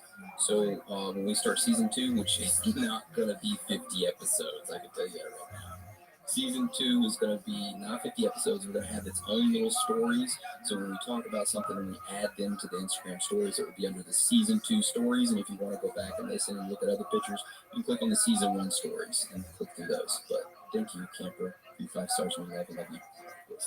All right, this next one is from Ash D News, left on April 28th. It is 5 stars. The subject line that reads super entertaining. They want to say, love listening to the show while driving or working. Thank you all for the research you do. Also, your intro was incredible. Thank you, Ash. I love you. Aaron works hard on that intro. Yep, I sat there for weeks creating it, and I finally got it. And I was like, oh, that's it. That was like over a year ago. Anyways, this next review was left from Rex D. It was on April 30th. It is 5 stars. Subject line that reads entertaining as hell. They go on to say, nothing better to listen to while I camp out at Skinwalker Ranch. Also, look into the Texas Thunderbird. Pretty interesting topic. I saw this and I ducked up Go, the Texas Thunderbird. There's a fucking velociraptor, not a velociraptor, a pterodactyl that's flying around in Texas, supposedly. Really? I did not know this. So we're going to have to do an episode over that. That's awesome. The next one is from Johnny Blaze, titled Great Podcast. Left us 5 stars. These guys produce a great type of podcast. They present the information in a way that is more like an extended group of my friends telling me a story, not as someone talking at telling me things. It's very interesting, educational, and fun. I love these guys, and as long as they do this podcast, I'll be a subscriber. Aaron, Dan, Kate, and you guys rock. We love y'all here in Kentucky. P.S. I happen to be in that 15% of people that are Rh negative. Even more rare, I'm actually AB negative, which I guess is the most rare blood type in the world. Maybe that's why I'm so into the topics each week. Maybe not. Just thought. Thank you, Johnny Blaze. Well, thank you. Love you. Now, the next one is from SKZ Felix, left on April 30th from the United States, titled Amazing Podcast, 5 stars. I was looking around for a good and interesting conspiracy theory podcast when I came across this one. The first episode I listened made me fall in love with this podcast because it was interesting and funny. I would definitely recommend this podcast to anyone that loves conspiracy theories and funny things. Thank you. Thank you, Felix, for that. Love you.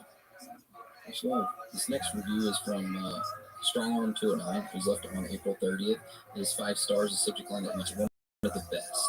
They're going to say, love this podcast. I love hearing about all the conspiracies and learning new things. Keep up the great work. Thank you, Strongarm. Love you. This next review is left by Grateful Ep. It was the first. It is 4 stars. The subject line that reads, love this podcast when. They go on to say, love listening to this podcast. Exploring theories and pondering extraordinary events is something that can always be my attention. But Adam and Kate seem to be trying too hard all the time. Keep it simple. Bring interesting and weird topics into your listeners' ears. Personally, I don't need some girl trying to make a sexy voice and a dude making sex jokes when I'm trying to hear conspiracy theories. If the episode has Daniel and Aaron, I will listen all the way through. The other time getting through.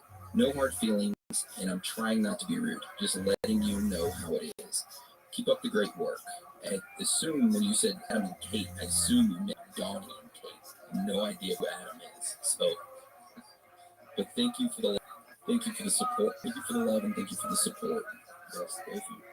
1983, left on May 1st in the United States, titled Thank You with 5 stars. So due to all this craziness, I recently started listening to podcasts to make it through the graveyard shift. I've never been a conspiracy guy, but the format of the show with the facts you're able to verify with thoroughness of your own that you conclude at the end has really opened my mind to all kinds of possibilities.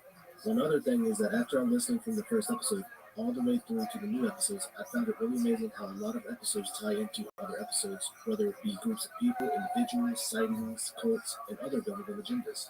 With that said, keep up the good work, and thanks for broadening my mind and ideas. David H. Thank you, David. Thank you. The next one is from JQF89 on May 1st in the United States, titled Two Beer Mugs. Cheers. Throughout those 5 stars. Interesting topics and witty comments about great chemistry with all the hosts.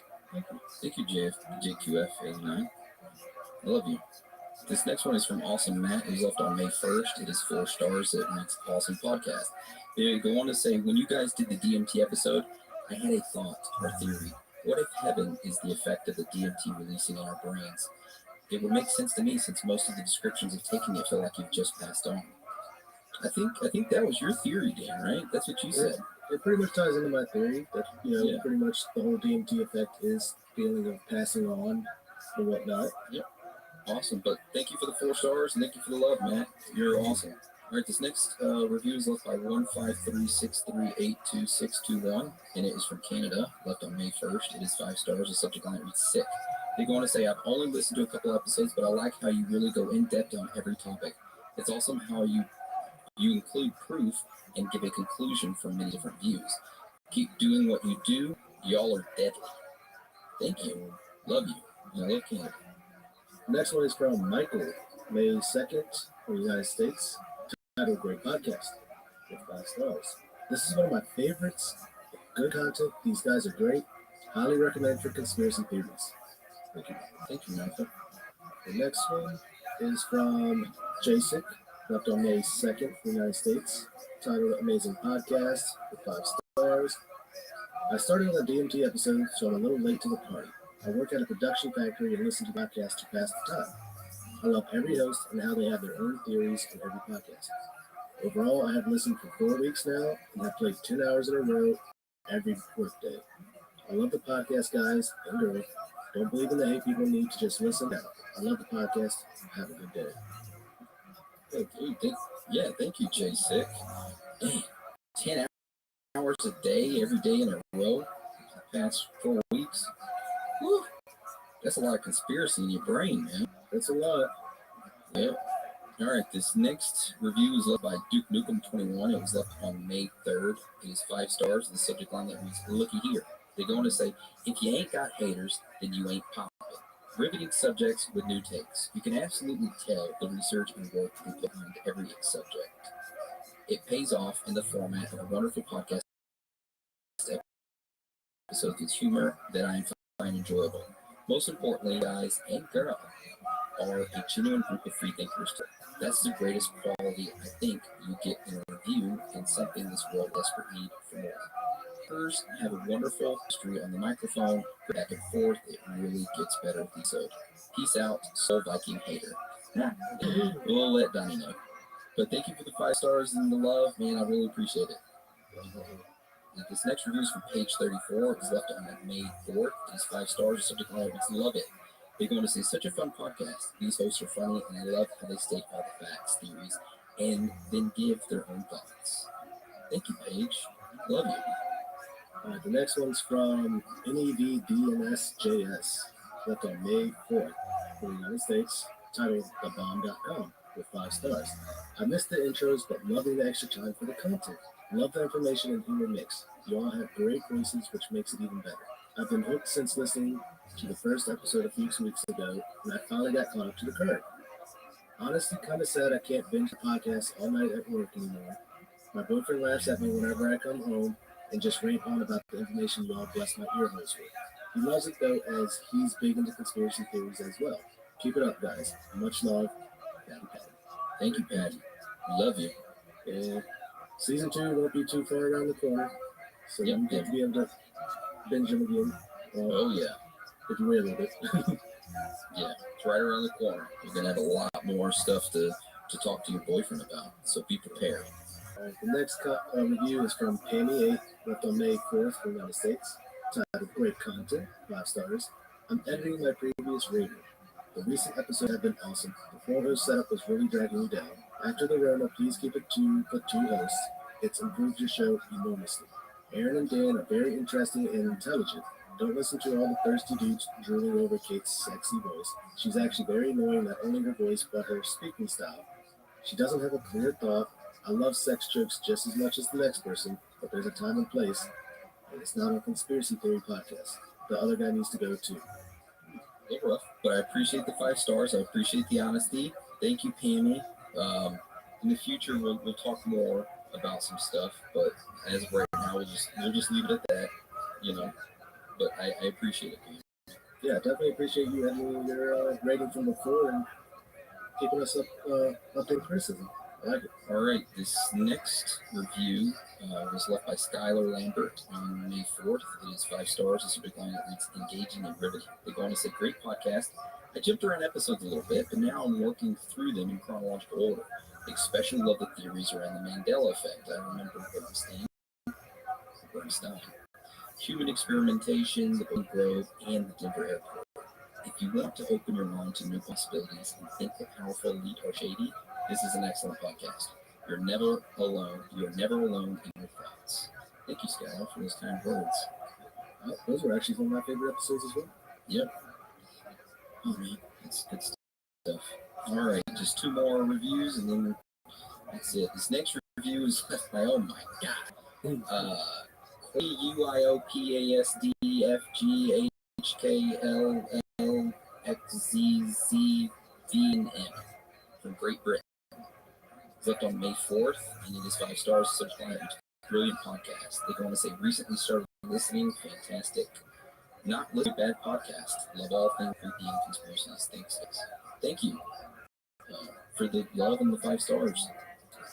I'm actually impressed. He actually went across and down, across the keyboard and down. Interesting. All right. Our last review, I know y'all are probably just like, yeah. Reviews from Nicholas Avalon, left on May 4th from the United States, titled Great Content, with 4 stars. Well-researched material. I only knocked off 1 star due to dangerous jokes continuously interrupting the narrative every 20 seconds. I'm not saying they're bad, it's just a tad excessive. Damn it, Daniel. I guarantee you he meant Donnie and not you. I would put any amount of money on it that he was meaning Donnie and not you. I mean, I was ready for the Daniel. No, I guarantee you he's meaning Donnie, not you. But thank you, Nicholas, for the 4 stars. You know, I'll let Donnie know. Yeah, and if it is me, I will try to calm it down. All right, so that's pretty much the end of the episode today. I know we didn't have much content at the beginning, and a lot of it was going over messages and stuff. We had to play catch up with all that stuff. But next week, we're going to be releasing an episode. It's not going to be an official episode, but it's going to provide you with information about season 2 and everything you can expect and what you have coming down the pipeline. We aren't taking a humongous break between season 1 and season 2. We're just taking a small, necessary break to make the changes needed to the website and to a couple other things. It won't be long at all. Trust me. Just tune in next week. We'll release an episode giving you all the details. And I'm so excited for how the season 2 is going to play out. And again, I want to thank everybody who stuck around and everyone who's listened to us and all the love and support. It really means a lot. I really enjoy doing this. I love it. I wouldn't change it for the world. But yeah, thank you guys a lot. Yes, thank you. When I first started the podcast with them, I was only on as a guest. Literally, I just asked to join in just to listen while I was playing some games. And they pretty much got me involved with it. It was on the Dominican Republic resort bets. Yep, they got me on that. And, it was after that, I was just like, man, this is actually kind of fun. And so, it's pretty much for you guys and gals. Yeah, and a lot of things happened. I mean, a lot of things have happened since we first started. We've made a lot of changes, and we'll have more changes to come, but all of those changes are all for the betterment of the show. We're just going to keep on improving and keep on getting better and keep on giving you guys interesting things to listen to. And I just want to say I love you all. Thank you for your support. And you want to roll us out, Daniel? All right, guys. It's okay to be out of this world with your thoughts. Because you're not alone.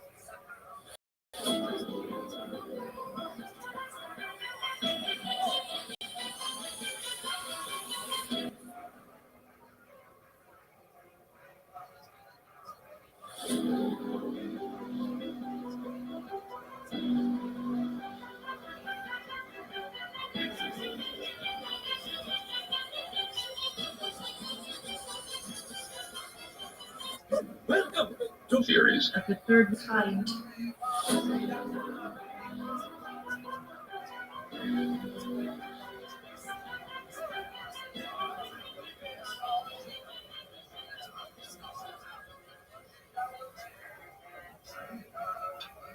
Welcome to Season 2. My name is Aaron, and I'm one of your hosts. There are 2 other hosts that will be joining me this season.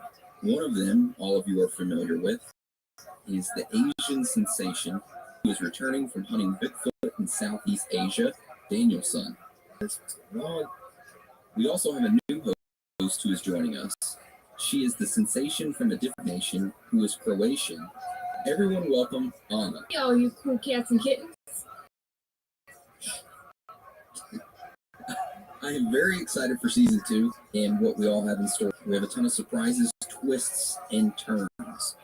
So before we start today's episode, I have a few exciting announcements for everybody. But before I just want to say, like I always do, we do not run any ads on this show or take any money from any corporations. So if you would like to help us out, there's a few ways that you can do that. One of the ways is Patreon. For only $5 a month, which is only 16 cents a day, you can sign up for our Patreon and get an extra episode a week. These Patreon episodes are exclusive to Patreon members only. Today, we actually released 2 Patreon exclusive episodes. We did one on dreams, everything about them, including us telling our most memorable and personal dreams. Also, the other Patreon we did was the Clinton body count. If you're into mysterious deaths and suicides, then that episode is perfect for you. Another way to support the show is through merchandise. Today we officially launched our merchandise for sale. T-shirts, hats, socks, all that good stuff. And then feel free to go to our site, theories@thirdkind.com, click on the shop button, and there you can find it all. Say that the money we get from Patreon and merchandise sales goes to bettering the show. Better microphone, better interfaces, more hosting so that we can have room to record longer episodes, back into it. Also, I know things are tough out there right now, so if you can't afford a shirt or a Patreon membership, but you want to help us out, then you can leave us a written review on iTunes, and that helps us out a lot. If you don't want to leave one, though, that's fine. We just want you guys, girls, aliens, reptilians, Bigfoot, Sasquatches, Chupacabras, ghosts, Illuminati members, underground lizard people, whoever or whatever you are, to enjoy the show. Also, one last thing. If any of you would like to reach out to us, then you can shoot us a message on Instagram, Twitter, or Facebook, or you can go to our website, theories@thethirdkind.com, and click on the contact button, and there you will find our email addresses. Also, on our site, you can click on the voicemail button and leave us a voicemail anonymously, and we will play it on the show each week. And that was some long announcements. I'm sorry, they won't be that long. Today's episode will go is that we go over what are aliens, a brief history of aliens and the first encounter of them, maybe take a trip in the Montauk chair, and then the different types of aliens, individuals, encounters, and stories with them, as well as listener-submitted stories, and then we will jump into strange facts and findings, theories about them, and then we will wrap it all up with our own thoughts and personal theories behind it all. So, with that being said, Danielson, can you tell us what are aliens? Aliens pretty much are what we describe to be living beings not of our world, but from outer space and beyond. While alien encounters and abductions did not achieve widespread attention until the 1960s, many similar stories are known to have been circulating decades earlier. So that brings up the question, when was the world's first alien encounter? Many say that they came to help the Egyptians build the pyramids. Others say that Jesus or other religious prophets were actually aliens. While all of these are intriguing and interesting to think about, we get the first actual description of your typical gray alien in 1896. So instead of us talking about the 1896 encounter, let's go experience it ourselves. All right, Dan, me and you, we're just going to have to wipe the dust off our Montauk chairs. Anna, yours is brand spanking new, thanks to Daniel's son. Yeah, I had Bigfoot come in and help a little bit. You know, he owed me big time. So mine's like extra magical. I love the glistening purple color you gave me. Thank you, guys. Yeah, if you haven't noticed, Daniel added velvet seats to yours. So it's a lot more cushiony. We got these plastic seats. So yeah, prototype still. It's all right, though. Well, I'll definitely test this new model out for you, and I'll let you know how it goes. Okay. All right. So everyone hop into your Montauk chairs and set the location dial to Lodi, California. And then make sure you set the date dial to November 25th, 1896. All right, everybody got their dials set? It's just in time for Thanksgiving. Nice. And go.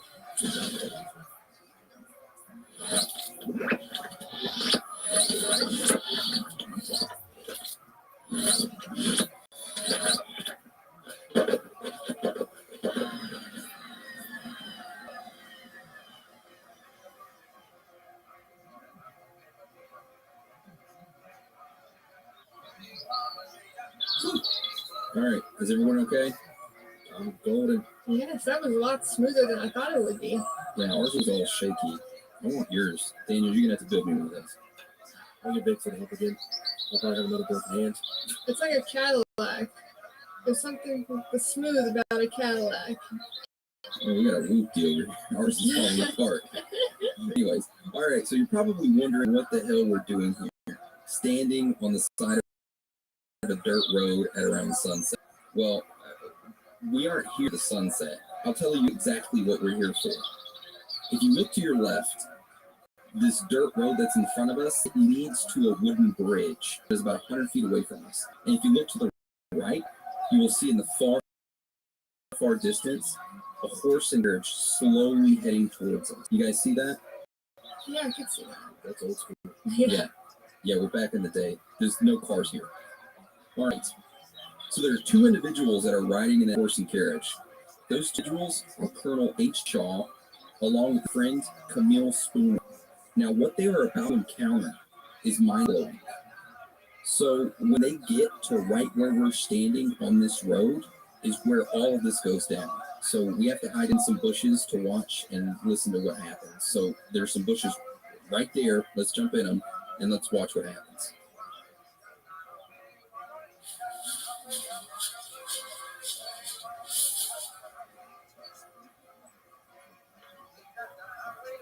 Colonel H.G. Shaw and Camille Spooner are riding in their horse-drawn carriage heading to Fresco, California, to put together an expedition to be displayed at the Fresco Citrus Fair. Well, I tell you what, Camille, this is a mighty fine horse you got for us here. Well, I say thank you, Colonel. I'm just worried about us crossing that wooden bridge up ahead. Do you think it will hold up? I've crossed that wooden bridge quite a few times. We'll be just fine. If you say so. As the wooden carriage get about 100 feet away from the bridge, their horse comes to an abrupt stop and freezes with fright. Whoa! What in tarnation? Colonel, do you hear that? It sounds like someone is in the bushes to the left of us. As the Colonel and Camille look towards the bushes, three strange human-like figures standing in the middle of the dirt road in front of them. The Colonel and Camille slowly turn their heads and look directly towards the beings. They are both in shock at what they see. Colonel, what I'm seeing, man. My God. What are they?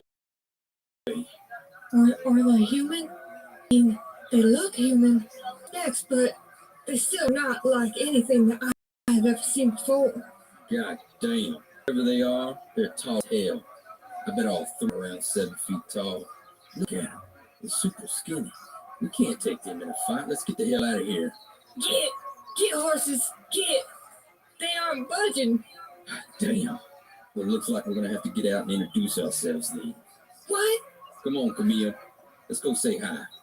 If they try and whoop my ass, you got my back, right? Oh, hell no. Yeah, well, come on. Get out of the carriage. Colonel and Camille step off the carriage and walk slowly up towards the three strange tall beings. Well, hello. Where are you fellas from? The colonel asked a question. Where are you boys from? The three beings seemed not to understand the Colonel and Camille. They started looking towards each other and began making a warbling, monotonous chant-type noise.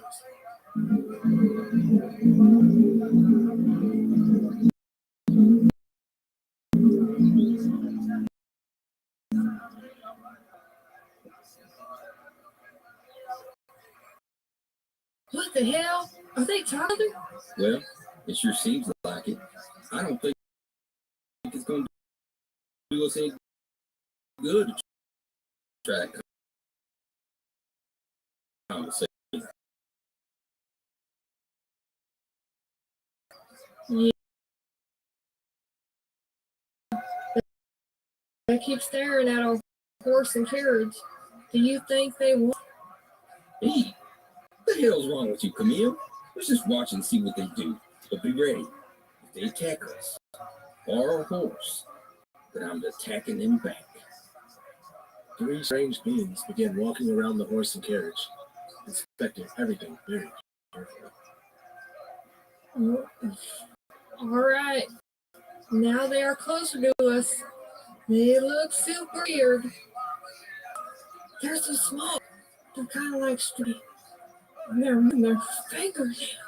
Goddamn, look at the feet. The hell are those? Super big. Twice as long as my feet. And the toes, God. Those are some... What in tarnation?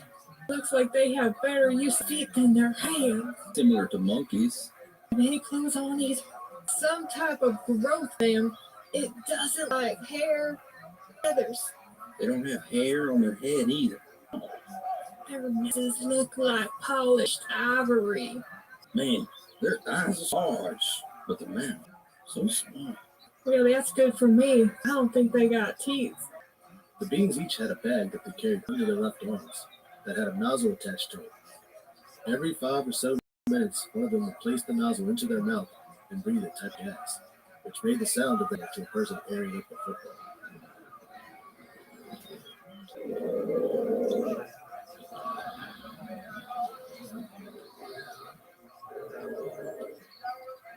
You see that, Colonel? It looks like they're breathing some type of gas. Ah, yes. The three beings start to walk towards Camille and Colonel. Oh shit. Here they come towards us. Be ready. The beings began to walk close to the Colonel. They stopped directly in front of him. Oh my God! He's standing right in front of us. I'm gonna touch that son of a bitch. I'm gonna touch him. No, don't do it.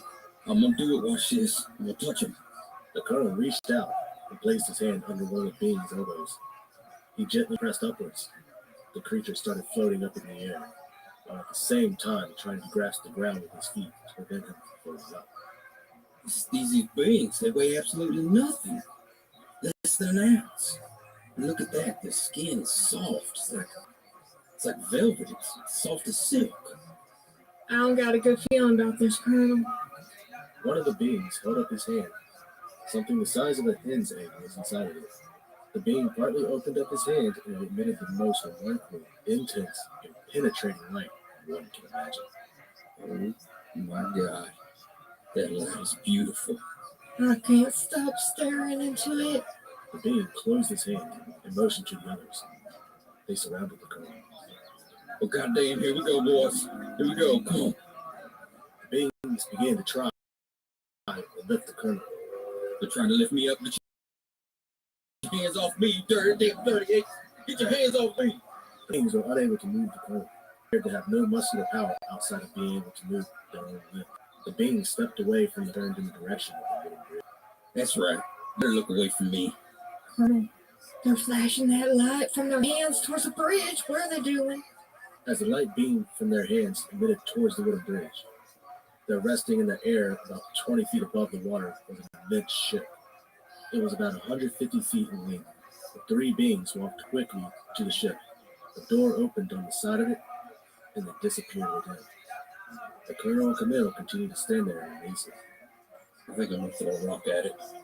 Oh my God, I wouldn't do that. The colonel picks up a rock and throws it at the ship. The rock struck the side of the ship but gave no sound.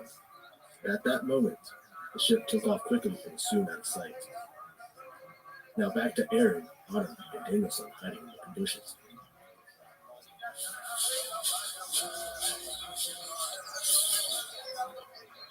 So as you can see, that was pretty crazy, huh? I mean, we almost got caught. It was really close.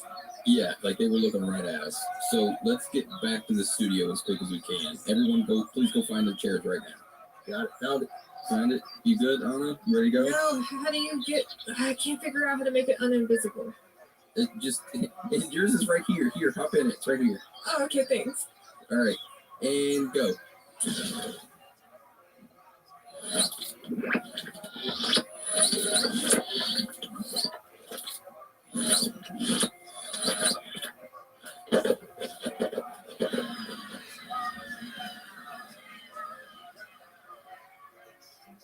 Whew.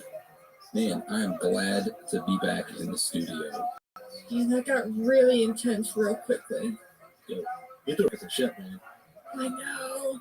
Man, that was crazy. So what we just witnessed was a true story of what happened in 1896. I almost couldn't believe it when I was reading about it, but it really did happen. I thought it was super interesting, a good way to start off today's episode. That was only one encounter. Now, before we get into some other ones, I figured it would be best if we went over the different types of aliens. So let's go ahead and start that and kind of describe, because there's a whole bunch of different types of aliens. We could describe each type so we get a better feel of them when we go into encounters. So Anna, do you want to start us off with that? Yeah, for sure. You're right. There are a lot of different alien types. The first one I'm going to teach us about are these alien beings come from a star system known as Zeta Reticuli, which is a star system located somewhere in the southern celestial hemisphere, and are thought to be one of the alien races in contact with Earth. And a little over 40 light years away, they're practically our closest neighbors. Now, one particular race, Cosmos, and call them the bad guys, it would definitely be these guys. Tall and humanoid, with a long head and distinctive gray features, they are the most commonly depicted alien life form in our media, and are also the beings that are most commonly described by alien abductees who have been returned to Earth. So the Greys have a great tendency to be involved in abductions because they like to stockpile humans. They think of Earth the way that you would think of a chicken farm, just brimming with genetic material that they just can't wait to get their hands on. All right, the next group of aliens we have are the Sasanians. The Sasanians are a hybrid that was developed from reptilians and gray humans. Their development was found to be necessary after the Greys mutated themselves through genetic experimentation to a point where they could no longer reproduce using conventional means, alien sex, and were only able to spawn new generations by cloning themselves. Cloning is well and good if you want to create new beings, however, it gives no genetic variation over successive generations, which leads to problems. So they came to Earth and convinced a few people to share our genetic information with them. From this genetic crossover, the universe was blessed with an entirely new type of being, the Sasanians, who in a way are like our interstellar cousins. They were then given their own planet and allowed to roam free and evolve into the best beings that they can be. The Sasanians have a stronger connection with their higher selves and are believed to be where humans will one day be, although they are millennia ahead of us. That's what I want to be, as a Sasanian. No kidding. Yeah, maybe I already am. I think you are. I think so too. So the next one on the list is the Arcturians. Of all the species known to inhabit the Milky Way, the Arcturians are the most ancient and the wisest. They are said to be one of the alien races in contact with Earth. Basically, if Yoda came from any one of these alien species on the list, it would probably have been this one. Theirs was the first system to be given the gift of life in our galaxy. They mutated and evolved over time and now exist in many forms. The main race of Archerians stand to about 5 feet with green skin and large dark eyes. This race's development of their minds rather than their small in stature, so you could probably take one of them in a fist fight. However, their advanced intelligence mean that if any alien species out there knows how to use the Force for wars, well, it's these guys. Thankfully, they do have a reputation for being the most kind and loving beings in the galaxy. They sound like they would be nice to me. Yeah, I'd probably try to poke their big eyes and try to pull their teeth out. Wear it as a necklace. Well, you do have a set of teeth. I do a weird thing. Oh, okay. The blue avians. They're a type of alien that have been known since ancient Egypt and have said to be involved in some of the construction of some of ancient Egypt's architecture. They're 8 feet tall and have a resemblance to a blue humanoid bird.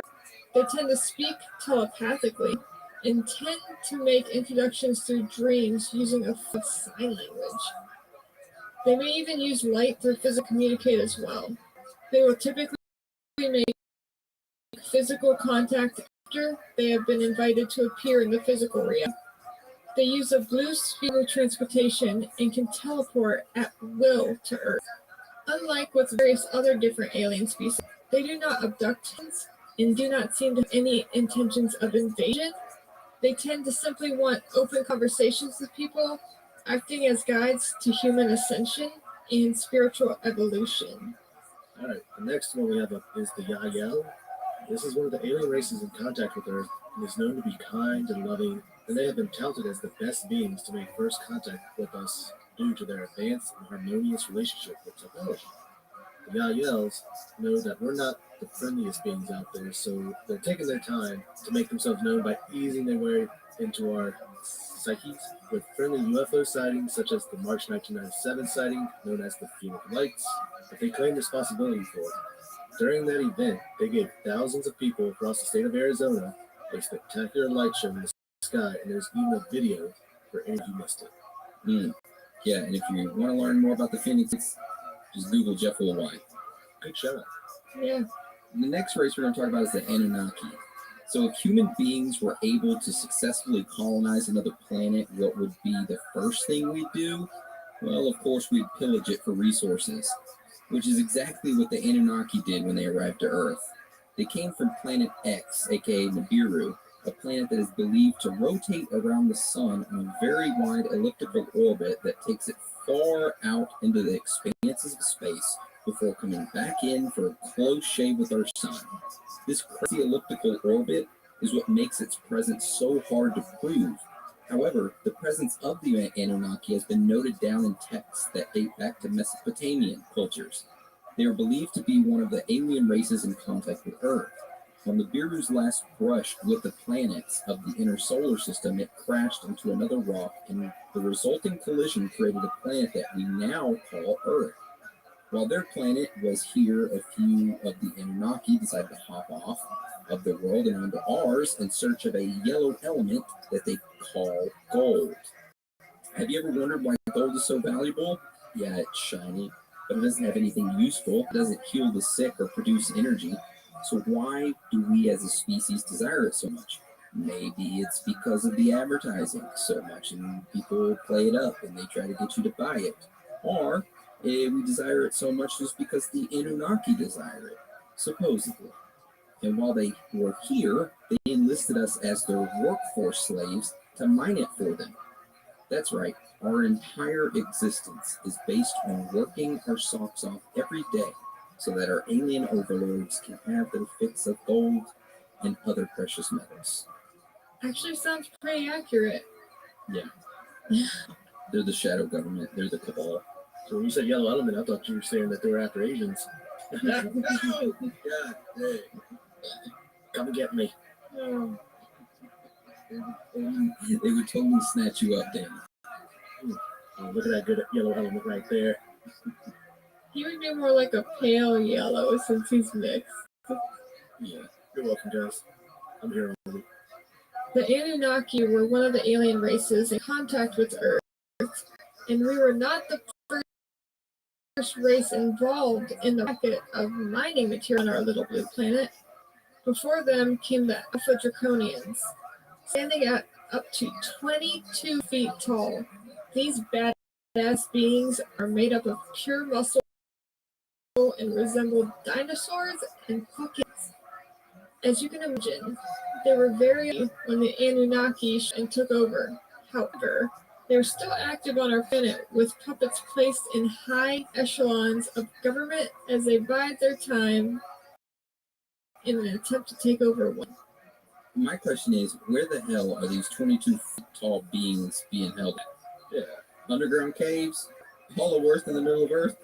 Yeah. Hollow Earth? On the edge of flat Earth? Ooh, they gotta be somewhere. It's hard to hide that. Yeah, imagine how intimidating it must be. You got some like transformer looking beings coming out, pure muscle, and they're like, hey, we're about to fight the Anunnaki who's about to come by on planet X. You guys ready? What? We're just mining gold for them. You guys leave us alone. That's like some of the alien shit you talked about in the early seasons, or early episodes.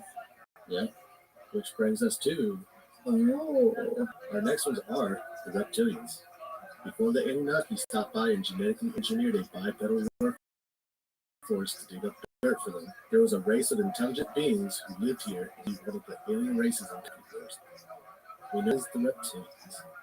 Scaly and standing about the size of a human being, they were driven underground by the Anunnaki, where they are said to still reside today, a network of complex underground tunnels.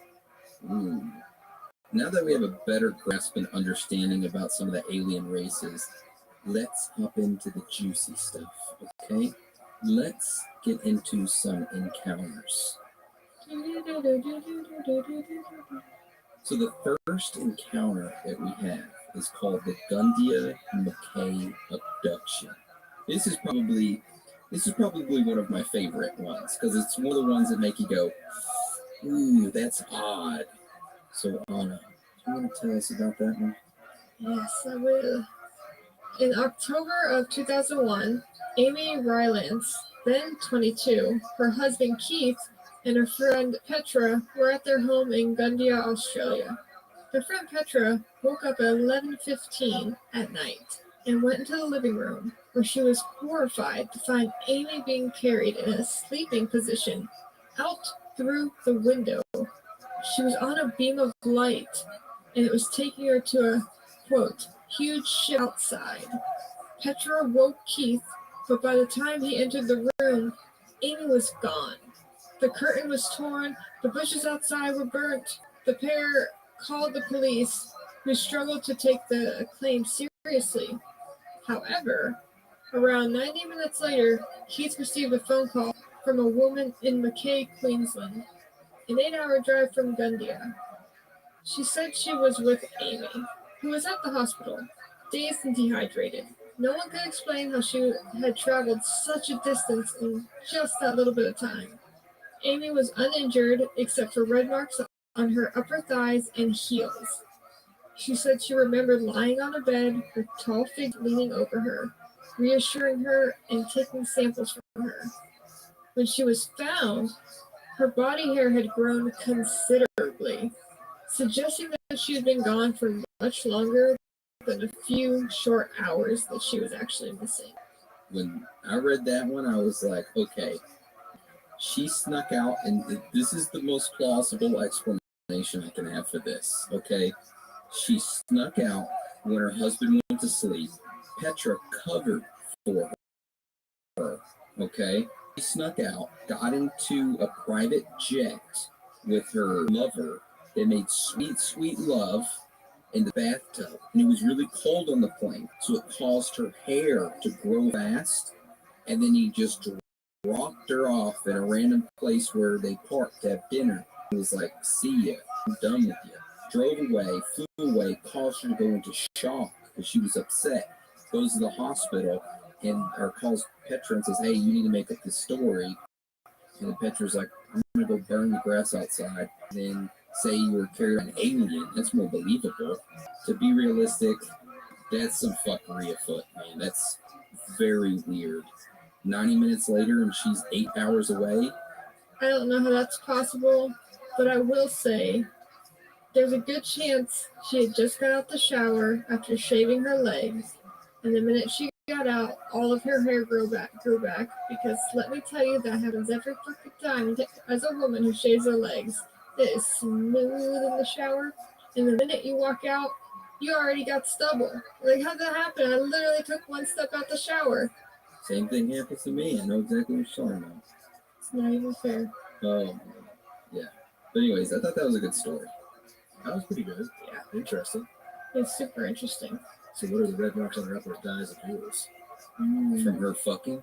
No. Yeah, a new position. Honestly, I mean, what? Right by the heels, by the thighs, get that thrust in, or she's in some kinky shit and that's part of like the rope being tied on her? Maybe. Oh, yeah. That could have been. See it? Let's move on to Jesse Long. All right, so this is the abduction of Jesse Long. Jesse Long was just 5 years old. He said he was abducted by aliens for the first time. He was exploring the woods with his brother when they came upon a round structure in a clearing. A tall figure appeared and paralyzed the boys. Jesse remembers being taken into a craft and placed on a cold table. He could feel the figures around him poking and prodding his legs. Over the next few years, Jesse said he was abducted repeatedly. He claims he was experimented on, including having his sperm extracted that was used to crossbreed with a female alien. In 1990, he says the aliens presented him with a baby, which they said was his. He also met 9 more of his favorite children. Jesse, now 65, says he knows many people won't believe his story, but he insists he is telling the truth. We're all wondering how they extracted his semen. I know you're wondering that, you perverts. I'm wondering the same thing. I had to go back and think. He was 5 years old when they did that to him? No. So the first time, oh my God, the first time they abducted him was he was 5. But over the next years, many years, they kept abducting him repeatedly. So this is no like Jeffrey Epstein aliens, okay? I was going to say, pedophiles go all the way to the top. All the way to space. Yes. We can't escape them. So, do you ever get a picture of this baby? Do they even have names? You think, he probably like, look, I don't want to pay child support or galaxy support. Imagine being those kids and then being like, yeah, I want to go see my daddy on Earth.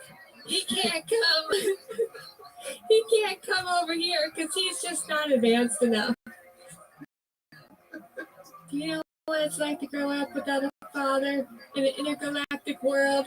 They go on their own version of fucking Maury. You are not the father. No shit. That's a very interesting story. Yeah. We got a lot more coming. Our next story, Betty in 1961. The Barney and Betty Hill case is almost universally considered the most famous case ever reported abduction. Barney and Betty Hill were driving back from a holiday in Niagara Falls in September of 1961. They noticed a light in the sky, which rose up, and eventually a huge shape hovering above them. Barney got out, said he saw 11 humanoid figures in shiny black uniforms and capes that were just watching them.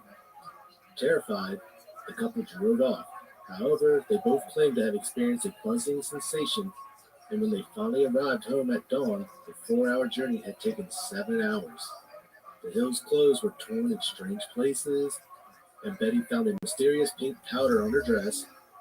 She began having intense dreams about the experience, in which skin samples were taken from her and a needle thrust into her navel. Later, she drew a star map, which she said she had been shown by the aliens. Barney and Betty Hill were respected in their community. Barney was involved in the civil rights movement, and Betty was a social worker. No one had any reason to suspect them of lying. Yeah, this is like the most well-known case of abduction. For sure. Crazy that would be, seeing 11 humanoids in shiny black uniforms and capes watching them. The alien version of Men in Black. Yeah, whoa. I would have booked it. I would do the same thing they did. I would have been fucked up for life because I would have been sitting there looking at them thinking, what else is out there? If I just saw that, I know I saw that, then what else is there? Yeah. Because I'm interested to know what that pink powder was. There's probably, you know what? I know what it was. Uh-oh. It was a powdered fun dip. And she went in to eat some of that with the stick, you know what I mean? And it got on her dress. Fell on her dress and she totally forgot about it because you just saw some aliens. Yes. On out here solving it. Fun dip was the shit. You know, it's tradition because when Danielson came upon the show and graced us with his Asian sensation, he solved the Dominican Republic murders. And so now, my time has come. You solved the Betty and Barney Hill case. Yes. Oh. So, we're going to get into Travis Walton's abduction. It was 1975 in November. 6 forestry workers in Arizona reported seeing their colleague Travis Walton blasted through the air in a beam of light from a UFO above the trees. The workers reported Walton missing, but 5 days later, Walton reappeared, claiming that he had been abducted by aliens. He described waking on a table, surrounded by small figures in orange gowns. Their skin was smooth and chalky, and their bald heads were too large for their bodies. They had huge, shiny brown eyes. Walton escaped through the aliens and fled through the ship. He eventually met more humans on board, dressed in blue uniforms. They didn't speak to him, but forced a gas mask onto his face, so he lost consciousness. Walt claims the next thing he remembers was waking up, shaky and confused, on the roadside in Arizona.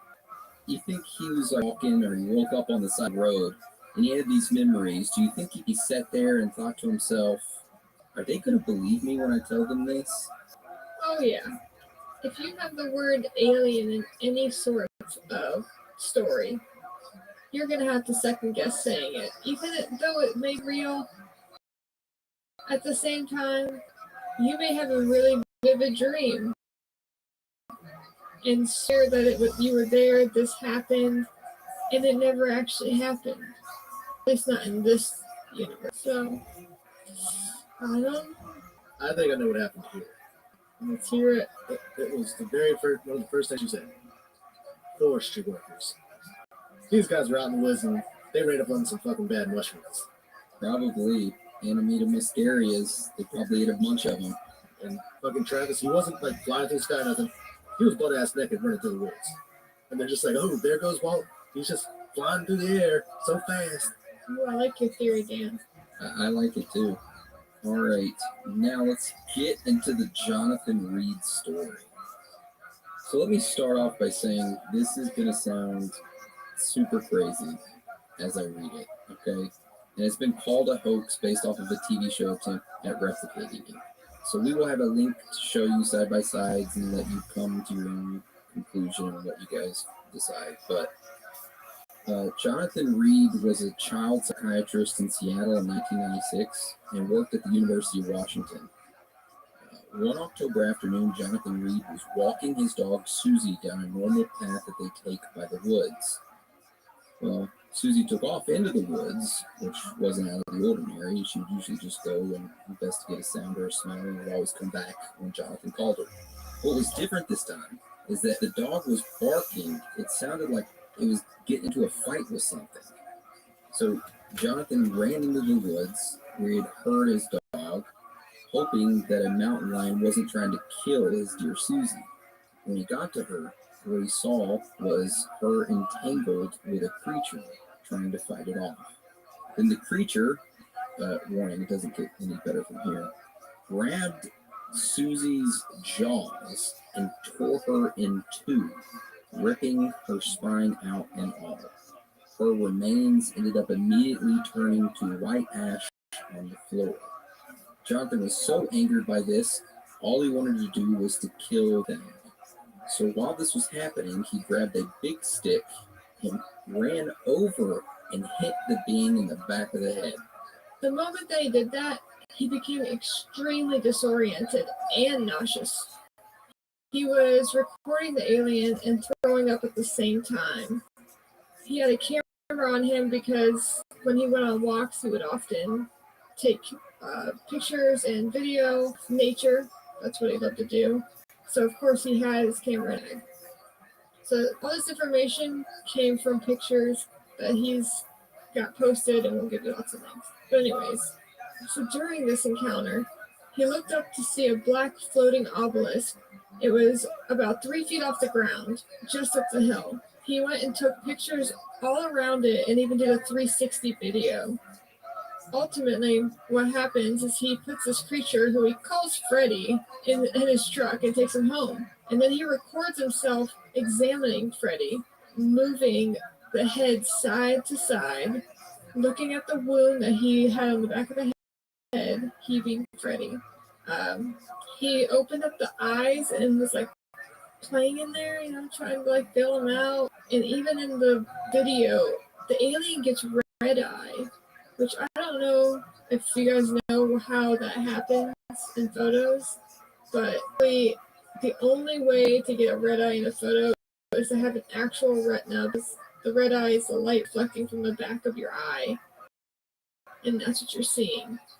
You can't fake a red eye. I actually haven't looked into that entirely, but it makes sense. You'd have to have an actual eye to have that effect. Just something to think about. He also opened up this alien's mouth,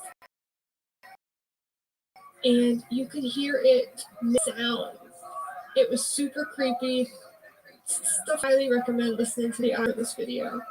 On, the alien becomes a bit less dazed, and the audio that was recorded from that is kind of terrifying to hear. It sounds extremely pissed off. You can hear it throwing a cup in one of the videos. So Reed ends up putting this alien in his freezer, and at one point he opens it, and the sound that the thing made, I swear it sounded like a demon if I ever heard one. It gave me chills to my bones hearing it in real life. I'm going to see if I can find that. I haven't been able to yet, but I'm going to dig a little deeper. But if I find that, I will 100% link that on the Twitter, and I'll give it to you guys, the link as well. Yeah, link it on all social medias. Yeah. So Reed ultimately had to leave his house, and when he came back, there were black vans in his driveway, and Freddy was gone. They told him never speak of this again, and to act like it never happened. He ends up having his whole identity wiped. They fucking Bob Lazard him, and he had no bank account, no college degree, no job. Some people have even come out to say that they were told not to acknowledge that he ever existed. A coworker he had and a bank teller who saw him all the time. She even was reprimanded for arguing against the men, and was threatened for saying that she knew. She's like, no way, I know this fucking dude. He comes in all the time, he pays his bill, blah, blah, blah. No. So what he had left from this encounter were the pictures, the videos, and what we're going to talk about now, a link artifact. Link, L-I-N-K artifact that came off of Freddy during their fight. A link artifact is a cuff, bracelet, armor-type looking device that is gold and has 3 small gold pins underneath with emerald spears at the base of each pin that pierce the wearer's skin and 3 key nerves in her forearm. Weighing only 170.30 grams, it was found to be made of a composite, mostly of a radical mixture of silicon polymer, beryllium, aluminium, manganese, copper, zinc, bismuth, gold, and some unknown elements currently unrecognizable by man's standards. Once put on, it forms to fit the wearer. Reed, of course, tried this out because, like, why wouldn't you? Fucking, it's armor. Put that bitch on me. Come on. You mentioned noticing issues he had with his body somehow been altered or changed. He explained that every time he wore this link artifact, he was welcomed by a golden angel light and it was named Elder. He's quoted saying, "It's amazing and so wonderfully tender. Each time I've been in its presence, it becomes almost painfully depressing when they send me back to our dimensional reality. It's almost impossible to comprehend this. I never imagined there would be such tender, yet unconditional, compassionate love. Just thinking of it now makes me begin to weep. I certainly do know we continue after this human condition is finished. I've been there. I've seen it. I've personally, physically experienced it. I know there is life after. He has been shot. He's been threatened. People he cares about have mysteriously died and have gone missing. But at the end of the day, he says that his story is no one else's, and he doesn't care if people believe him because he knows what he saw. But I've just known about the story for a really long time, and I've always believed it. And as I got older, I decided to research it again and found so much stuff saying, I don't know, after I looked into it, I saw a lot of misinformation. You had a TV show try to tell you that this wasn't real. I think you have to take that with a grain of salt. Yeah, I'm always for people doing their own investigating, right? Mhm. You look and you form your own opinions.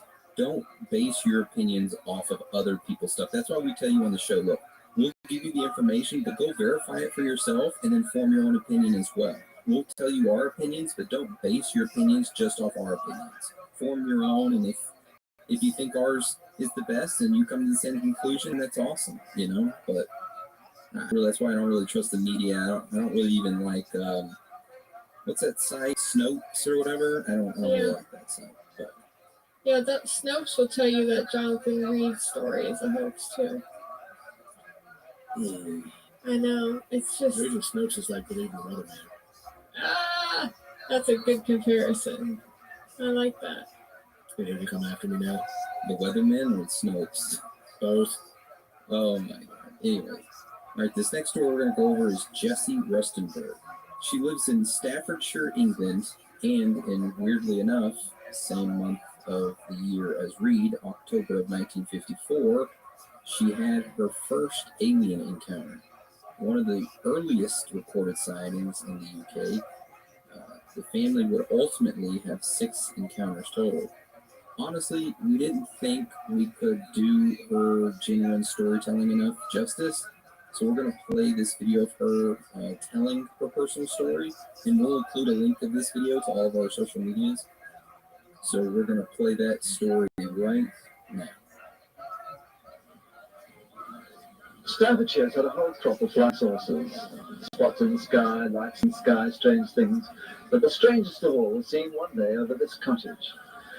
Mr. and Mrs. Rustenberg were living there quietly out in the country. And, well, you just tell me what you saw.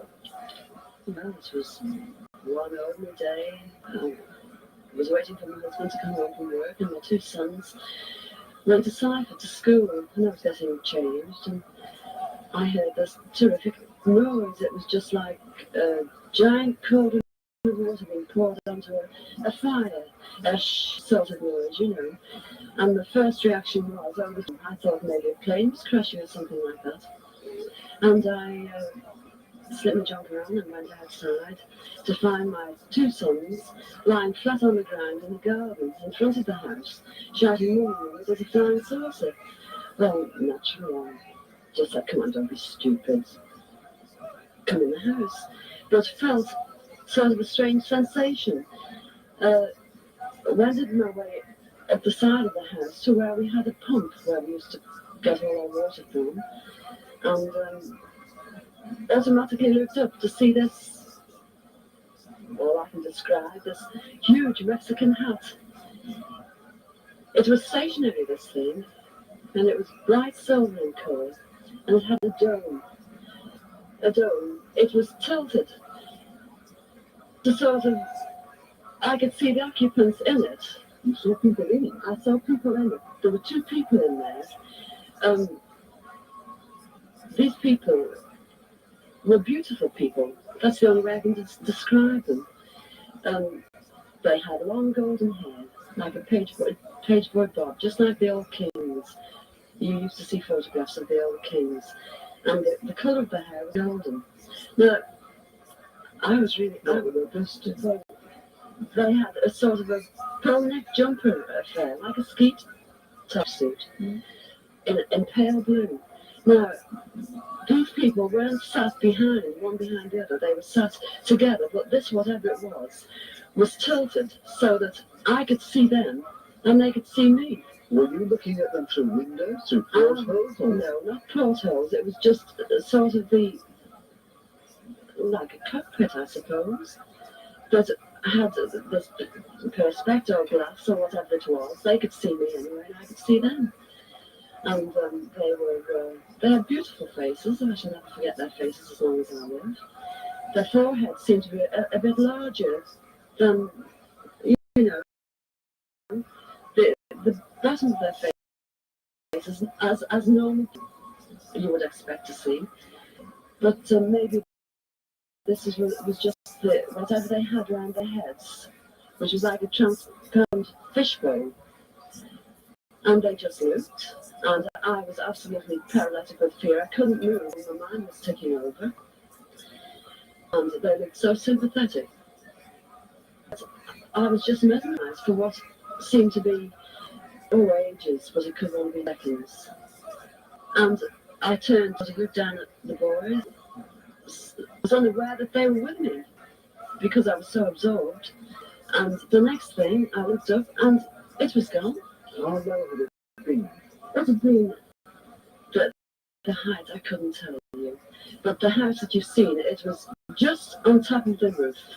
It was hovering on top of the... How big was it compared with the size house? It swallowed the whole circumference of the roof. I couldn't see, the roof was completely blotted out. The chimneys I couldn't see. All I could see was this massive object that I described as like a Mexican hat without the bottoms. And then it flew away sideways or upwards? No, I did. I just looked up and it had gone. But I assumed it went straight up. Because for a short while after in the sky, I looked around and I said to my two boys, "Well, can you see anything? Can you see anything?" And they said, "There it is." And they pointed up. And I watched it. It was just like a little cotton wool in the sky. And it circled us 3 times.